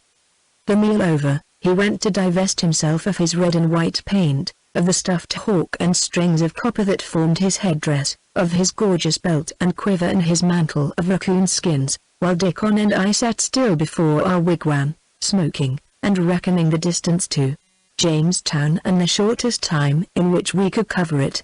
When we had sat there for an hour the old men and the warriors came to visit us, and the smoking must commence all over again. The women laid mats in a great half-circle, and each savage took his seat with perfect breeding, that is, in absolute silence and with a face like a stone. The peace paint was upon them all red, or red and white. They sat and looked at the ground until I had made the speech of welcome. Soon the air was dense with the fragrant smoke. In the thick blue haze the sweep of painted figures had the seeming of some fantastic dream. An old man arose and made a long and touching speech with much reference to calumets and buried hatchets. When he had finished the chief talked of Opechunkanov's love for the English, high as the stars, deep as Papagusso, wide as from the sunrise to the sunset, adding that the death of Nematino last year and the troubles over the hunting grounds had kindled in the breasts of the Indians no desire for revenge. With which highly probable statement he made an end, and all sat in silence looking at me and waiting for my contribution of honeyed words.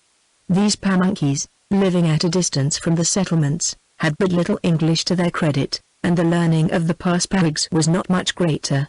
I sat and repeated to them the better part of the 7th canto of the 2nd book of Master Spencer's Fairy Queen. Then I told them the story of the Moor of Venice, and ended by relating Smith's tale of the 3 Turks' heads. It all answered the purpose to admiration. When at length they went away to change their paint for the coming feast, Dickon and I laughed at that foolery as though there were none beside us who could juggle with words. We were as light-hearted as children, God forgive us. The day wore on, with relay after relay of food which we must taste at least, with endless smoking of pipes and speeches that must be listened to and answered. When evening came and our entertainers drew off to prepare for the dance, they left us as wearied as by a long day's march. The wind had been high during the day, but with the sunset it sank to a desolate murmur. The sky wore the strange crimson of the past year at Weyanoke. Against that sea of color the pines were drawn in ink, and beneath it the winding, thread-like creeks that pierced the marshes had the look of spilt blood moving slowly and heavily to join the river that was black where the pines shadowed it, red where the light touched it. From the marsh arose the cry of some great bird that made its home there. It had a lonely and a boding sound, like a trumpet blown above the dead. The color died into an ashen gray and the air grew cold, with a heaviness beside that dragged at the very soul. Dickon shivered violently, turned restlessly upon the log that served him as settle, and began to mutter to himself. "Art cold?" I asked. He shook his head. "Something walked over my grave," he said. "I would give all the pohickory that was ever brewed by heathen for a toss of aquavitae." In the center of the village rose a great heap of logs and dry branches, built during the day by the women and children. When the twilight fell and the owls began to hoot, this pile was fired, and lit the place from end to end. The scattered wigwams, the scaffolding where the fish were dried, the tall pines and wide-branching mulberries, the trodden grass, all flashed into sight as the flame roared up to the topmost withered bough. The village glowed like a lamp set in the dead blackness of marsh and forest. Opechunkanov came from the forest with a score of warriors behind him, and stopped beside me. I rose to greet him, as was decent, for he was an emperor, albeit a savage and a pagan. "Tell the English that Opechunkanov grows old," he said. "The years that once were as light upon him as the dew upon the maize are now hailstones to beat him back to the earth whence he came. His arm is not swift to strike and strong as it once was. He is old. The warpath and the scalp dance please him no longer. He would die at peace with all men. Tell the English this, tell them also that Opechunkanov knows that they are good and just, that they do not treat men whose color is not their own like babes, fooling them with toys, thrusting them out of their path when they grow troublesome. The land is wide and the hunting grounds are many. Let the red men who were here as many moons ago as there are leaves in summer and the white men who came yesterday dwell side by side in peace, sharing the maize fields and the weirs and the hunting grounds together." He waited not for my answer, but passed on, and there was no sign of age in his stately figure and his slow, firm step. I watched him with a frown until the darkness of his lodge had swallowed up him and his warriors, and mistrusted him for a cold and subtle devil. Suddenly, as we sat staring at the fire, we were beset by a band of maidens, coming out of the woods, painted, with antlers upon their heads and pine branches in their hands. They danced about us, now advancing until the green needles met above our heads, now retreating until there was a space of turf between us. Their slender limbs gleamed in the firelight, they moved with grace, keeping time to a plaintive song, now raised by the whole choir, now fallen to a single voice. Pocahontas had danced thus before the English many a time. I thought of the little maid, of her great wondering eyes and her piteous, untimely death, of how loving she was to Rolfe and how happy they had been in their brief wedded life. It had bloomed like a rose, as fair and as early fallen, with only a memory of past sweetness. Death was a coward, passing by men whose trade it was to outbrave him, and striking at the young and lovely and innocent. We were tired with all the mummery of the day, moreover, every fiber of our souls had been strained to meet the hours that had passed since we left the jail at Jamestown. The elation we had felt earlier in the day was all gone. Now, the plaintive song, the swaying figures, the red light beating against the trees, the blackness of the enshrouding forest, the low, melancholy wind, all things seemed strange, and yet deadly old, as though we had seen and heard them since the beginning of the world. All at once a fear fell upon me, causeless and unreasonable, but weighing upon my heart like a stone. She was in a palisaded town, under the governor's protection, with my friends about her and my enemy lying sick, unable to harm her. It was I, not she, that was in danger. I laughed at myself, but my heart was heavy, and I was in a fever to be gone. The Indian girls danced more and more swiftly, and their song changed, becoming gay and shrill and sweet. Higher and higher rang the notes. Faster and faster moved the dark limbs, then, quite suddenly, song and motion ceased together. They who had danced with the abandonment of wild priestesses to some wild god were again but shy brown Indian maids who went and set them meekly down upon the grass beneath the trees. From the darkness now came a burst of savage cries, only less appalling than the war whoop itself. In a moment the men of the village had rushed from the shadow of the trees into the broad, firelit space before us. Now they circled around us, now around the fire, now each man danced and stamped and muttered to himself. For the most part they were painted red, but some were white from head to heel, statues come to life, while others had first oiled their bodies, then plastered them over with small bright-colored feathers. The tall headdresses made giants of them all. As they leapt and danced in the glare of the fire they had a fiendish look. They sang, too, but the air was rude, and broken by dreadful cries. Out of a hut behind us burst 2 or 3 priests, the conjurer, and a score or more of old men. They had Indian drums upon which they beat furiously, and long pipes made of reeds which gave forth no uncertain sound. Fixed upon a pole and borne high above them was the image of Naroki, a hideous thing of stuffed skins and rattling chains of copper. When they had joined themselves to the throng in the firelight, the clamor became deafening. Someone piled on more logs, and the place grew light as day. Opechunkanov was not there, nor Nantorquas. Dickon and I watched that uncouth spectacle, that Virginian mask, as we had watched many another one, with disgust and weariness. It would last, we knew, for the better part of the night. It was in our honor, and for a while we must stay and testify our pleasure, but after a time, when they had sung and danced themselves into oblivion of our presence, we might retire, and leave the very old men, the women, and the children sole spectators. We waited for that relief with impatience, though we showed it not to those who pressed about us. Time passed, and the noise deepened and the dancing became more frantic. The dancers struck at one another as they leapt and whirled. The sweat rolled from their bodies, and from their lips came hoarse, animal-like cries. The fire, ever freshly fed, roared and crackled, mocking the silent stars. The pines were bronze-red, the woods beyond a dead black. All noises of marsh and forest were lost in the scream of the pipes, the wild yelling, and the beating of the drums. From the ranks of the women beneath the reddened pines rose shrill laughter and applause as they sat or knelt, bent forward, watching the dancers. One girl alone watched not them, but us. She stood somewhat back of her companions, one slim brown hand touching the trunk of a tree, one brown foot advanced, her attitude that of one who waits but for a signal to be gone. Now and then she glanced impatiently at the wheeling figures, or at the old men and the few warriors who took no part in the masque, but her eyes always came back to us. She had been among the maidens who danced before us earlier in the night. When they rested beneath the trees she had gone away, and the night was much older when I marked her again, coming out of the firelit distance back to the fire and her dusky mates. It was soon after this that I became aware that she must have some reason for her anxious scrutiny, some message to deliver or warning to give. Once when I made a slight motion as if to go to her, she shook her head and laid her finger upon her lips. A dancer fell from sheer exhaustion, another, and warriors from the dozen or more seated at our right began to take the places of the fallen. The priests shook their rattles, and made themselves dizzy with bending and whirling about their oki. The old men, too, though they sat like statues, thought only of the dance, and of how they themselves had excelled, long ago when they were young.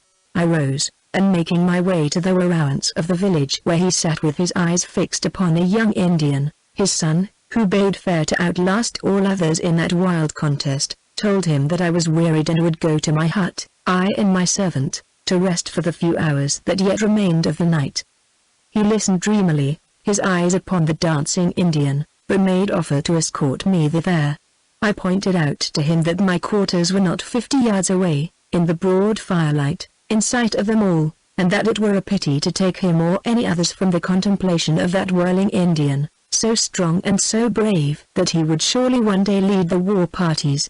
After a moment he acquiesced, and Dickon and I, quietly and yet with some ostentation, so as to avoid all appearance of stealing away, left the press of savages and began to cross the firelit turf between them and our lodge. When we had gone 50 paces I glanced over my shoulder and saw that the Indian maid no longer stood where we had last seen her, beneath the pines. A little farther on we caught a glimpse of her winding in and out among a row of trees to our left. The trees ran past our lodge. When we had reached its entrance we paused and looked back to the throng we had left. Every back seemed turned to us, every eye intent upon the leaping figures around the great fire. Swiftly and quietly we walked across the bit of even ground to the friendly trees, and found ourselves in a thin strip of shadow between the light of the great fire we had left and that of a lesser one burning redly before the Emperor's lodge. Beneath the trees, waiting for us, was the Indian maid, with her light form, and large, shy eyes, and finger upon her lips. She would not speak or tarry, but flitted before us as dusk and noiseless as a moth, and we followed her into the darkness beyond the firelight, well nigh to the line of sentinels. A wigwam, larger than common and shadowed by trees, rose in our path. The girl, gliding in front of us, held aside the mats that curtained the entrance. We hesitated a moment, then stooped and entered the place. Chapter 33, in which my friend becomes my foe. And the center of the wigwam the customary fire burned clear and bright, showing the white mats, the dressed skins, the implements of war hanging upon the bark walls, all the usual furniture of an Indian dwelling, and showing also Nantorquas standing against the stripped trunk of a pine that pierced the wigwam from floor to roof. The fire was between us. He stood so rigid, at his full height, with folded arms and head held high, and his features were so blank and still, so forced and frozen, as it were, into composure, that, with the red light beating upon him and the thin smoke curling above his head, he had the look of a warrior tied to the stake. "Nantorquas!" I exclaimed, and striding past the fire would have touched him, but that with a slight and authoritative motion of the hand he kept me back. Otherwise there was no change in his position or in the dead calm of his face. The Indian maid had dropped the mat at the entrance, and if she waited without in the darkness. Dickon, now staring at the young chief, now eyeing the weapons upon the wall with all a lover's passion, kept near the doorway. Through the thickness of the bark and woven twigs the wild cries and singing came to us somewhat faintly. Beneath that distant noise could be heard the wind in the trees and the soft fall of the burning pine. "Well?" I asked at last. "What is the matter, my friend?" For a full minute he made no answer, and when he did speak his voice matched his face. "My friend," he said, "I am going to show myself a friend indeed to the English, to the strangers who are not content with their own hunting grounds beyond the great salt water. When I have done this, I do not know that Captain Percy will call me friend again." "You are wont to speak plainly, Nantorquas," I answered him. "I am not fond of riddles." Again he waited, as though he found speech difficult. I stared at him in amazement. He was so changed in so short a time. He spoke at last. "When the dance is over, and the fires are low, and the sunrise is at hand, then will Opechunkanov come to you to bid you farewell. He will give you the pearls that he wears about his neck for a present to the governor, and a bracelet for yourself. Also he will give you 3 men for a guard through the forest. He has messages of love to send the white men, and he would send them by you who are his enemy and his captive. So all the white men shall believe in his love." "Well," I said dryly as he paused, "I will take his messages. What next?" "Those are the words of Opechunkanov. Now listen to the words of Nantorquas, the son of Wonsonakuk, a war chief of the Powhatans. There are 2 sharp knives there, hanging beneath the bow and the quiver and the shield. Take them and hide them." The words were scarcely out of his mouth before Dickon had the 2 keen English blades. I took the one he offered me, and hid it in my doublet. "So we go armed, Nantorquas," I said. "Love and peace and goodwill consort not with such toys. You may want them," he went on, with no change in his low, measured tones. "If you see aught in the forest that you should not see, if they think you know more than you are meant to know, then those 3, who have knives and tomahawks, are to kill you, whom they believe unarmed. See aught that we should not see, know more than we are meant to know?" I said. "To the point, friend. They will go slowly, too, through the forest to Jamestown, stopping to eat and to sleep. For them there is no need to run, like the stag with the hunter behind him. Then we should make for Jamestown as for life," I said, "not sleeping or eating or making pause." "Yea," he replied, "if you would not die, you and all your people." In the silence of the hut the fire crackled, and the branches of the trees outside, bent by the wind, made a grating sound against the bark roof. "How die?" I asked at last. "Speak out." "Die by the arrow and the tomahawk," he answered, "Yea, and by the guns you have given the red men. Tomorrow's sun, and the next, 3 suns, and the tribes will fall upon the English.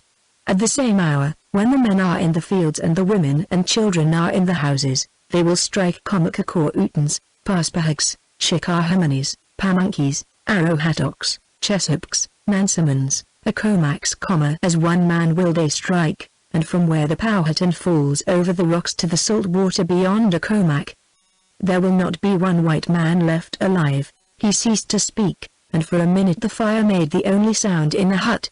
"Then, all die?" I asked dully. "There are 3,000 Englishmen in Virginia. they are scattered and unwarned. The fighting men of the villages of the Powhatan and the Pamunkey and the Great Bay are many, and they have sharpened their hatchets and filled their quivers with arrows. Scattered, I said, strewn broadcast up and down the river, here a lonely house, there a cluster of 2 or 3, they at Jamestown and Henricus off guard, the men in the fields or at the wharves, the women and the children busy within doors, all unwarned. Oh my God! Dickon strode over from the doorway to the fire. We'd best be going, I reckon, sir, he cried. Or you wait until morning, then there'll be 2 chances. Now that I've a knife, I'm thinking I can give account of one of them damned sentries, at least. Once clear of them. I shook my head, and the Indian too made a gesture of dissent. You would only be the first to die. I leaned against the side of the hut, for my heart beat like a frightened woman's. 3 days, I exclaimed. If we go with all our speed we shall be in time. When did you learn this thing? While you watched the dance, he answered. Opechunkanov and I sat within his lodge in the darkness. His heart was moved, and he talked to me of his own youth in a strange country, south of the sunset, where he and his people dwelt in stone houses and worshipped a great and fierce god, giving him blood to drink and flesh to eat. To that country, too, white men had come in ships. Then he spoke to me of Powhatan, my father, of how wise he was and how great a chief before the English came, and how the English made him kneel in sign that he held his lands from their king, and how he hated them, and then he told me that the tribes had called me woman, lover no longer of the warpath and the scalp dance, but that he, who had no son, loved me as his son, knowing my heart to be Indian. Still, and then I heard what I have told you. How long had this been planned? For many moons. I have been a child, fooled and turned aside from the trail, not wise enough to see it beneath the flowers, through the smoke of the peace pipes. Why does Opechunkanov send us back to the settlements? I demanded. Their faith in him needs no strengthening. It is his fancy. Every hunter and trader and learner of our tongues, living in the villages or straying in the woods, has been sent back to Jamestown or to his 100 with presents and with words that are sweeter than honey. He has told the 3 who go with you the hour in which you are to reach Jamestown. He would have you as singing birds, telling lying tales to the governor, with scarce the smoking of a pipe between those words of peace and the war whoop. But if those who go with you see reason to misdoubt you, they will kill you in the forest. His voice fell, and he stood in silence, straight as an arrow, against the post, the firelight playing over his dark limbs and sternly quiet face. Outside, the night wind, rising, began to howl through the naked branches, and a louder burst of yells came to us from the roisterers in the distance. The mat before the doorway shook, and a slim brown hand, slipped between the wood and the woven grass, beckoned to us. "Why did you come?" demanded the Indian. "Long ago, when there were none but dark men from the Chesapeake to the hunting grounds beneath the sunset, we were happy. Why did you leave your own land, in the strange black ships with sails like the piled-up clouds of summer? Was it not a good land? Were not your forests broad and green, your fields fruitful, your rivers deep and filled with fish? And the towns I have heard of, were they not fair? You are brave men, had you no enemies there, and no warpaths? It was your home. A man should love the good earth over which he hunts, upon which stands his village. This is the red man's land. He wishes his hunting grounds, his maize fields, and his rivers for himself, his women and children. He has no ships in which to go to another country. When you first came we thought you were gods, but you have not done like the great white God who, you say, loves you so. You are wiser and stronger than we, but your strength and wisdom help us not. They press us down from men to children, they are weights upon the head and shoulders of a babe to keep him under stature. Our gifts have you brought us, evil have you wrought us. Not to you, Nantorquas," I cried, stung into speech. He turned his eyes upon me. "Nantorquas is the war chief of his tribe. Opechunkanov is his king, and he lies upon his bed in his lodge and says within himself, 'My war chief.' The panther, the son of Wansonakuk, who was chief of all the Powhatans, sits now within his wigwam, sharpening flints for his arrows, making his tomahawk bright and keen, thinking of a day 3 suns hence, when the tribes will shake off forever the hand upon their shoulder, the hand so heavy and white that strives always to bend them to the earth and keep them there. Tell me, you Englishmen who have led in war, another name for Nantorquas, and ask no more what evil you have done him. I will not call you traitor, Nantorquas, I said, after a pause. There is a difference. You are not the first child of Powhatan who has loved and shielded the white men. She was a woman, a child, he answered. Out of pity she saved your lives, not knowing that it was to the hurt of her people. Then you were few and weak, and could not take your revenge. Now, if you die not, you will drink deep of vengeance, so deep that your lips may never leave the cup. More ships will come, and more, you will grow ever stronger. There may come a moon when the deep forests and the shining rivers know us, to whom Kiwasa gave them, no more. He paused, with unmoved face, and eyes that seemed to pierce the wall and look out into unfathomable distances. Go, he said at last. If you die not in the woods, if you see again the man whom I called my brother and teacher, tell him nothing. Go, come with us, urged Dickon gruffly. We English will make a place for you among us and God no further, for I turned upon him with a stern command for silence. I ask of you no such thing, Nantorquas, I said.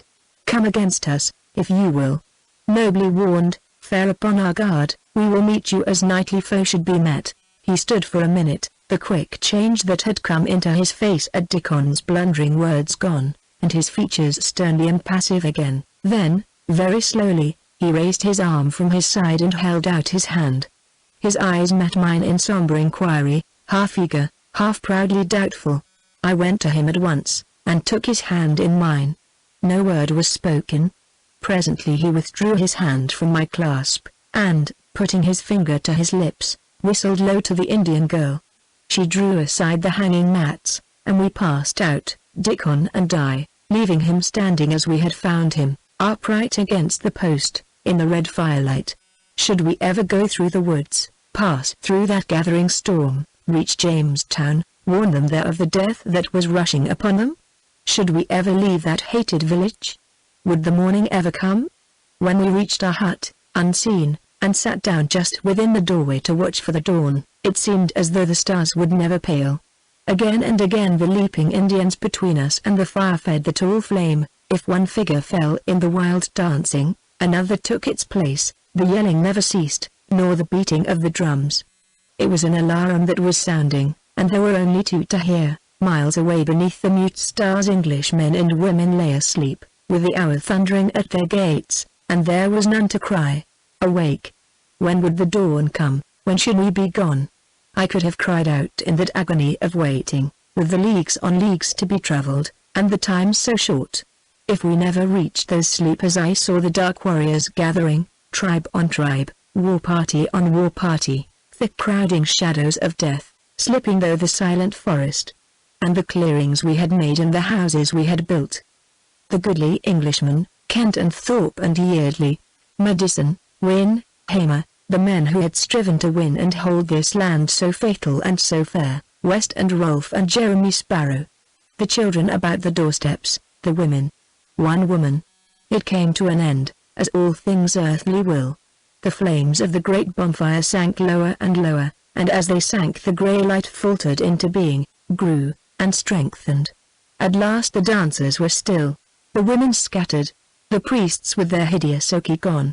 The wailing of the pipes died away, the drums ceased to beat, and the village lay in the keen wind and the pale light, inert and quiet with the stillness of exhaustion. The pause and hush did not last. When the ruffled pools amid the marshes were rosy beneath the sunrise, the women brought us food, and the warriors and old men gathered about us.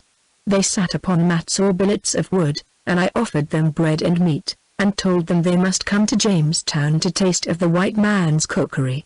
Scarcely was the meal over when Opechunkanorf issued from his lodge, with his picked men behind him, and, coming slowly up to us, took his seat upon the white mat that was spread for him. For a few minutes he sat in a silence that neither we nor his people cared to break. Only the wind sang in the brown branches, and from some forest brake came a stag's hoarse cry. As he sat in the sunshine he glistened all over, like an Ethiop besprent with silver, for his dark limbs and mighty chest had been oiled, and then powdered with antimony. Through his scalp lock was stuck an eagle's feather. Across his face, from temple to chin, was a bar of red paint. The eyes above were very bright and watchful, but we upon whom that scrutiny was bent were as little wont as he to let our faces tell our minds. One of his young men brought a great pipe, carved and painted, stem and bowl. An old man filled it with tobacco, and a warrior lit it and bore it to the emperor. He put it to his lips and smoked in silence, while the sun climbed higher and higher, and the golden minutes that were more precious than heart's blood went by, at once too slow, too swift. At last, his part in the solemn mockery played. He held out the pipe to me. "The sky will fall, and the rivers run dry, and the birds cease to sing," he said, "before the smoke of the calumet fades from the land."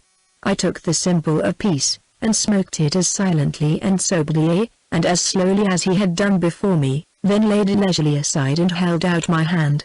"My eyes have been holden," I told him, "but now I see plainly the deep graves of the hatchets and the drifting of the peace smoke through the forest.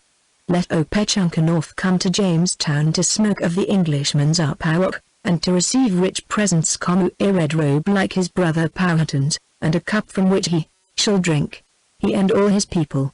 He laid his dark fingers in mine for an instant, withdrew them, and, rising to his feet, motioned to 3 Indians who stood out from the throng of warriors.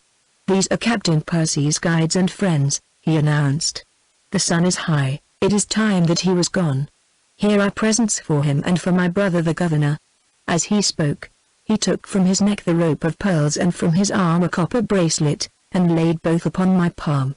I thrust the pearls within my doublet, and slipped the bracelet upon my wrist. "Thanks, Opechunka," I said briefly. "When we meet again I shall not greet you with empty thanks."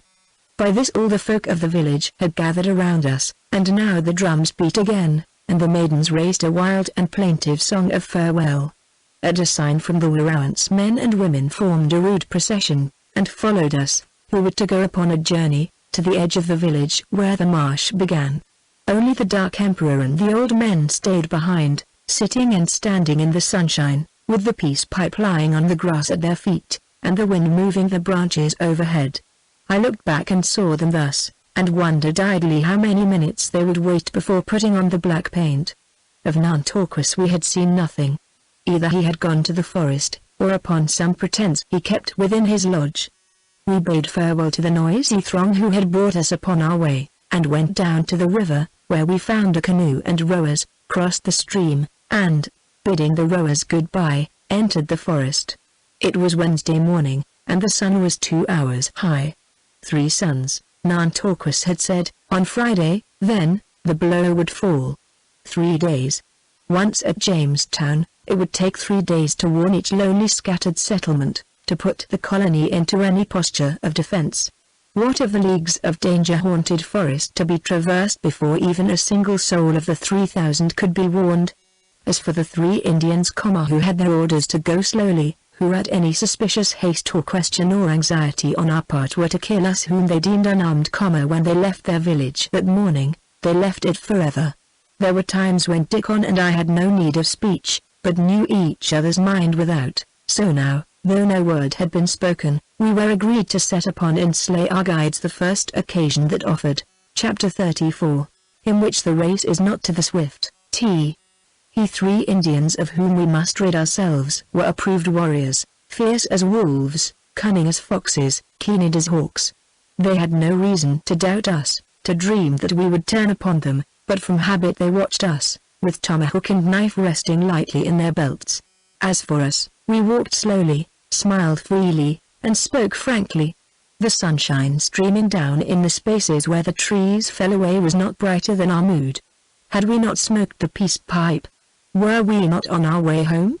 Dickon, walking behind me, fell into a low-voiced conversation with the savage who strode beside him. It related to the barter for a dozen otter skins of a gun which he had at Jamestown. The savage was to bring the skins to Passpahag at his earliest convenience, and Dickon would meet him there and give him the gun, provided the pelts were to his liking. As they talked, each, in his mind's eye, saw the other dead before him.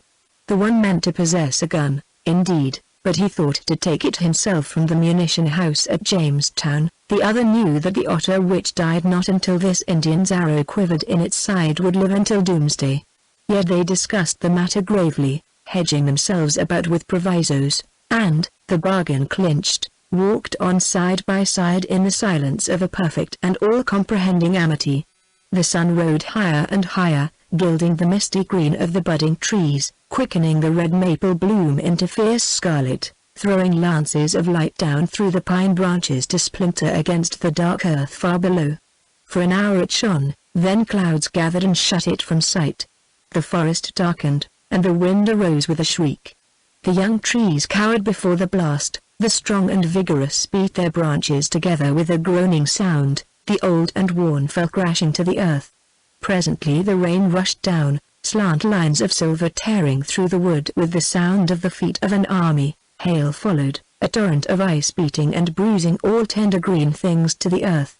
The wind took the multitudinous sounds, the cries of frightened birds, the creaking trees, the snap of breaking boughs, the crash of falling giants, the rush of the rain, the drumming of the hail, and wound them with itself, and made the forest like a great shell held close to the ear.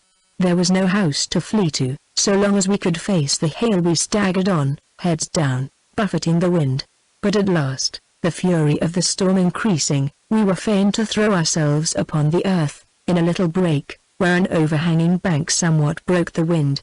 A mighty oak, swaying and groaning above us, might fall and crush us like eggshells, but if we went on, the like fate might meet us in the way. Broken and withered limbs, driven by the wind, went past us like crooked shadows. It grew darker and darker, and the air was deadly cold. The three Indians pressed their faces against the ground. They dreamed not of harm from us. But Oki was in the merciless hail and the first thunder of the year, now pealing through the wood. Suddenly Dickon raised himself upon his elbow, and looked across at me. Our eyes had no sooner met than his hand was at his bosom. The savage nearest him, feeling the movement, as it were, lifted his head from the earth, of which it was so soon to become a part, but if he saw the knife, he saw it too late. The blade, driven down with all the strength of a desperate man, struck home. When it was drawn from its sheath of flesh, there remained to us but a foe apiece. In the instant of its descent I had thrown myself upon the Indian nearest me. It was not a time for overness. If I could have done so, I would have struck him in the back while he thought no harm. As it was, some subtle instinct warning him, he whirled himself over in time to strike up my hand and to clench with me. He was very strong, and his naked body, wet with rain, slipped like a snake from my hold. Over and over we rolled on the rain-soaked moss and rotted leaves and cold black earth, the hail blinding us, and the wind shrieking like 1,000 watching demons. He strove to reach the knife within his belt, I, to prevent him, and to strike deep with the knife I yet held. At last I did so. Blood gushed over my hand and wrist, the clutch upon my arm relaxed, the head fell back. The dying eyes glared into mine, then the lids shut forever upon that unquenchable hatred. I staggered to my feet and turned, to find that Dickon had given account of the third Indian. We stood up in the hail and the wind, and looked at the dead men at our feet. Then, without speaking, we went our way through the tossing forest, with the hailstones coming thick against us, and the wind a strong hand to push us back. When we came to a little trickling spring, we knelt and washed our hands. The hail ceased, but the rain fell and the wind blew throughout the morning. We made what speed we could over the boggy earth against the storm, but we knew that we were measuring miles where we should have measured leagues. There was no breath to waste in words, and thought was a burden quite intolerable. It was enough to stumble on through the partial light, with a mind as grey and blank as the rain-blurred distance. At noon the clouds broke, and an hour later the sunshine was streaming down from a cloudless heaven, beneath which the forest lay clear before us, naught stirring save shy sylvan creatures to whom it mattered not if red man or white held the land. Side by side Dickon and I hurried on, not speaking, keeping eye and ear open, proposing with all our will to reach the goal we had set, and to reach it in time, let what might oppose. It was but another forced march. Many had we made in our time, through dangers manifold, and had lived to tell the tale. There was no leisure in which to play the Indian and cover up our footprints as we made them. but when he came to a brook we stepped into the cold, swift-flowing water, and kept it company for a while. The brook flowed between willows, thickly set, already green, and overarching a yard or more of water. Presently it bent sharply, and we turned with it. 10 yards in front of us the growth of willows ceased abruptly, the low, steep banks shelved downwards to a grassy level, and the stream widened into a clear and placid pool, as blue as the sky above. Crouched upon the grass or standing in the shallow water were some 15 or 20 deer. We had come upon them without noise, the wind blew from them to us, and the willows hid us from their sight. There was no alarm, and we stood a moment watching them before we should throw a stone or branch into their midst and scare them from our path. Suddenly, as we looked, the leader threw up his head, made a spring, and was off like a dart, across the stream and into the depths of the forest beyond. The herd followed. A moment, and there were only the trodden grass and the troubled waters, no other sign that aught living had passed that way. Now what was that for? Muttered Dickon. I'm thinking we had best not take to the open just yet. For answer I parted the willows, and forced myself into the cover, pressing as closely as possible against the bank, and motioning him to do the same. He obeyed, and the thick clustering gold-green twigs swung into place again, shutting us in with the black water and the leafy, crumbling bank. From that green dimness we could look out upon the pool and the grass, with small fear that we ourselves would be seen. Out of the shadow of the trees into the grassy space stepped an Indian, a second followed, a third, a fourth. One by one they came from the gloom into the sunlight, until we had counted a score or more. They made no pause, a glance telling them to what were due the trampled grass and the muddied water. As they crossed the stream one stooped and drank from his hand, but they said no word and made no noise. All were painted black, a few had face and chest striped with yellow. Their headdresses were tall and wonderful, their leggings and moccasins fringed with scalp locks, their hatchets glinted in the sunshine, and their quivers were stuck full of arrows. One by one they glided from the stream into the thick woods beyond. We waited until we knew that they were deep in the forest, then crept from the willows and went our way. They were your Utenans, I said, in the low tones we used when we spoke at all, and they went to the southward. We may thank our stars that they missed our trail, Dickon answered.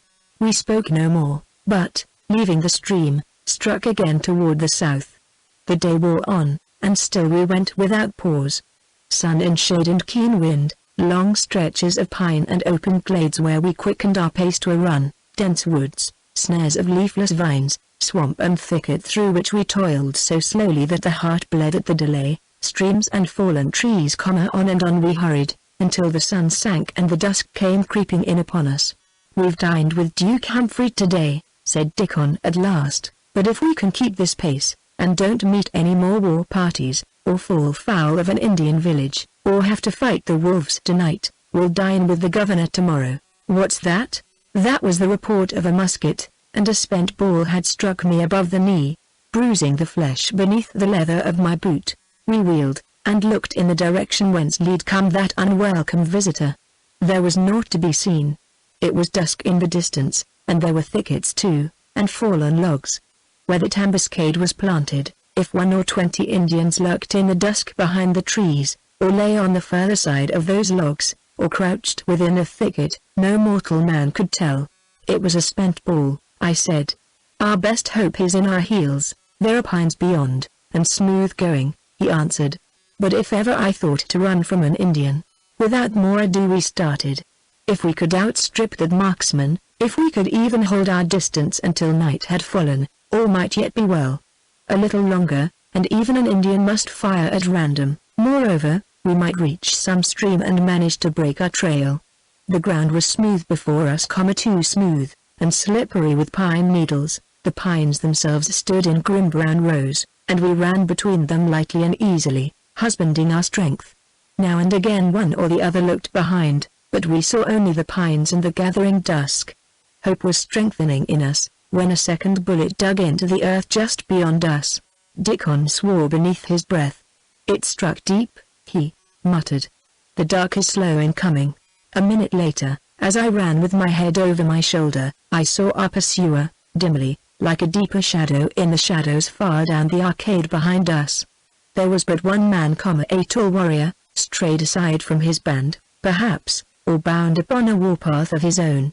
The musket that he carried some English fool had sold him for a mess of pottage. Putting forth all our strength, we ran for our lives, and for the lives of many others.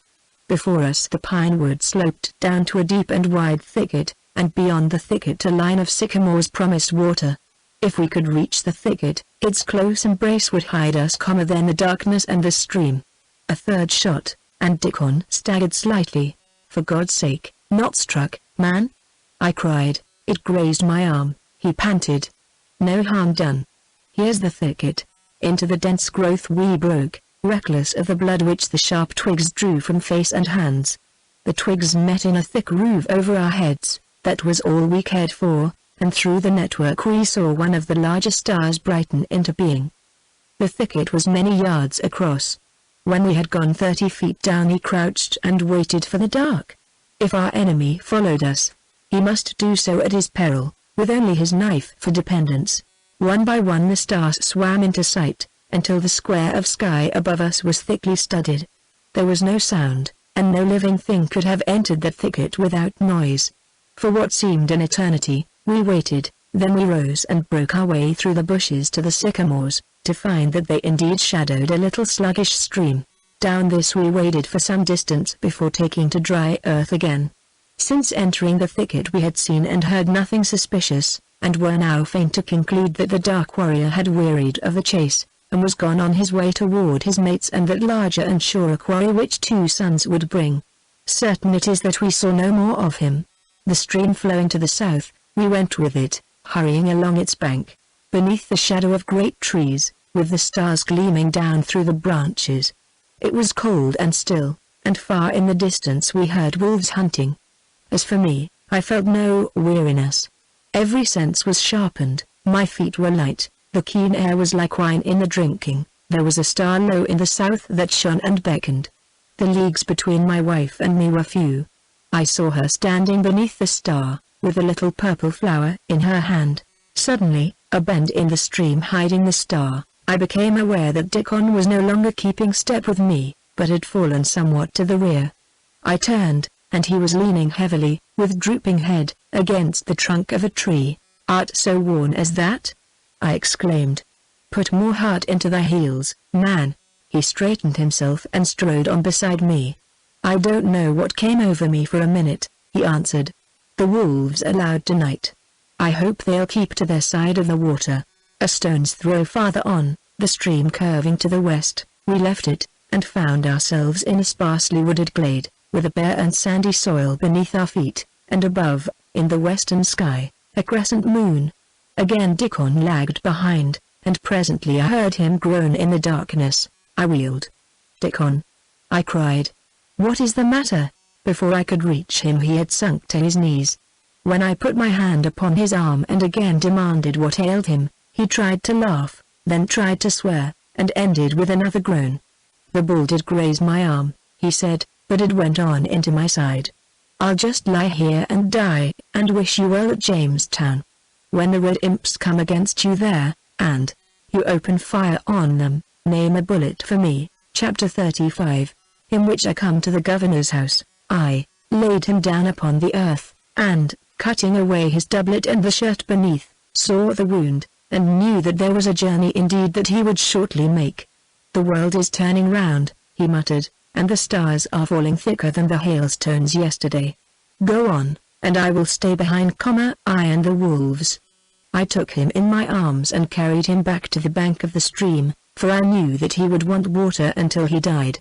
My head was bare, but he had worn his cap from the jail at Jamestown that night. I filled it with water and gave him to drink, then washed the wound and did what I could to stanch the bleeding. He turned from side to side, and presently his mind began to wander, and he talked of the tobacco in the fields at Weyanoke.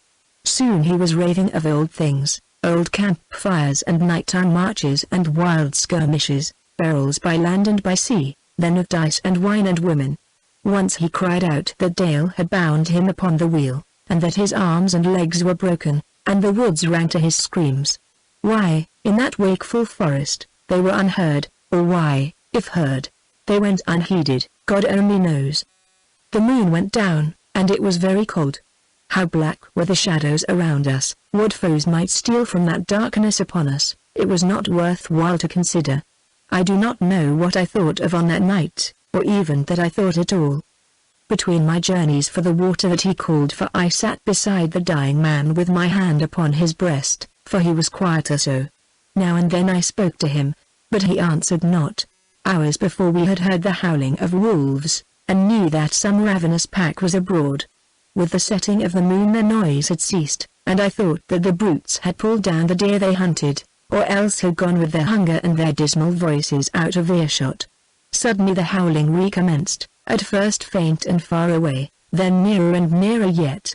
Earlier in the evening the stream had been between us, but now the wolves had crossed and were coming down our side of the water, and were coming fast. All the ground was strewn with dead wood, and nearby was a growth of low and brittle bushes. I gathered the withered branches, and broke faggots from the bushes, then into the press of dark and stealthy forms I threw a great crooked stick, shouting as I did so, and threatening with my arms. They turned and fled, but presently they were back again. Again I frightened them away, and again they returned. I had flint and steel and tinder box. When I had scared them from us a third time, and they had gone only a little way, I lit a splinter of pine, and with it fired my heap of wood, then dragged Dickon into the light and sat down beside him, with no longer any fear of the wolves, but with absolute confidence in the quick appearance of less cowardly foes. There was wood enough and to spare. When the fire sank low and the hungry eyes gleamed nearer, I fed it again, and the flame leapt up and mocked the eyes. No human enemy came upon us. The fire blazed and roared, and the man who lay in its rosy glare raved on, crying out now and then at the top of his voice, but on that night of all nights, of all years, light and voice drew no savage band to put out the one and silence the other forever. Hours passed, and as it drew toward midnight Dickon sank into a stupor. I knew that the end was not far away. The wolves were gone at last, and my fire was dying down. He needed my touch upon his breast no longer, and I went to the stream and bathed my hands and forehead, and then threw myself face downward upon the bank. In a little while the desolate murmur of the water became intolerable, and I rose and went back to the fire, and to the man whom, as God lives, I loved as a brother. He was conscious. Pale and cold and nigh gone as he was, there came a light to his eyes and a smile to his lips when I knelt beside him. "You did not go?" he breathed. "No," I answered, "I did not go." For a few minutes he lay with closed eyes. When he again opened them upon my face, there were in their depths a question and an appeal. I bent over him, and asked him what he would have. "You know," he whispered. "If you can." "I would not go without it. Is it that?" I asked. "I forgave you long ago. I meant to kill you. I was mad because you struck me before the lady, and because I had betrayed my trust. And you had not caught my hand, I should be your murderer." He spoke with long intervals between the words, and the death dew was on his forehead. "Remember it not, Dickon," I entreated. "I too was to blame. And I see not that night for other nights, for other nights and days, Dickon." He smiled, but there was still in his face a shadowy eagerness. "You said you would never strike me again," he went on, "and that I was man of yours no more forever, and you gave me my freedom in the paper which I tore." He spoke in gasps, with his eyes upon mine. "I'll be gone in a few minutes now. If I might go as your man still, and could tell the Lord Jesus Christ that my master on earth forgave, and took back, it would be a hand in the dark. I have spent my life in gathering darkness for myself at the last." I bent lower over him, and took his hand in mine. "Dickon, my man," I said. A brightness came into his face, and he faintly pressed my hand. I slipped my arm beneath him and raised him a little higher to meet his death. He was smiling now, and his mind was not quite clear. "Do you mind, sir," he asked, "how green and strong and sweet smelled the pines that May day, when we found Virginia, so many years ago?" Dickon," I answered. "Before we saw the land, the fragrance told us we were near it. I smell it now," he went on, "and the bloom of the grape, and the Maytime flowers. And can you not hear, sir, the whistling and the laughter and the sound of the falling trees, that merry time when Smith made axemen of all our fine gentlemen?" "Stick on," I said. And the sound of the water that was dashed down the sleeve of any that were caught in an oath. He laughed like a little child. It is well that I wasn't a gentleman, and had not those trees to fell, or I should have been as wet as any merman. And Pocahontas, the little maid. And how blue the sky was, and how glad we were what time. The Patience and Deliverance came in. His voice failed, and for a minute I thought he was gone, but he had been a strong man, and life slipped not easily from him. When his eyes opened again he knew me not, but thought he was in some tavern, and struck with his hand upon the ground as upon a table, and called for the drawer. Around him were only the stillness and the shadows of the night, but to his vision men sat and drank with him, diced and swore and told wild tales of this or that. For a time he talked loudly and at random of the vile quality of the drink, and his viler luck at the dice. Then he began to tell a story. As he told it, his senses seemed to steady, and he spoke with coherence and like a shadow of himself. "And you call that a great thing, William Host?" he demanded. "I can tell a true tale worth 2 such lies, my masters. Robin Tapster, more ale, and move less like a slug, or my tankard and your ear will cry, well met." It was between Ypres and Courtrai, friends, and it's nigh 15 years ago. There were fields in which nothing was sowed because they were ploughed with the hoofs of war horses, and ditches in which dead men were thrown, and dismal marshes, and roads that were no roads at all, but only sloughs. And there was a great stone house, old and ruinous, with tall poplars shivering in the rain and mist. Into this house there threw themselves a band of Dutch and English, and hard on their heels came 200 Spaniards.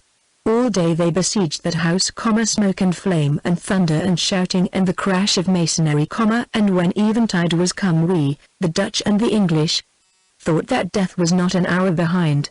He paused, and made a gesture of raising a tankard to his lips. His eyes were bright, his voice was firm. The memory of that old day and its mortal strife had wrought upon him like wine. "There was one amongst us," he said, "he was our captain, and it's of him I am going to tell the story. Robin Tapster, bring me no more ale, but good mulled wine. It's cold and getting dark, and I have to drink to a brave man besides dash."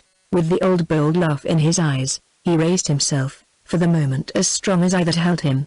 "Drink to that Englishman, all of ye," he cried, "and not in filthy ale, but in good, gentlemanly sack. I'll pay the score. Here's to him, brave hearts. Here's to my master." With his hand at his mouth, and his story untold, he fell back. I held him in my arms until the brief struggle was over, and then laid his body down upon the earth. It might have been 1 of the clock. For a little while I sat beside him, with my head bowed in my hands. Then I straightened his limbs and crossed his hands upon his breast, and kissed him upon the brow, and left him lying dead in the forest. It was hard going through the blackness of the nighttime woods. Once I was nigh sucked under in a great swamp, and once I stumbled into some hole or pit in the earth, and for a time thought that I had broken my leg. The night was very dark, and sometimes when I could not see the stars, I lost my way, and went to the right or the left, or even back upon my track. Though I heard the wolves, they did not come nigh me. Just before daybreak, I crouched behind a log, and watched a party of savages file past like shadows of the night. At last the dawn came, and I could press on more rapidly. For 2 days and 2 nights I had not slept, for a day and a night I had not tasted food. As the sun climbed the heavens, 1,000 black spots, like summer gnats, danced between his face and my weary eyes. The forest laid stumbling blocks before me, and drove me back, and made me wind in and out when I would have had my path straighter than an arrow.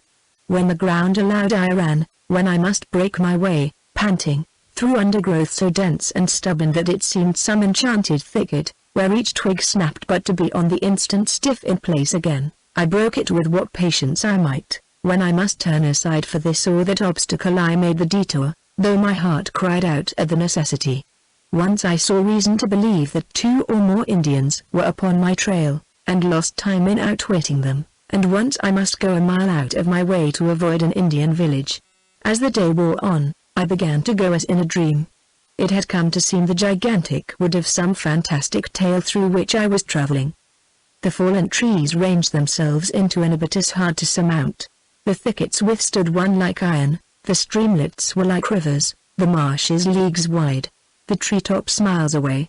Little things, twisted roots, trailing vines, dead and rotten wood, made me stumble.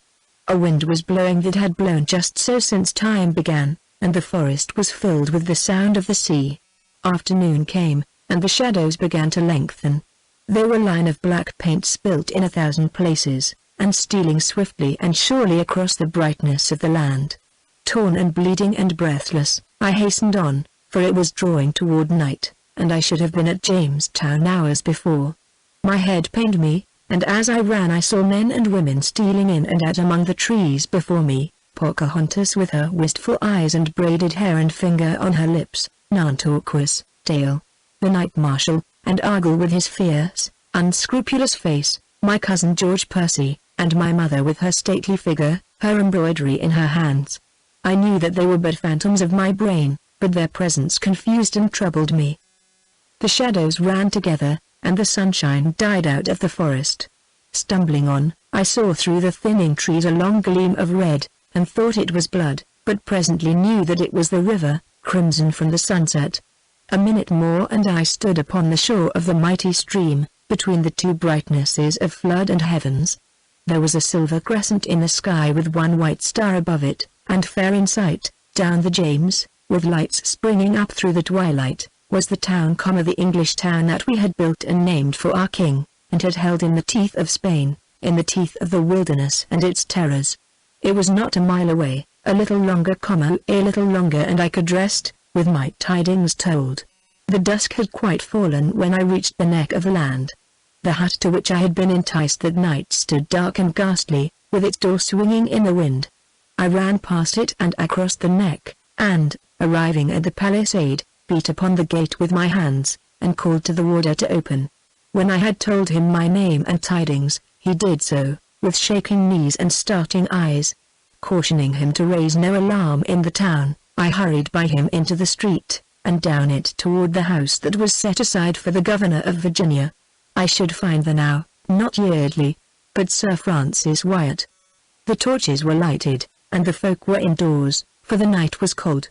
1 or 2 figures that I met or passed would have accosted me, not knowing who I was, but I brushed by them, and hastened on. Only when I passed the guest house I looked up, and saw that mine host's chief rooms were yet in use. The governor's door was open, and in the hall servingmen were moving to and fro. When I came in upon them, they cried out as it had been a ghost, and one fellow let a silver dish that he carried fall clattering to the floor. They shook and stood back, as I passed them without a word, and went on to the governor's great room. The door was ajar, and I pushed it open and stood for a minute upon the threshold, unobserved by the occupants of the room. After the darkness outside the lights dazzled me, the room, too, seemed crowded with men, though when I counted them there were not so many, after all. Supper had been put upon the table, but they were not eating. Before the fire, his head thoughtfully bent, and his fingers tapping upon the arm of his chair, sat the governor. Over against him, and as serious of aspect, was the treasurer. West stood by the mantel, tugging at his long moustaches and softly swearing. Claiborne was in the room, busy the Cape merchant, and 1 or 2 besides. And Rolfe was there, walking up and down with hasty steps, and a flushed and haggard face. His suit of buff was torn and stained, and his great boots were spattered with mud. The governor let his fingers rest upon the arm of his chair, and raised his head. "He is dead, Master Rolfe," he said. "There can be no other conclusion, a brave man lost to you and to the colony. We mourn with you, sir." "We too have searched, Jack," put in West. "We have not been idle, though well nigh all men believe that the Indians, who we know had a grudge against him, murdered him and his man that night, then threw their bodies into the river, and themselves made off out of our reach. But we hoped against hope that when your party returned he would be in your midst. As for this latest loss," continued the governor, "within an hour of its discovery this morning search parties were out, yea, if I had allowed it, the whole town would have betaken itself to the woods. The searchers have not returned, and we are gravely anxious. Yet we are not utterly cast down. This trail can hardly be missed, and the Indians are friendly. There were a number in town overnight, and they went with the searchers, volunteering to act as their guides. We cannot but think that of this load, our hearts will soon be eased. God grant it, groaned Rolf. I will drink but a cup of wine, sir, and then will be gone upon this new quest. There was a movement in the room. You are worn and spent with your fruitless travel, sir, said the governor kindly. I give you my word that all that can be done is doing. Wait at least, for the morning, and the good news it may bring. The other shook his head. I will go now. I could not look my friend in the face, else God in heaven. The governor sprang to his feet. Through the treasurer's lips came a long, sighing breath. West's dark face was ashen. I came forward to the table, and leaned my weight upon it, for all the waves of the sea were roaring in my ears, and the lights were going up and down. Are you man or spirit? Cried Rolf through white lips. Are you Ralph Percy? Yes, I am Percy, I said. I have not well understood what quest you would go upon, Rolf. But you cannot go tonight. And those parties that your honor talked of, that have gone with Indians to guide them to look for some lost person, I think that you will never see them again. With an effort I drew myself erect, and standing so told my tidings, quietly and with circumstance, so as to leave no room for doubt as to their verity, or as to the sanity of him who brought them. They listened, as the warder had listened, with shaking limbs and gasping breath, for this was the fall and wiping out of a people of which I'd brought warning. When all was told, and they stood there before me, white and shaken, seeking in their minds the thing to say or do first, I thought to ask a question myself, but before my tongue could frame it, the roaring of the sea became so loud that I could hear naught else, and the lights all ran together into a wheel of fire.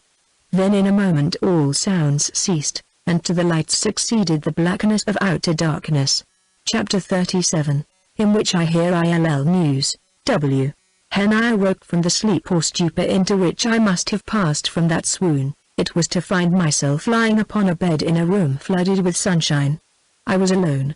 For a moment I lay still, staring at the blue sky without the window, and wondering where I was and how I came there. A drum beat, a dog barked, and a man's quick voice gave a command. The sound stung me into remembrance, and I was at the window while the voice was yet speaking. It was West in the street below, pointing with his sword now to the fort, now to the palisade, and giving directions to the armed men about him. There were many people in the street. Women hurried by to the fort with white, scared faces, their arms filled with household gear. Children ran beside them, sturdily bearing their share of the goods, but pressing close to their elders' skirts. Men went to and fro, the most grimmily silent, but a few talking loudly. Not all of the faces in the crowd belonged to the town. There were Kingsmill and his wife from the Main, and John Ellison from Archer's Hope, and the Italians Vincencio and Bernardo from the Glass House. The nearer plantations, then, had been warned, and their people had come for refuge to the city. A Negro passed, but on that morning, alone of many days, no Indian aired his paint and feathers in the white man's village. I could not see the palisade across the neck, but I knew that it was there that the fight there would be made.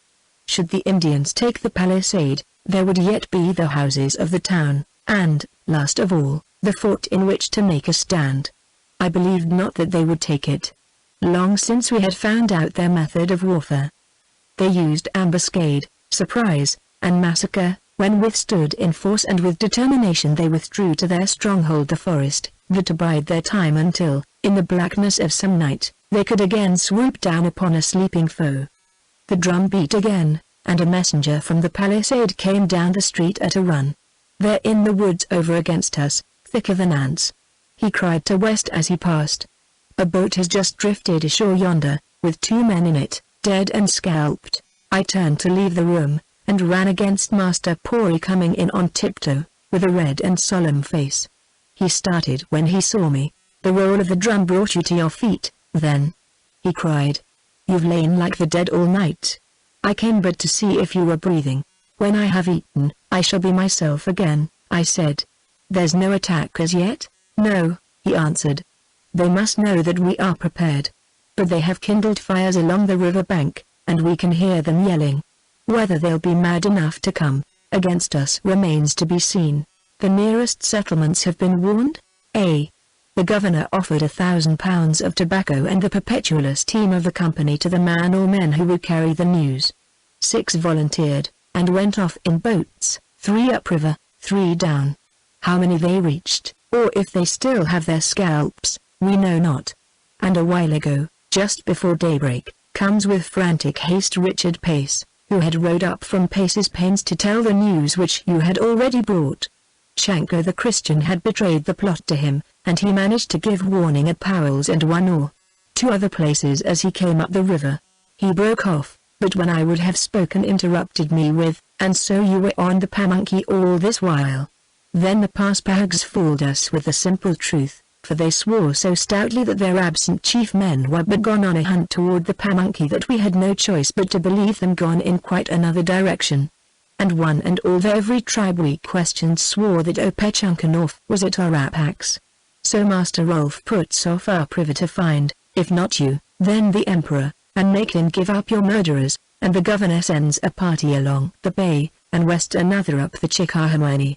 And you were, all the time, mewed up in the village above the marshes. And Nantorquas, after saving our lives like one of us, is turned Indian again. And your man is killed. Alackady. There's naught but trouble in the world. As the sparks fly upwards, you know.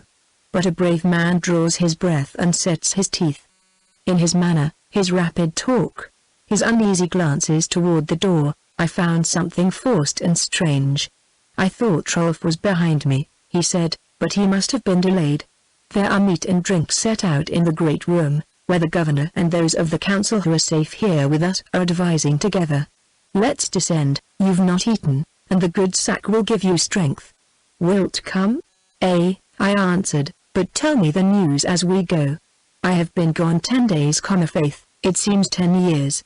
There have no ships sailed, Master Pori? The George is still here? I looked him full in the eye, for a sudden guess at a possible reason for his confusion had stabbed me like a knife. He said, with a readiness that could scarce be feigned. She was to have sailed this week, it is true, the governor fearing to keep her longer. But the Esperance, coming in yesterday, brought news which removed his honor's scruples. Now she'll wait to see out this hand at the cards, and to take home the names of those who are left alive in Virginia. If the red varlets do swarm in upon us, there are her 12-pounders, they and the fort guns dash. I let him talk on. The George had not sailed. I saw again a firelit hut, and a man and a panther who went down together. Those claws had dug deep, the man across whose face they had torn their way would keep his room in the guest house at Jamestown until his wounds were somewhat healed. The George would wait for him, would scarcely dare to sail without him, and I should find the lady whom she was to carry away to England in Virginia still. It was this that I had built upon, the grain of comfort, the passionate hope, the sustaining cordial, of those year-long days in the village above the Pamunkey.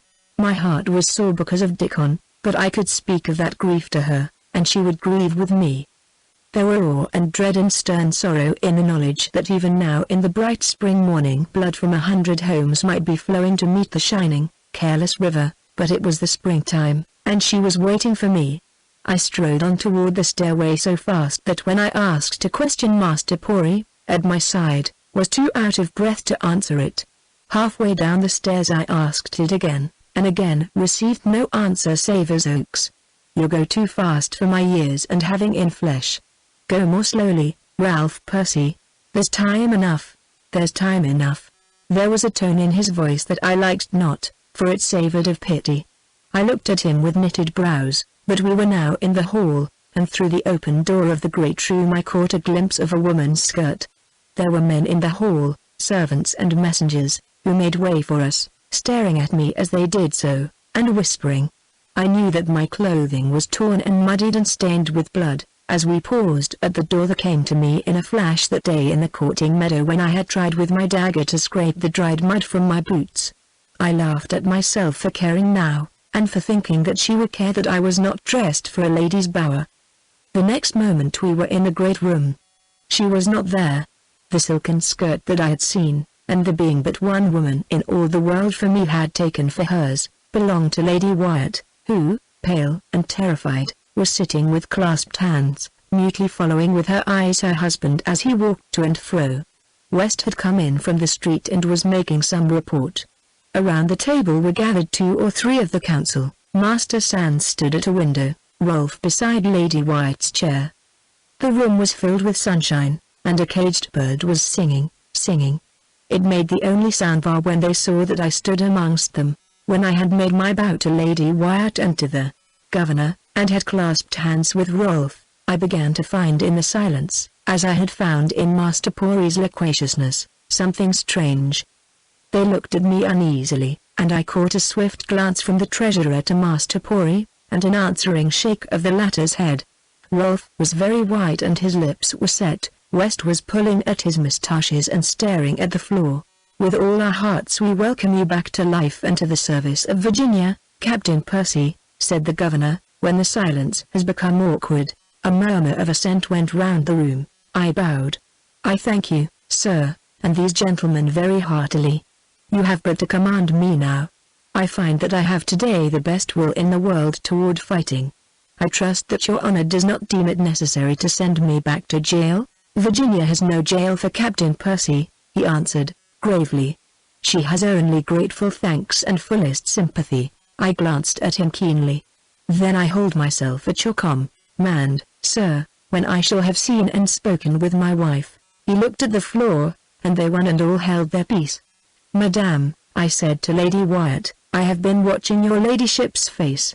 Will you tell me why it is so very full of pity, and why there are tears in your eyes?" She shrank back in her chair with a little cry, and Rolf stepped toward me, then turned sharply aside. "I cannot," he cried. "I that know dash." I drew myself up to meet the blow, whatever it might be. "I demand of you my wife, Sir Francis Wyatt," I said. "If there is ill news to be told, be so good as to tell it quickly. If she is sick, or hath been sent away to England dash." The governor made as if to speak, then turned and flung out his hands to his wife. "'Tis woman's work, Margaret," he cried. "Tell him, more merciful than the men." She came to me at once, the tears running down her cheeks, and laid one trembling hand upon my arm. "She was a brave lady, Captain Percy," she said. "Bear it as she would have had you bear it." "I am bearing it, madame," I answered at length. "She was a brave lady. May it please your ladyship to go on? I will tell you all, Captain Percy, I will tell you everything. She never believed you dead, and she begged upon her knees that we would allow her to go in search of you with Master Rolf. That could not be. My husband, in duty to the company, could not let her have her will. Master Rolf went, and she sat in the window, yonder, day after day, watching for his return. When other parties went out, she besought the men, as they had wives whom they loved, to search as though those loved ones were in captivity and danger. When they grew weary and faint-hearted, to think of her face waiting in the window. Day after day she sat there watching for them to come back. When they were come, then she watched the river for Master Rolf's boats. Then came word down the river that he had found no trace of you whom he sought, that he was on his way back to Jamestown, that he too believed you dead. We put to watch upon her after that, for we feared we knew not what. There was such a light and purpose in her eyes. But 2 nights ago, in the middle of the night, the woman who stayed in her chamber fell asleep. When she awoke before the dawn, it was to find her gone. To find her gone, I said dully. To find her dead? She locked her hands together and the tears came faster. "Oh, Captain Percy, it had been better so!" It had been better so. Then would she have lain to greet you, calm and white, unmarred and beautiful, with the spring flowers upon her. She believed not that you were dead. She was distraught with grief and watching. She thought that love might find what friendship missed. She went to the forest to seek you. They that were sent to find and bring her back have never returned. Into the forest. I cried. "Jocelyn, Jocelyn, Jocelyn, come back." Someone pushed me into a chair, and I felt the warmth of wine within my lips. In the moment that the world steadied I rose and went toward the door to find my way barred by Rolf. "Not you, too, Ralph," he cried. "I will not let you go. Look for yourself." He drew me to the window, Master Sands gravely making place for us. From the window was visible the neck of land and the forest beyond, and from the forest, Up and down the river as far as the eye could reach, rose here and there thin columns of smoke. Suddenly, as we stared, 3 or 4 white smoke puffs, like giant flowers, started out of the shadowy woods across the neck. Following the crack of the muskets fired out of pure bravado by their Indian owners came the yelling of the savages. The sound was prolonged and deep, as though issuing from many throats. I looked and listened, and knew that I could not go not now. She was not alone, Ralph, said Rolf, with his arm about me. On the morning that she was missed, they found not Jeremy Sparrow either. They tracked them both to the forest by the footprints upon the sand, though once in the wood the trail was lost. The minister must have been watching, must have seen her leave the house, and must have followed her. How she, and he after her, passed through the gates, none know. So careless and confident had we grown, God forgive us! That they may have been left open all that night. But he was with her, Ralph, she had not to face it alone. His voice broke. For myself, I was glad that the minister had been there, though I knew that for him also I should grieve after a while. At the firing and the shouting, West had rushed from the room, followed by his fellow councillors, and now the governor clapped on his headpiece and called to his men to bring his back and breast. His wife hung around his neck, and he bade her goodbye with great tenderness. I looked dully on at that parting. I too was going to battle. Once I had tasted such a farewell. The pain, the passion, the sweetness, but never again, never again. He went, and the treasurer, after a few words of comfort to Lady Wyatt, was gone also. Both were merciful, and spoke not to me, but only bowed and turned aside, requiring no answering word or motion of mine. When they were away, and there was no sound in the room save the caged birds singing and Lady Wyatt's slow sobs, I bade Rolf to leave me, telling him that he was needed, as indeed he was, and that I would stay in the window for a while, and then would join him at the palisade. He was loath to go, but he too had loved and lost, and knew that there is nothing to be said, and that it is best to be alone. He went, and only Lady Wyatt and I kept the quiet room with the singing bird and the sunshine on the floor.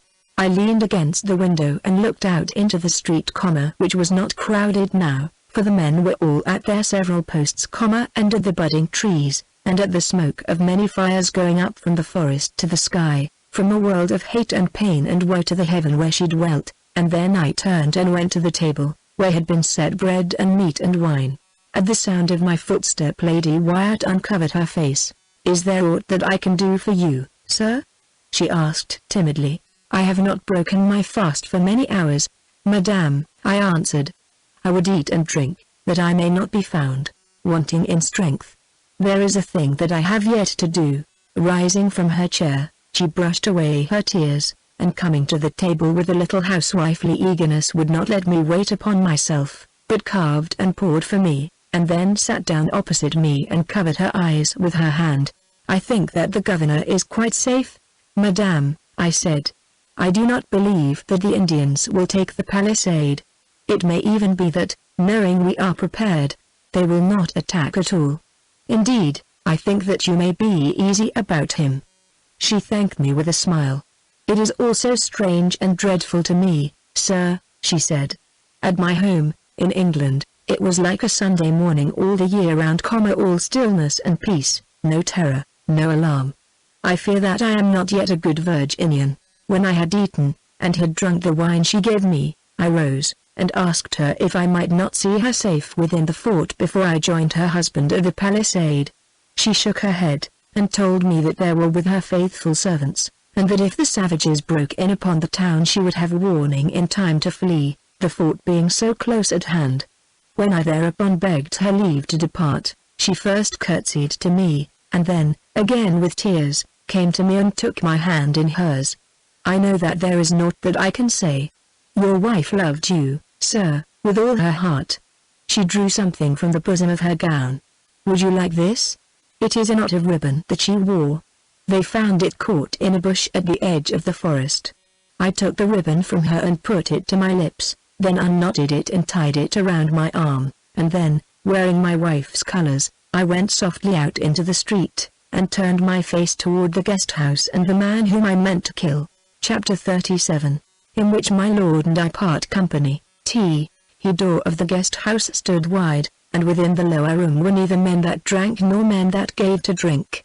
Hosts and drawers and chance guests alike had left pipe and tankard for sword and musket, and were gone to fort or palisade or river bank. I crossed the empty room and went up the creaking stairway. No one met me or withstood me, only a pigeon perched upon the sill of a sunny window whirred off into the blue. I glanced out of the window as I passed it, and saw the Silver River and the George and the Esperance, with the gunners at the guns watching for Indian canoes, and saw smoke rising from the forest on the southern shore. There had been 3 houses, the John Wests and Minifys and Crashaws. I wondered if mine were burning, too, at Wayan Oak, and cared not if tea was so. The door of the upper room was shut. When I raised the latch and pushed against it, it gave at the top and middle, but there was some pressure from within at the bottom. I pushed again, more strongly, and the door slowly opened, moving away whatever thing had lain before it. Another moment, and I was in the room, and had closed and barred the door behind me. The weight that had opposed me was the body of the Italian, lying face downwards, upon the floor. I stooped and turned it over, and saw that the venomous spirit had flown. The face was purple and distorted, the lips were drawn back from the teeth in a dreadful smile. There was in the room a faint, peculiar, not unpleasant odor. It did not seem strange to me to find that serpent, which had coiled in my path, dead and harmless forevermore. Death had been busy of late. If he struck down a flower, why should he spare the thing that I pushed out of my way with my foot? 10 feet from the door stood a great screen, hiding from view all that might be beyond. It was very quiet in the room, with the sunshine coming through the window, and a breeze that smelt of the sea. I had not cared to walk lightly or to close the door softly, and yet no voice had challenged my entrance. For a minute I feared to find the dead physician the room's only occupant, then I passed the screen and came upon my enemy. He was sitting beside a table, with his arms outstretched and his head bowed upon them. My footfall did not rouse him. He sat there in the sunshine as still as the figure that lay before the threshold. I thought with a dull fury that maybe he was dead already, and I walked hastily and heavily across the floor to the table. He was a living man, for with the fingers of one hand he was slowly striking against a sheet of paper that lay beneath them. He knew not that I stood above him. He was listening to other footsteps. The paper was a letter, unfolded and written over with great black characters. The few lines above those moving fingers stared me in the face. They ran thus: I told you that you had as well cut your throat as go upon that mad Virginia voyage. Now all's gone, commonwealth, honors, favor. Buckingham is the sun in heaven, and cold are the shadows in which we walk who hailed another luminary. There's a warrant out for the Black Death. Look to it that one meets not you too, when you come at last. But come, in the name of all the fiends, and play your last card. There's your cursed beauty still. Come, and let the king behold your face once more. The rest was hidden. I put out my hand and touched him upon the shoulder, and he raised his head and stared at me as at one come from the grave. Over one side of his face, from temple to chin, was drawn and fastened a black cloth. The unharmed cheek was bloodless and shrunken, the lip twisted. Only the eyes, dark, sinister, and splendid, were as they had been. I dig not my graves deep. Enough, he said. Is she behind you there in the shadow? Flung across a chair was a cloak of scarlet cloth. I took it and spread it out upon the floor, then unsheathed a dagger which I had taken from the rack of weapons in the governor's hall. Loosen thy poniard, thou murderer, I cried, and come stand with me upon the cloak. Art quick or dead? He answered. I will not fight the dead. He had not moved in his seat, and there was a lethargy and a dullness in his voice and eyes. There is time enough, he said. I too will soon be of thy world, thou haggard, bloody shape. Wait until I come, and I will fight thee, shadow to shadow. I am not dead, I said, but there is one that is. Stand up, villain and murderer, or I will kill you sitting there, with her blood upon your hands. He rose at that, and drew his dagger from the sheath. I laid aside my doublet, and he followed my example, but his hands moved listlessly and his fingers bungled at the fastenings. I waited for him in some wonder, it not being like him to come tardily to such pastime.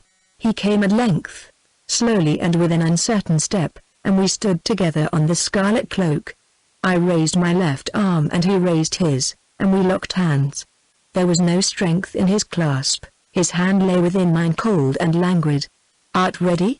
I demanded. "Yea," he answered in a strange voice, "but I would that she did not stand there with her head upon your breast. I too loved thee, Jocelyn, Jocelyn lying dead in the forest." I struck at him with the dagger in my right hand, and wounded him, but not deeply, in the side. He gave blow for blow, but his poniard scarce drew blood, so nerveless was the arm that would have driven it home. I struck again, and he stabbed weakly at the air, then let his arm drop to his side, as through the light and jeweled blade had weighed it down. Loosening the clasp of our left hands, I fell back until the narrow scarlet field was between us. "Hast no more strength than that?" I cried. "I cannot murder you." He stood looking past me as into a great distance. He was bleeding, but I had as yet been able to strike no mortal blow. "It is as you choose," he said. "I am as one bound before you. I am sick unto death." Turning, he went back, swaying as he walked, to his chair, and sinking into it sat there a minute with half-closed eyes, then raised his head and looked at me, with a shadow of the old arrogance, pride, and disdain upon his scarred face. "Not yet, Captain?" he demanded. "To the heart, man. So I would strike, and you sat here and I stood there." "I know you would," I said, and going to the window I flung the dagger down into the empty street, then stood and watched the smoke across the river, and thought it strange that the sun shone and the birds sang. When I turned to the room again, he still sat there in the great chair, a tragic, splendid figure, with his ruined face and the sullen woe of his eyes. "I had sworn to kill you," I said. "It is not just that you should live." He gazed at me with something like a smile upon his bloodless lips. "Fret not thyself, Ralph Percy," he said. "Within a week I shall be gone. Did you see my servant, my Italian doctor, lying dead upon the floor, beyond the screen? He had poisons, had Niccolo, whom men called the Black Death, poisons swift and strong, or subtle and slow. Day and night, the earth and sunshine have become hateful to me. I will go to the fires of hell, and see if they can make me forget the face of a woman." He was speaking half to me, half to himself. "Her eyes are dark and large," he said, "and there are shadows beneath them, and the mark of tears. She stands the day and night with her eyes upon me. Her lips are parted, but she never speaks." There was a way that she had with her hands, holding them one within the other, thus dash. I stopped him with a cry for silence, and I leaned trembling against the table. "Thou wretch!" I cried. "Thou art her murderer." He raised his head and looked beyond me with that strange, faint smile. "I know," he replied, with the dignity which was his at times. "You may play the headsman, if you choose. I dispute not your right. But it is scarce worthwhile. I have taken poison." The sunshine came into the room, and the wind from the river, and the trumpet notes of swans flying to the north. "The George is ready for sailing," he said at last. "Tomorrow or the next day she will be going home with the tidings of this massacre. I shall go with her, and within a week they will bury me at sea. There is a stealthy, slow, and secret poison. I would not die in a land where I have lost every throw of the dice, and I would not die in England for Buckingham to come and look upon my face, and so I took that poison. For the man upon the floor, the prison and death awaited him at home. He chose to flee at once. He ceased to speak, and sat with his head bowed upon his breast. "If you are content that it should be as it is," he said at length, "perhaps you will leave me? I am not good company today." His hand was busy again with the letter upon the table, and his gaze was fixed beyond me. "I have lost," he muttered. "How I came to play my cards so badly I do not know. The stake was heavy, I have not wherewithal to play again." His head sank upon his outstretched arm. As for me, I stood a minute with set lips and clenched hands, and then I turned and went out of the room and down the stair and out into the street. In the dust beneath the window lay my dagger. I picked it up, sheathed it, and went my way. The street was very quiet. All windows and doors were closed and barred, not a soul was there to trouble me with look or speech. The yelling from the forest had ceased, only the keen wind blew, and brought from the Esperance upon the river a sound of singing. The sea was the home of the men upon her decks, and their hearts dwelt not in this port, They could sing while the smoke went up from our homes and the dead lay across the thresholds. I went on through the sunshine and the stillness to the minister's house. The trees in the garden were bare, the flowers dead. The door was not barred. I entered the house and went into the great room and flung the heavy shutters wide, then stood and looked about me. Naught was changed, it was as we had left it that wild November night. Even the mirror which, one other night, had shown me Dickon still hung upon the wall. Master Buck had been seldom at home, perhaps, or was feeble and careless of altering matters. All was as though we had been but now agone, save that no fire burned upon the hearth. I went to the table, and the books upon it were Jeremy Sparrow's, the minister's house, then, had been his home once more. Beside the books lay a packet, tied with silk, sealed, and addressed to me. Perhaps the governor had given it, the day before, into Master Buck's care, I do not know, at any rate, there it lay.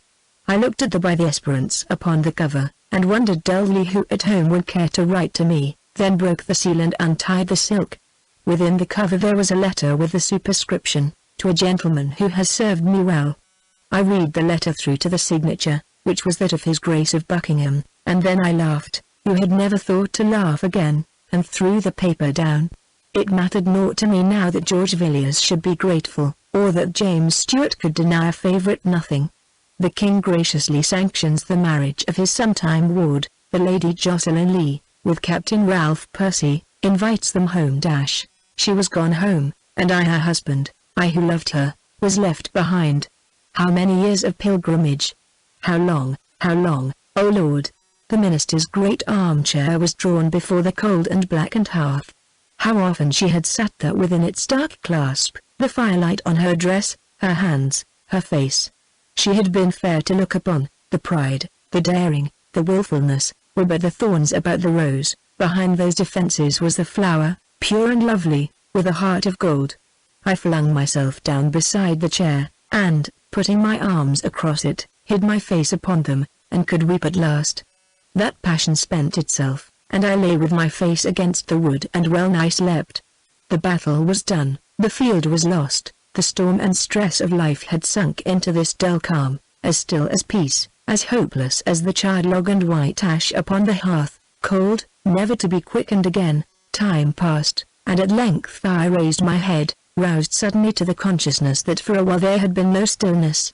The air was full of sound, shouts, savage cries, the beating of a drum, the noise of musketry. I sprang to my feet, and went to the door to meet Rolf crossing the threshold. He put his arm within mine and drew me out into the sunshine upon the doorstep. "I thought I should find you here," he said. "But it is only a room with its memories, Ralph. Out here is more breadth, more height. There is country yet, Ralph, and after a while, friends. The Indians are beginning to attack in force. Humphrey Boyce is killed, and Morris Chilloner. There is smoke over the plantations up and down the river, as far as we can see, and a while ago the body of a child drifted down to us. I am unarmed," I said. "I will but run to the fort for sword and a musket." "No need," he answered. "There are the dead whom you may rob." The noise increasing as he spoke, we made no further tarrying, but, leaving behind us house and garden, hurried to the palisade. Chapter 38, in which I go upon a quest. Draw a loophole in the gate of the palisade. I looked, and saw the sandy neck joining the town to the main, and the deep and dark woods beyond, the fairy mantle giving invisibility to a host. Between us and that refuge dead men lay here and there, stiff and stark, with the black paint upon them, and the coloured feathers of their headdresses red or blue against the sand. One warrior, shot through the back, crawled like a wounded beetle to the forest. We let him go, for we cared not to waste ammunition upon him. I drew back from my loophole, and held out my hand to the women for a freshly loaded musket. A quick murmur like the drawing of a breath came from our line. The governor, standing near me, cast an anxious glance along the stretch of wooden stakes that were neither so high nor so thick as they should have been. "I am new to this warfare, Captain Percy," he said.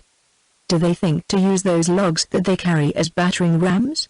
"As scaling ladders, Your Honor," I replied. "It is on the cards that we may have some sword play, after all. We'll take your advice." The next time we build a palisade, Ralph Percy, muttered West on my other side. Mounting the breastwork that we had thrown up to shelter the women who were to load the muskets, he coolly looked over the pales at the oncoming savages. "Wait until they pass the blasted pine, men," he cried. "Then give them a hail of lead that will beat them back to the Pamunkey." An arrow whistled by his ear, a second struck him on the shoulder, but pierced not his coat of mail. He came down from his dangerous post with a laugh. "If the leader could be picked off," I said. "It's a long shot, but there's no harm in trying." As I spoke I raised my gun to my shoulder, but he leaned across Rolf, who stood between us, and plucked me by the sleeve. "You've not looked at him closely. Look again."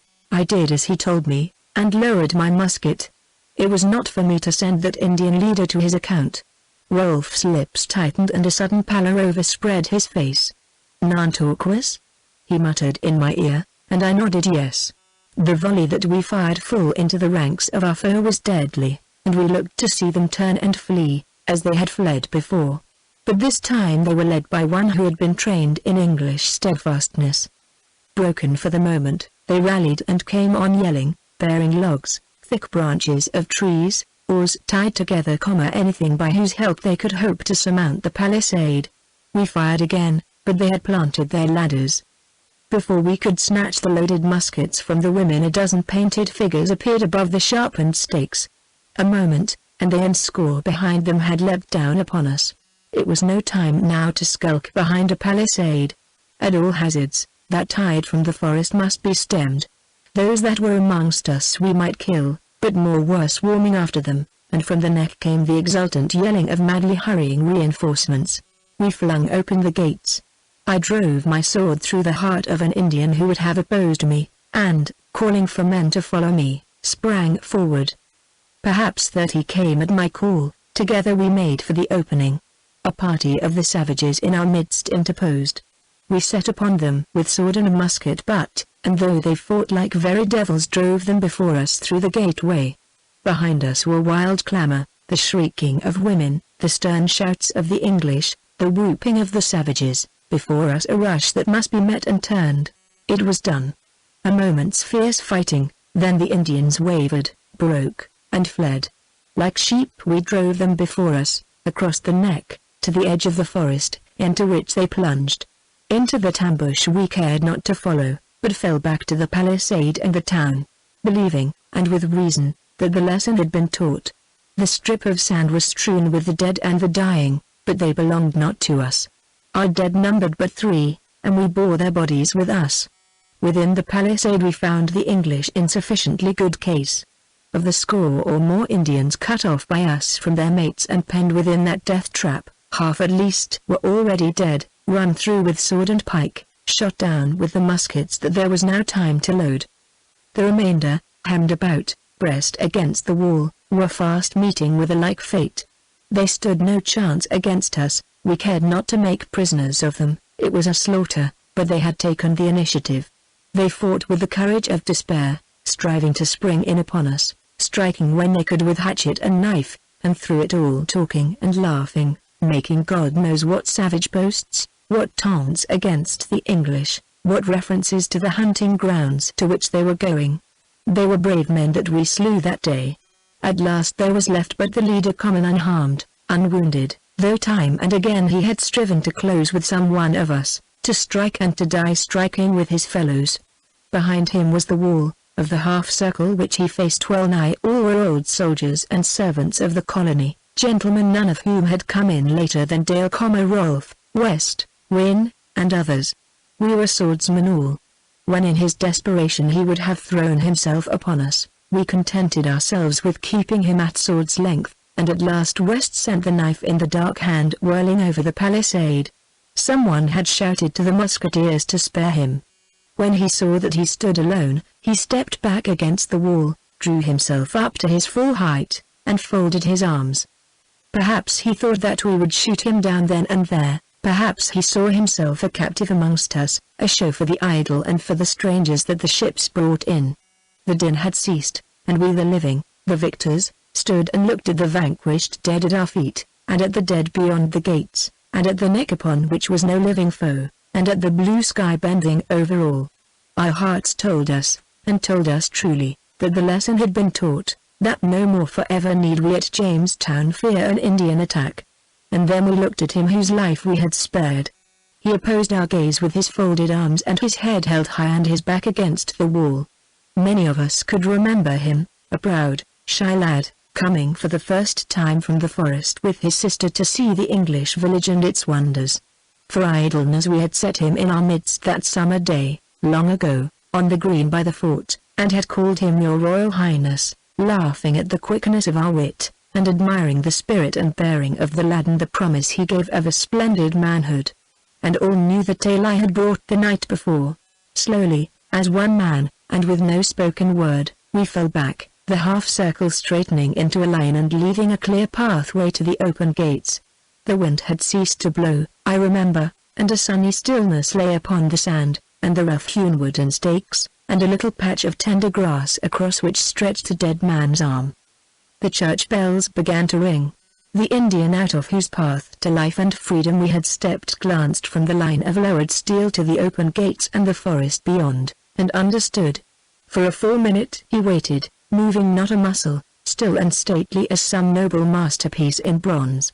Then he stepped from the shadow of the wall and moved past us through the sunshine that turned the eagle feather in his scalp lock to gold. His eyes were fixed upon the forest, there was no change in the superb calm of his face. He went by the huddled dead and the long line of the living that spoke no word, and out of the gates and across the neck, walking slowly that we might yet shoot him down if we saw fit to repent ourselves, and proudly like a king's son. There was no sound save the church bells ringing for our deliverance. He reached the shadow of the trees, a moment, and the forest had back her own. We sheathed our swords and listened to the governor's few earnest words of thankfulness and of recognition of this or that man's service, and then we set to work to clear the ground of the dead, to place sentinels, to bring the town into order, to determine what policy we should pursue, to search for ways by which we might reach and aid those who might be yet alive in the plantations above and below us. We could not go through the forest where every tree might hide a foe, but there was the river. For the most part, the houses of the English had been built, like mine at Weyanoke, very near to the water. I volunteered to lead a party upriver, and Wynne to go with another toward the bay. But as the council at the governor's was breaking up, and as Wynne and I were hurrying off to make our choice of the craft at the landing, there came a great noise from the watchers upon the bank, and a cry that boats were coming down the stream. It was so, and there were in them white men, nearly all of whom had their wounds to show, and cowering women and children. One boat had come from the plantation at Paspahag, and two from Martin Brandon. They held all that were left of the people. A woman had in her lap the body of a child, and would not let us take it from her. Another, with a half-severed arm, crouched above a man who lay in his blood in the bottom of the boat. Thus began that strange procession that lasted throughout the afternoon and night and into the next day, when a sloop came down from Henricus with the news that the English were in force there to stand their ground, although their loss had been heavy. Hour after hour they came as fast as sail and oar could bring them, the panic-stricken folk, whose homes were burned, whose kindred were slain, who had themselves escaped as by a miracle. Many were sorely wounded, so that they died when we lifted them from the boats, others had slighter hurts. Each boatload had the same tale to tell of treachery, surprise, and fiendish butchery. Wherever it had been possible the English had made a desperate defense, in the face of which the savages gave way and finally retired to the forest. Contrary to their wont, the Indians took few prisoners, but for the most part slew outright those whom they seized, wreaking their spite upon the senseless corpses. A man too good for this world, George Thorpe, who would think no evil, was killed and his body mutilated by those whom he had taught and loved. And Nathaniel Powell was dead, and 4 others of the council, besides many more of name and note. There were many women slain and little children. From the stronger hundreds came tidings of the number lost, and that the survivors would hold the homes that were left, for the time at least. The Indians had withdrawn. It remained to be seen if they were satisfied with the havoc they had wrought. Would His Honor send by boat? There could be no traveling through the woods news of how others had fared, and also powder and shot. Before the dawning we had heard from all save the remoter settlements. The blow had been struck, and the hurt was deep. But it was not beyond remedy, thank God. It is known what measures we took for our protection, and how soon the wound to the colony was healed, and what vengeance we meted out to those who had set upon us in the dark, and had failed to reach the heart. These things belong to history, and I am but telling my own story, mine and another's. In the chill and darkness of the hour before dawn, something like quiet fell upon the distracted, breathless town. There was a pause in the coming of the boats. The wounded and the dying had been cared for, and the noise of the women and the children was stilled at last. All was well at the palisade. The strong party encamped upon the neck reported the forest beyond them as still as death. In the governor's house was held a short council, subdued and quiet, for we were all of one mind and our words were few. It was decided that the George should sail at once with the tidings, and with an appeal for arms and powder and a supply of men. The Esperance would still be with us. Besides the Hope and God and the Tiger, the Margaret and John would shortly come in, being already overdue. My Lord Colonel goes upon the George, gentlemen, said Master Pori. He sent but now to demand if she sailed tomorrow. He is ill, and would be at home. One or two glanced at me, but I sat with a face like stone, and the governor, rising, broke up the council. I left the house, and the street that was lit with torches and noisy with going to and fro, and went down to the river. Rolf had been detained by the governor. West commanded the party at the neck. There were great fires burning along the river bank, and men watching for the incoming boats, but I knew of a place where no guard was set, and where 1 or 2 canoes were moored. There was no firelight there, and no one saw me when I entered a canoe and cut the rope and pushed off from the land. Well nigh a day and a night had passed since Lady Wyatt had told me that which made for my heart a night time indeed. I believed my wife to be dead, yea, I trusted that she was dead. I hoped that it had been quickly over, one blow. Better that, oh, better that 1,000 times, than that she should have been carried off to some village, saved today to die 1,000 deaths tomorrow. But I thought that there might have been left, lying on the dead leaves of the forest, that fair shell from which the soul had flown. I knew not where to go, to the north, to the east, to the west, but go I must. I had no hope of finding that which I went to seek, and no thought but to take up that quest.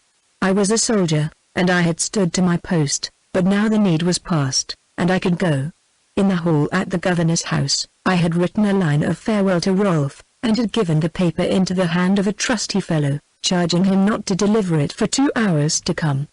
I rode 2 miles downstream through the quiet darkness, so quiet after the hubbub of the town. When I turned my boat to the shore, the day was close at hand. The stars were gone, and a pale, cold light, more desolate than the dark, streamed from the east, across which ran, like a faded blood stain, a smear of faint red. Upon the forest the mist lay heavy. When I drove the boat in amongst the sedge and reeds below the bank, I could see only the trunks of the nearest trees, hear only the sullen cry of some river bird that I had disturbed. Why I was at some pains to fasten the boat to a sycamore that dipped a pallid arm into the stream I do not know. I never thought to come back to the sycamore, I never thought to bend to an oar again, to behold again the river that the trees and the mist hid from me before I had gone 20 yards into the forest. Chapter 39, in which we listen to a song. It was like a May morning, so mild was the air, so gay the sunshine, when the mist had risen. Wild flowers were blooming, and here and there unfolding leaves made a delicate fretwork against a deep blue sky. The wind did not blow, everywhere was stillness, soft and sweet, dewy freshness, careless peace. Hour after hour I walked slowly through the woodland, pausing now and then to look from side to side. It was idle going, wandering in a desert with no guiding star.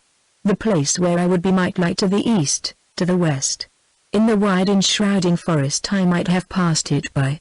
I believed not that I had done so. Surely I should have known, surely the voice that lived only in my heart would have called to me to stay. Beside a newly felled tree, in a glade starred with small white flowers, I came upon the bodies of a man and a boy, so hacked, so hewn, so robbed of all comeliness, that at the sight the heart stood still and the brain grew sick. Farther on was a clearing, and in its midst the charred and blackened walls of what had been a home. I crossed the freshly turned earth, and looked in at the cabin door with the stillness and the sunshine. A woman lay dead upon the floor, her outstretched hand clenched upon the foot of a cradle. I entered the room, and, looking within the cradle, found that the babe had not been spared. Taking up the little waxen body with the blood upon its innocent breast, I laid it within the mother's arms, and went my way over the sunny doorstep and the earth that had been made ready for planting. A white butterfly, the first of the year, fluttered before me, then rose through a mist of green and passed from my sight. The sun climbed higher into the deep blue sky. Save where grew pines or cedars, there were no shadowy places in the forest. The slight green of uncurling leaves, the airy scarlet of the maples, the bare branches of the tardier trees, opposed no barrier to the sunlight. It streamed into the world below the treetops, and lay warm upon the dead leaves and the green moss and the fragile wild flowers. There was a noise of birds, and a fox barked. All was lightness, gaiety, and warmth. The sap was running, the heyday of the spring at hand. Ah! To be riding with her, to be going home through the fairy forest, the sunshine, and the singing. The happy miles to Weyanoke, the smell of the sassafras in its woods, the house all lit and trimmed, the fire kindled, the wine upon the table. Dickon's welcoming face, and his hand upon Black Lemuel's bridle. The minister, too, maybe, with his great heart and his kindly eyes, her hand in mine, her head upon my breast. The vision faded. Never, never, never for me a homecoming such as that, so deep, so dear, so sweet. The men who were my friends, the woman whom I loved, had gone into a far country. This world was not their home. They had crossed the threshold while I lagged behind. The door was shut, and without were the night and I. With the fading of the vision came a sudden consciousness of a presence in the forest other than my own. I turned sharply, and saw an Indian walking with me, step for step, but with a space between us of earth and brown tree trunks and drooping branches. For a moment I thought that he was a shadow, not substance. Then I stood still, waiting for him to speak or to draw nearer. At the first glimpse of the bronze figure I had touched my sword, but when I saw who it was I let my hand fall. He too paused, but he did not offer to speak. With his hand upon a great bough, he waited, motionless in the sunlight. A minute or more thus, then I walked on with my eyes upon him. At once he addressed himself to motion, not speaking or making any sign or lessening the distance between us, but moving as I moved through the light and shade, the warmth and stillness, of the forest. For a time I kept my eyes upon him, but soon I was back with my dreams again. It seemed not worthwhile to wonder why he walked with me, who was now the mortal foe of the people to whom he had returned.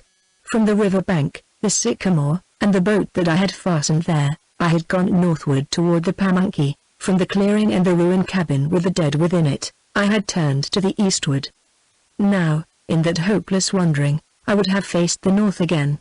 But the Indian who had made himself my traveling companion stopped short, and pointed to the east.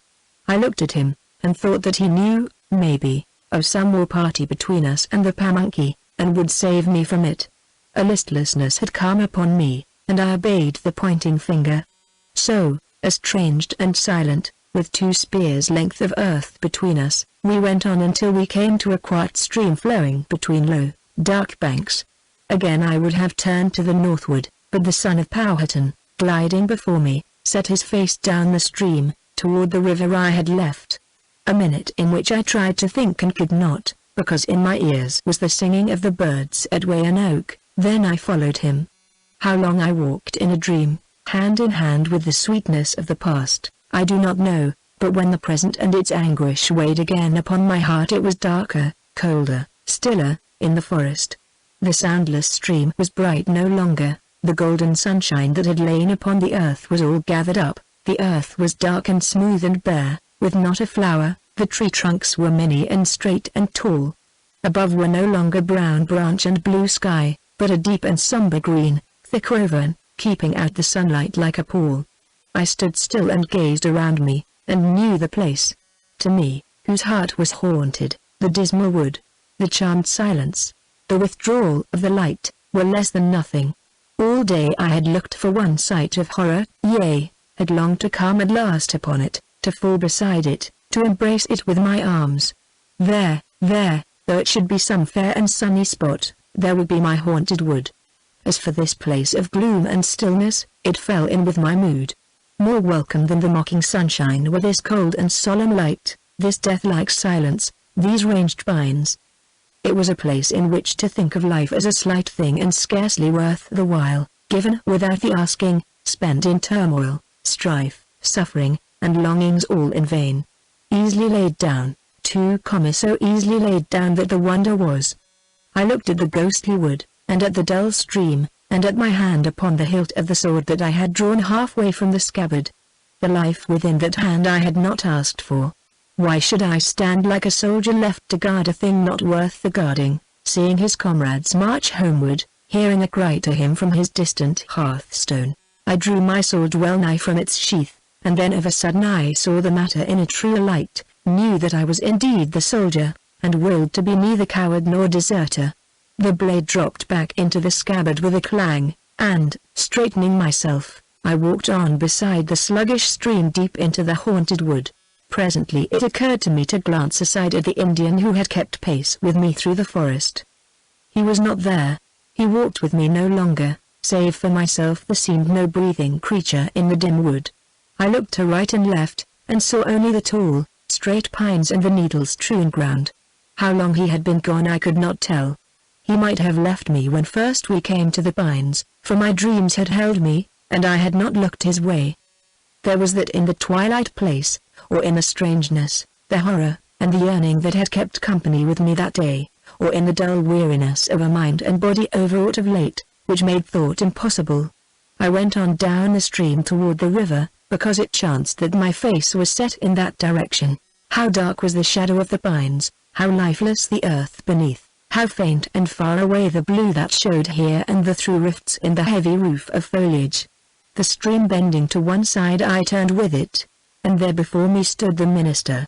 I do not know what strangled cry burst from me. The earth was rocking, all the wood a glare of light.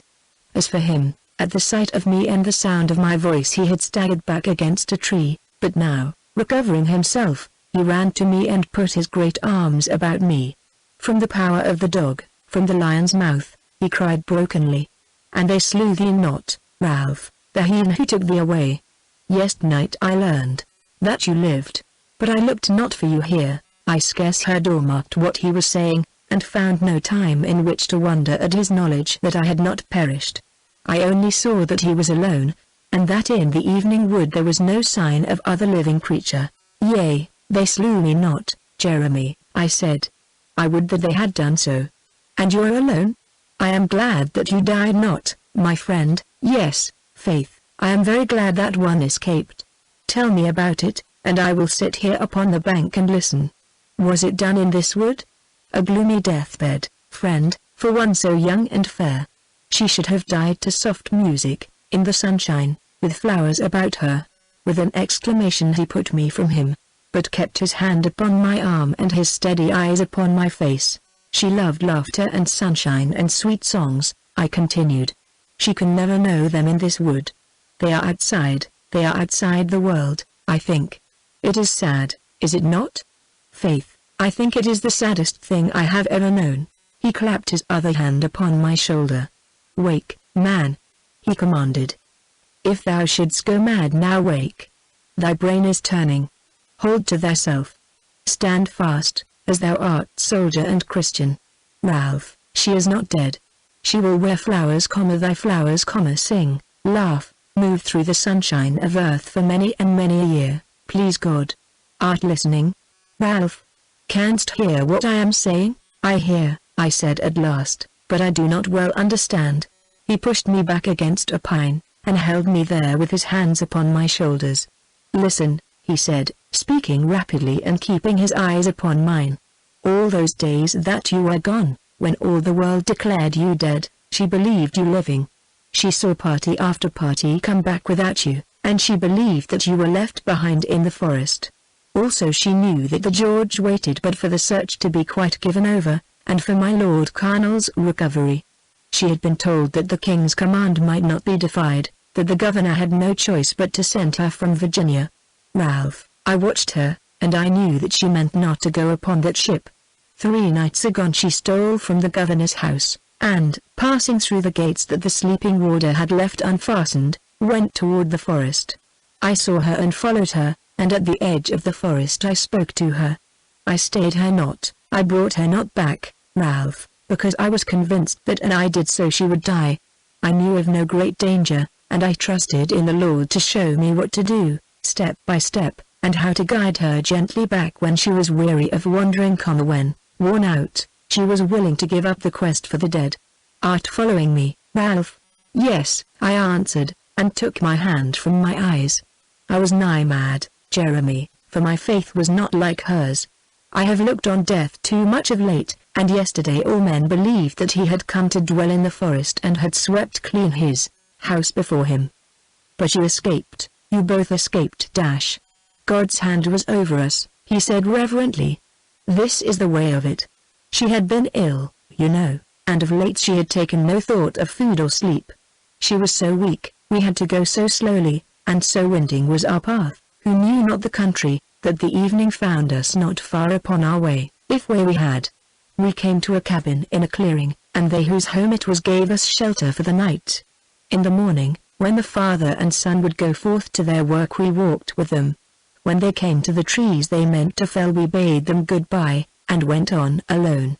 We had not gone 100 paces when, looking back, we saw 3 Indians start from the dimness of the forest and set upon and slay the man and the boy. That murder done, they gave chase to me, who caught up thy wife and ran for both our lives. When I saw that they were light of foot and would overtake me, I set my burden down, and, drawing a sword that I had with me, went back to meet them halfway. Ralph, I slew all 3. May the Lord have mercy on my soul. I knew not what to think of that attack, the peace with the Indians being so profound, and I began to fear for thy wife's safety. She knew not the woods, and I managed to turn our steps back toward Jamestown without her knowledge that I did so. It was about midday when we saw the gleam of the river through the trees before us, and heard the sound of firing and of a great yelling. I made her crouch within a thicket, while I myself went forward to reconnoiter, and well-nigh stumbled into the midst of an army. Yelling, painted, maddened, brandishing their weapons toward the town, human hair dabbled with blood at the belts of many in the name of God. Ralph, what is the meaning of it all? It means, I said, that yesterday they rose against us and slew us by the 100. The town was warned and is safe. Go on. I crept back to Madam, he continued, and hurried her away from that dangerous neighborhood. We found a growth of bushes and hid ourselves within it, and just in time, for from the north came a great band of picked warriors, tall and black and wondrously feathered, fresh to the fray, whatever the fray might be. They joined themselves to the imps upon the river bank, and presently we heard another great din with more firing and more yelling. Well, to make a long story short, we crouched there in the bushes until late afternoon, not knowing what was the matter, and not daring to venture forth to find out. The woman of the cabin at which we had slept had given us a packet of bread and meat, so we were not without food, but the time was long. And then of a sudden the wood around us was filled with the heathen, band after band, coming from the river, stealing like serpents this way and that into the depths of the forest. They saw us not in the thick bushes, maybe it was because of the prayers which I said with might and main. At last the distance swallowed them, the forest seemed clear, no sound, no motion. Long we waited, but with the sunset we stole from the bushes and down an aisle of the forest toward the river, rounded a little wood of cedar, and came full upon perhaps 50 of the savages. He paused to draw a great breath and to raise his brows after a fashion that he had. Go on, I cried. What did you do? You have said that she is alive and safe. She is, he answered, but no thanks to me, though I did set lustily upon that painted fry. Who led them, do ye think, Ralph? Who saved us from those bloody hands? A light broke in upon me. I know, I said. And he brought you here. He sent away the devils whose color he is, worse luck. He told us that there were Indians, not of his tribe, between us and the town. If we went on we should fall into their hands. But there was a place that it was shunned by the Indian as by the white man, we could bide there until the morrow, when we might find the woods clear. He guided us to this dismal wood that was not altogether strange to us. He told her that you were alive. He said no more than that, All at once, when we were well within the wood and the twilight was about us, he was gone. He ceased to speak, and stood regarding me with a smile upon his rugged face. I took his hand and raised it to my lips. "I owe you more than I can ever pay," I said. "Where is she, my friend?" "Not far away," he answered. We sought the center of the wood, and because she was so chilled and weary and shaken I did dare to build a fire there. Not a foe has come against us, and we waited but for the dusk of this evening to try to make the town. I came down to the stream just now to find, if I could, how near we were to the river. He broke off, made a gesture with his hand toward one of the long aisles of pine trees, and then, with a muttered "God bless you both," left me, and going a little way down the stream, stood with his back to a great tree and his eyes upon the slow, deep water. She was coming. I watched the slight figure grow out of the dusk between the trees, and the darkness in which I had walked of late fell away. The wood that had been so gloomy was a place of sunlight and song. Had red roses sprung up around me I had felt no wonder. She came softly and slowly, with bent head and hanging arms, not knowing that I was near. I went not to meet her, it was my fancy to have her come to me still, but when she raised her eyes and saw me I fell upon my knees. For a moment she stood still, with her hands at her bosom, then, softly and slowly through the dusky wood, she came to me and touched me upon the shoulder.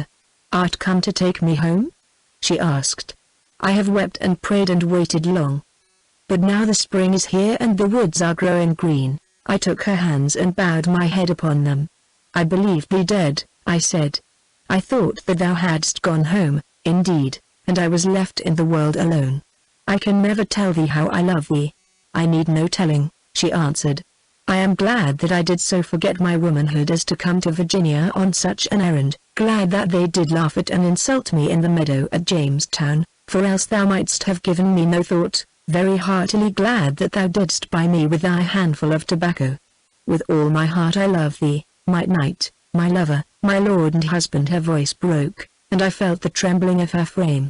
"I love not thy tears upon my hands," she murmured. "I have wandered far and am weary. Wilt rise and put thy arm round me and lead me home?" I stood up, and she came to my arms like a tired bird to its nest. I bent my head, and kissed her upon the brow, the bluey-veined eyelids, the perfect lips. "I love thee," I said. "The song is old, but it is sweet. See, I wear thy color, my lady." The hand that had touched the ribbon upon my arm stole upwards to my lips. "An old song, but a sweet one," she said. "I love thee. I will always love thee. My head may lie upon thy breast, but my heart lies at thy feet." There was joy in the haunted wood, deep peace, quiet thankfulness, a springtime of the heart, not riotous like the May, but fair and grave and tender like the young world in the sunshine without the pines. Our lips met again, and then, with my arm around her, we moved to the giant pine beneath which stood the minister. He turned at our approach, and looked at us with a quiet and tender smile, though the water stood in his eyes. "Heaviness may endure for a night," he said, "but joy cometh in the morning. I thank God for you both. Last summer, in the green meadow, we knelt before you while you blessed us, Jeremy," I answered. "Bless us now, again, true friend and man of God." He laid his hands upon our bowed heads and blessed us, and then we three moved through the dismal wood and beside the sluggish stream down to the great bright river. Ere we reached it the pines had fallen away, the haunted wood was behind us, our steps were set through a fairy world of greening bough and springing bloom. The blue sky laughed above, the late sunshine barred our path with gold. When we came to the river it lay in silver at our feet, making low music amongst its reeds. I had bethought me of the boat which I had fastened that morning to the sycamore between us and the town, and now we moved along the river bank until we should come to the tree. Though we walked through an enemy's country we saw no foe. Stillness and peace encompassed us, it was like a beautiful dream from which one fears no awakening. As we went, I told them, speaking low, for we knew not if we were yet in safety, of the slaughter that had been made and of Dickon. My wife shuddered and wept, and the minister drew long breaths while his hands opened and closed. And then, when she asked me, I told of how I had been trapped to the ruined hut that night and of all that had followed. When I had done she turned within my arm and clung to me with her face hidden. I kissed her and comforted her, and presently we came to the sycamore tree reaching out over the clear water, and to the boat that I had fastened there. The sunset was nigh at hand, and all the west was pink. The wind had died away, and the river lay like tinted glass between the dark borders of the forest. Above the sky was blue, while in the south rose clouds that were like pillars, tall and golden. The air was soft as silk, there was no sound other than the ripple of the water about our keel and the low dash of the oars. The minister rowed, while I sat idle beside my love. He would have it so, and I made slight demur. We left the bank behind us and glided into the midstream, for it was as well to be out of arrow shot. The shadow of the forest was gone, still and bright around us lay the mighty river. When at length the boat head turned to the west, we saw far up the stream the roofs of Jamestown, dark against the rosy sky. "There is a ship going home," said the minister. We to whom he spoke looked with him down the river, and saw a tall ship with her prow to the ocean. All her sails were set, the last rays of the sinking sun struck against her poop windows and made of them a half-moon of fire. She went slowly, for the wind was light, but she went surely, away from the new land back to the old, down the stately river to the bay and the wide ocean, and to the burial at sea of one upon her. With her pearly sails and the line of flame color beneath, she looked a dwindling cloud. A little while, and she would be claimed of the distance and the dusk. "It is the George," I said. The lady who sat beside me caught her breath.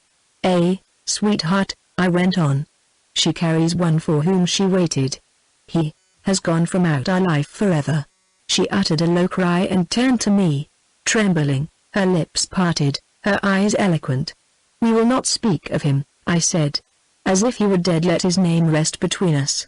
I have another thing to tell thee, dear heart, dear court lady masking as a waiting damsel, dear ward of the king whom his majesty hath thundered against for so many weary months. Would it grieve thee to go home, after all?" "Home?" she asked. "To Weyanoke? That would not grieve me, not to Weyanoke, but to England," I said. "The George is gone, but 3 days since the Esperance came in. When she sails again I think that we must go." She gazed at me with a whitening face. "And you?" she whispered. "How will you go? In chains?" I took her clasped hands, parted them, and drew her arms around my neck. I answered, "I will go in chains that I care not to have broken. My dear love, I think that the summer lies fair before us. Listen while I tell thee of news that the Esperance brought." While I told of new orders from the company to the governor and of my letter from Buckingham, the minister rested upon his oars that he might hear the better. When I had ceased to speak he bent to them again, and his tireless strength sent us swiftly over the glassy water toward the town that was no longer distant. "I am more glad than I can tell you, Ralph and Jocelyn," he said, and the smile with which he spoke made his face beautiful. The light streaming to us from the ruddy west laid roses in the cheeks of the sometime ward of the king, and the low wind lifted the dark hair from her forehead. Her head was on my breast, her hand in mine, we cared not to speak, we were so happy.